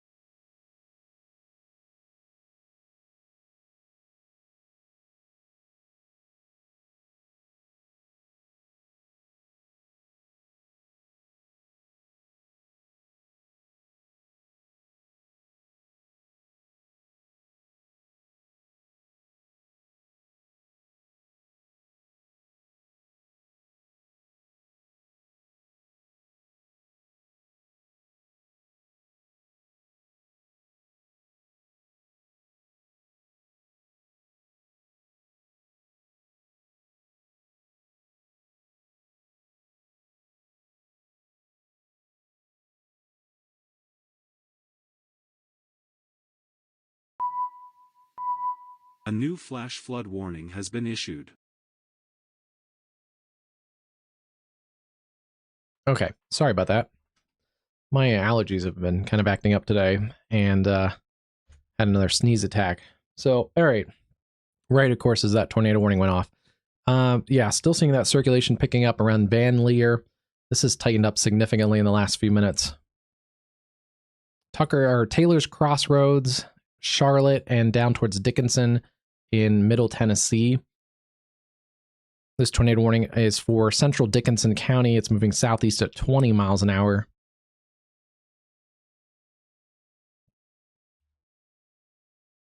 And should get a new radar scan for that correlation coefficient in a minute.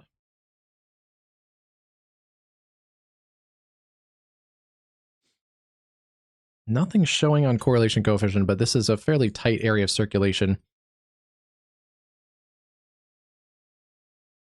Right in there, right on, just to the areas around Van Leer, Taylor's Crossroads. Pretty distinct circulation. I'm actually surprised we don't have a correlation coefficient drop.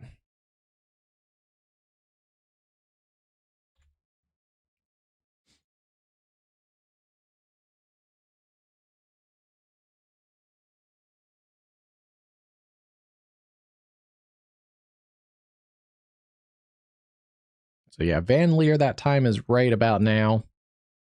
Dickinson, it's going to work its way towards the end of the warning polygon about 28 minutes from now. And let's see, Charlotte, 16 minutes. White Bluff, if it holds together, about 40 minutes or so. Yeah, heads up there in Dickinson County, Sylvia, Hortense, Pond, Mount Lebanon, Charlotte, Berry.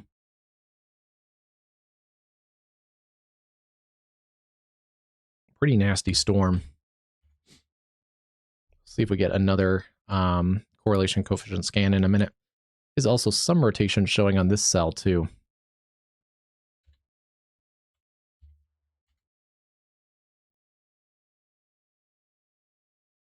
But yeah, this one near Van Leer, definitely a little bit tighter.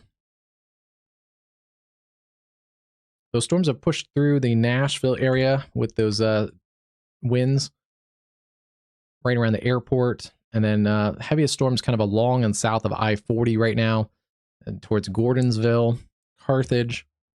This area also shows some rotation, but it's more of a calm ahead situation now than a tornado possible tag. But that continues to show some winds and heavy rain, and also a general circulation in there. 70-mile-an-hour winds possible with the considerable threat towards Gainsborough. That may head down towards Cookeville as well. Across the Nashville area, it's not a considerable threat right now. It's just 60-mile-an-hour winds.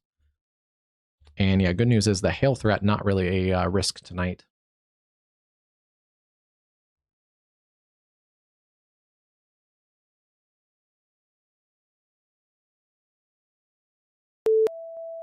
A new tornado warning has been issued.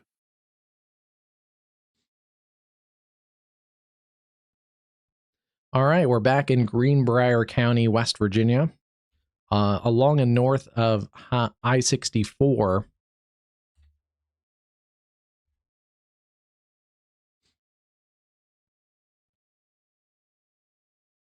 like it's a new area of rotation that's localized here in the last couple minutes.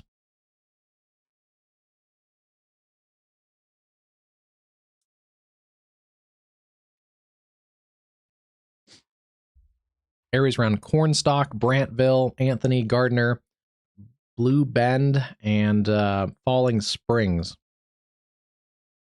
Greenbrier County, West Virginia. Still moving east at about 40 miles an hour, 8 miles northwest of Lewisburg. It's just north of Alta, West Virginia. A little bit more populated areas down here along the I-64 corridor. There's Lewisburg. You guys are out of the warning polygon.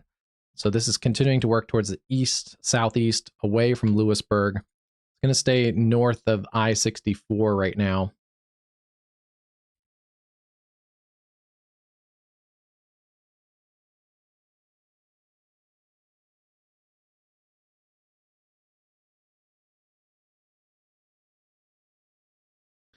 Narrow this just a little bit.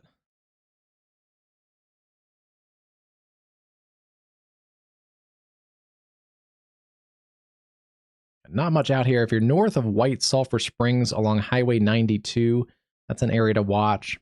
Otherwise, north of Lewisburg, Brantville, 7 minutes, Frankfort, 11, Gardner, 14, Anthony, 16, and Blue Bend would be about 20 minutes. Yeah, there's your area of rotation, just south of Cornstalk, West Virginia. So a couple tornado warnings now in progress, West Virginia, and then back to Dickinson in Tennessee. This is where we have strong to severe storms pushing through the Nashville metro. Still seeing that circulation in here just south of Van Leer along State Highway 49, approaching Dickinson and Charlotte.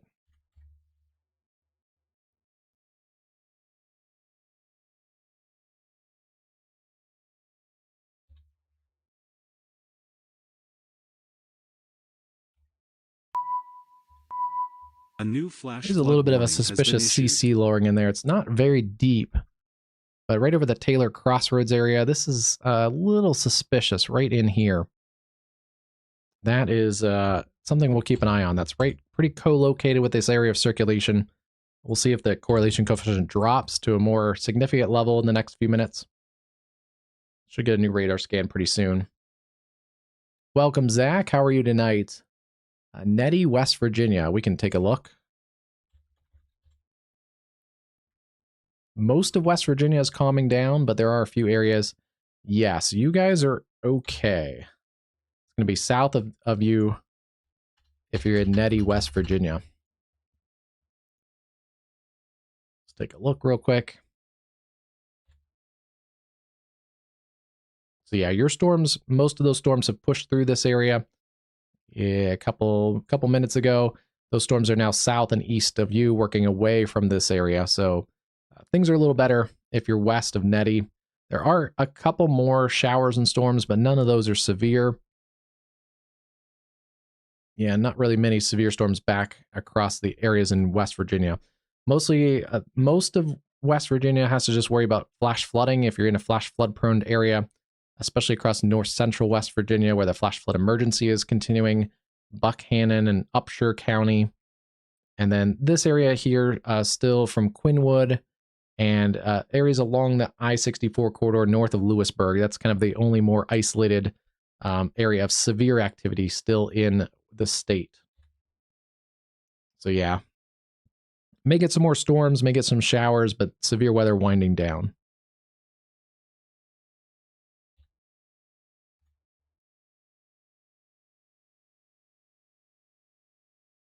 We'll kind of hop between those couple tornado warnings here. Still seeing that in the Taylor's Crossroads area. Still waiting on that correlation coefficient to see if we get any updated value. Looks like we maybe have 850. Yeah, we'll check that in a minute.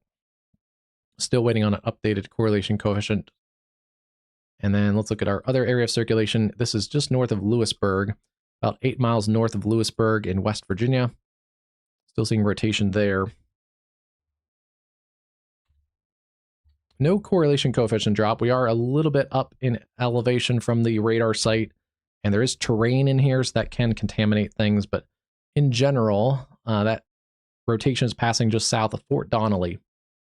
Hi, Amy K. Welcome, welcome. Hope you're doing well tonight.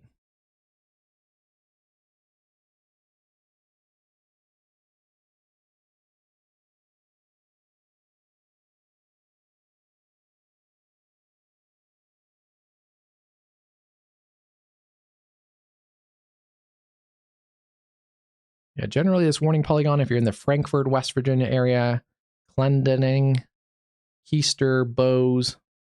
If you're up here near the Greenbrier Valley Airport, that is in the warning polygon. Roughly about 7 minutes to the Greenbrier Valley Airport. That's north of Lewisburg. And that is going to stay north of Lewisburg. It's going to stay north of the I-64 corridor.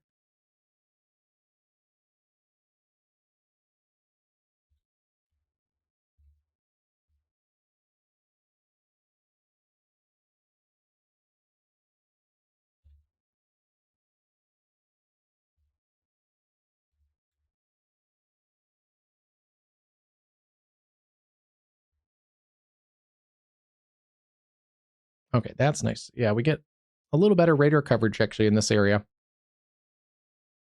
Out of the Virginia radar there in southern Virginia. They have extended this out another 18 minutes. That is in central Greenbrier County.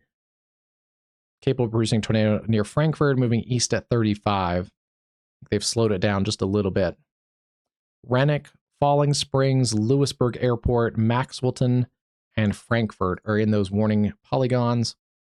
You know, still seeing a pretty stout circulation in there around Brantville.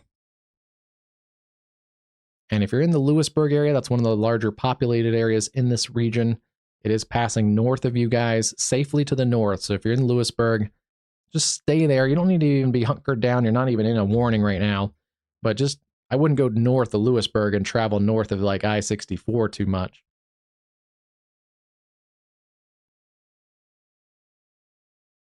Same for the Nashville metro. Severe storms over the Nashville area now. The tornado warned storm is well west of Nashville. So if you're in town visiting, you maybe, I don't know, got somehow alert or see social media about a Nashville tornado. This is well west of the city. It's not moving towards Nashville. This area of rotation is in Dickinson County and is moving south-southeast. So it's moving away from the Nashville area, essentially. Storms across Nashville, strong to severe storms, gusty winds at times. Heavy rain, flash flooding is a potential across Nashville. So if you live in a low-lying, a flood-prone area, definitely take your safety precautions. You know if you flooded before in similar situations, and you may have to, leave before the water gets up. And then severe warned storms out along the eastern sides of Nashville, Mount Juliet, Lebanon, Tucker's Crossroads, over to areas around Carthage. We have a little bit of a spin there, tornado possible tag. Still watching that area. Yeah, in there near Carthage, that little spin.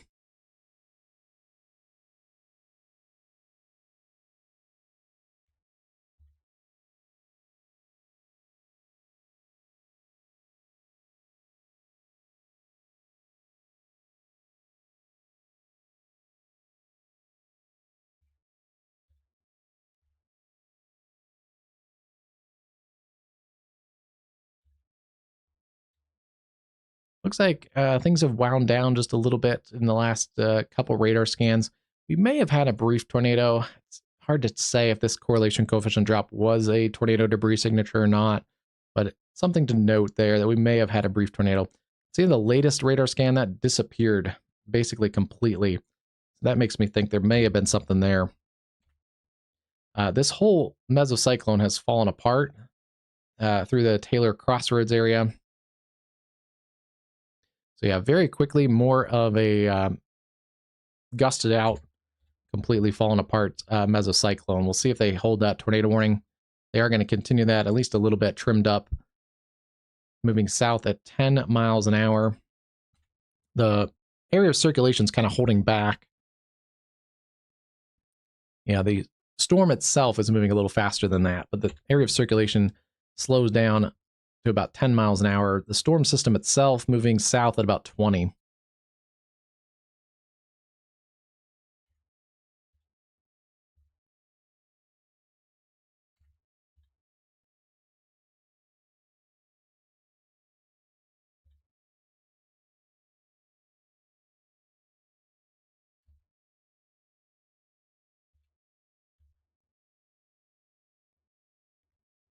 Not a lot of severe activity across the Delmarva. I'm just kind of looking. It's an area of severe weather watch that's going to continue another 2 hours. That's going to be 11 p.m. in the Central Time Zone, midnight Eastern.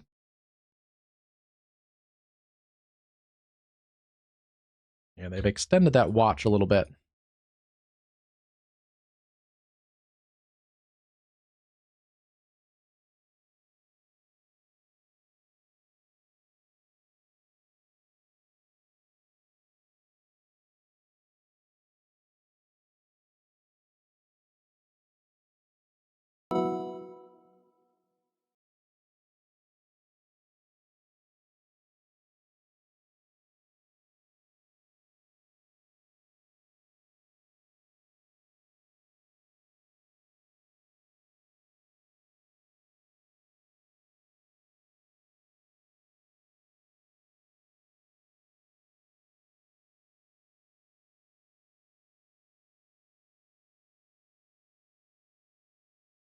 Looks like there's a strong tornado in Quebec today. We were tracking some stronger storms up there earlier, but some pictures of some significant tree damage in Quebec. Harrington, Quebec. That'll be rated by the Northern Tornado Project out of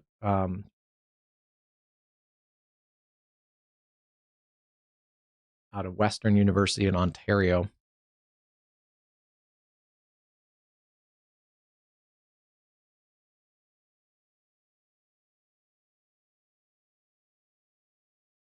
Okay, yeah, that was probably with that cluster of storms that we noted earlier was a pretty strong cluster working across this area. Likely in that area.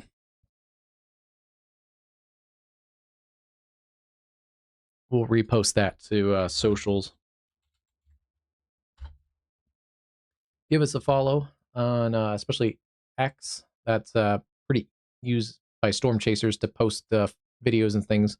Some stuff I can share, but other stuff we can't. So we can at least repost it, and you can see that tree damage.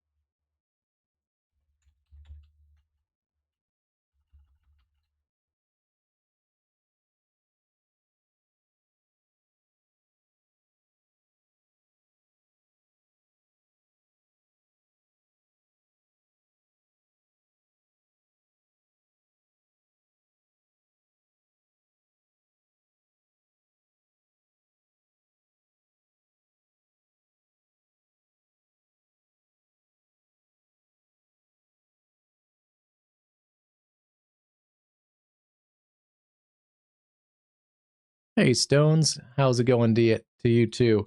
I'm doing fine. Yeah, just looking at a couple of things from earlier. things have finally calmed down just a little bit. Been a pretty active, severe weather day across much of the East Coast and the Ohio Valley. And still continuing here into the evening. La Plata, Maryland. This is a severe thunderstorm with a tornado possible tag. 60-mile-an-hour winds pushing off of the Potomac. This is going to cross southern Maryland, Prince Frederick, Long Beach, Golden Beach, Mechanicsville. This is an area that highlighted the Storm Prediction Center a little while ago, still favored for some severe activity.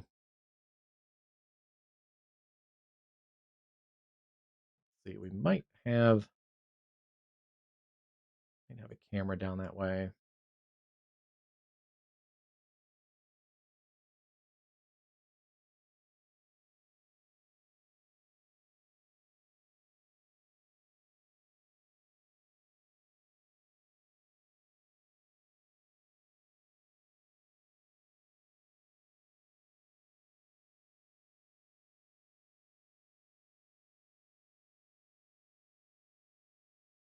Weird, La Plata doesn't have a camera. It might be offline.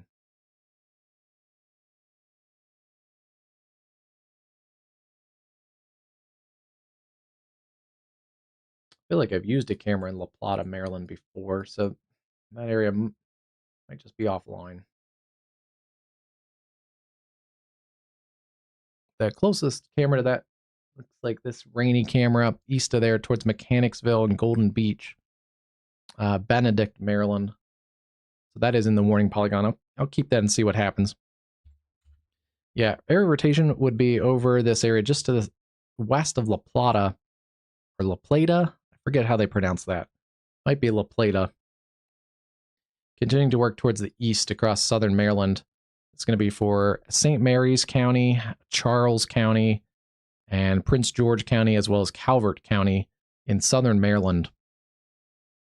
Working to the east at 50 miles an hour.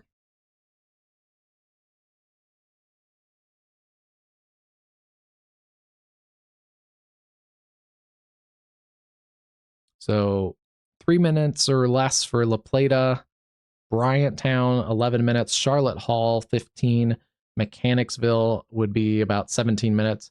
And then it'll get over towards the Chesapeake, south of Chesapeake Beach, 32 minutes or so. Same for Long Beach, about 35 minutes.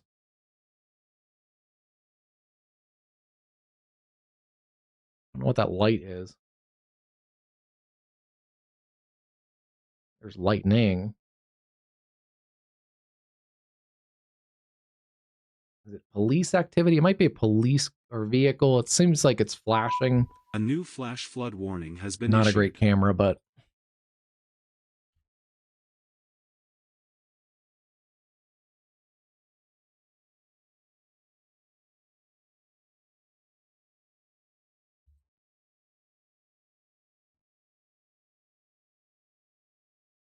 okay, that's a little better. It looks like the police vehicle has moved. We're not shining right in our camera light. A new tornado warning has been issued.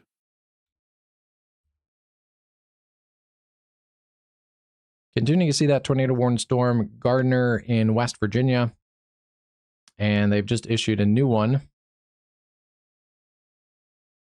It's going to be for east central Greenbrier County, southeastern West Virginia.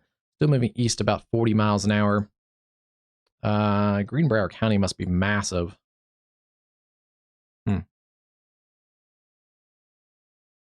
But yeah, this is going to continue heading towards Shyrock, Alvin, and Wild Meadow, West Virginia.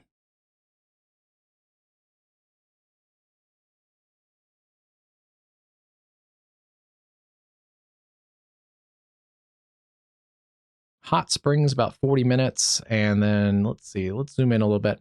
Blue Bend, 4 minutes. Alvon, 9. Shyrock, 14. Wild Meadow is going to be about 8 minutes or so. Rucker Gap, 20. That's at the end of the current warning polygon.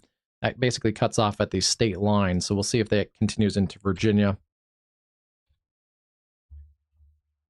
But yeah, a couple tornado warnings there in eastern portions of West Virginia. How's it going, Layton? Hope you're doing well there. Yeah, Stone's finally quiet across the Midwest. A lot of heat, though. Looked like, I think yesterday we saw there was it close to 100 degrees yesterday. Today, probably similar.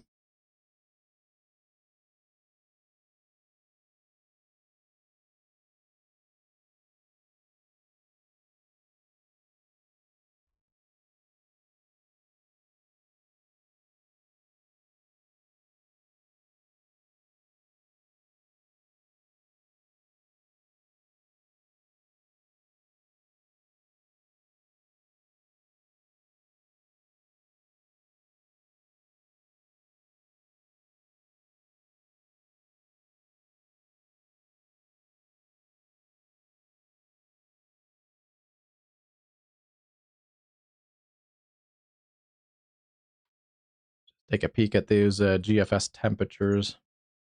This is not live data. This is a forecast model. So let's see. So some of that actually cools down behind this cold front tomorrow. Much milder temperatures across the East Coast and the Midwest. The Great Lakes actually pretty pleasant in the Ohio Valley tomorrow. 75 around Cincinnati, 70s in Columbus, much of the Great Lakes into the 70s. That cold front kind of pushes across the Mid-South, so still pretty hot across the Southeast. 90s, it looks like in the Carolinas, Southern Georgia. Some of this might be underdone because there's less precip in this storm with Tropical Storm Bertha than especially on the northern side. So some of this area may get a little hotter tomorrow just because depending on how many showers we get with this storm system, you may get a little bit hotter. But yeah, it looks like some of the heat pushed into Texas tomorrow. So yeah, pretty nice weather across the Midwest. Missouri, most of Missouri in the 80s tomorrow. 90s towards the River Valley in Arkansas, and then into Oklahoma. And it looks like central and western Kansas pushing 90 to 100 possibly. Some of this might be overdone a little bit. I've not looked into that model data though, so I don't. I mean, there could be some pretty intense heat. If it's saying 108, I mean, even if it's underdone or overdone, it could be 100. Yeah, you're going to get some of those northern breezes through here. Let's see, this is, again, model data, not accurate data, but let's see. Yeah, cooling down across St. Louis. Maybe into the low 60s for a low temperature. That's pretty nice this time of year. Some of those areas in the mid-Mississippi Valley haven't really gone below 70 at nighttime for a while. 60s and 50s across the upper Midwest and the Great Lakes. That's pretty nice sleeping weather. That's like open your windows kind of weather. So yeah, despite the storms we've had, this is going to be a little bit of a nice break.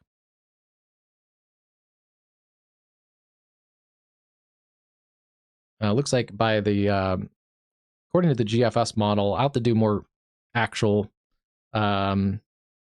forecasting. This is really just live and rushed, but looks like over the weekend, the GFS hints at another heat dome kind of building out across the Central Plains.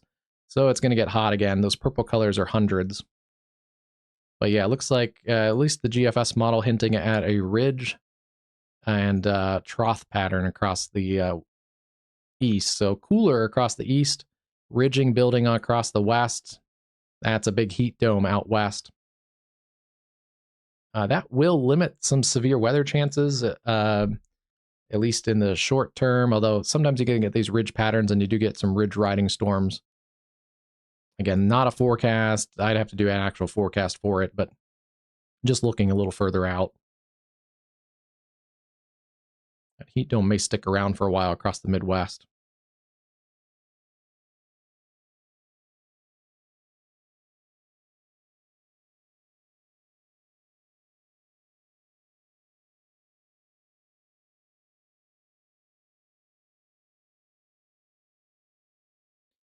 Past about 200 hours, the GFS gets very unreliable, but the GFS anyway, hinting at cooler temperatures across the east and the Midwest and Great Lakes, at least through next Wednesday or so. Again, that can fluctuate. It's not as accurate at this time frame this far out, 200 hours, but and again, it's summertime, so cooler just means nice. It doesn't mean like frozen. But yeah, potentially 70s to near 80 in spot in some of these areas. Higher terrain, like up in the Alleghenies, in the 60s in western Pennsylvania. Also up in the UP, a little bit cooler there off the lake. So yeah, potentially a little stretch of some nicer temperatures for a lot of the east. All right, back in it though, let's go back to our severe weather. To get that nice weather, you got to get through a little bit of severe activity, and that's pushing through Nashville right now. Still seeing a tornado warning in there around Dickinson and Charlotte in Tennessee. That area, though, not looking as particularly interesting for tornadic development. It's mostly kind of gusted out. That warning expires in about 15 minutes. I'm surprised they haven't pulled it already. Otherwise, severe warned storms, Nashville, Lebanon, down through Smyrna.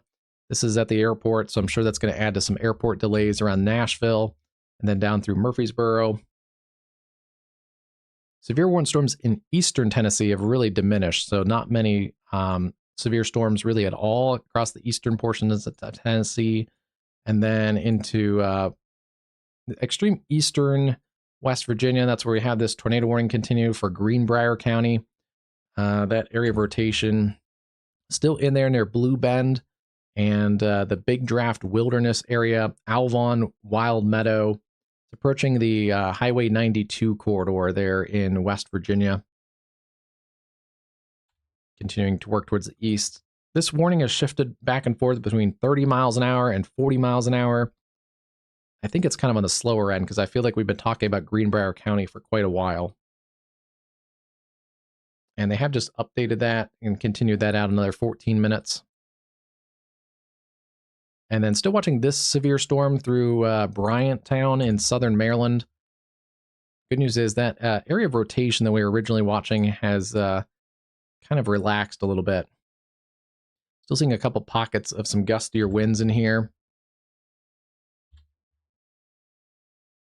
But yeah, not seeing as much in the way of rotation right now. Back here is getting a little frisky.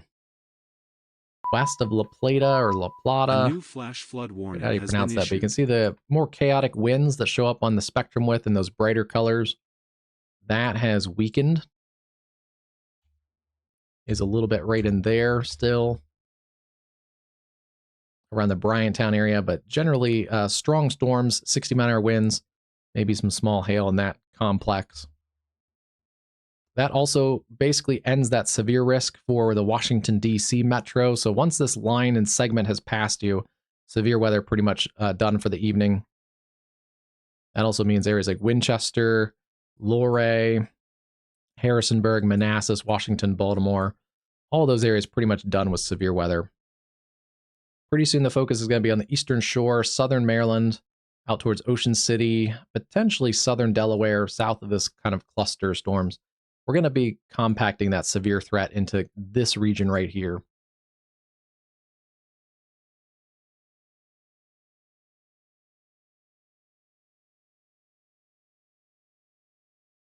And then they've allowed the severe thunderstorm warnings to expire around the Nashville area.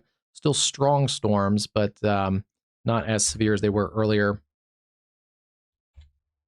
Still a flash flood risk across Nashville. Looks like flash flood warnings continue. This Nashville area, 2.5 inches of rain or so, and a potential for another inch or two.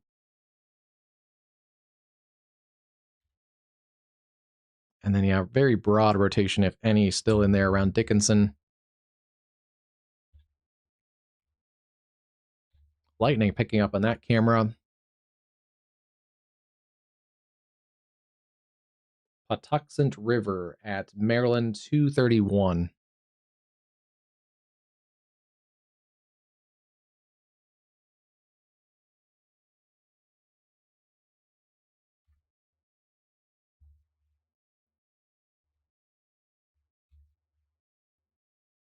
That broad area of rotation basically centers over Alvon in West Virginia along 92, Highway 92 in West Virginia. Good news, right now I don't see a correlation coefficient working with radar. About 4,500 feet, so not too far off the ground. And some other positive news for Virginia or West Virginia is some of those storms are avoiding the area that has the flash flood emergency at the moment. Catastrophic flash flooding ongoing, potentially there between Rock Cave and Buckhannon around Hinkleville. So please, again, turn around, don't drown. Please find your safe, dry ground location if you're in this flash flood emergency. May get some more storms into that area in northern West Virginia as those storms push in from southern Ohio. Things are clearing out also in Ohio, no severe warnings. As well as the areas in western Pennsylvania, still a couple storms into western Pennsylvania, well north of Pittsburgh. But those are drifting towards the central portions of the state. Then we've lost our severe warnings across the upstate New York and into the Hudson Valley. Yeah, more concentrated severe weather potential is basically going to be in that area, south, east Maryland, into the Delmarva, into the overnight hours. And then also a potential there, another couple of hours, we get some severe storms, middle Tennessee.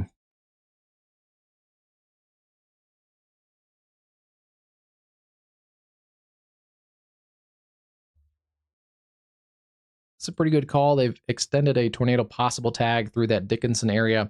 And then south of there, Bonaqua Junction, Centerville. Still seeing a little bit of rotation in there. Kind of on the backside of that storm.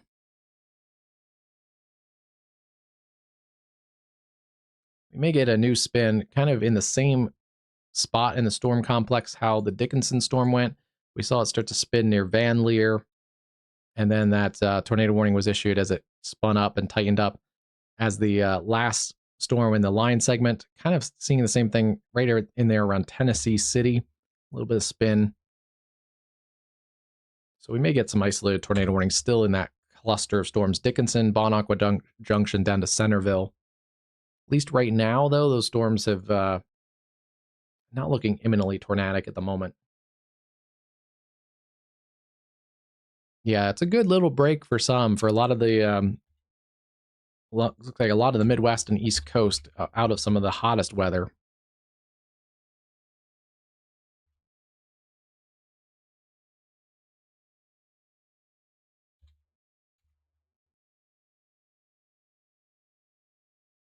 Definitely some pockets of damaging wind potential in here. Bell Alton to Charlotte Hall. These brighter reds in here, 50s to near 60 mile-an-hour winds. Same for this little pocket. Upper Marlboro, Dunkirk, Maryland, approaching Chesapeake Beach.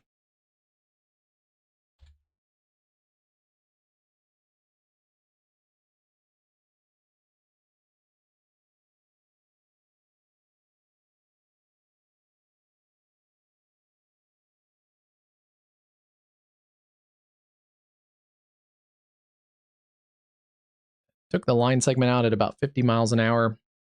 That's going to bring it to Long Beach in about 12 minutes. Prince Frederick, 3 to 5 minutes. Same for Chesapeake Beach. And then it'll eventually get onto the eastern shore of the Chesapeake. Heads up there. Let's see. Areas around Salisbury could be just over an hour away if that storm complex keeps working at about 50 miles an hour.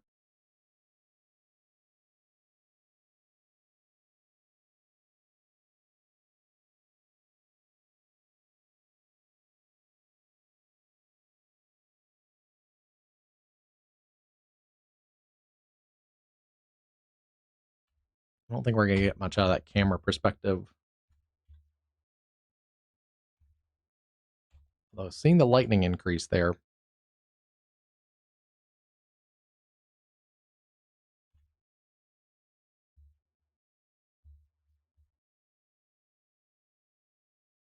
Area of rotation is about to work out of the warning polygon. It's finally leaving Greenbrier County and pushing into Virginia. We'll see if they get a new warning on this. It has broadened some, but there is rotation still in there, crossing the spine of the Appalachians just south of Rucker Gap. Still staying north of I-64, generally headed towards Falling Spring, Virginia.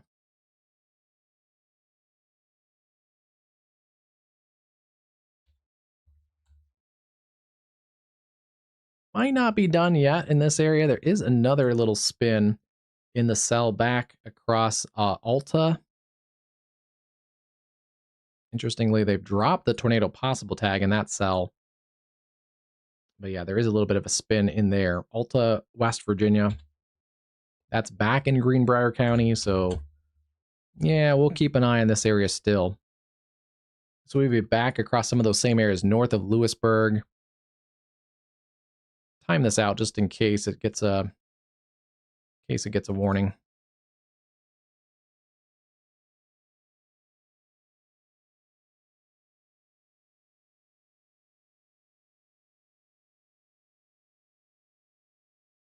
Roughly about 35 miles an hour. That second cell, White Sulphur Springs, 22 minutes or so. Keister, 15. Potentially back across the Lewisburg Airport in about 11 minutes. That's up along Highway 219. Maxwellton, about 10 minutes or so. So yeah, there is a little spin in there. See if that gets rewarned.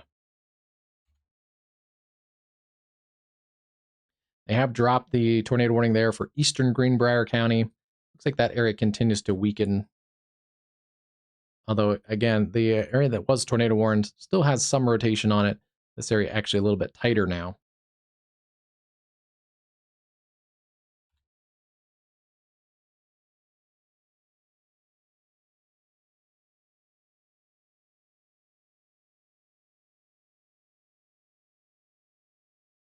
Hey, Stormcat, how's it going?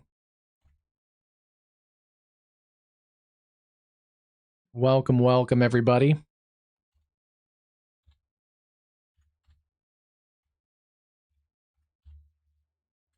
I missed Stormcat's stream tonight. Was that your first stream with without glasses, Stormcat?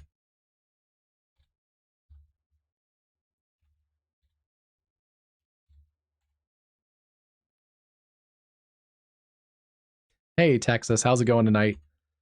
Hope you're doing well. Yeah, still seeing some broad rotation in there. It's weakened quite significantly.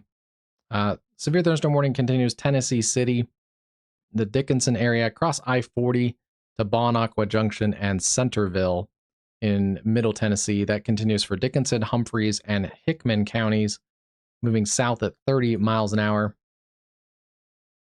Taco Tuesday, yeah, that sounds good. Hey, Buff and Puff, how's it going today? Oh no, I got Buff and Puff. Sorry about that, Buff and Puff. Oh no, this bot's gonna go nuts. Hold on, guys. Wait. Wait on the emojis. Hold on, let me see here. I got my mod bot, and he sometimes gets upset about stuff. Let me get back to the dashboard. Let's see. Bot settings. Let's go minimal. Okay, hopefully that helps. A new flash flood warning has been issued. Lamont, sorry. I see your laughs. Ems, how's it going tonight, Ems?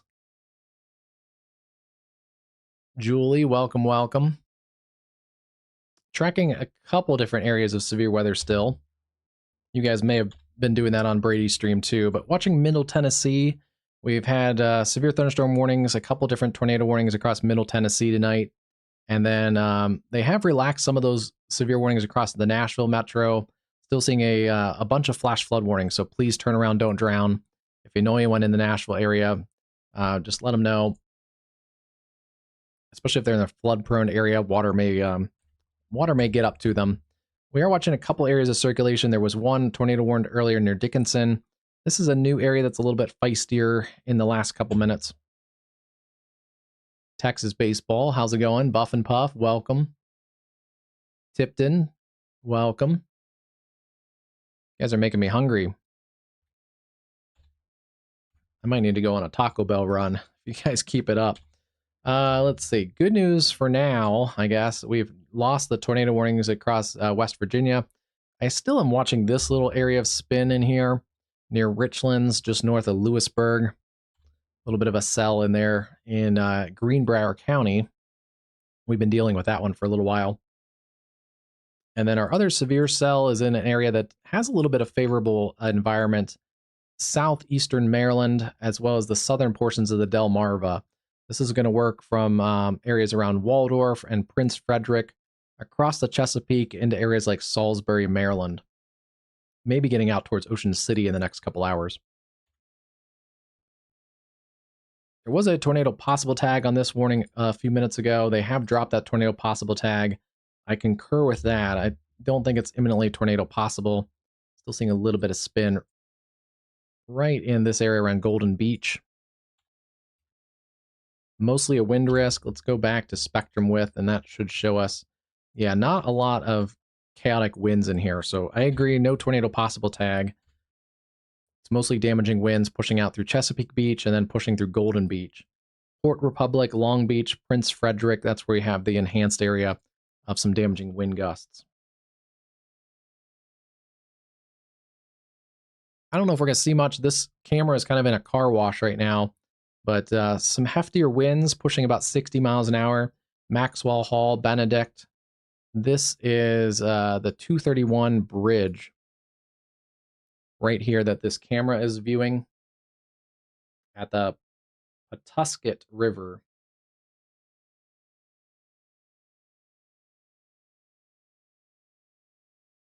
And even with those car lights, it looks like the visibility has gone down pretty quickly here. So heavy rain, lightning, ongoing across southern Maryland. Blonde Bobby, how's it going today? Welcome, welcome. Abby. Oh no, got some emojis. Sorry about it. I gotta work that bot a little better. I like those taco emojis. Mama G, how's it going today? Mama G. Yeah, you've been working then too. It's been a busy day of severe weather. We've had quite a bit of severe weather reports.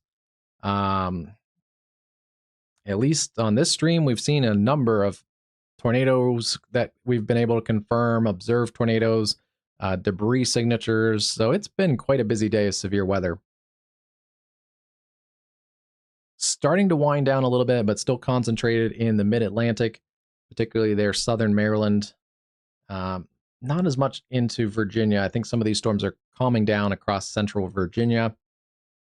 We've been also watching the flash flood emergency continuing around Buckhannon in West Virginia. This area has had quite a bit of rainfall, about 6 inches or so.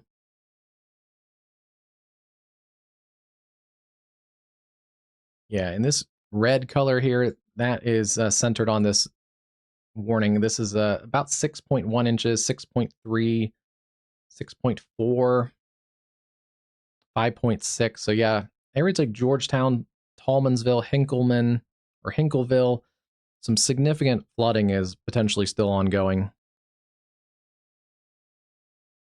And we looked at this a little while ago on the stream. This is potentially a 1 in 400 year flood in some spots, 1 in 200 year flood. So that's doesn't mean it happens every 200 years, but it just means there's a 1 in 200 chance that it happens on a yearly basis. And some other areas have had some pretty significant flash flooding across eastern Ohio, it looks like, as well.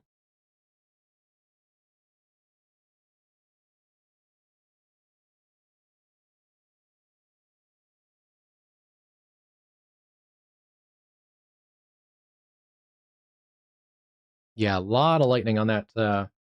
I hope no one's boating on the Chesapeake or on any of these rivers and stuff in here in southern Maryland, because there's a ton of lightning. This is a little bit less populated area of Maryland, so there's not as many cameras down in here, but yeah, this one is a bit of a car wash here at the moment.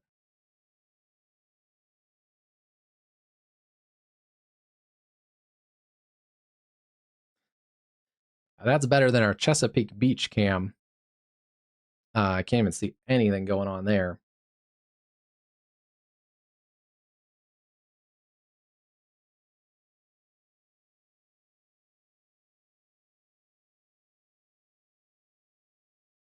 Yeah, we'll keep the light show camera going for a little while. We'll see if visibility increases here in the next few minutes. That storm is kind of pushing to the east of this camera, so we may get a little bit better visibility. The heaviest winds are just south of this camera position. It looks like Mechanicsville, Maryland, approaching eventually Port Republic and Long Beach.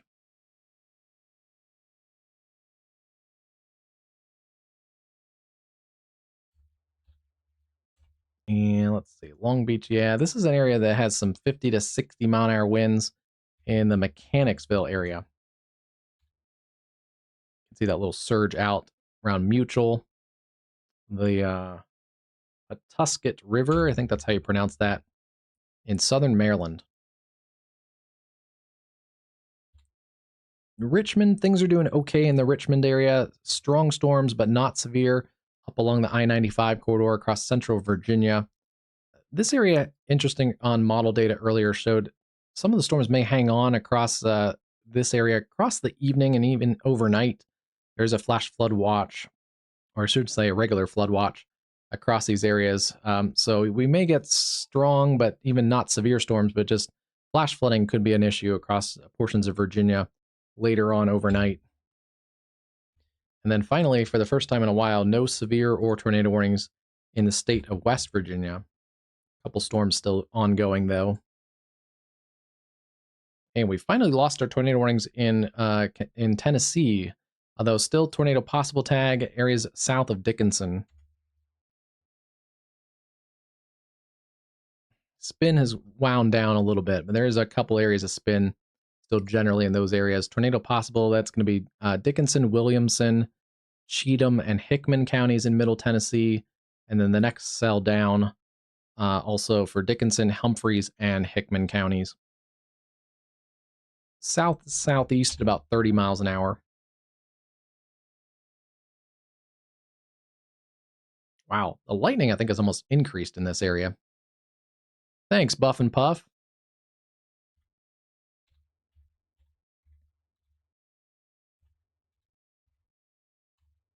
Thanks for the jewels. I don't even know what does anyone know what the jewels do? Let me see.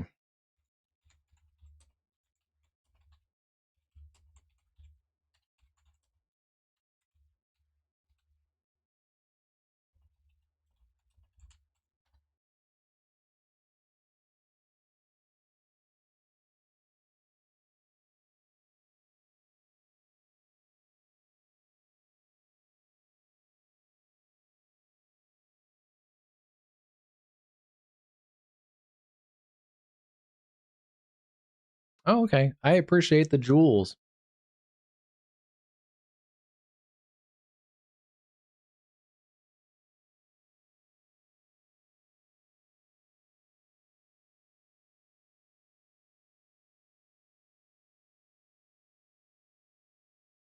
Huh.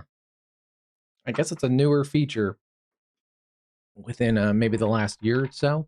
I don't know. Giving jewels on YouTube chat lets you send animated virtual gifts to creators during their live streams. When you send one of those animated virtual gifts, the creator receives rubies, which can then be exchanged for real money at the rate of 100 rubies to $1 USD. Is the rubies to jewels a 1-to-1 ratio? I don't know. It sounds like when you go like the when you're a kid and you go to the, when you go to the arcade and they print out a bunch of tickets that can be exchanged, like 100 tickets get you a little rubber ball or something.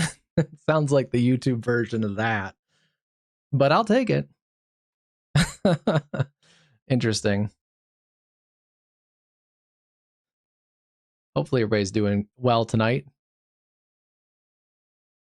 Yeah, I think they do help the algorithm. I'm hoping that helps. Although I don't mind converting 100 rubies into 1 USD. The algorithm help would, I think, be a bonus versus that ratio. That ratio is probably pretty solidly low. A new flash flood warning has been issued.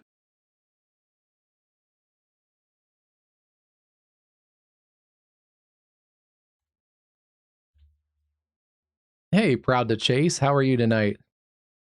Up and coming digital meteorologist. I think I can raid people proud to chase. I have not done it. We've usually been on the later side of things.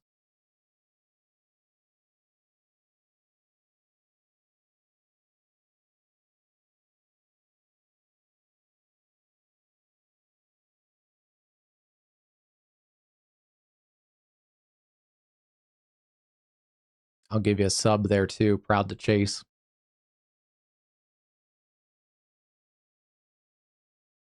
Cool.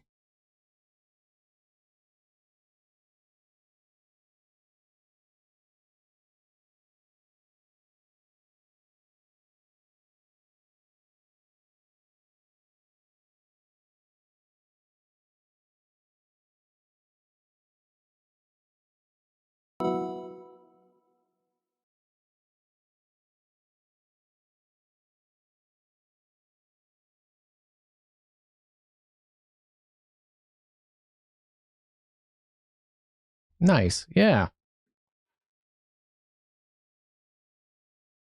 that makes sense. Yeah, I just haven't raided. I don't think too many people. I was going to. Okay, so some of the guys in here, you guys are all Brady people. I was going to raid Brady a couple streams ago, and then he wrapped up his stream before I did. So yeah, I was gonna get him back because he's raided us a few times, and I appreciate the raids and the support that his channel's given, and some of the viewers from his channel I know subscribe to us now. So I wanted to give it back to him, and yeah, he wrapped up about 5 minutes before I was gonna raid him. These storms still kind of on the downtrend generally, at least tornadic wise, near the Dickinson, Tennessee area, across the I-40 corridor. Not a fun drive if you're going Nashville west on I-40, all the way down really to Clarksburg, and even isolated storms back through Jackson. Thank you, Mama G.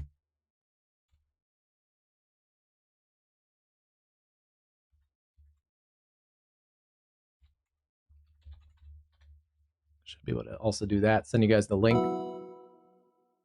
That should link up. Yeah, definitely give us a like and subscribe if you're new here. We generally cover severe weather as well as tropical weather. Actually, while there's no tornado warning, yeah, let's just move down and check some of our tropical weather. We've done this kind of periodically through the evening.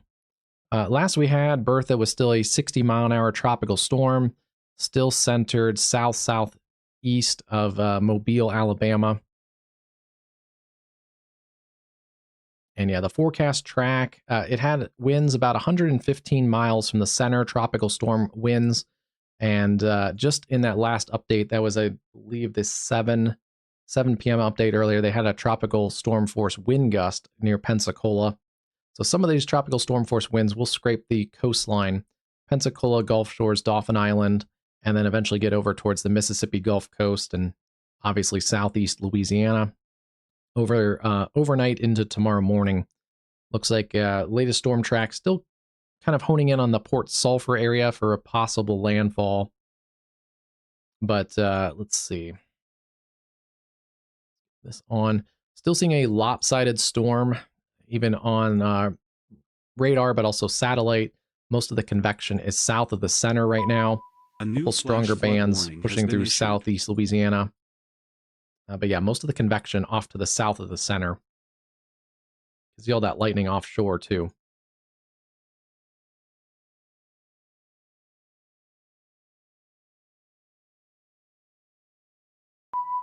A new flash flood warning has been issued. Lose some of the details of the satellite, but this should still show. Yeah, there's the convection. A lot of it offshore. Not as much detail in the areas there north of that convection. Let's see. Scroll back a little bit. Yeah, the center is still kind of somewhere up in this area. It's hard to see though at night. Forecast track takes it across the southern portions of Louisiana as a tropical storm. it should be kind of at its peak intensity, at least according to the National Hurricane Center right now, unless something crazy happens and it gets off into warm water. But there's a lot of shear. There's also dry air intrusion, so that's hurting this system. If we didn't have the shear, if we didn't have the dry air, it actually may have rapidly intensified if we didn't have those conditions. So that likely maybe saved us from a hurricane. This area of the Northern Gulf seems to be prone to rapid intensification. There's ongoing research on the reasons why, but this area does seem to be a little bit prone to that over at least the last several years.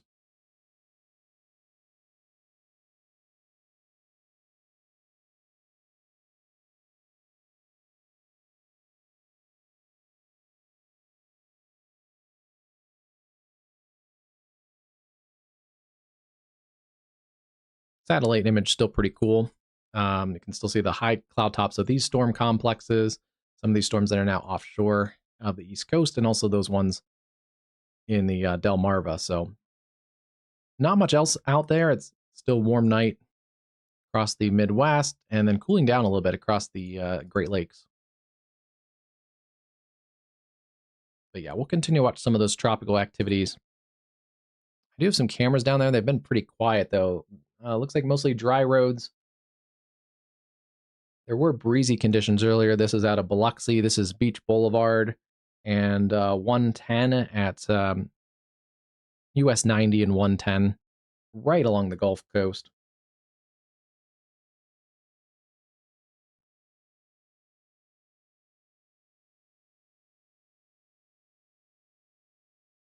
You can pretty much see this is the Gulf, like right up in here. This area of Clearwater, you can see the kind of the land out here. That's Gulfport, and then Beach Boulevard kind of stretches it right along the shoreline through Biloxi.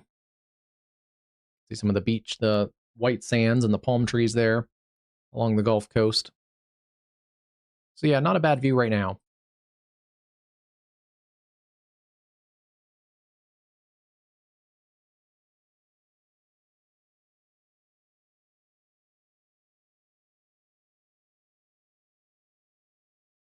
Yeah, New Orleans has to be careful. We talked about this earlier too, but New Orleans, it doesn't take that much to flood. If any tropical downpours sit over the city too long, the pumping system for New Orleans handles, I think it's about 2 inches an hour rainfall rates, and certainly in tropical systems, but even non-tropical situations, you can have over 2 inch per hour rainfall rates across New Orleans, and that floods some of those low-lying areas of the city. Gusty winds too, and portions of southern Louisiana, as well as the Gulf Coast of Mississippi and Alabama, are still in a storm surge situation where 2 to 4 feet above normally dry ground are possible. They also added some storm surge wording in some of these warnings to Lake Pontchartrain, where it's like 1 to 3 feet in Lake Pontchartrain. So we could get some coastal flooding, definitely some gusty conditions, and potential localized flash flooding as this works through.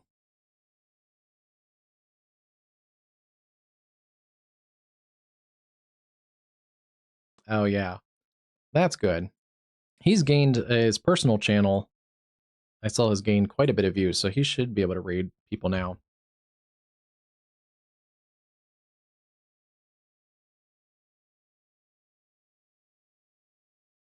Mama G, you may know, is he still working with Stormfront Freaks, or is he like, have they broken up like a band, or are they still like together and he just wanted to have his own kind of channel and branding? Or I don't know the full details, but if they're public, would you mind filling me in? Because yeah, I just don't know, because he used to do basically his show on the Stormfront Freak channel, right? And then now he's on his own account. Yeah, the lightning is pretty intense there. Let me actually go look and see how much lightning we have. Scrolling past West Virginia. Storms are winding down there in West Virginia.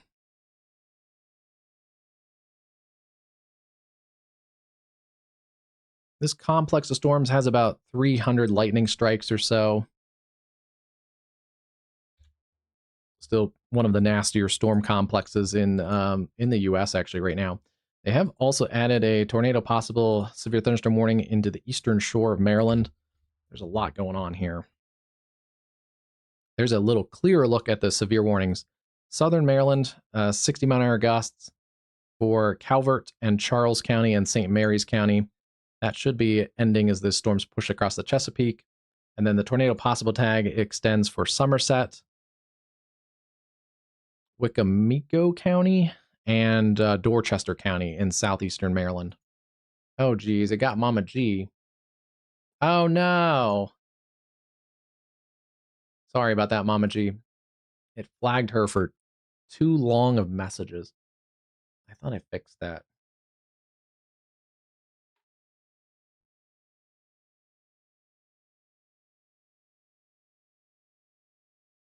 Okay, Mama G says they're still together, Brady and Stormfront Freaks. They stopped the bi-weekly podcast. Yeah, I was sad about that. And then he set up his own channel to do some separate stuff. Okay, but good to know they're still together. I appreciate that the band is still together there.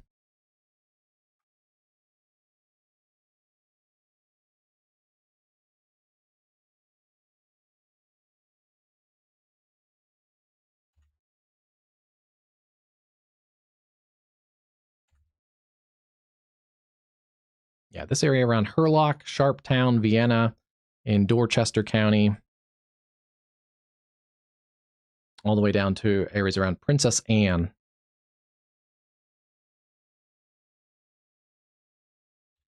All right, let's get back to the next rad. It's kind of cluttered, so that's why I kind of took the radar off just so you can see what's going on. Tornado possible tag. There's not much rotation there right now. We'll see what this looks like when it comes ashore on the eastern shore of Maryland, but right now it's mostly a wind and then flash flood issue. Another flash flood warning from Easton, Maryland over Denton, Federalsburg, and then to areas in southern Delaware, Milford to Georgetown, around Greenwood. Storms continue there. Also, flash flood warning around Cape May Courthouse, and Wildwood, New Jersey, down on the Jersey Shore. Definitely flash flooding there. It's been kind of a rough night in that part of New Jersey as well. Several tornado warnings in the Wildwood area earlier, Cape May. We had a landfalling, not tropical, landfalling supercellular tornado or water spout in the Cape May area. So it's been a little bit of a rough night there.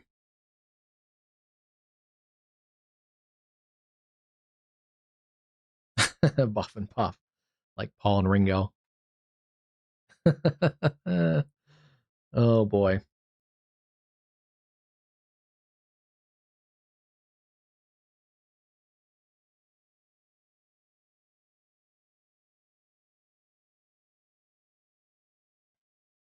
Those jewels and rubies you send they might go to a new light. It keeps flickering behind me. I don't know why. But it's plugged in too, so it's not a battery issue.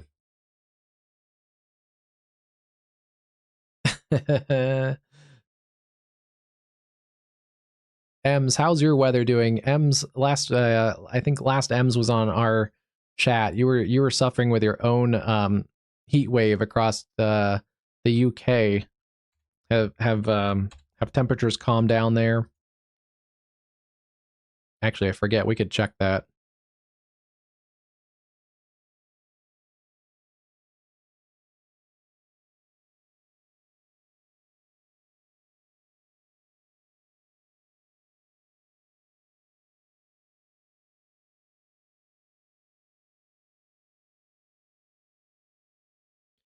This is the European model, so there's actually data for that, but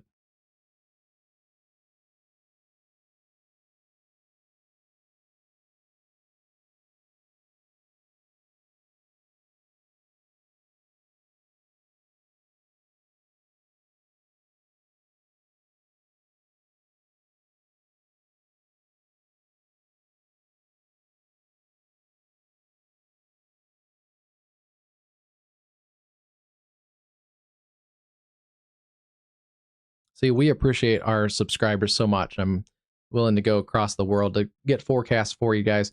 Yeah, London 76 tomorrow afternoon. That sounds actually pretty nice. 83 maybe is a high.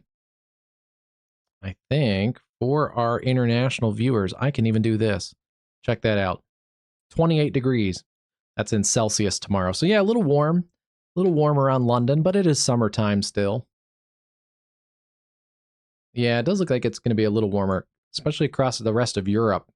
Heating up a little bit across France and Spain. But not bad across the British Isles. Obviously, the North Atlantic moderates some of the temperature conditions there pretty frequently. But yeah, look, getting a little warm. Southeast portions of England next couple days into the weekend. Temperatures 25 to 28 Celsius. Looks like high temperatures. Cooler across the north, up towards Edinburgh and Ireland. A little bit cooler there next couple days. Those nighttime temperatures look glorious. 14, 17, 18 in London. For our Americans, that's in the 50s to low 60s. That's pretty nice nighttime temperatures, at least.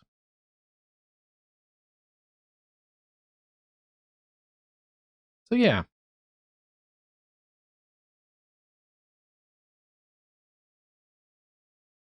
M's got the full forecast there.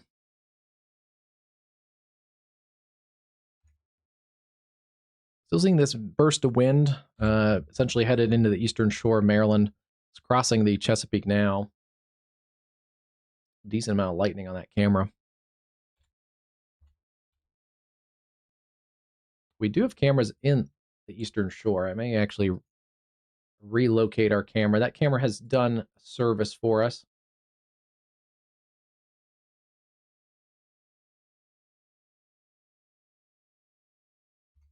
Let's see. Let me get a good one for us.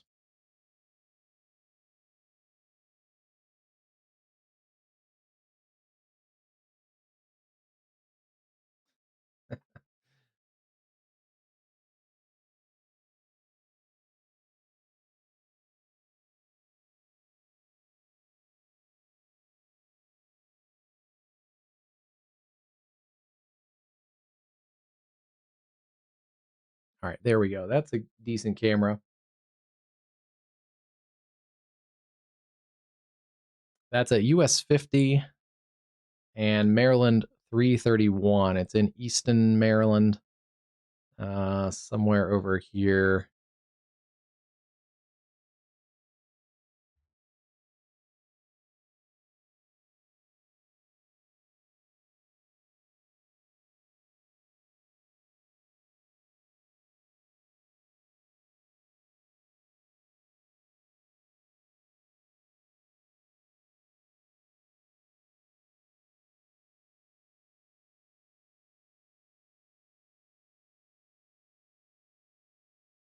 Somewhere in our warning polygon.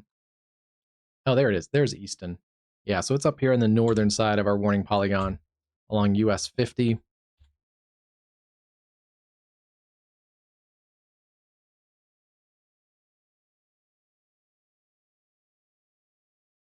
Some of the stronger storms just starting to push into the Easton area, so the lightning should increase in the next few minutes.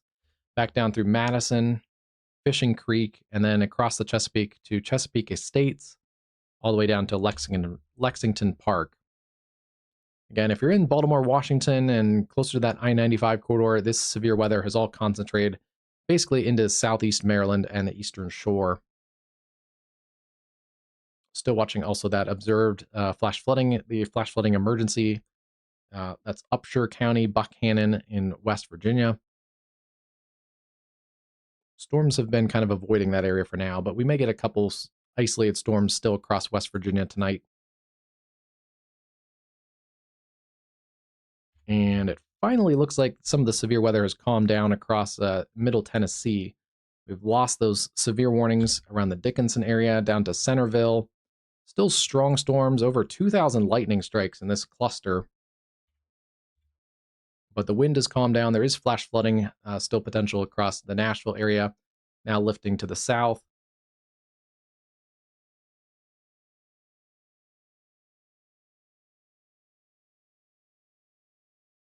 see. I had this up a few minutes ago or a while ago now, but let me look at delays. Airport delays. Nashville has gone downhill. Average delay right now is about 124 minutes across the Nashville International Airport. And that was not one of the airports we flagged earlier for delays.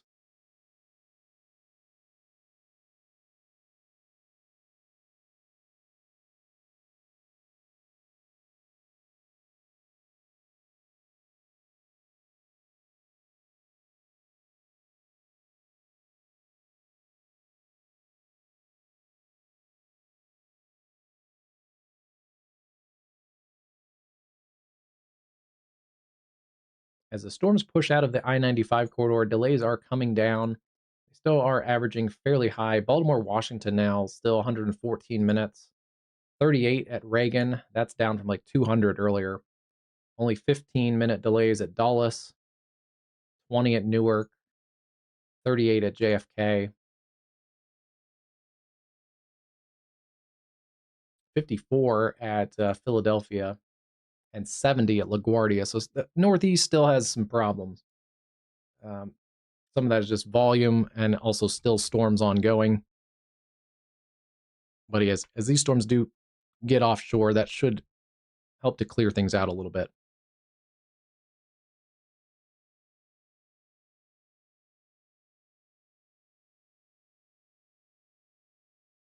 Oh, geez. A new flash flood warning has been issued. Sorry, Proud to Chase. I got your message. 8 hours. Yeah, I think, is that how long we've been going? Probably sounds right. Yep, just crossed the 8-hour mark. Thank you, Proud to Chase. Yeah, definitely putting in a pretty solid day's work here.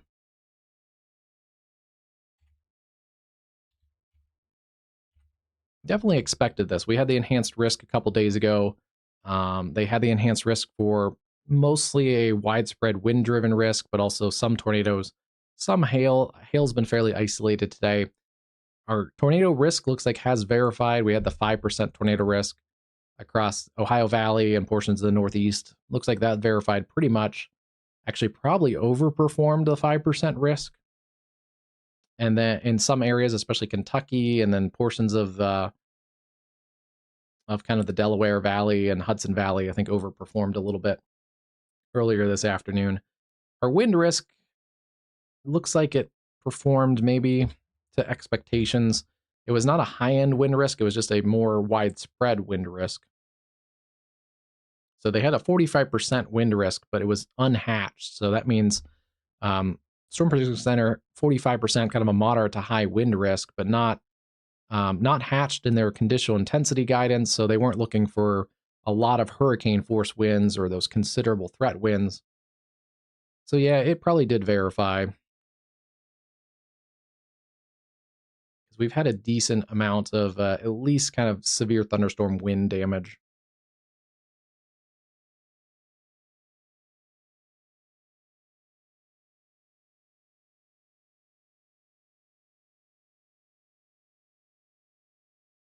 Here's some of those tornado reports. These are not all of them. This one was a longer track tornado near Rowletts in Kentucky. Had some briefer tornadoes across portions of the Ohio Valley. This is a newer report, Pendleton County. We've had a couple tornado warnings in that area. And then there was a broadcast media tornado in Youngstown earlier. Looks like a couple tornadoes also earlier today. Video sent of a tornado on the ground sent from a driving range. Parsippany, New Jersey. And train spotters, tornado touchdown there, Route 206 and Interstate 80.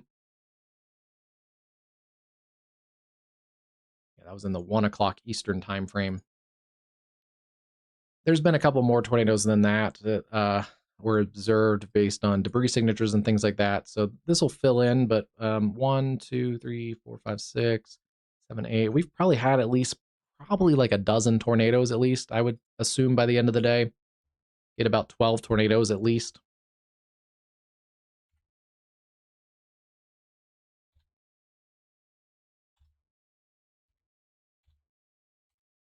If anyone has any damage reports, especially not just today, but other days on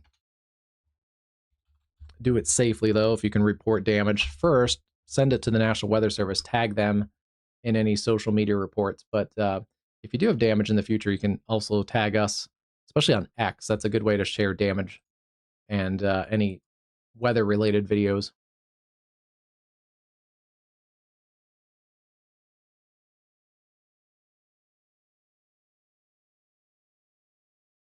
Looks like there was also a couple tornadoes in Canada today as well.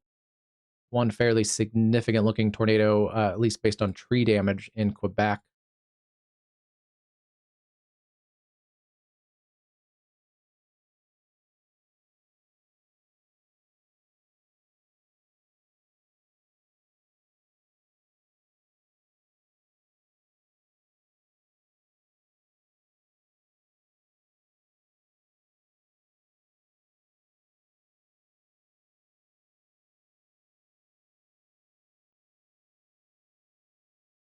We've also had a PDS tornado warning for side lobe contamination. That was an interesting one earlier. But a couple PDS tornado warnings that were legit ongoing longer track tornadoes in Kentucky earlier tonight. So yeah, it's been a pretty big day today.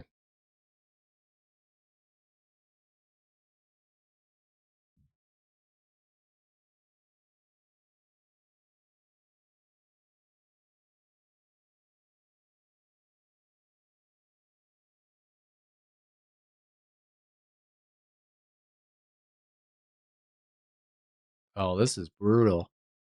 Oklahoma Mesonet, the network of weather stations in Oklahoma.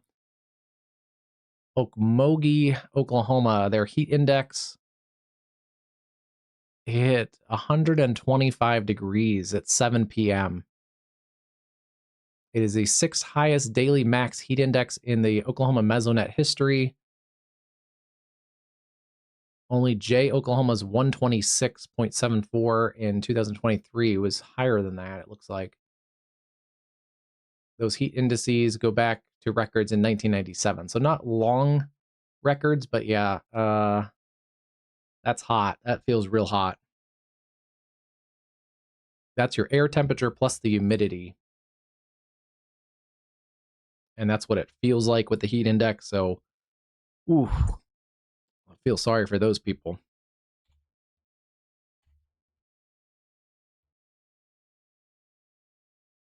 $125.24. Yeah, that has to be nuts.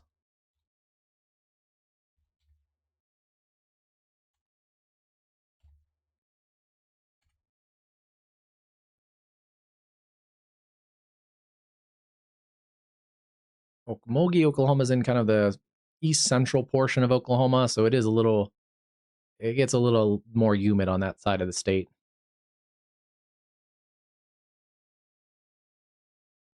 And more forest too. There's a lot more forest in that part of the state.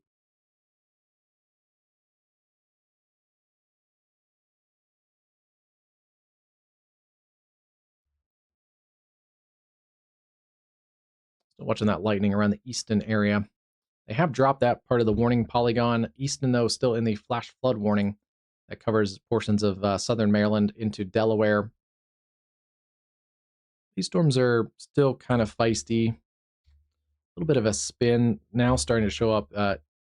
Yeah, right in there, Dorchester County.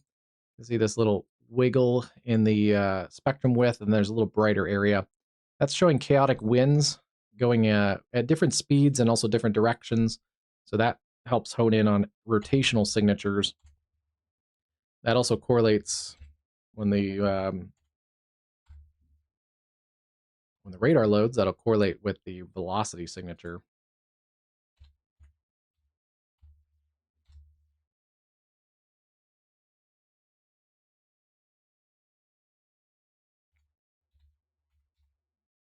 Well, I guess trust me, it correlates with the velocity signature right there in Dorchester County. So, little area to watch, little spin to watch.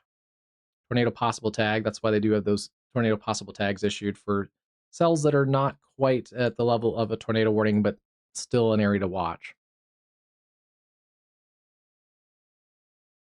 And then hopping back to flash floody portions of Middle Tennessee, those storms are finally sinking south of Nashville. Decent amount of lightning with these, still 1,800 strikes. That has diminished, though. It was over 2,000 a little bit ago. Strong storms, but not at severe levels. Basically parallel to the I-40 corridor. Decaturville, Linden, Lobbleville, Centerville, over towards Franklin and Spring Hill. And then they weaken a little bit along the I-24 corridor, south of Smyrna. Thanks, Sheila, sorry. Did I call you Shelly earlier? I'm so sorry. Sheila. Thank you very much. Like and subscribe. Click the bell icon. Get notified when we go live. If you're a new viewer, we try to do things a little different here. I focus on science-based weather communication, no hype weather communication. I hate the clickbaits. There's too much of that on social media, especially, but also on YouTube. Unfortunately, there's some clickbait accounts. And yeah, we try not to overhype stuff, do science-based weather communication. That's the big focus of this channel. So if you like what you see, subscribe. I try to focus most of the screen real estate on the radar. Every now and then we'll pull the camera live. I don't have as many storm chase contacts on the East Coast, so no storm chasers today. But yeah, I do try and keep this real estate pretty centered on the radar. Yeah, there's that spin showing up. Looks like we're just waiting on a new radar scan.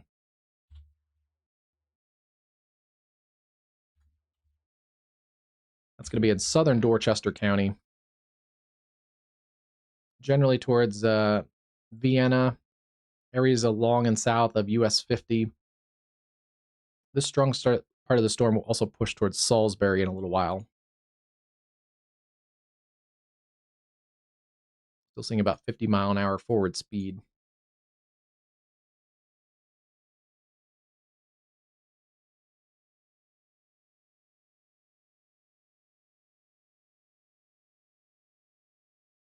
So at that forward speed, it is going to get towards Ocean City in the next hour or so. Salisbury, Maryland, 21 minutes. So this little cluster of storms is going to work across the eastern shore of Maryland and the Delmarva fairly quickly, basically over the next hour. A little bit more concerning is this part of the line that is kind of slowed down. This part is moving, but this northern area kind of snakes to the east and then curves back. That's where you have training thunderstorms, and that's where this flash flood watch continues. Sorry, flash flood warning. Milford, Georgetown, Delaware, Greenwood. That may expand as this storm cluster kind of hangs around in the area.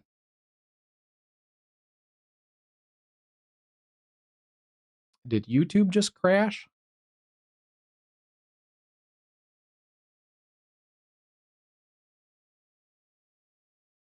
There we go. Are we back?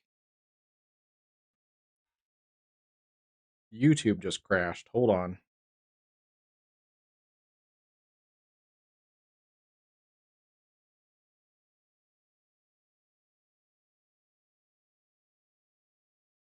Oh, geez. Come on.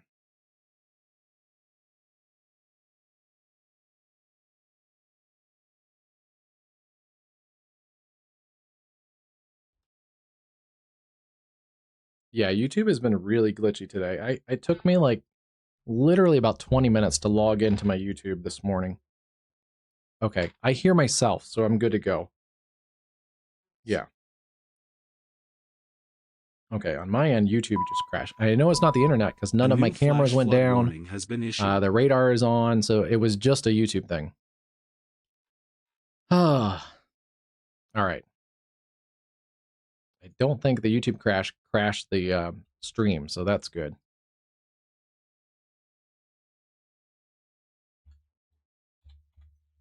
Yeah, gusty winds right there in Dorchester County. One of our stronger storms right now ongoing in probably the North America, but let me just kind of zoom out and double check. We've also had some storms across the Four Corners, flash flooding in isolated spots in the Four Corners as storms kind of hang around. It is monsoon season, so there's been an uptick in activity. Some of these areas in the Four Corners need the rain, just not too much at once. And then we'll head back down here. I do want to take a look at some of these storms working through southern portions of Louisiana. They are leaving the areas around Homa, but things are going to rotate in from time to time. Some showers and storms, Pensacola, back towards Santa Rosa Beach, Panama City, Port St. Joe. Some of these showers could have some gustier winds associated with them, just transitioning some of that wind energy to the ground. Bertha, though, continues on a westward pace, so that should keep most of that heaviest weather, at least offshore of the Florida Panhandle as well as the Alabama Gulf Coast. Push it more towards the areas in southern Louisiana. Things still pretty calm there in Biloxi.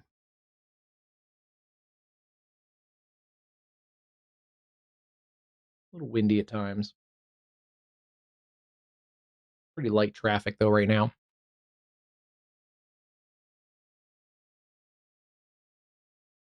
The camera was shaking earlier, so I think it was a little breezy earlier in the day.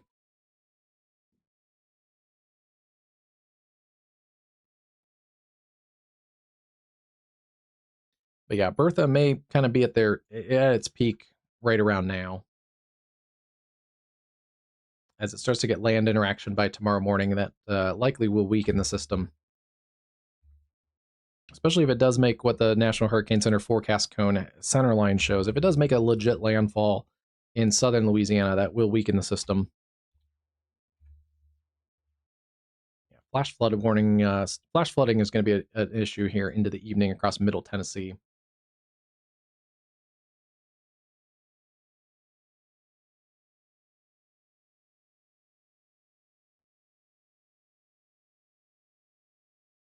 Oh, let's see. Proud to chase. I did not. Let's see.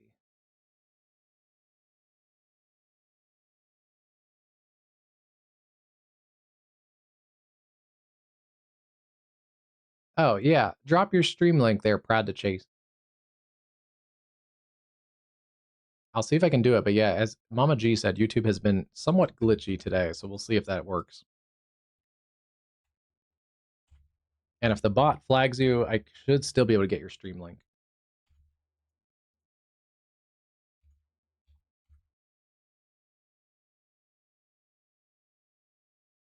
He may have left.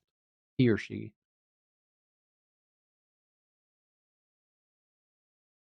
Okay, we've dropped the warnings there in southern Maryland, at least Prince Frederick, down through Piney Point, the areas on the western shore of the Chesapeake. Still seeing the one warning. Tornado possible tag still in that. Dorchester County, areas west of Salisbury.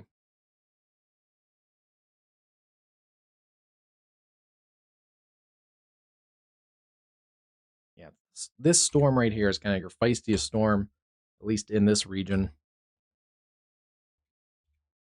Not a lot of hail in there. It's mostly just the gusty winds.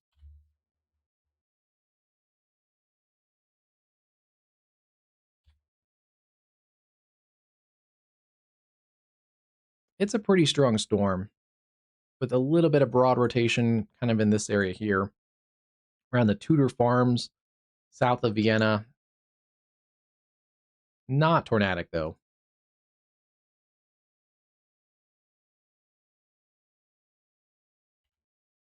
This was a severe storm earlier near Federalsburg. It moved across the eastern area. That one still has a little bit of wind in it. Pushing through Georgetown.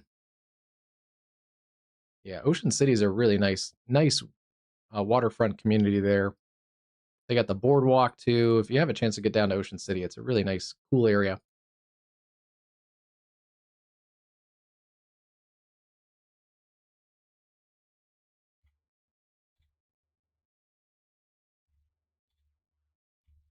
It's grown. It's gotten a lot more crowded, this area from Delaware down to Ocean City. It's definitely increased in popularity.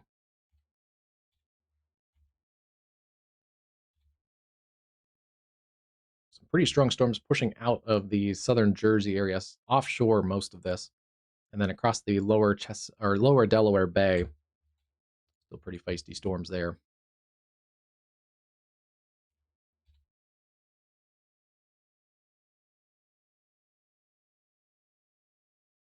Looking back across some of these areas, I do want to check. We do have the severe thunderstorm watch continues another 41 minutes. A couple stronger storms, not severe right now, across the Richmond area. Tappahannock, Montrose, Port Royal. But flash flooding could be an issue here as we continue to see storms training across those areas. The severe warned storms earlier, not severe as they pushed into western Virginia, crossing the Appalachians. And then, yeah, still seeing storms avoid in general this area around the Buckhannon region, Upshur County, where we still have observed considerable flash flooding. Flash flood emergency continues. Randolph, Upshur, and Lewis counties in northern West Virginia. Emergency management reported swift water rescues in the evening. Some of those were still ongoing. Several people trapped in vehicles or homes. That's not good. Numerous roads reported flooded. Many structures flooded. They've updated this warning with more information. And rainfall amounts 5 to 7 inches. And those are gauge reported. So those looks like have verified some of those radar estimates that we saw. Not a good situation there if you're in areas around Buckhannon, Hinkleville, just to the southeast of Weston. And there is a chance that area gets a few more storms. Even if they're not sitting over that area, any storms are going to make that situation worse.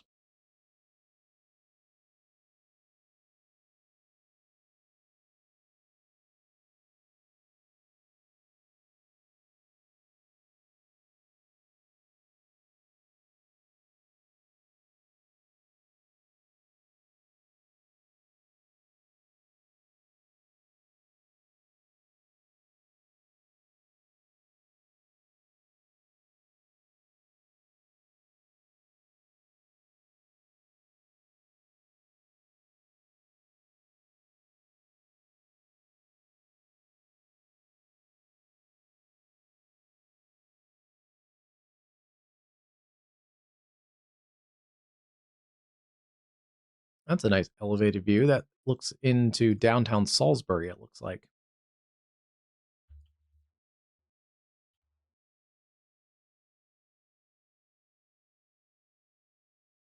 Yeah, looking south, this is US 13, kind of across the center of the screen, looking south-southwest from Salisbury, Maryland. Those storms are still a little bit of ways away from that area, but generally working towards the Salisbury area. Heavy winds still in there. Taylor Farms up to Vienna, Sharptown, and Hurlock, just south and east of Federalsburg.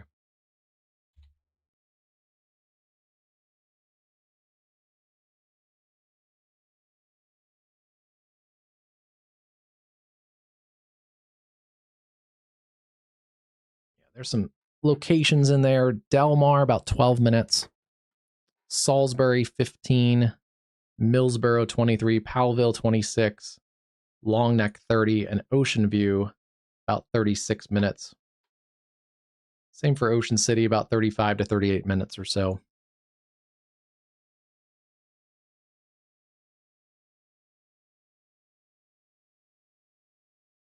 I feel like we've been in this area though for a while, but yeah, it is moving. It's in a fairly rural part of Dorchester County right now, so it is getting closer to Salisbury, and that will get into some more populated areas on the eastern shore.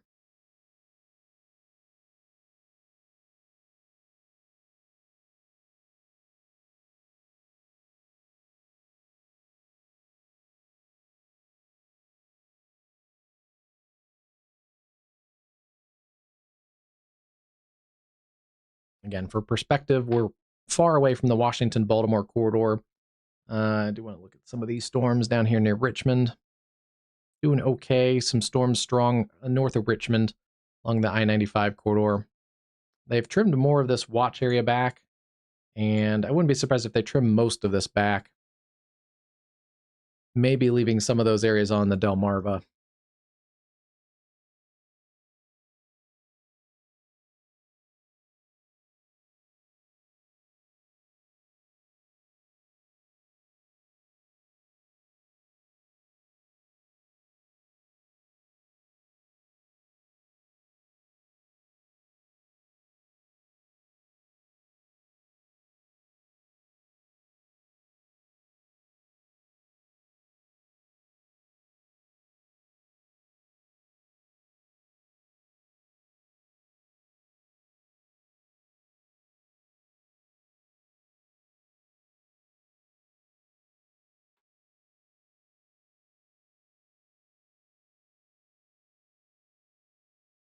I did not realize, if anyone knows him, the storm chaser Edgar O'Neill was on that potentially longer track tornado around Munfordville, Kentucky earlier. Looks like he has some stuff from that tornado earlier.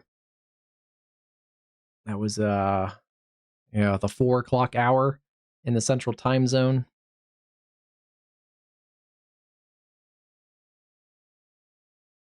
Kentucky is definitely a tough state to chase in, especially central and eastern Kentucky. You get into a lot higher terrain, a lot more forest and trees.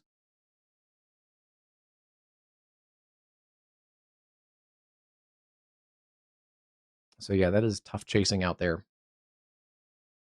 Yeah, he's a cool dude.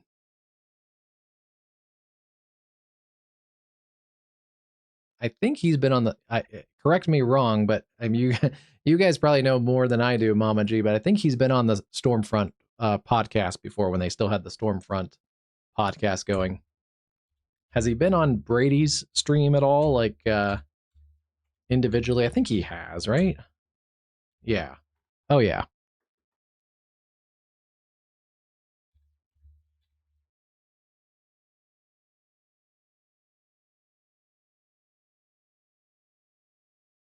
Hopping back into Middle Tennessee, I just want to take a look at these storms, just make sure everybody's behaving themselves down here. Yeah, still pockets of wind, a lot of lightning, but some soaking rains. Hopefully just not too much. There are flash flood warnings. 3 to 4 inches of rain. This is some pretty heavy rainfall, actually, across these areas in Middle Tennessee, and the storms aren't moving that much. So yeah, there is a flash flood risk.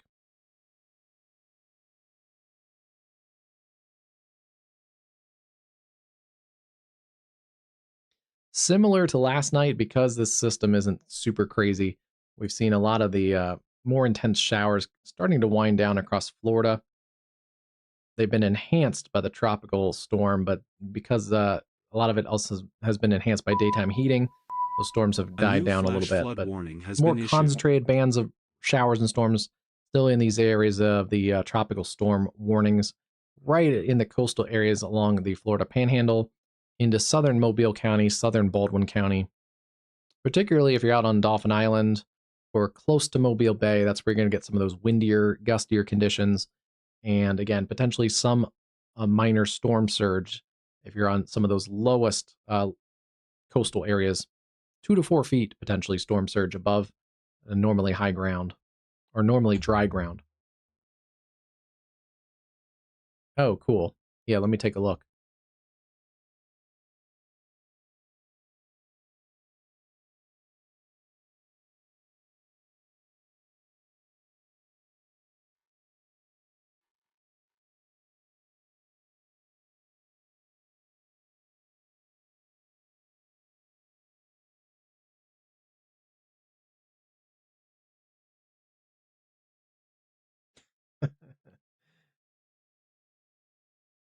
I guess Mama G has the inside on Edgar.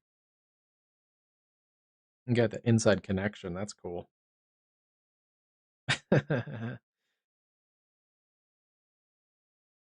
Looks like he's doing well.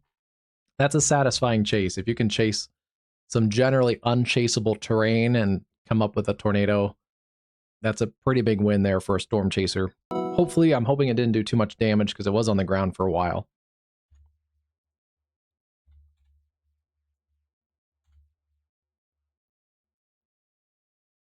So they have extended this tornado possible severe thunderstorm warning all the way to the coast now. Kind of what I was waiting for to see what would happen with it. That does include Salisbury, Pittsville, Powellville, and then all the way to Ocean City. A little bit more populated area out here. This is along the US 50 corridor. This is at the coastline where there's more populations. A new tornado warning And here has we been issued. go. Back to a tornado warning.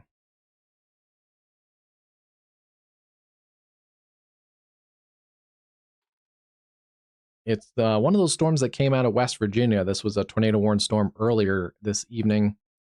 Let me see. Yeah, this is the same storm that came out of Greenbrier County. It's tracked essentially along the US or I-64 corridor and still in here. Now tornado warned in Virginia, Rockbridge and Amherst County in west central Virginia, east at 30. And that is currently located near Cornwall.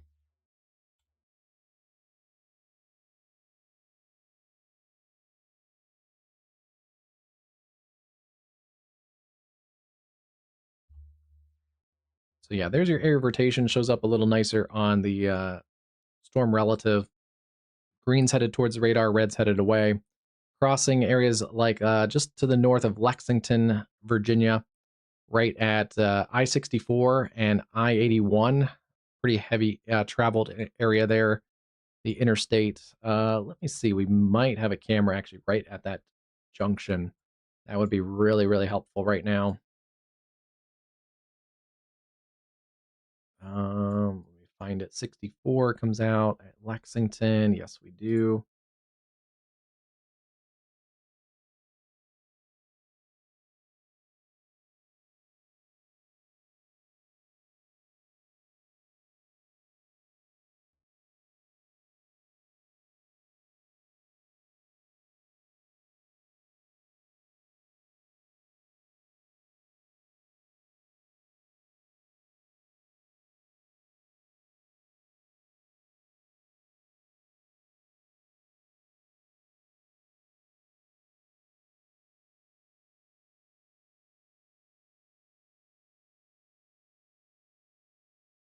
Wow, not great. There's still a decent amount of traffic on the 81 corridor.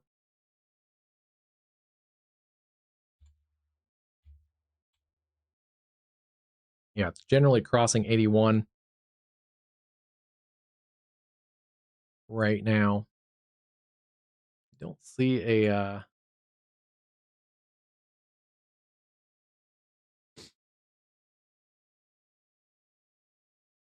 yeah, cars are slowing down. You can see the heavy rain.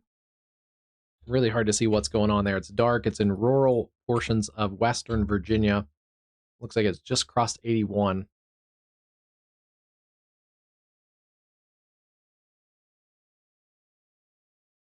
If there is a tornado, it'd be very hard to see at night with the higher terrain and the wooded terrain. But it is showing up pretty clearly there. Approaching areas around Cornwall, Riverside, and now to the north and east of Lexington, Virginia. Alto, Orinoco, the Mount Pleasant Wilderness area, and then eventually over towards Woodham or Woodson, Amherst, and Rockbridge counties.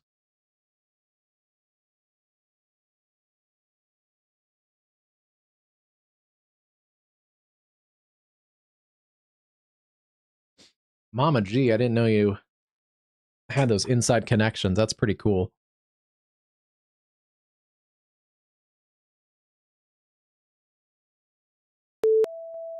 A new tornado warning has been Project issued. Otis had the impressive drone footage the other day out of Canada, I think it was. It was an amazing tornado. It was over, looks like a lake.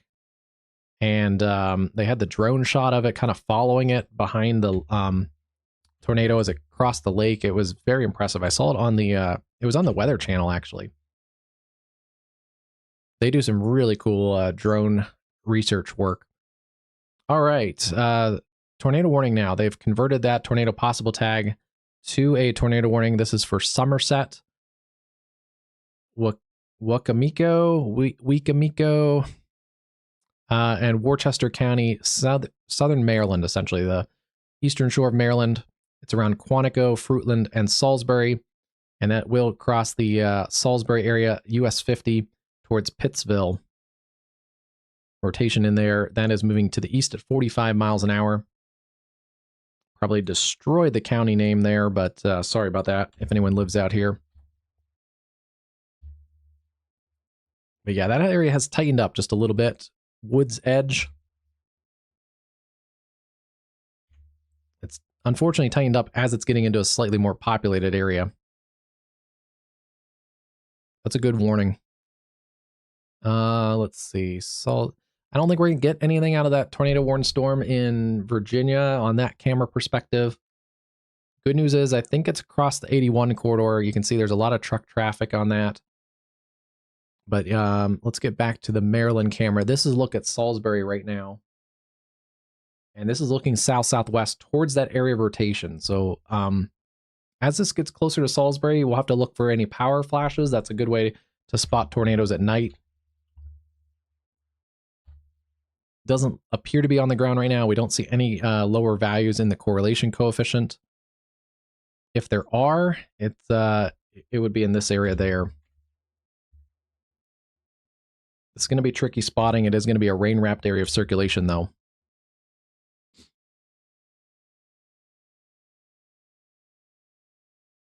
All right, so one tornado warning there in eastern Maryland. And then our other tornado warning. Let's see, have they dropped that? Why is that not? There it is. Took a minute to load. I thought they dropped it for a second. That one is near Marlbrook. Rockbridge and Amherst counties. Fairly compact cell, but there is rotation in there. Cornwall. This is another area not seeing any correlation coefficient. Here we're a little further up in the radar, about 6,400 feet. So this could be producing a tornado. We're just not catching the debris up at this height of the radar beam. But yeah, right now radar indicated tornado warning continues there.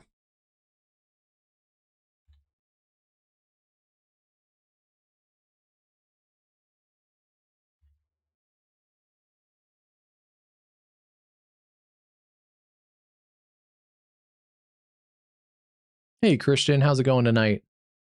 Hopefully not missing too much in the chat.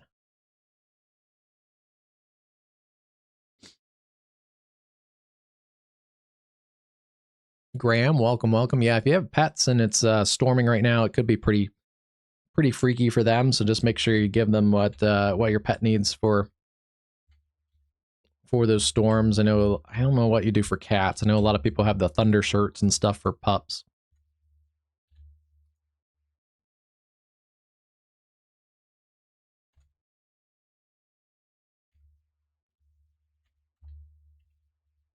Yeah, still seeing rotation. It's now east of Cornwall, moving towards Alto, Virginia.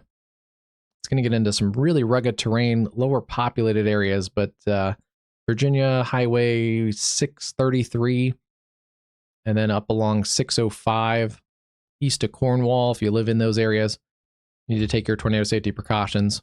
Fairly small, isolated cell, so it is out on its own. We'll keep an eye on that one. Probably going to spend more time back here, just a little bit of population bias. There is a little bit more population affected here. We're also, it's more radar bias too. I'm at about 1,000 feet closer to the radar site. So we have better low-level data to investigate this tornado warning. But I will pop back to Western Virginia in the next couple minutes.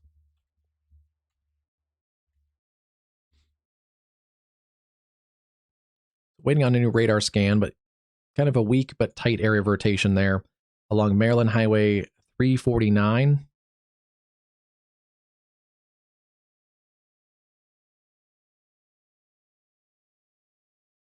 It's going to be basically along 349 and then kind of roll into the western sides of town. Salisbury, out towards Woods Edge.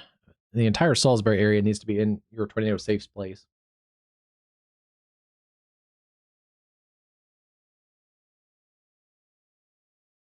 don't have any cameras on that side of Salisbury.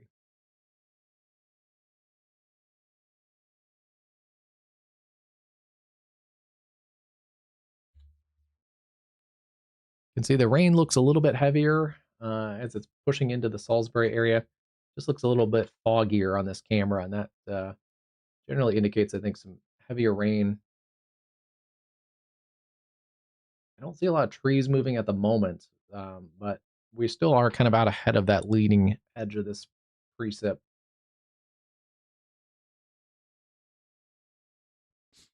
Interestingly, lightning not as big in this part of the storm. It's moving at a pretty good clip.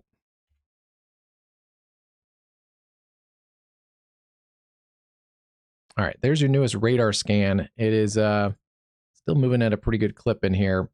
Walking Estates, southern sides of Salisbury, Maryland.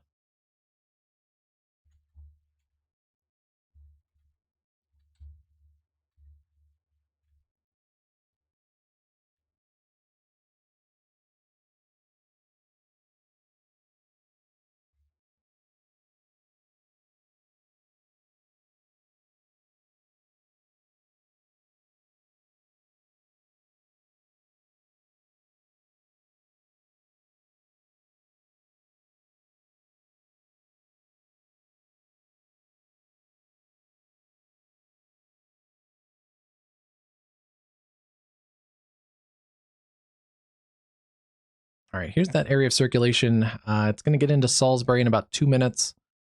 Pittsville, 15. Willards, 20. Ocean Pines, 34. And then West Ocean City, about 37. That brings it into the Ocean City, Maryland area, about 39 minutes. That circulation may not hold together that long, but just an idea of the length of that.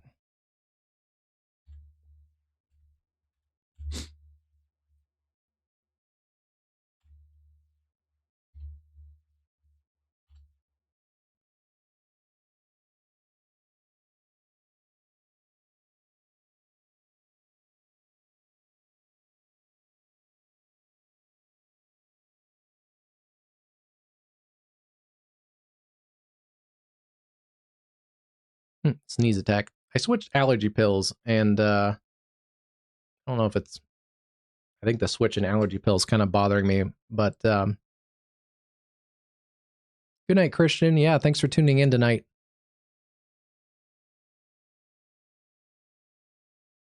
Yeah, it's a pretty big populated area, especially. I guess it's probably one of the more populated areas on the eastern shore of Maryland, outside of the, especially this time of year, coastal areas along Ocean City, pretty populated. But as far as like permanent residents, it's one of the larger communities out here on the eastern shore. Yeah, rotation in there near Silver Run. Still not seeing anything on correlation coefficient. That's a decent sign. We're only looking about 1,000 feet up, so it wouldn't take a super strong tornado to lift debris about 1,000 feet.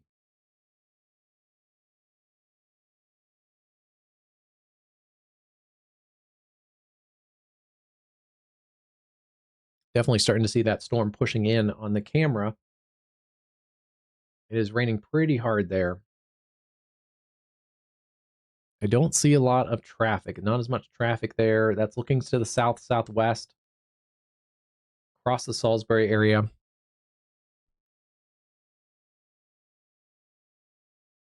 That camera is along Highway 50, up in this area. It's up by the mall and Highway 13 and Highway 50.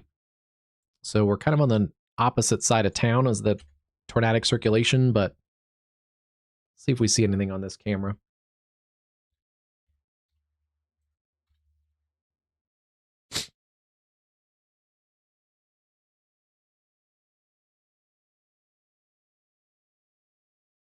Hey, Jesse, how's it going? My day was pretty good. It's been a busy day covering severe weather, but that's a good day for us. This has a little bit of spin now east of Laurel to the north, the next cell up. Yeah, seeing a little spin in that part of the storm system too. A new flash flood warning has been issued. A little bit of an appendage in here. There's a little inflow region. Kind of cycles out like that, east of Lowell, or east of Laurel. This other circulation's been trimmed up a little bit. They've cut off areas along 349 around Quantico, the Chesapeake Forest area. It's trimmed up for just basically downtown Salisbury out towards the east towards Pittsville. And yeah, rotation's still in there.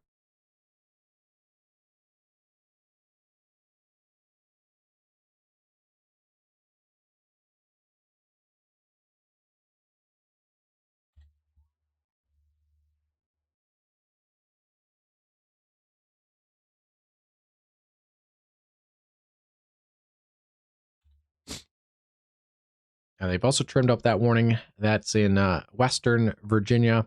They've trimmed it up for Rockbridge and Amherst counties. Pretty rural terrain out there, but Irish Creek and Alto are currently still in that warning polygon. Yeah, still seeing rotation in there too.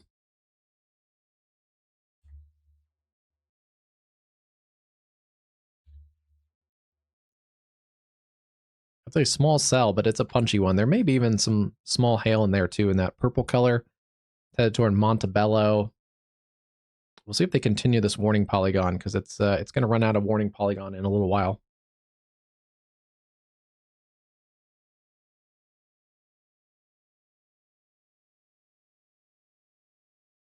No severe weather back in Tennessee right now. Concentrated into the eastern shore of Maryland. Also, still watching this cell in southern Delaware. A little bit of spin still in there.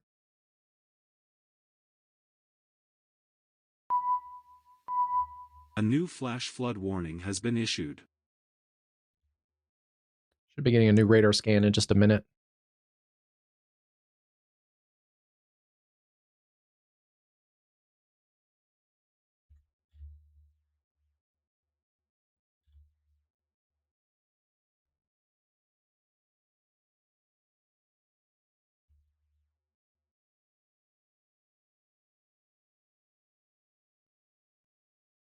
Okay, that area still in there. It's a little bit broader than it was just a couple minutes ago.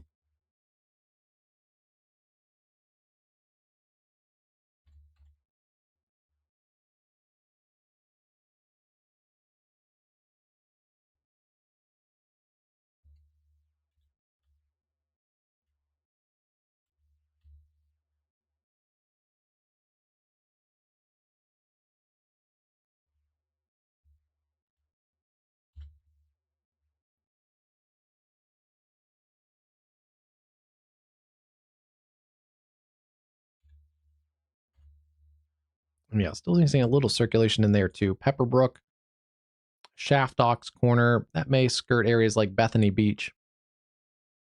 Keep an eye on those.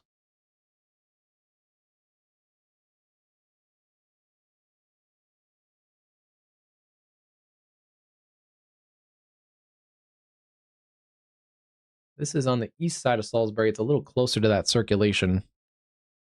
That first camera's up here. This camera's like right here in front of that circulation. So it's going to be a interesting camera.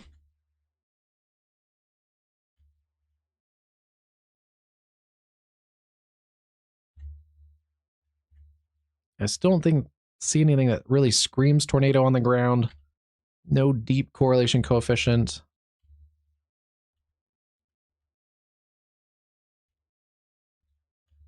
There is a tornado. It'd be basically on the southeast side of Salisbury.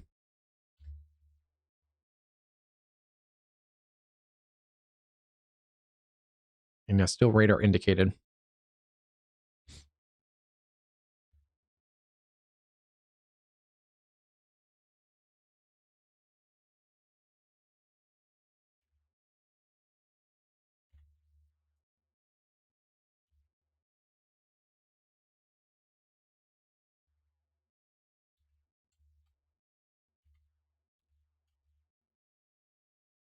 Waiting on another scan for this area here. There's an interesting Interesting little CC drop right there.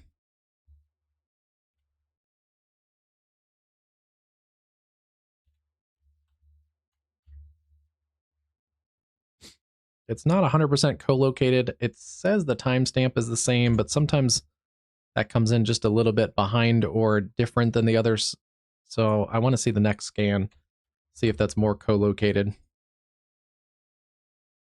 But there is a little something right in there.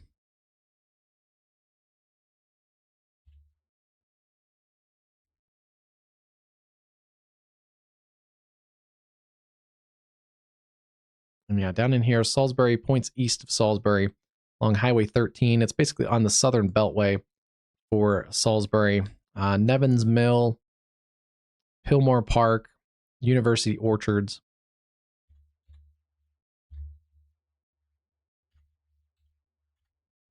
The rotation overall has weakened a little bit, but still in there, and it's still showing up fairly well on the radar products that we're having.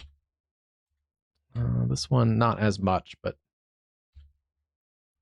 should be getting a new radar scan in just a minute. We just kind of close and force it to scan again. Seemed laggy there for a second, so let's just take a look. Shear rate shows a few of those areas too.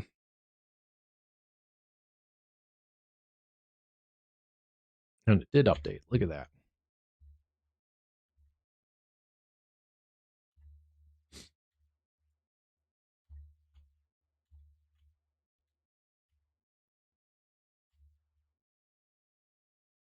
Nothing there on correlation coefficient. This little area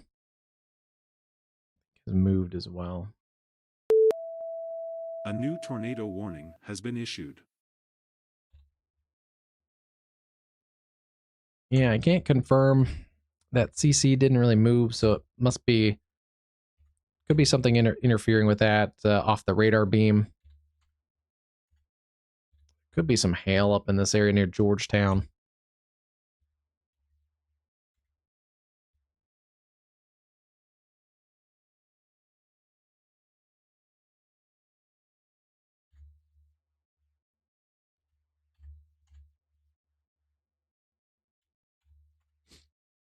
Fairly weak signature. There's actually kind of two of them. Oops, let's get back to that white. One in there near Salisbury, another one skirting the southern areas of Delaware. Keep an eye on both of those as they head towards the populated areas there along the shoreline. They have also continued that tornado warning in western Virginia. This is for Nelson County, Massey's Mills, Lovingston, Roseland, Red Apple Orchard. Still seeing that cell moving east at about 45 miles an hour. This cell has had a history of tornado warnings all the way back into western portions of the state and also into West Virginia. Still seeing that circulation kind of weak right now, but still seeing it in there near Alhambra.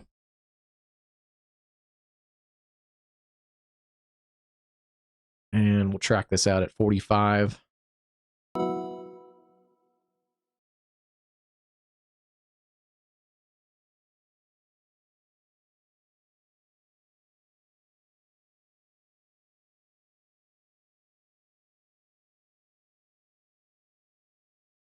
Yeah, 45 miles an hour. That's going to get through Massey's Mill, about 7 minutes. Lovingston, 17.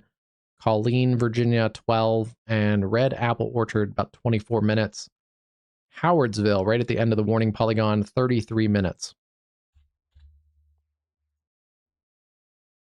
A little bit of small hail in there, and then the tornado risk on the southern side of that cell. We are getting away from the radar, so that is going to be a little bit of a radar hole there. Yeah, a little further from the radar site, so hard to see exactly what's going on at the low levels.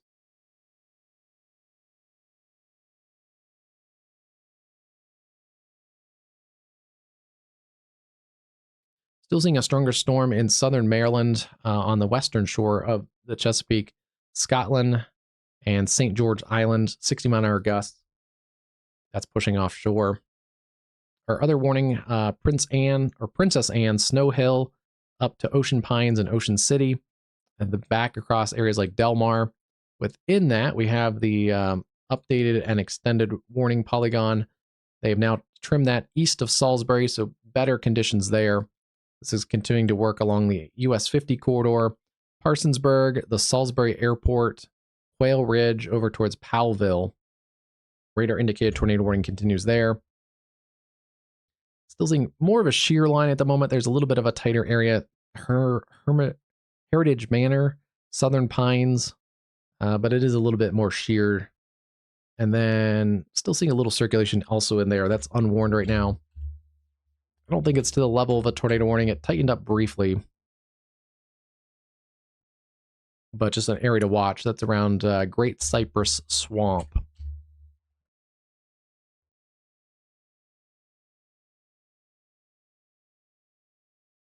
Yeah, that area is actually broadened out just a little bit since the last scan. Coming towards the Frankfurt area, Shelbyville, Bunting, Roxana, Bethany Beach, Fenwick Island. I'll get a track on this just in case.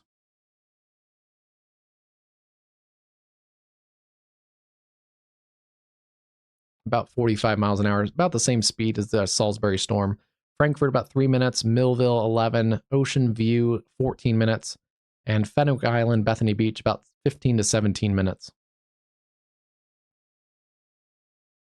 Keeping an eye on both of those circulations on the eastern shore.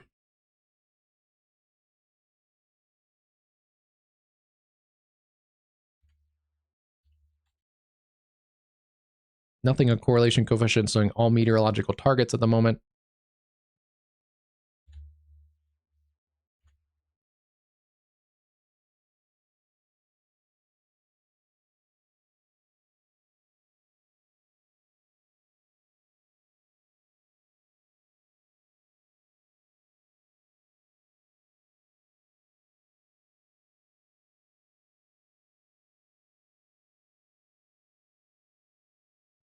Latest track on that storm, still about 30 minutes to Ocean City.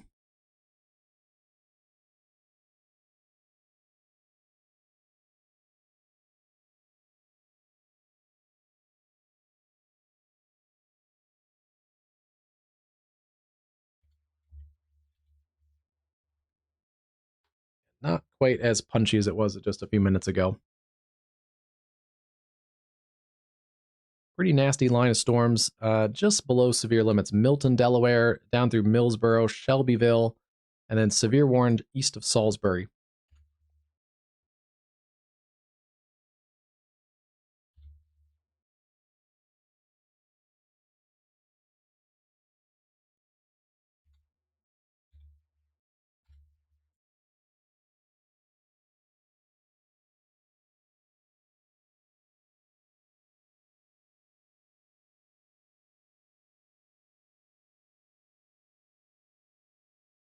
Yeah, shows up as kind of that shear line, like I mentioned on the spectrum width as well. But yeah, right along this leading edge, and especially where we have a couple kinks in the line, one near the Salisbury Airport. There's another little one also near Pittsville.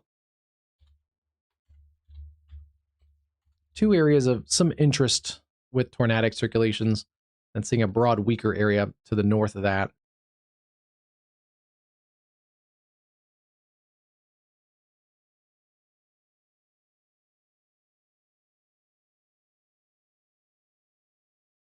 There is the Pittsville area.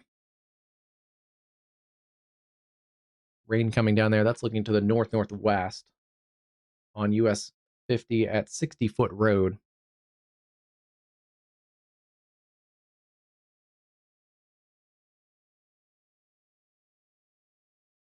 All right, they've canceled that tornado warning for areas east of Lexington and continuing it out just the one county, that is Nelson County, southern Nelson County. Lowesville, or 7 miles northeast of Clifford, moving east at 45.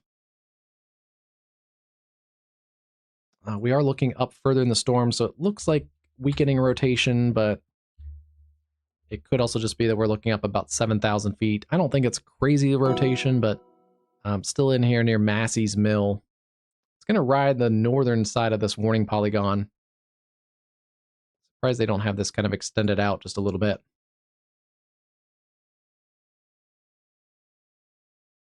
That's because it was on a track more like this. It's turned a little bit to the left.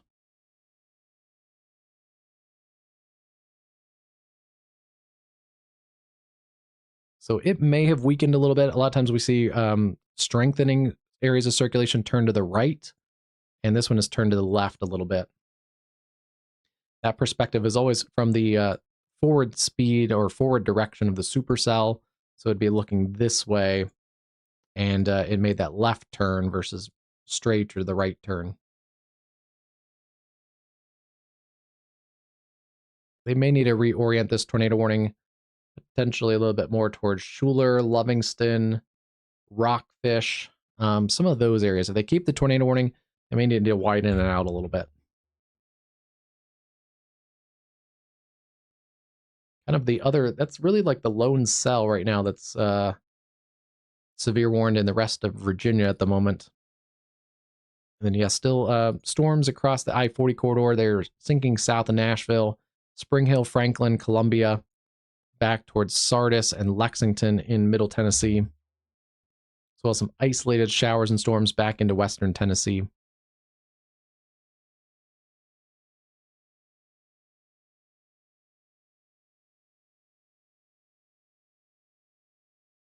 Ems, it's 5 a.m. Jeez.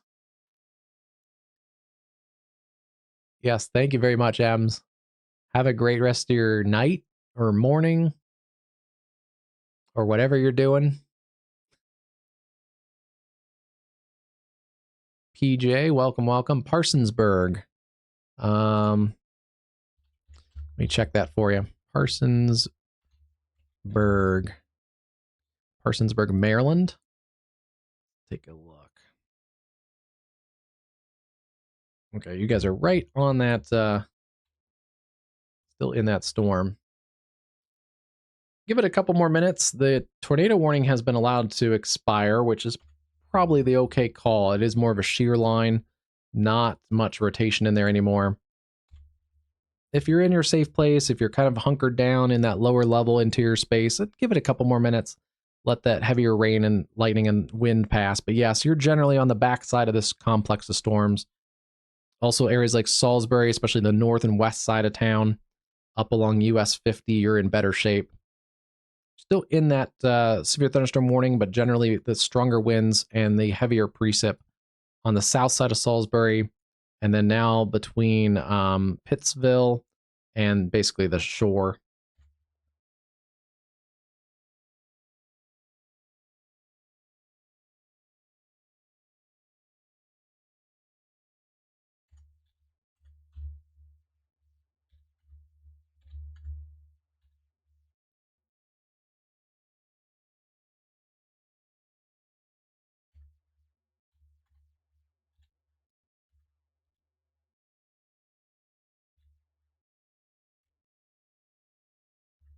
Probably some tornadic waterspouts offshore in that cluster of storms way out over the open Atlantic, but that is a pretty potent looking convective system out here. You can see it has kind of a little comma head feature, kind of pulls in there. And then there's some little spins in there.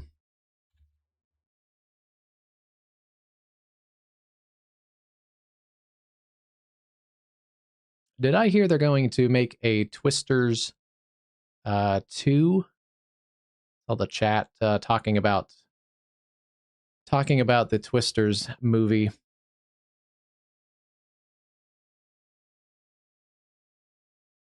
And I think I heard they're going to make a Twisters 2. It was pretty good. It was better than I thought it was going to be.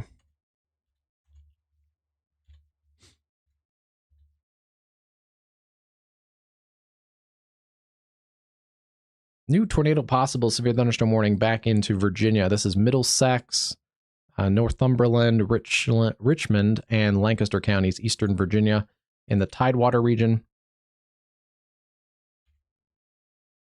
And there's a couple areas of spin in there, but one near Summers.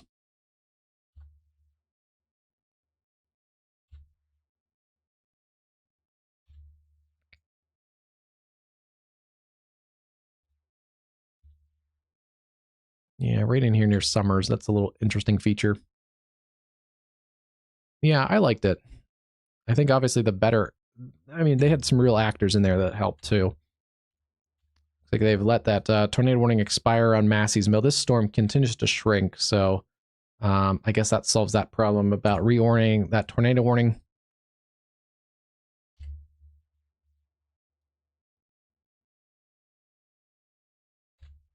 Yeah. All right. That storm pretty much done. Check the Nashville area again. Severe warned storms, or not severe warned storms, but flash flooding continues to be a threat here. All these flash flood polygons, Nashville down to Smyrna, back through Columbia, Spring Hill. Yeah, those storms aren't moving very fast, about 20 miles an hour. They have surged out some outflow boundaries. That should decrease the severe risk there. Still a wind risk, isolated wind risk, but that should limit the tornado chances. Yeah, they're pretty much all behind this rain-cooled outflow boundary, so I feel a little more confident about those storms.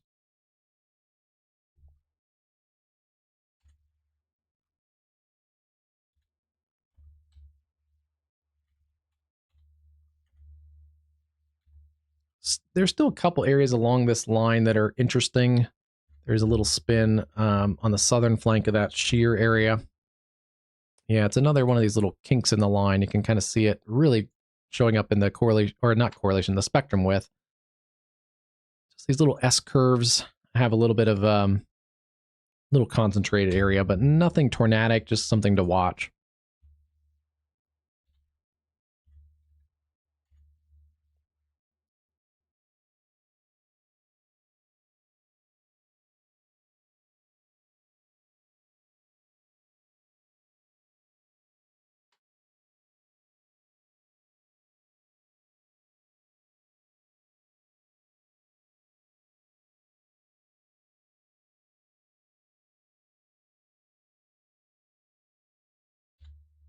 So you're getting some rain and lightning and thunder before these storms, but the main line with the gustier winds and at least earlier, a couple little areas of rotation, that line is traced out, and it's about 6 minutes to Fenwick Island, roughly 7 to 10 minutes to Ocean City, 4 minutes to Berlin, and about 3 to 5 minutes to Ocean Pines.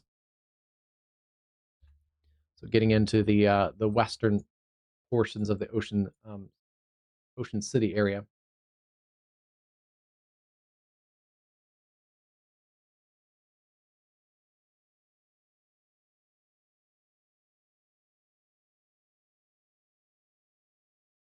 This is a nice view. This is looking west from the Berlin area, right at US 50. US 50 and 113.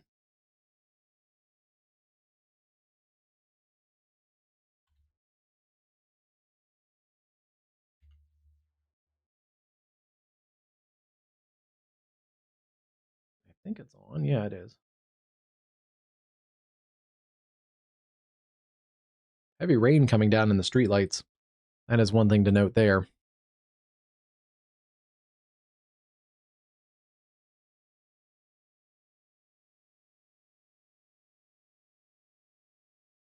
Check out the heavy rain on that. You can see it in the streetlight there.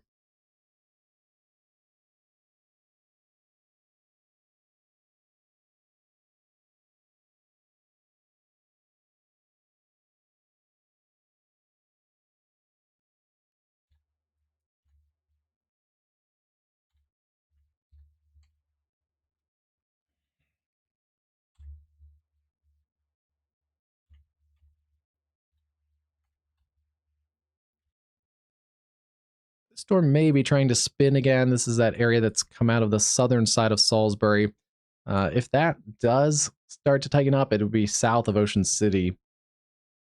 Gulf Club Shores. That sounds really pleasant. Newark, Maryland. Keep an eye on that little section of the storm.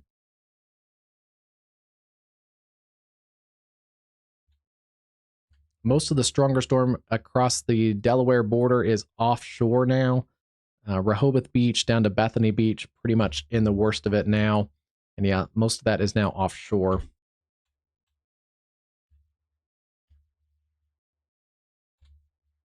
And it looks like the strongest part of these clusters of storms should miss Cape May.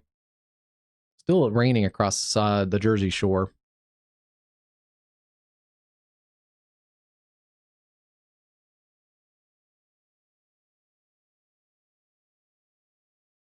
And then weakening storms across middle Tennessee as well.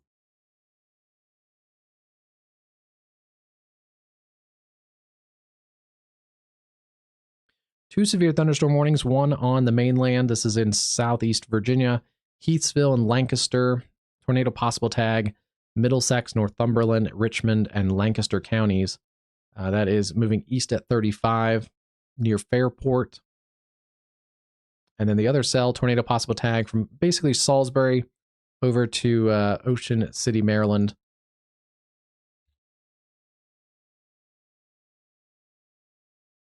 Yeah, the storms kind of lag back across Princess Anne. Not much circulation down in there, but there is a couple little spins. This one has picked up in intensity, the one that I flagged just a few minutes ago. There's also another little kink down in that line segment east of Princess Anne. So we may get some transient spins kind of in this area that are capable of producing some brief tornadoes at times. That's a good use of a tornado possible tag rather than blocking out a giant tornado warning for some transient areas of spin. This one's a little bit more concentrated, but yeah, we'll keep watching that one.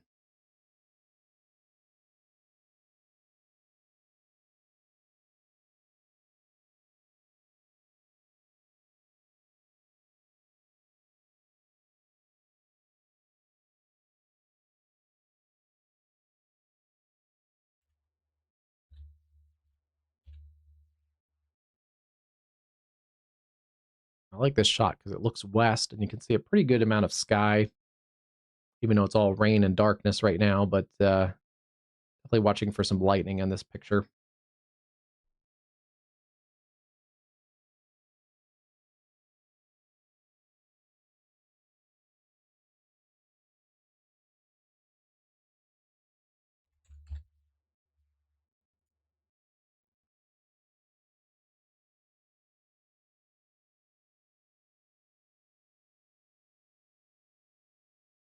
So National Hurricane Center still updated their peak storm surge forecast. It looks like in the last hour, still calling for 2 to 4 feet in the area from the Mississippi-Alabama border across the Mississippi Gulf Coast and into southern Louisiana, including Lake Borge and the areas southeast Louisiana down to the mouth of the Mississippi.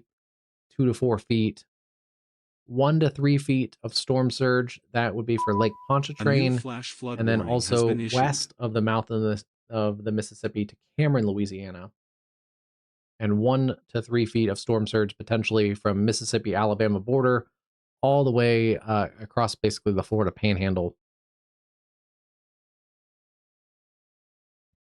So that's the peak storm surge above normally dry ground. Actually, we should be able to hold on.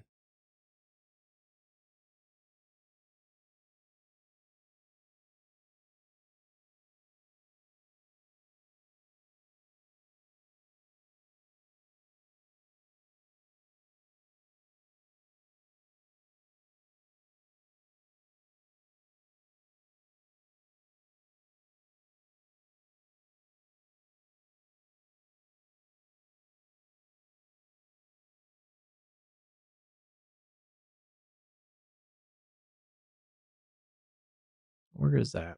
Trying to pull it up, but it's not working.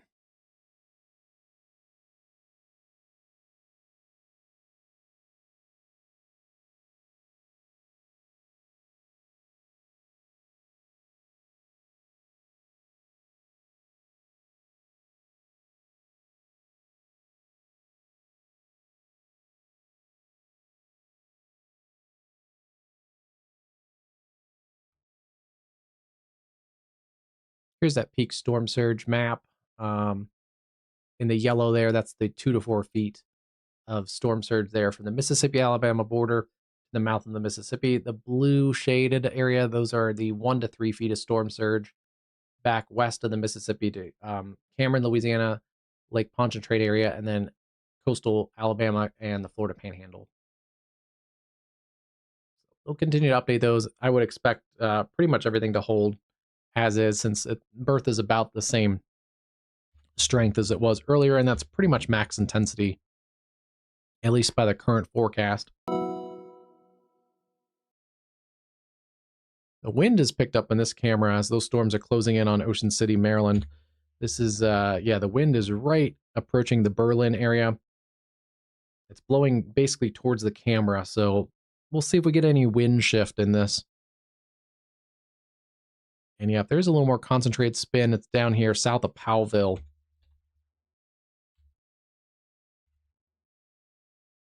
Ooh, that's tightened up just a little bit further too. Yeah, heads up this little S-curve area.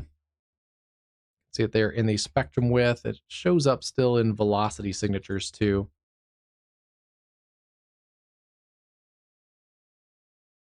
If there's a quick spin up, it's mostly in this area. This is starting to surge is more of a bow echo across Ocean Pines and Berlin. About to crash into Ocean City. And yeah, right now seeing all pretty much one direction.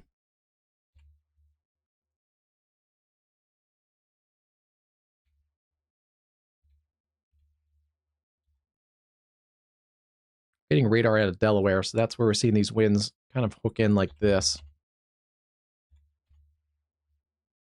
Yeah, these red, that's all winds going away from the radar, surging out across Ocean City. So it's only this little area down here that's kind of the more, not concerning, but just area of interest to watch for any quick spin up. Saw a line of storms. Some of these probably marginally severe. Fairmount, Tylerton, they're going to make its way across the southern portion of Maryland and also the Virginia portions of the Delmarva. Yeah, pretty solid line segment there.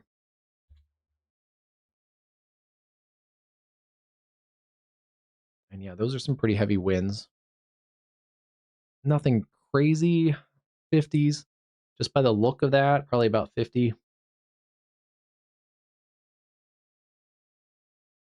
Typical with severe storms, not every pocket has, you know, a swath of damaging winds.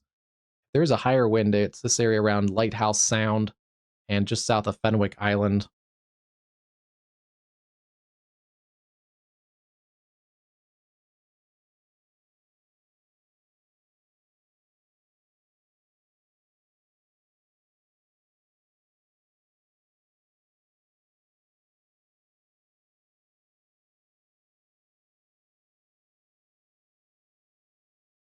Let's see, Fruitland, Maryland. Let me double check. Fruitland, Maryland. Oh yeah, you guys are back here near Salisbury. So yeah, you had that tornado warning a little while ago. Pretty close to there, actually.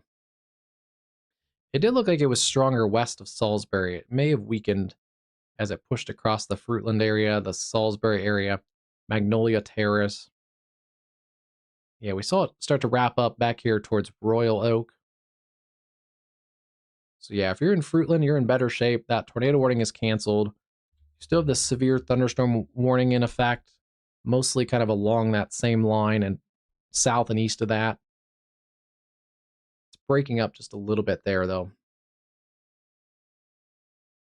Yeah, most of the stronger storms are now through Fruitland.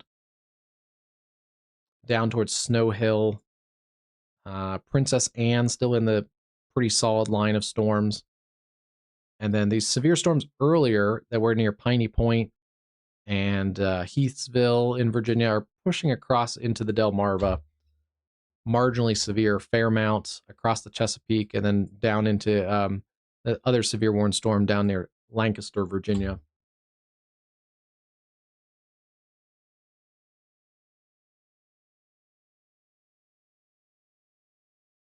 Yeah, maybe someday, Proud to Chase. Maybe someday. They have continued that warning further south across the Delmarva there. That's a good call. 60-mile-an-hour winds.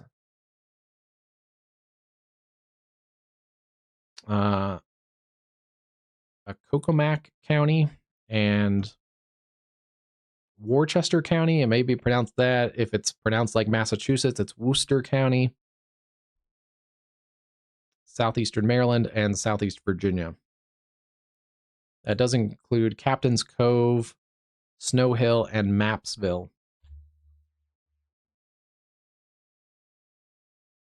I'm still seeing winds basically pushing towards this camera perspective. So that checks out. This is in Berlin, Maryland, on the west side of Ocean City.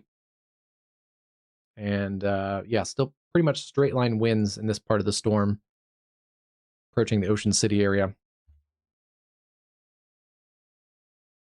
And that checks out. This camera is right about there. It's looking along US 50, and we're seeing winds kind of slam that from just kind of the northwest, I guess. And that checks out with what we're seeing on the radar presentation. This is still a little area of interest back towards Newark and Ironshire.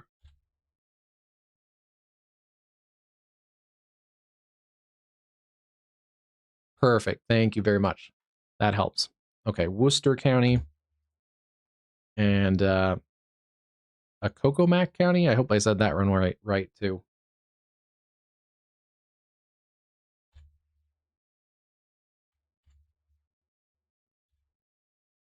Yeah, Salisbury and points north and west are in better shape for the severe storms. That includes like the Fruitland area, right on the northern edge of those severe storms. But yeah, they've basically pushed through those areas. And then starting to clear out along the I-95 corridor. Much better evening. So if you're anywhere along the I-95 corridor, Baltimore, Washington, up towards Philly, Trenton, and the tri-state, you're in clear sailing there for the rest of the evening. No more severe storms, no more tornadoes. Much better.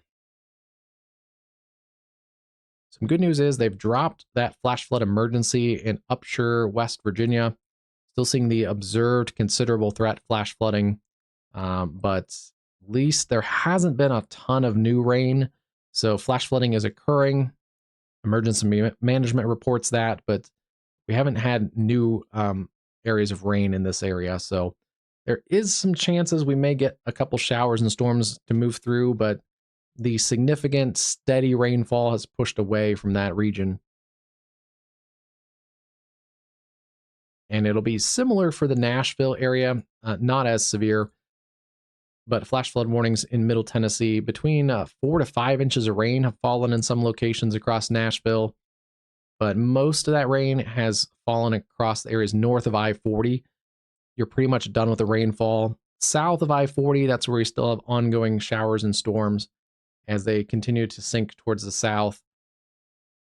One new severe warning there in Middle Tennessee, Henderson, Hardin, and Decatur counties in West Tennessee.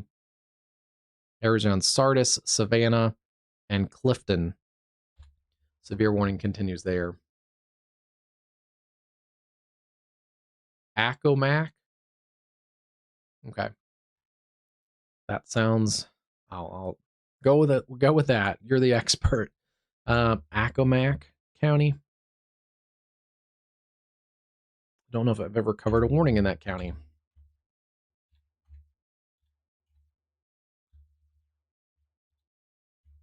Strong storms coming through Ocean City right now. You may be waking up at your vacation rental wondering what's going on. Well, we've had severe storms pushing through, mostly just a damaging wind threat across the Ocean City area. Still seeing a couple bursts of 50 to 60 mile an hour winds in there near Friendship, Ocean Pines.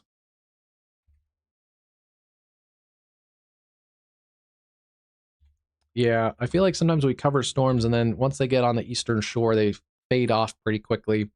We've covered some severe warnings and tornadoes in Delaware that came across the Chesapeake. But yeah, this area, a little bit less prominent severe weather.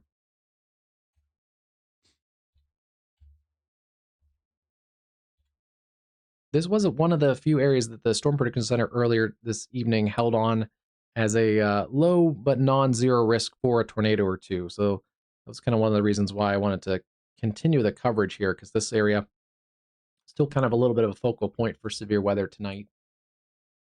And it's an area that gets more population in this time of year in the summertime. So, yeah, definitely wanted to see that. Let me check the Storm Prediction Center, see if there's any new updates on things.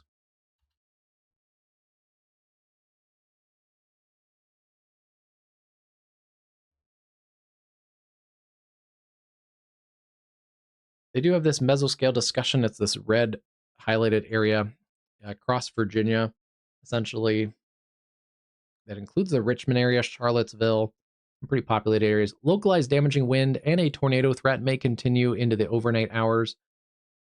Storm Prediction Center highlighting a lower end chance of tornadoes and also 55 to 70 mile an hour damaging winds. So on the lower end for both of those, but could get a couple quick spin ups and also potentially some damaging wind gusts.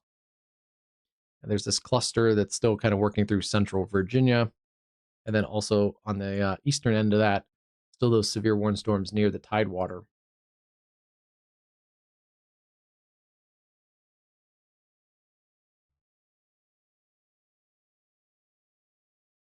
The other area that still has a little bit of a focus, the storms are mostly on the southern side of this discussion area, but sporadic damaging wind gusts remain possible.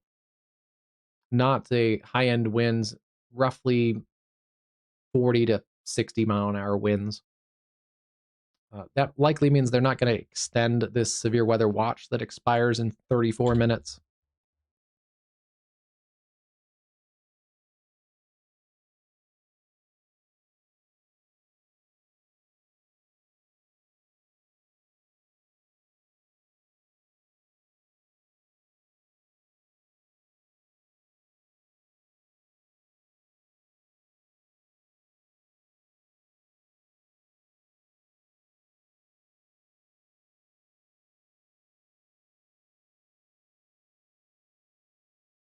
Yeah, so those are the latest updates by the Storm Prediction Center. Seeing a couple other storms, Jackson, Memphis, but otherwise things calming down there. And then, yeah, solid line of storms right now working across the Delmarva, about 30 miles an hour to the north and east.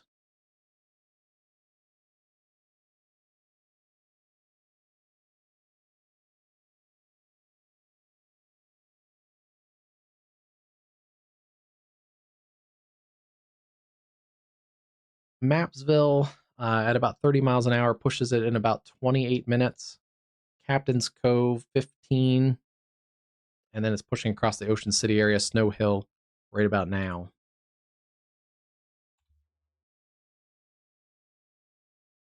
Yeah, I think they were. They did a pretty good job. I appreciated that they had the 45% wind risk, but they didn't push it into the conditional intensities. It was a wind risk, but not a high-end wind risk. We weren't expecting to see destructive tags or anything like that. And I think we saw a couple considerable threat for 70, but no destructive warnings. So it looks like that's verified.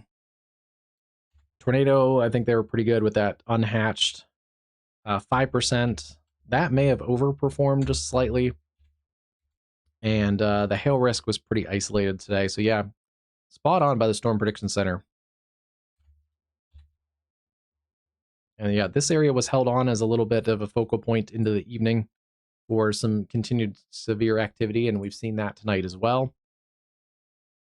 Even a couple tornado warnings there earlier near Salisbury.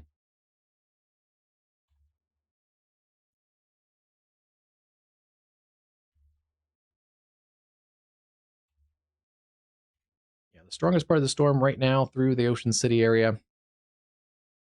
A little area in the storm that was rotating a little bit has weakened as it came across Newark. Still a little bit of a shear line there, but let's take a look. Yeah, not as much spin in there. See if I step it back just a scan or two, you can see a little more of a ball of spin right there, and then you can see a little more S curve shape. Those are indications of some spin. Now it's more of a shear line, kind of just this soft curve that's right at the leading edge. So there's a wind shift there. There is wind, a little bit of a low-level jet on the southern side of this, but it's not a tornadic wind shift. That's why this storm complex has generally strengthened in the last while here. That's why we do have these severe warnings. There is a decently vigorous low-level jet that's out of the south, and it is bringing some moisture up from the Atlantic and along the ocean side here, and as well off the Chesapeake. And that's crashing in with the storms out ahead of the cold front coming in from the west-northwest. So a little bit more convergence right there. That's leading to a little more concentrated severe weather. Some much stronger storms out over the open waters of the Atlantic.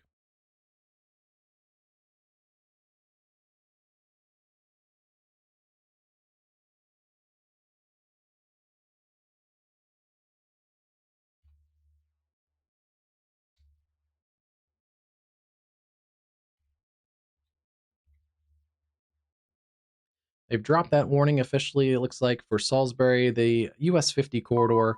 A They've new flash dropped that flood warning warning has for the been severe issued. warning. They have added the flash flood warning, though. Looks like a couple inches of rain, additional rainfall, potentially 2 to 4 inches. So keep that in mind if you live in a low-lying area that's prone to flooding. Areas like Chance, Princess Anne, Snow Hill, Fruitland, south sides of Salisbury, and then along US 50, Powellville, Berlin, and Ocean City. Do keep that in mind. If you're prone to flooding, you may want to take your safety action plans for that.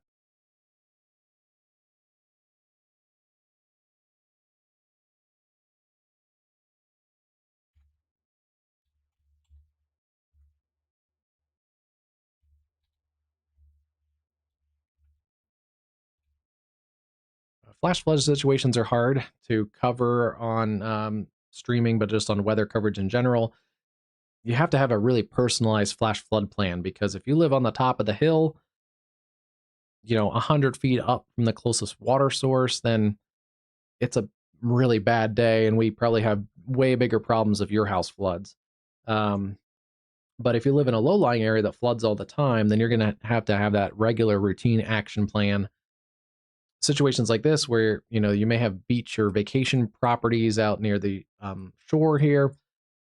Your vacation property may flood differently and be at a different flood risk than your normal year-round property. So flash flooding is hard to cover because you do kind of want to have a really personal plan for that. Tornado warnings, we can say, go to your low level interior room. Tends to be a bathroom or hall closet, but even though that's personalized too, at least it's kind of one designated spot to go to. Versus flash flooding, it's going to be really dependent on where you live, on your property, on your property's history of flooding, on the terrain of the region. This is a flatter area, a little more low-lying area versus like up in the West Virginia area where all those creeks and streams drain towards the low-lying areas. And unfortunately, a lot of the communities are kind of along those creeks and streams along the low-lying areas. So yeah, there's definitely a lot of personalized challenges to flash flooding. And it's one of the reasons why this weather service struggles at reaching people. These flash flood warnings, some people think they happen too often. It's also because it doesn't affect everybody in the warning. So a lot of times if you're not in a flood prone area, it's just going to be like, yeah, there's a flash flood warning. Look at your phone and go back and do what you need to do.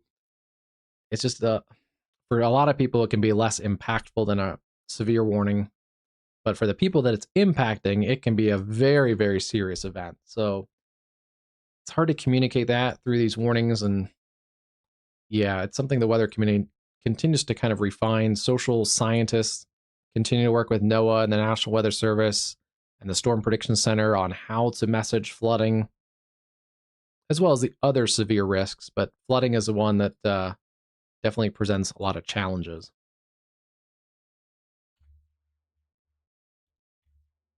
Yeah, those stronger storms now pushing offshore. Still some gusty conditions. Let's take a look and see. That camera froze a little bit. Mm, there it goes. It's back.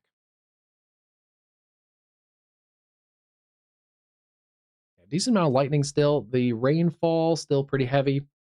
This is in that flash flood warning just west of Ocean City. But the gusty conditions, the wind has relaxed a little bit.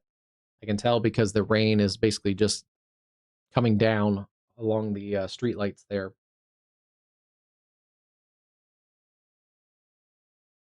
A lot of lightning with this. Make sure you're practicing your safe lightning safety. A lot of water in this area, a lot of boating activities, so you definitely make sure you're off the water here if you're in the Delmarva. With those storms uptrending a little bit in intensity, the lightning has also uptrended in that 700 lightning strike range from areas there around Lancaster, Virginia, all the way up to offshore of Ocean City.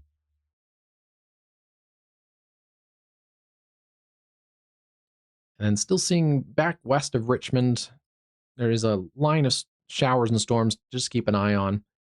Nothing severe in those, but they have a little bit of a bow feature. Just kind of an arc of storms. Maybe some gusty winds in those. They're also going to work into an area that also has flash flood warnings, so keep that in mind too if you're back here towards Hanover Courthouse and north of King William, areas around Heathville.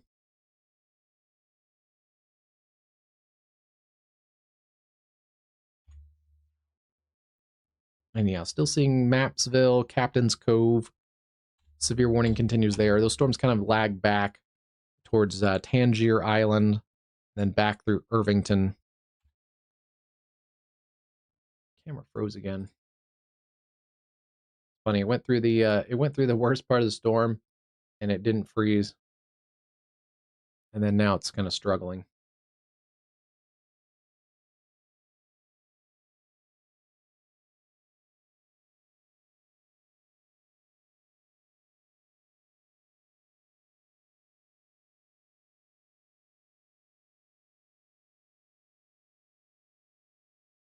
Things are still rocking and rolling a little bit in Ocean City. This is at the bridge. This is the US 50 drawbridge looking west. And there you can see some heavier wind and rain. The rain curtains kind of washing across this camera perspective. Might be a little hard to see, but the streetlights really present that. So closer to the ocean and with a little bit of the water influence and less friction, the wind energy still fairly strong across this area, immediate Ocean City, and basically along those inland bay areas. But yeah, in there's some gusty winds. Also, Little Salisbury up to Lighthouse Sound, south of Fenwick Island, and then over here towards Lewis Corner. Still the strongest winds pushing offshore. You can see definitely with the less friction areas out here now pushing probably in the 60s, close to 70, but yeah, those storms continue to push away from the shoreline.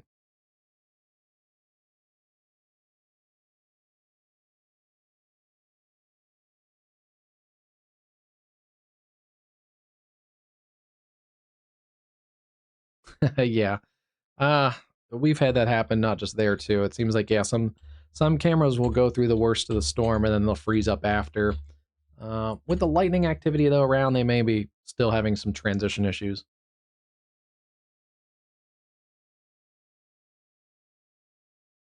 MDOT does have one of the better camera networks, which is nice because we've covered severe weather in Maryland before on this channel, and it is nice to have a vast camera network. Some other states are for sure less reliable and also have less coverage. Some of these Mississippi cameras are very good. Mississippi actually has a pretty good camera network, and we've basically been in tornadoes in these cameras, and they have broadcasted through some hurricanes and tropical systems. They tend to be pretty sturdy too. Looking at Biloxi right now. Still dry roads down there. I've had this camera up for like 2 days straight, and we haven't actually seen much weather on that camera.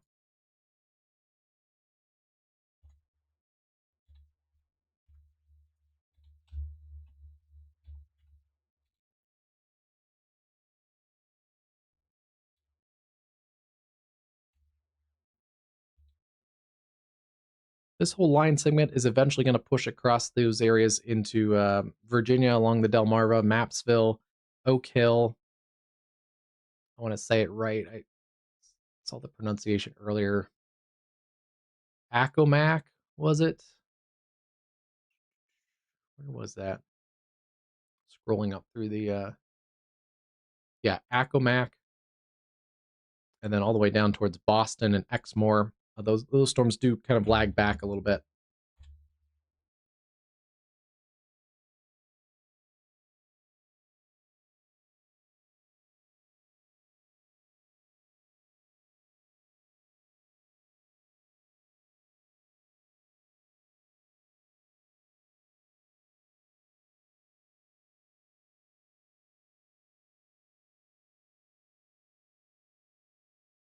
Yeah, still some gusty winds at times. That camera's bobbled a couple times too.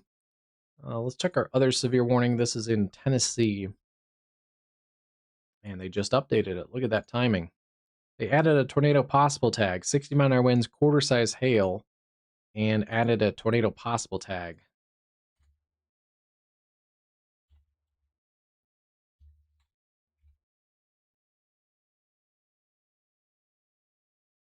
Yeah, some rotation in here. Morris Chapel to Hooker's Bend. Those are some interesting town names. Is there a story there that they're next to each other? Don't know.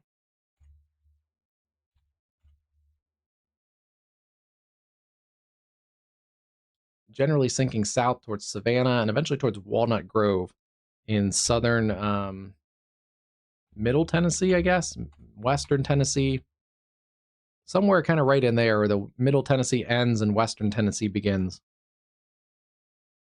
Hey, Beans, how's it going tonight?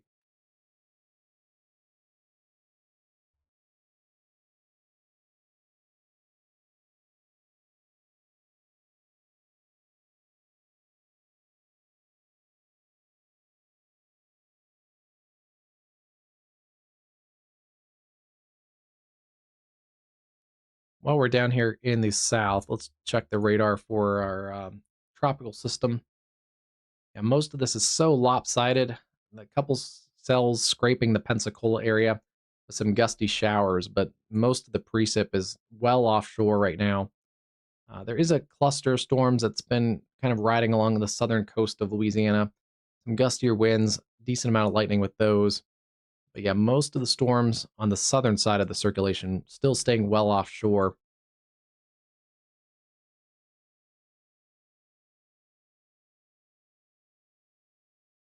Because a lot of the more intense convection is expected to stay offshore, the Storm Prediction Center right now still going with just a general thunderstorm risk. I still think we might need or see a marginal risk for some tropical tornado risk tomorrow, especially as Bertha landfalls, maybe even isolated to just kind of southeast Louisiana or coastal Mississippi. But I think this area may kind of need a little bit of that as it comes ashore. We'll keep an eye on that as it does go ashore. There's a dude biking on that camera across the drawbridge in the heavy rain and wind. That's not as fun. Be careful with lightning safety. I mentioned that for boating. I didn't think about biking. Biking across a metal drawbridge doesn't seem great in a lightning storm.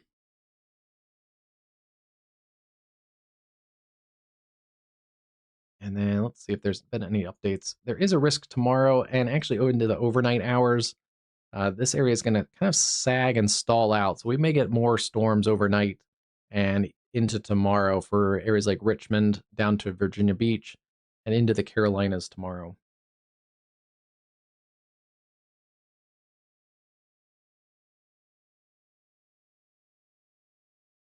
And yeah, there is a 2% tornado risk right now. So non-zero tornado risk. And that's where I think we will get probably a little marginal risk area because I think there's a non-zero tornado risk somewhere in this area technically tomorrow. So that should come with a tornado risk, the marginal risk. Hey, Caleb. Yeah, doing well. How are you? Today's been a interesting day for severe weather.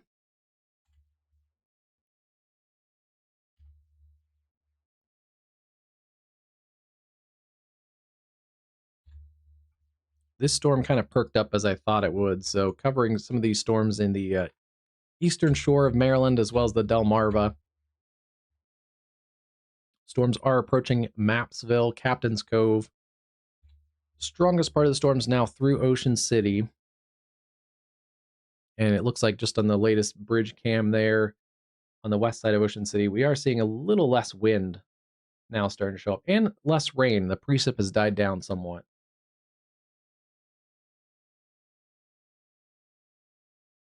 Still gusty at times, still a decent amount of lightning. Ocean Pines, Powellville, even areas there south of Fruitland, Snow Hill, still a decent amount of lightning there.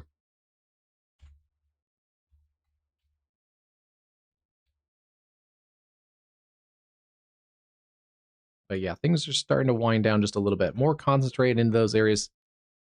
Chesapeake Bay and points east. Yeah, 1244. I'm in the central time zone, so that helps a little bit. Proud to chase. That helps me a little bit. It's only 1144 in the central time zone.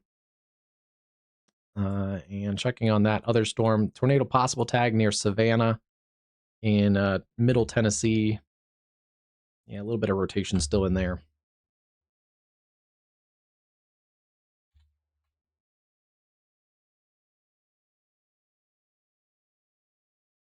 And let's see, 11.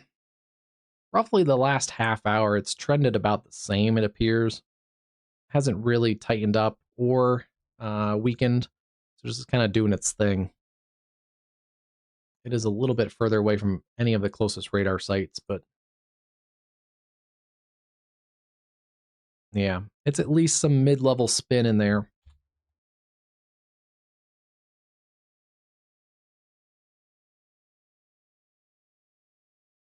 Yeah, that's another good point. Is some people don't know exactly where they are too. So in relation to things, they might know they're in Ocean City, but they might not know the towns around them. I do encourage you, if you do have, especially like longer term vacation rentals and things, do get to know those towns around those areas, just like you would in your home community. Although that presents its own challenges.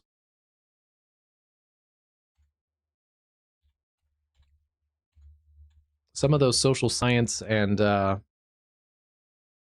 meteorology interactions and studies have shown that there's actually quite a bit of people that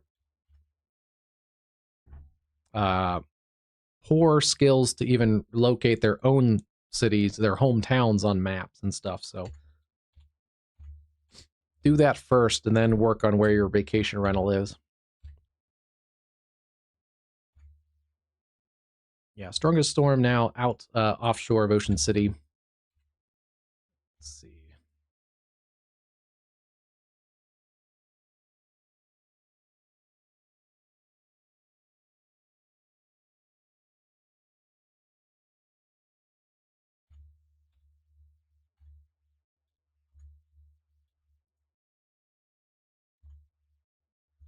I think there's less of a tornado risk now than there was a little bit ago across the areas there in the Delmarva. Seeing more straight line winds.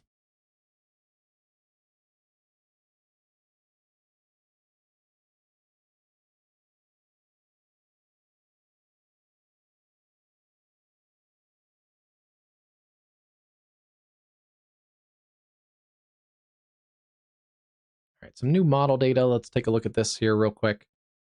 Still seeing those storms across Middle Tennessee. Latest model data somewhat weakens them. It does hang some showers and storms on through the evening.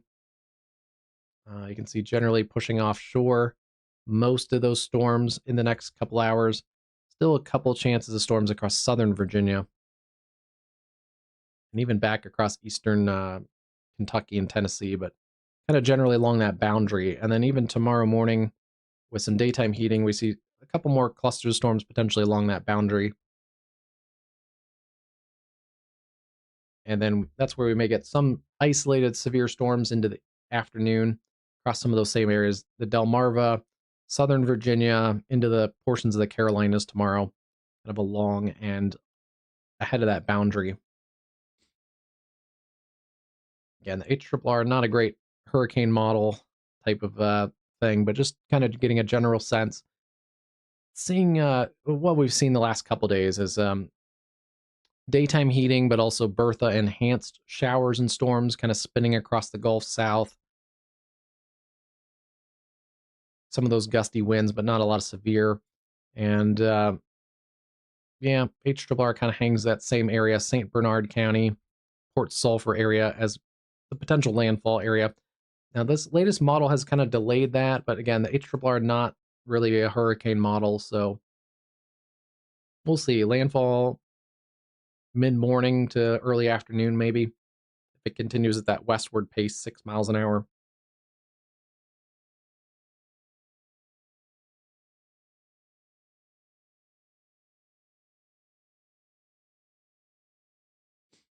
And yeah, you can see the HRRR not really presenting a lot of overnight convection across these areas. So it might not feel like there's an impending landfall, just with most of that convection hanging offshore. Not till we get into tomorrow, where we may get some storms cycling back across that same area into tomorrow, potentially. But yeah, some of the worst activity still kind of hanging offshore.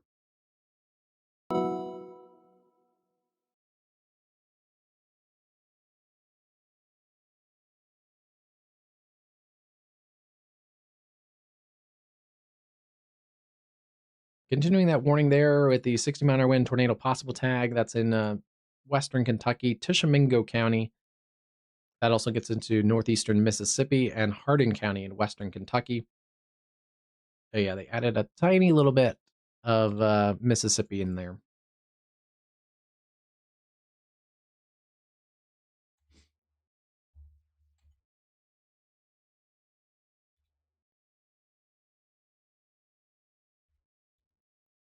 Storms may be getting into the Memphis area. Also, a spicier storm near Jackson, Tennessee.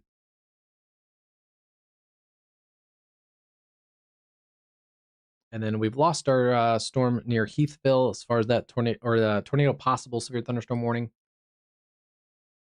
Still seeing that severe warning push through Captain's Cove, Saxus, and Mapsville.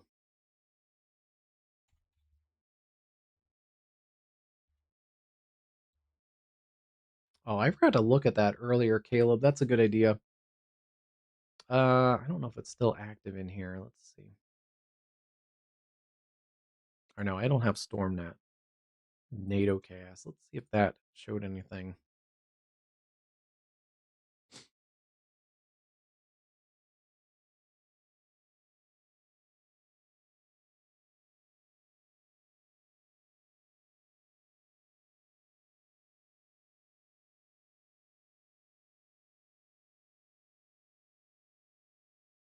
Yeah, I can't really go back. That's unfortunate. I think this is for tonight now.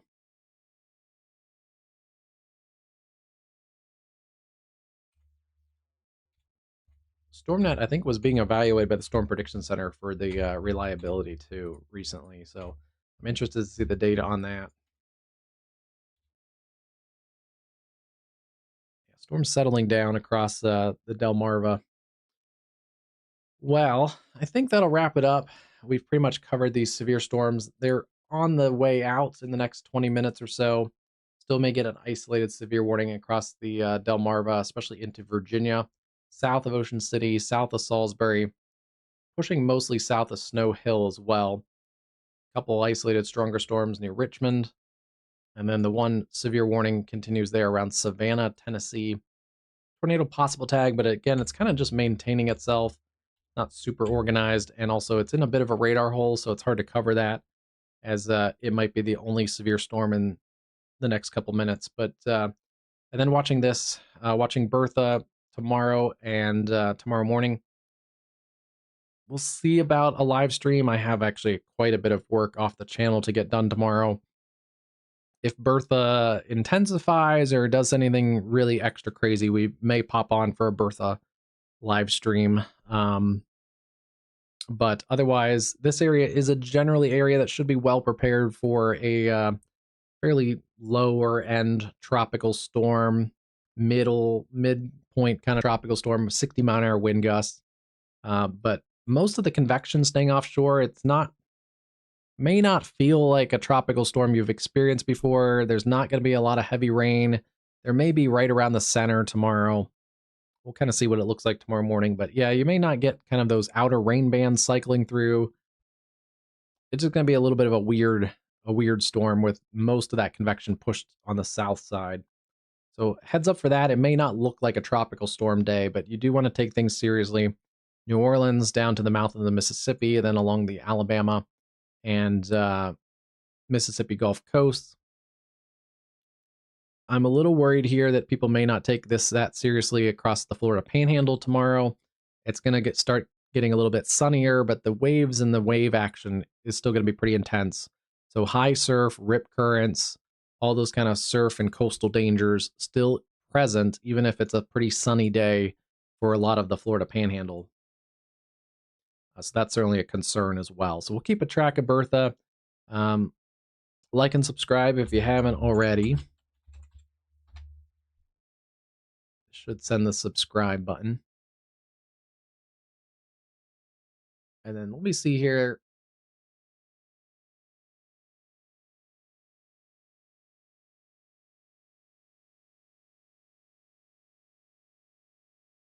Let's see.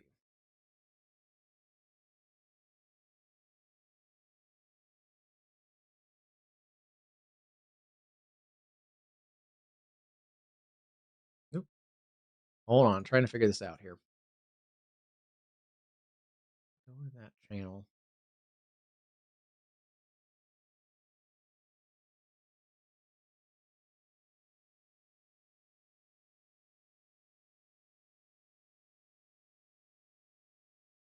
Stream settings. Let me try this out here. I'm going to try and pass it on to Proud to Chase. I have not seen your channel before, so I don't personally endorse it right now, but I will pass the Brady torch on since he sent it to me. Let me see if I can send it over to Proud to Chase here. Let's see. How do I do the pass on thing? Trying to do this on the fly is a little bit tricky. A new flash flood warning has been issued. Oh, and definitely turn around, don't drown. I hear those flash flood warnings. Oh,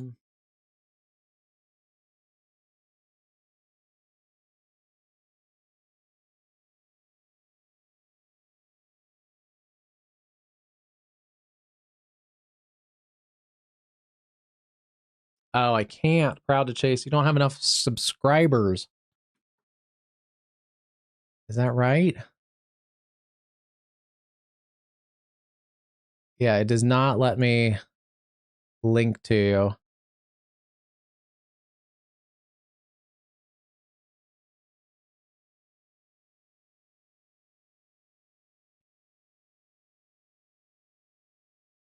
That's weird. Yeah, it must be a subscriber thing.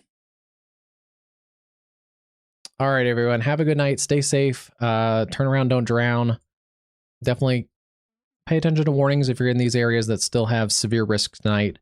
And then continue to keep your eye on coastal hazards as well as the National Hurricane Center for official forecast updates on Bertha. If you're in the Gulf South, southern Louisiana, coastal Mississippi, coastal Alabama, and the Florida Panhandle tomorrow.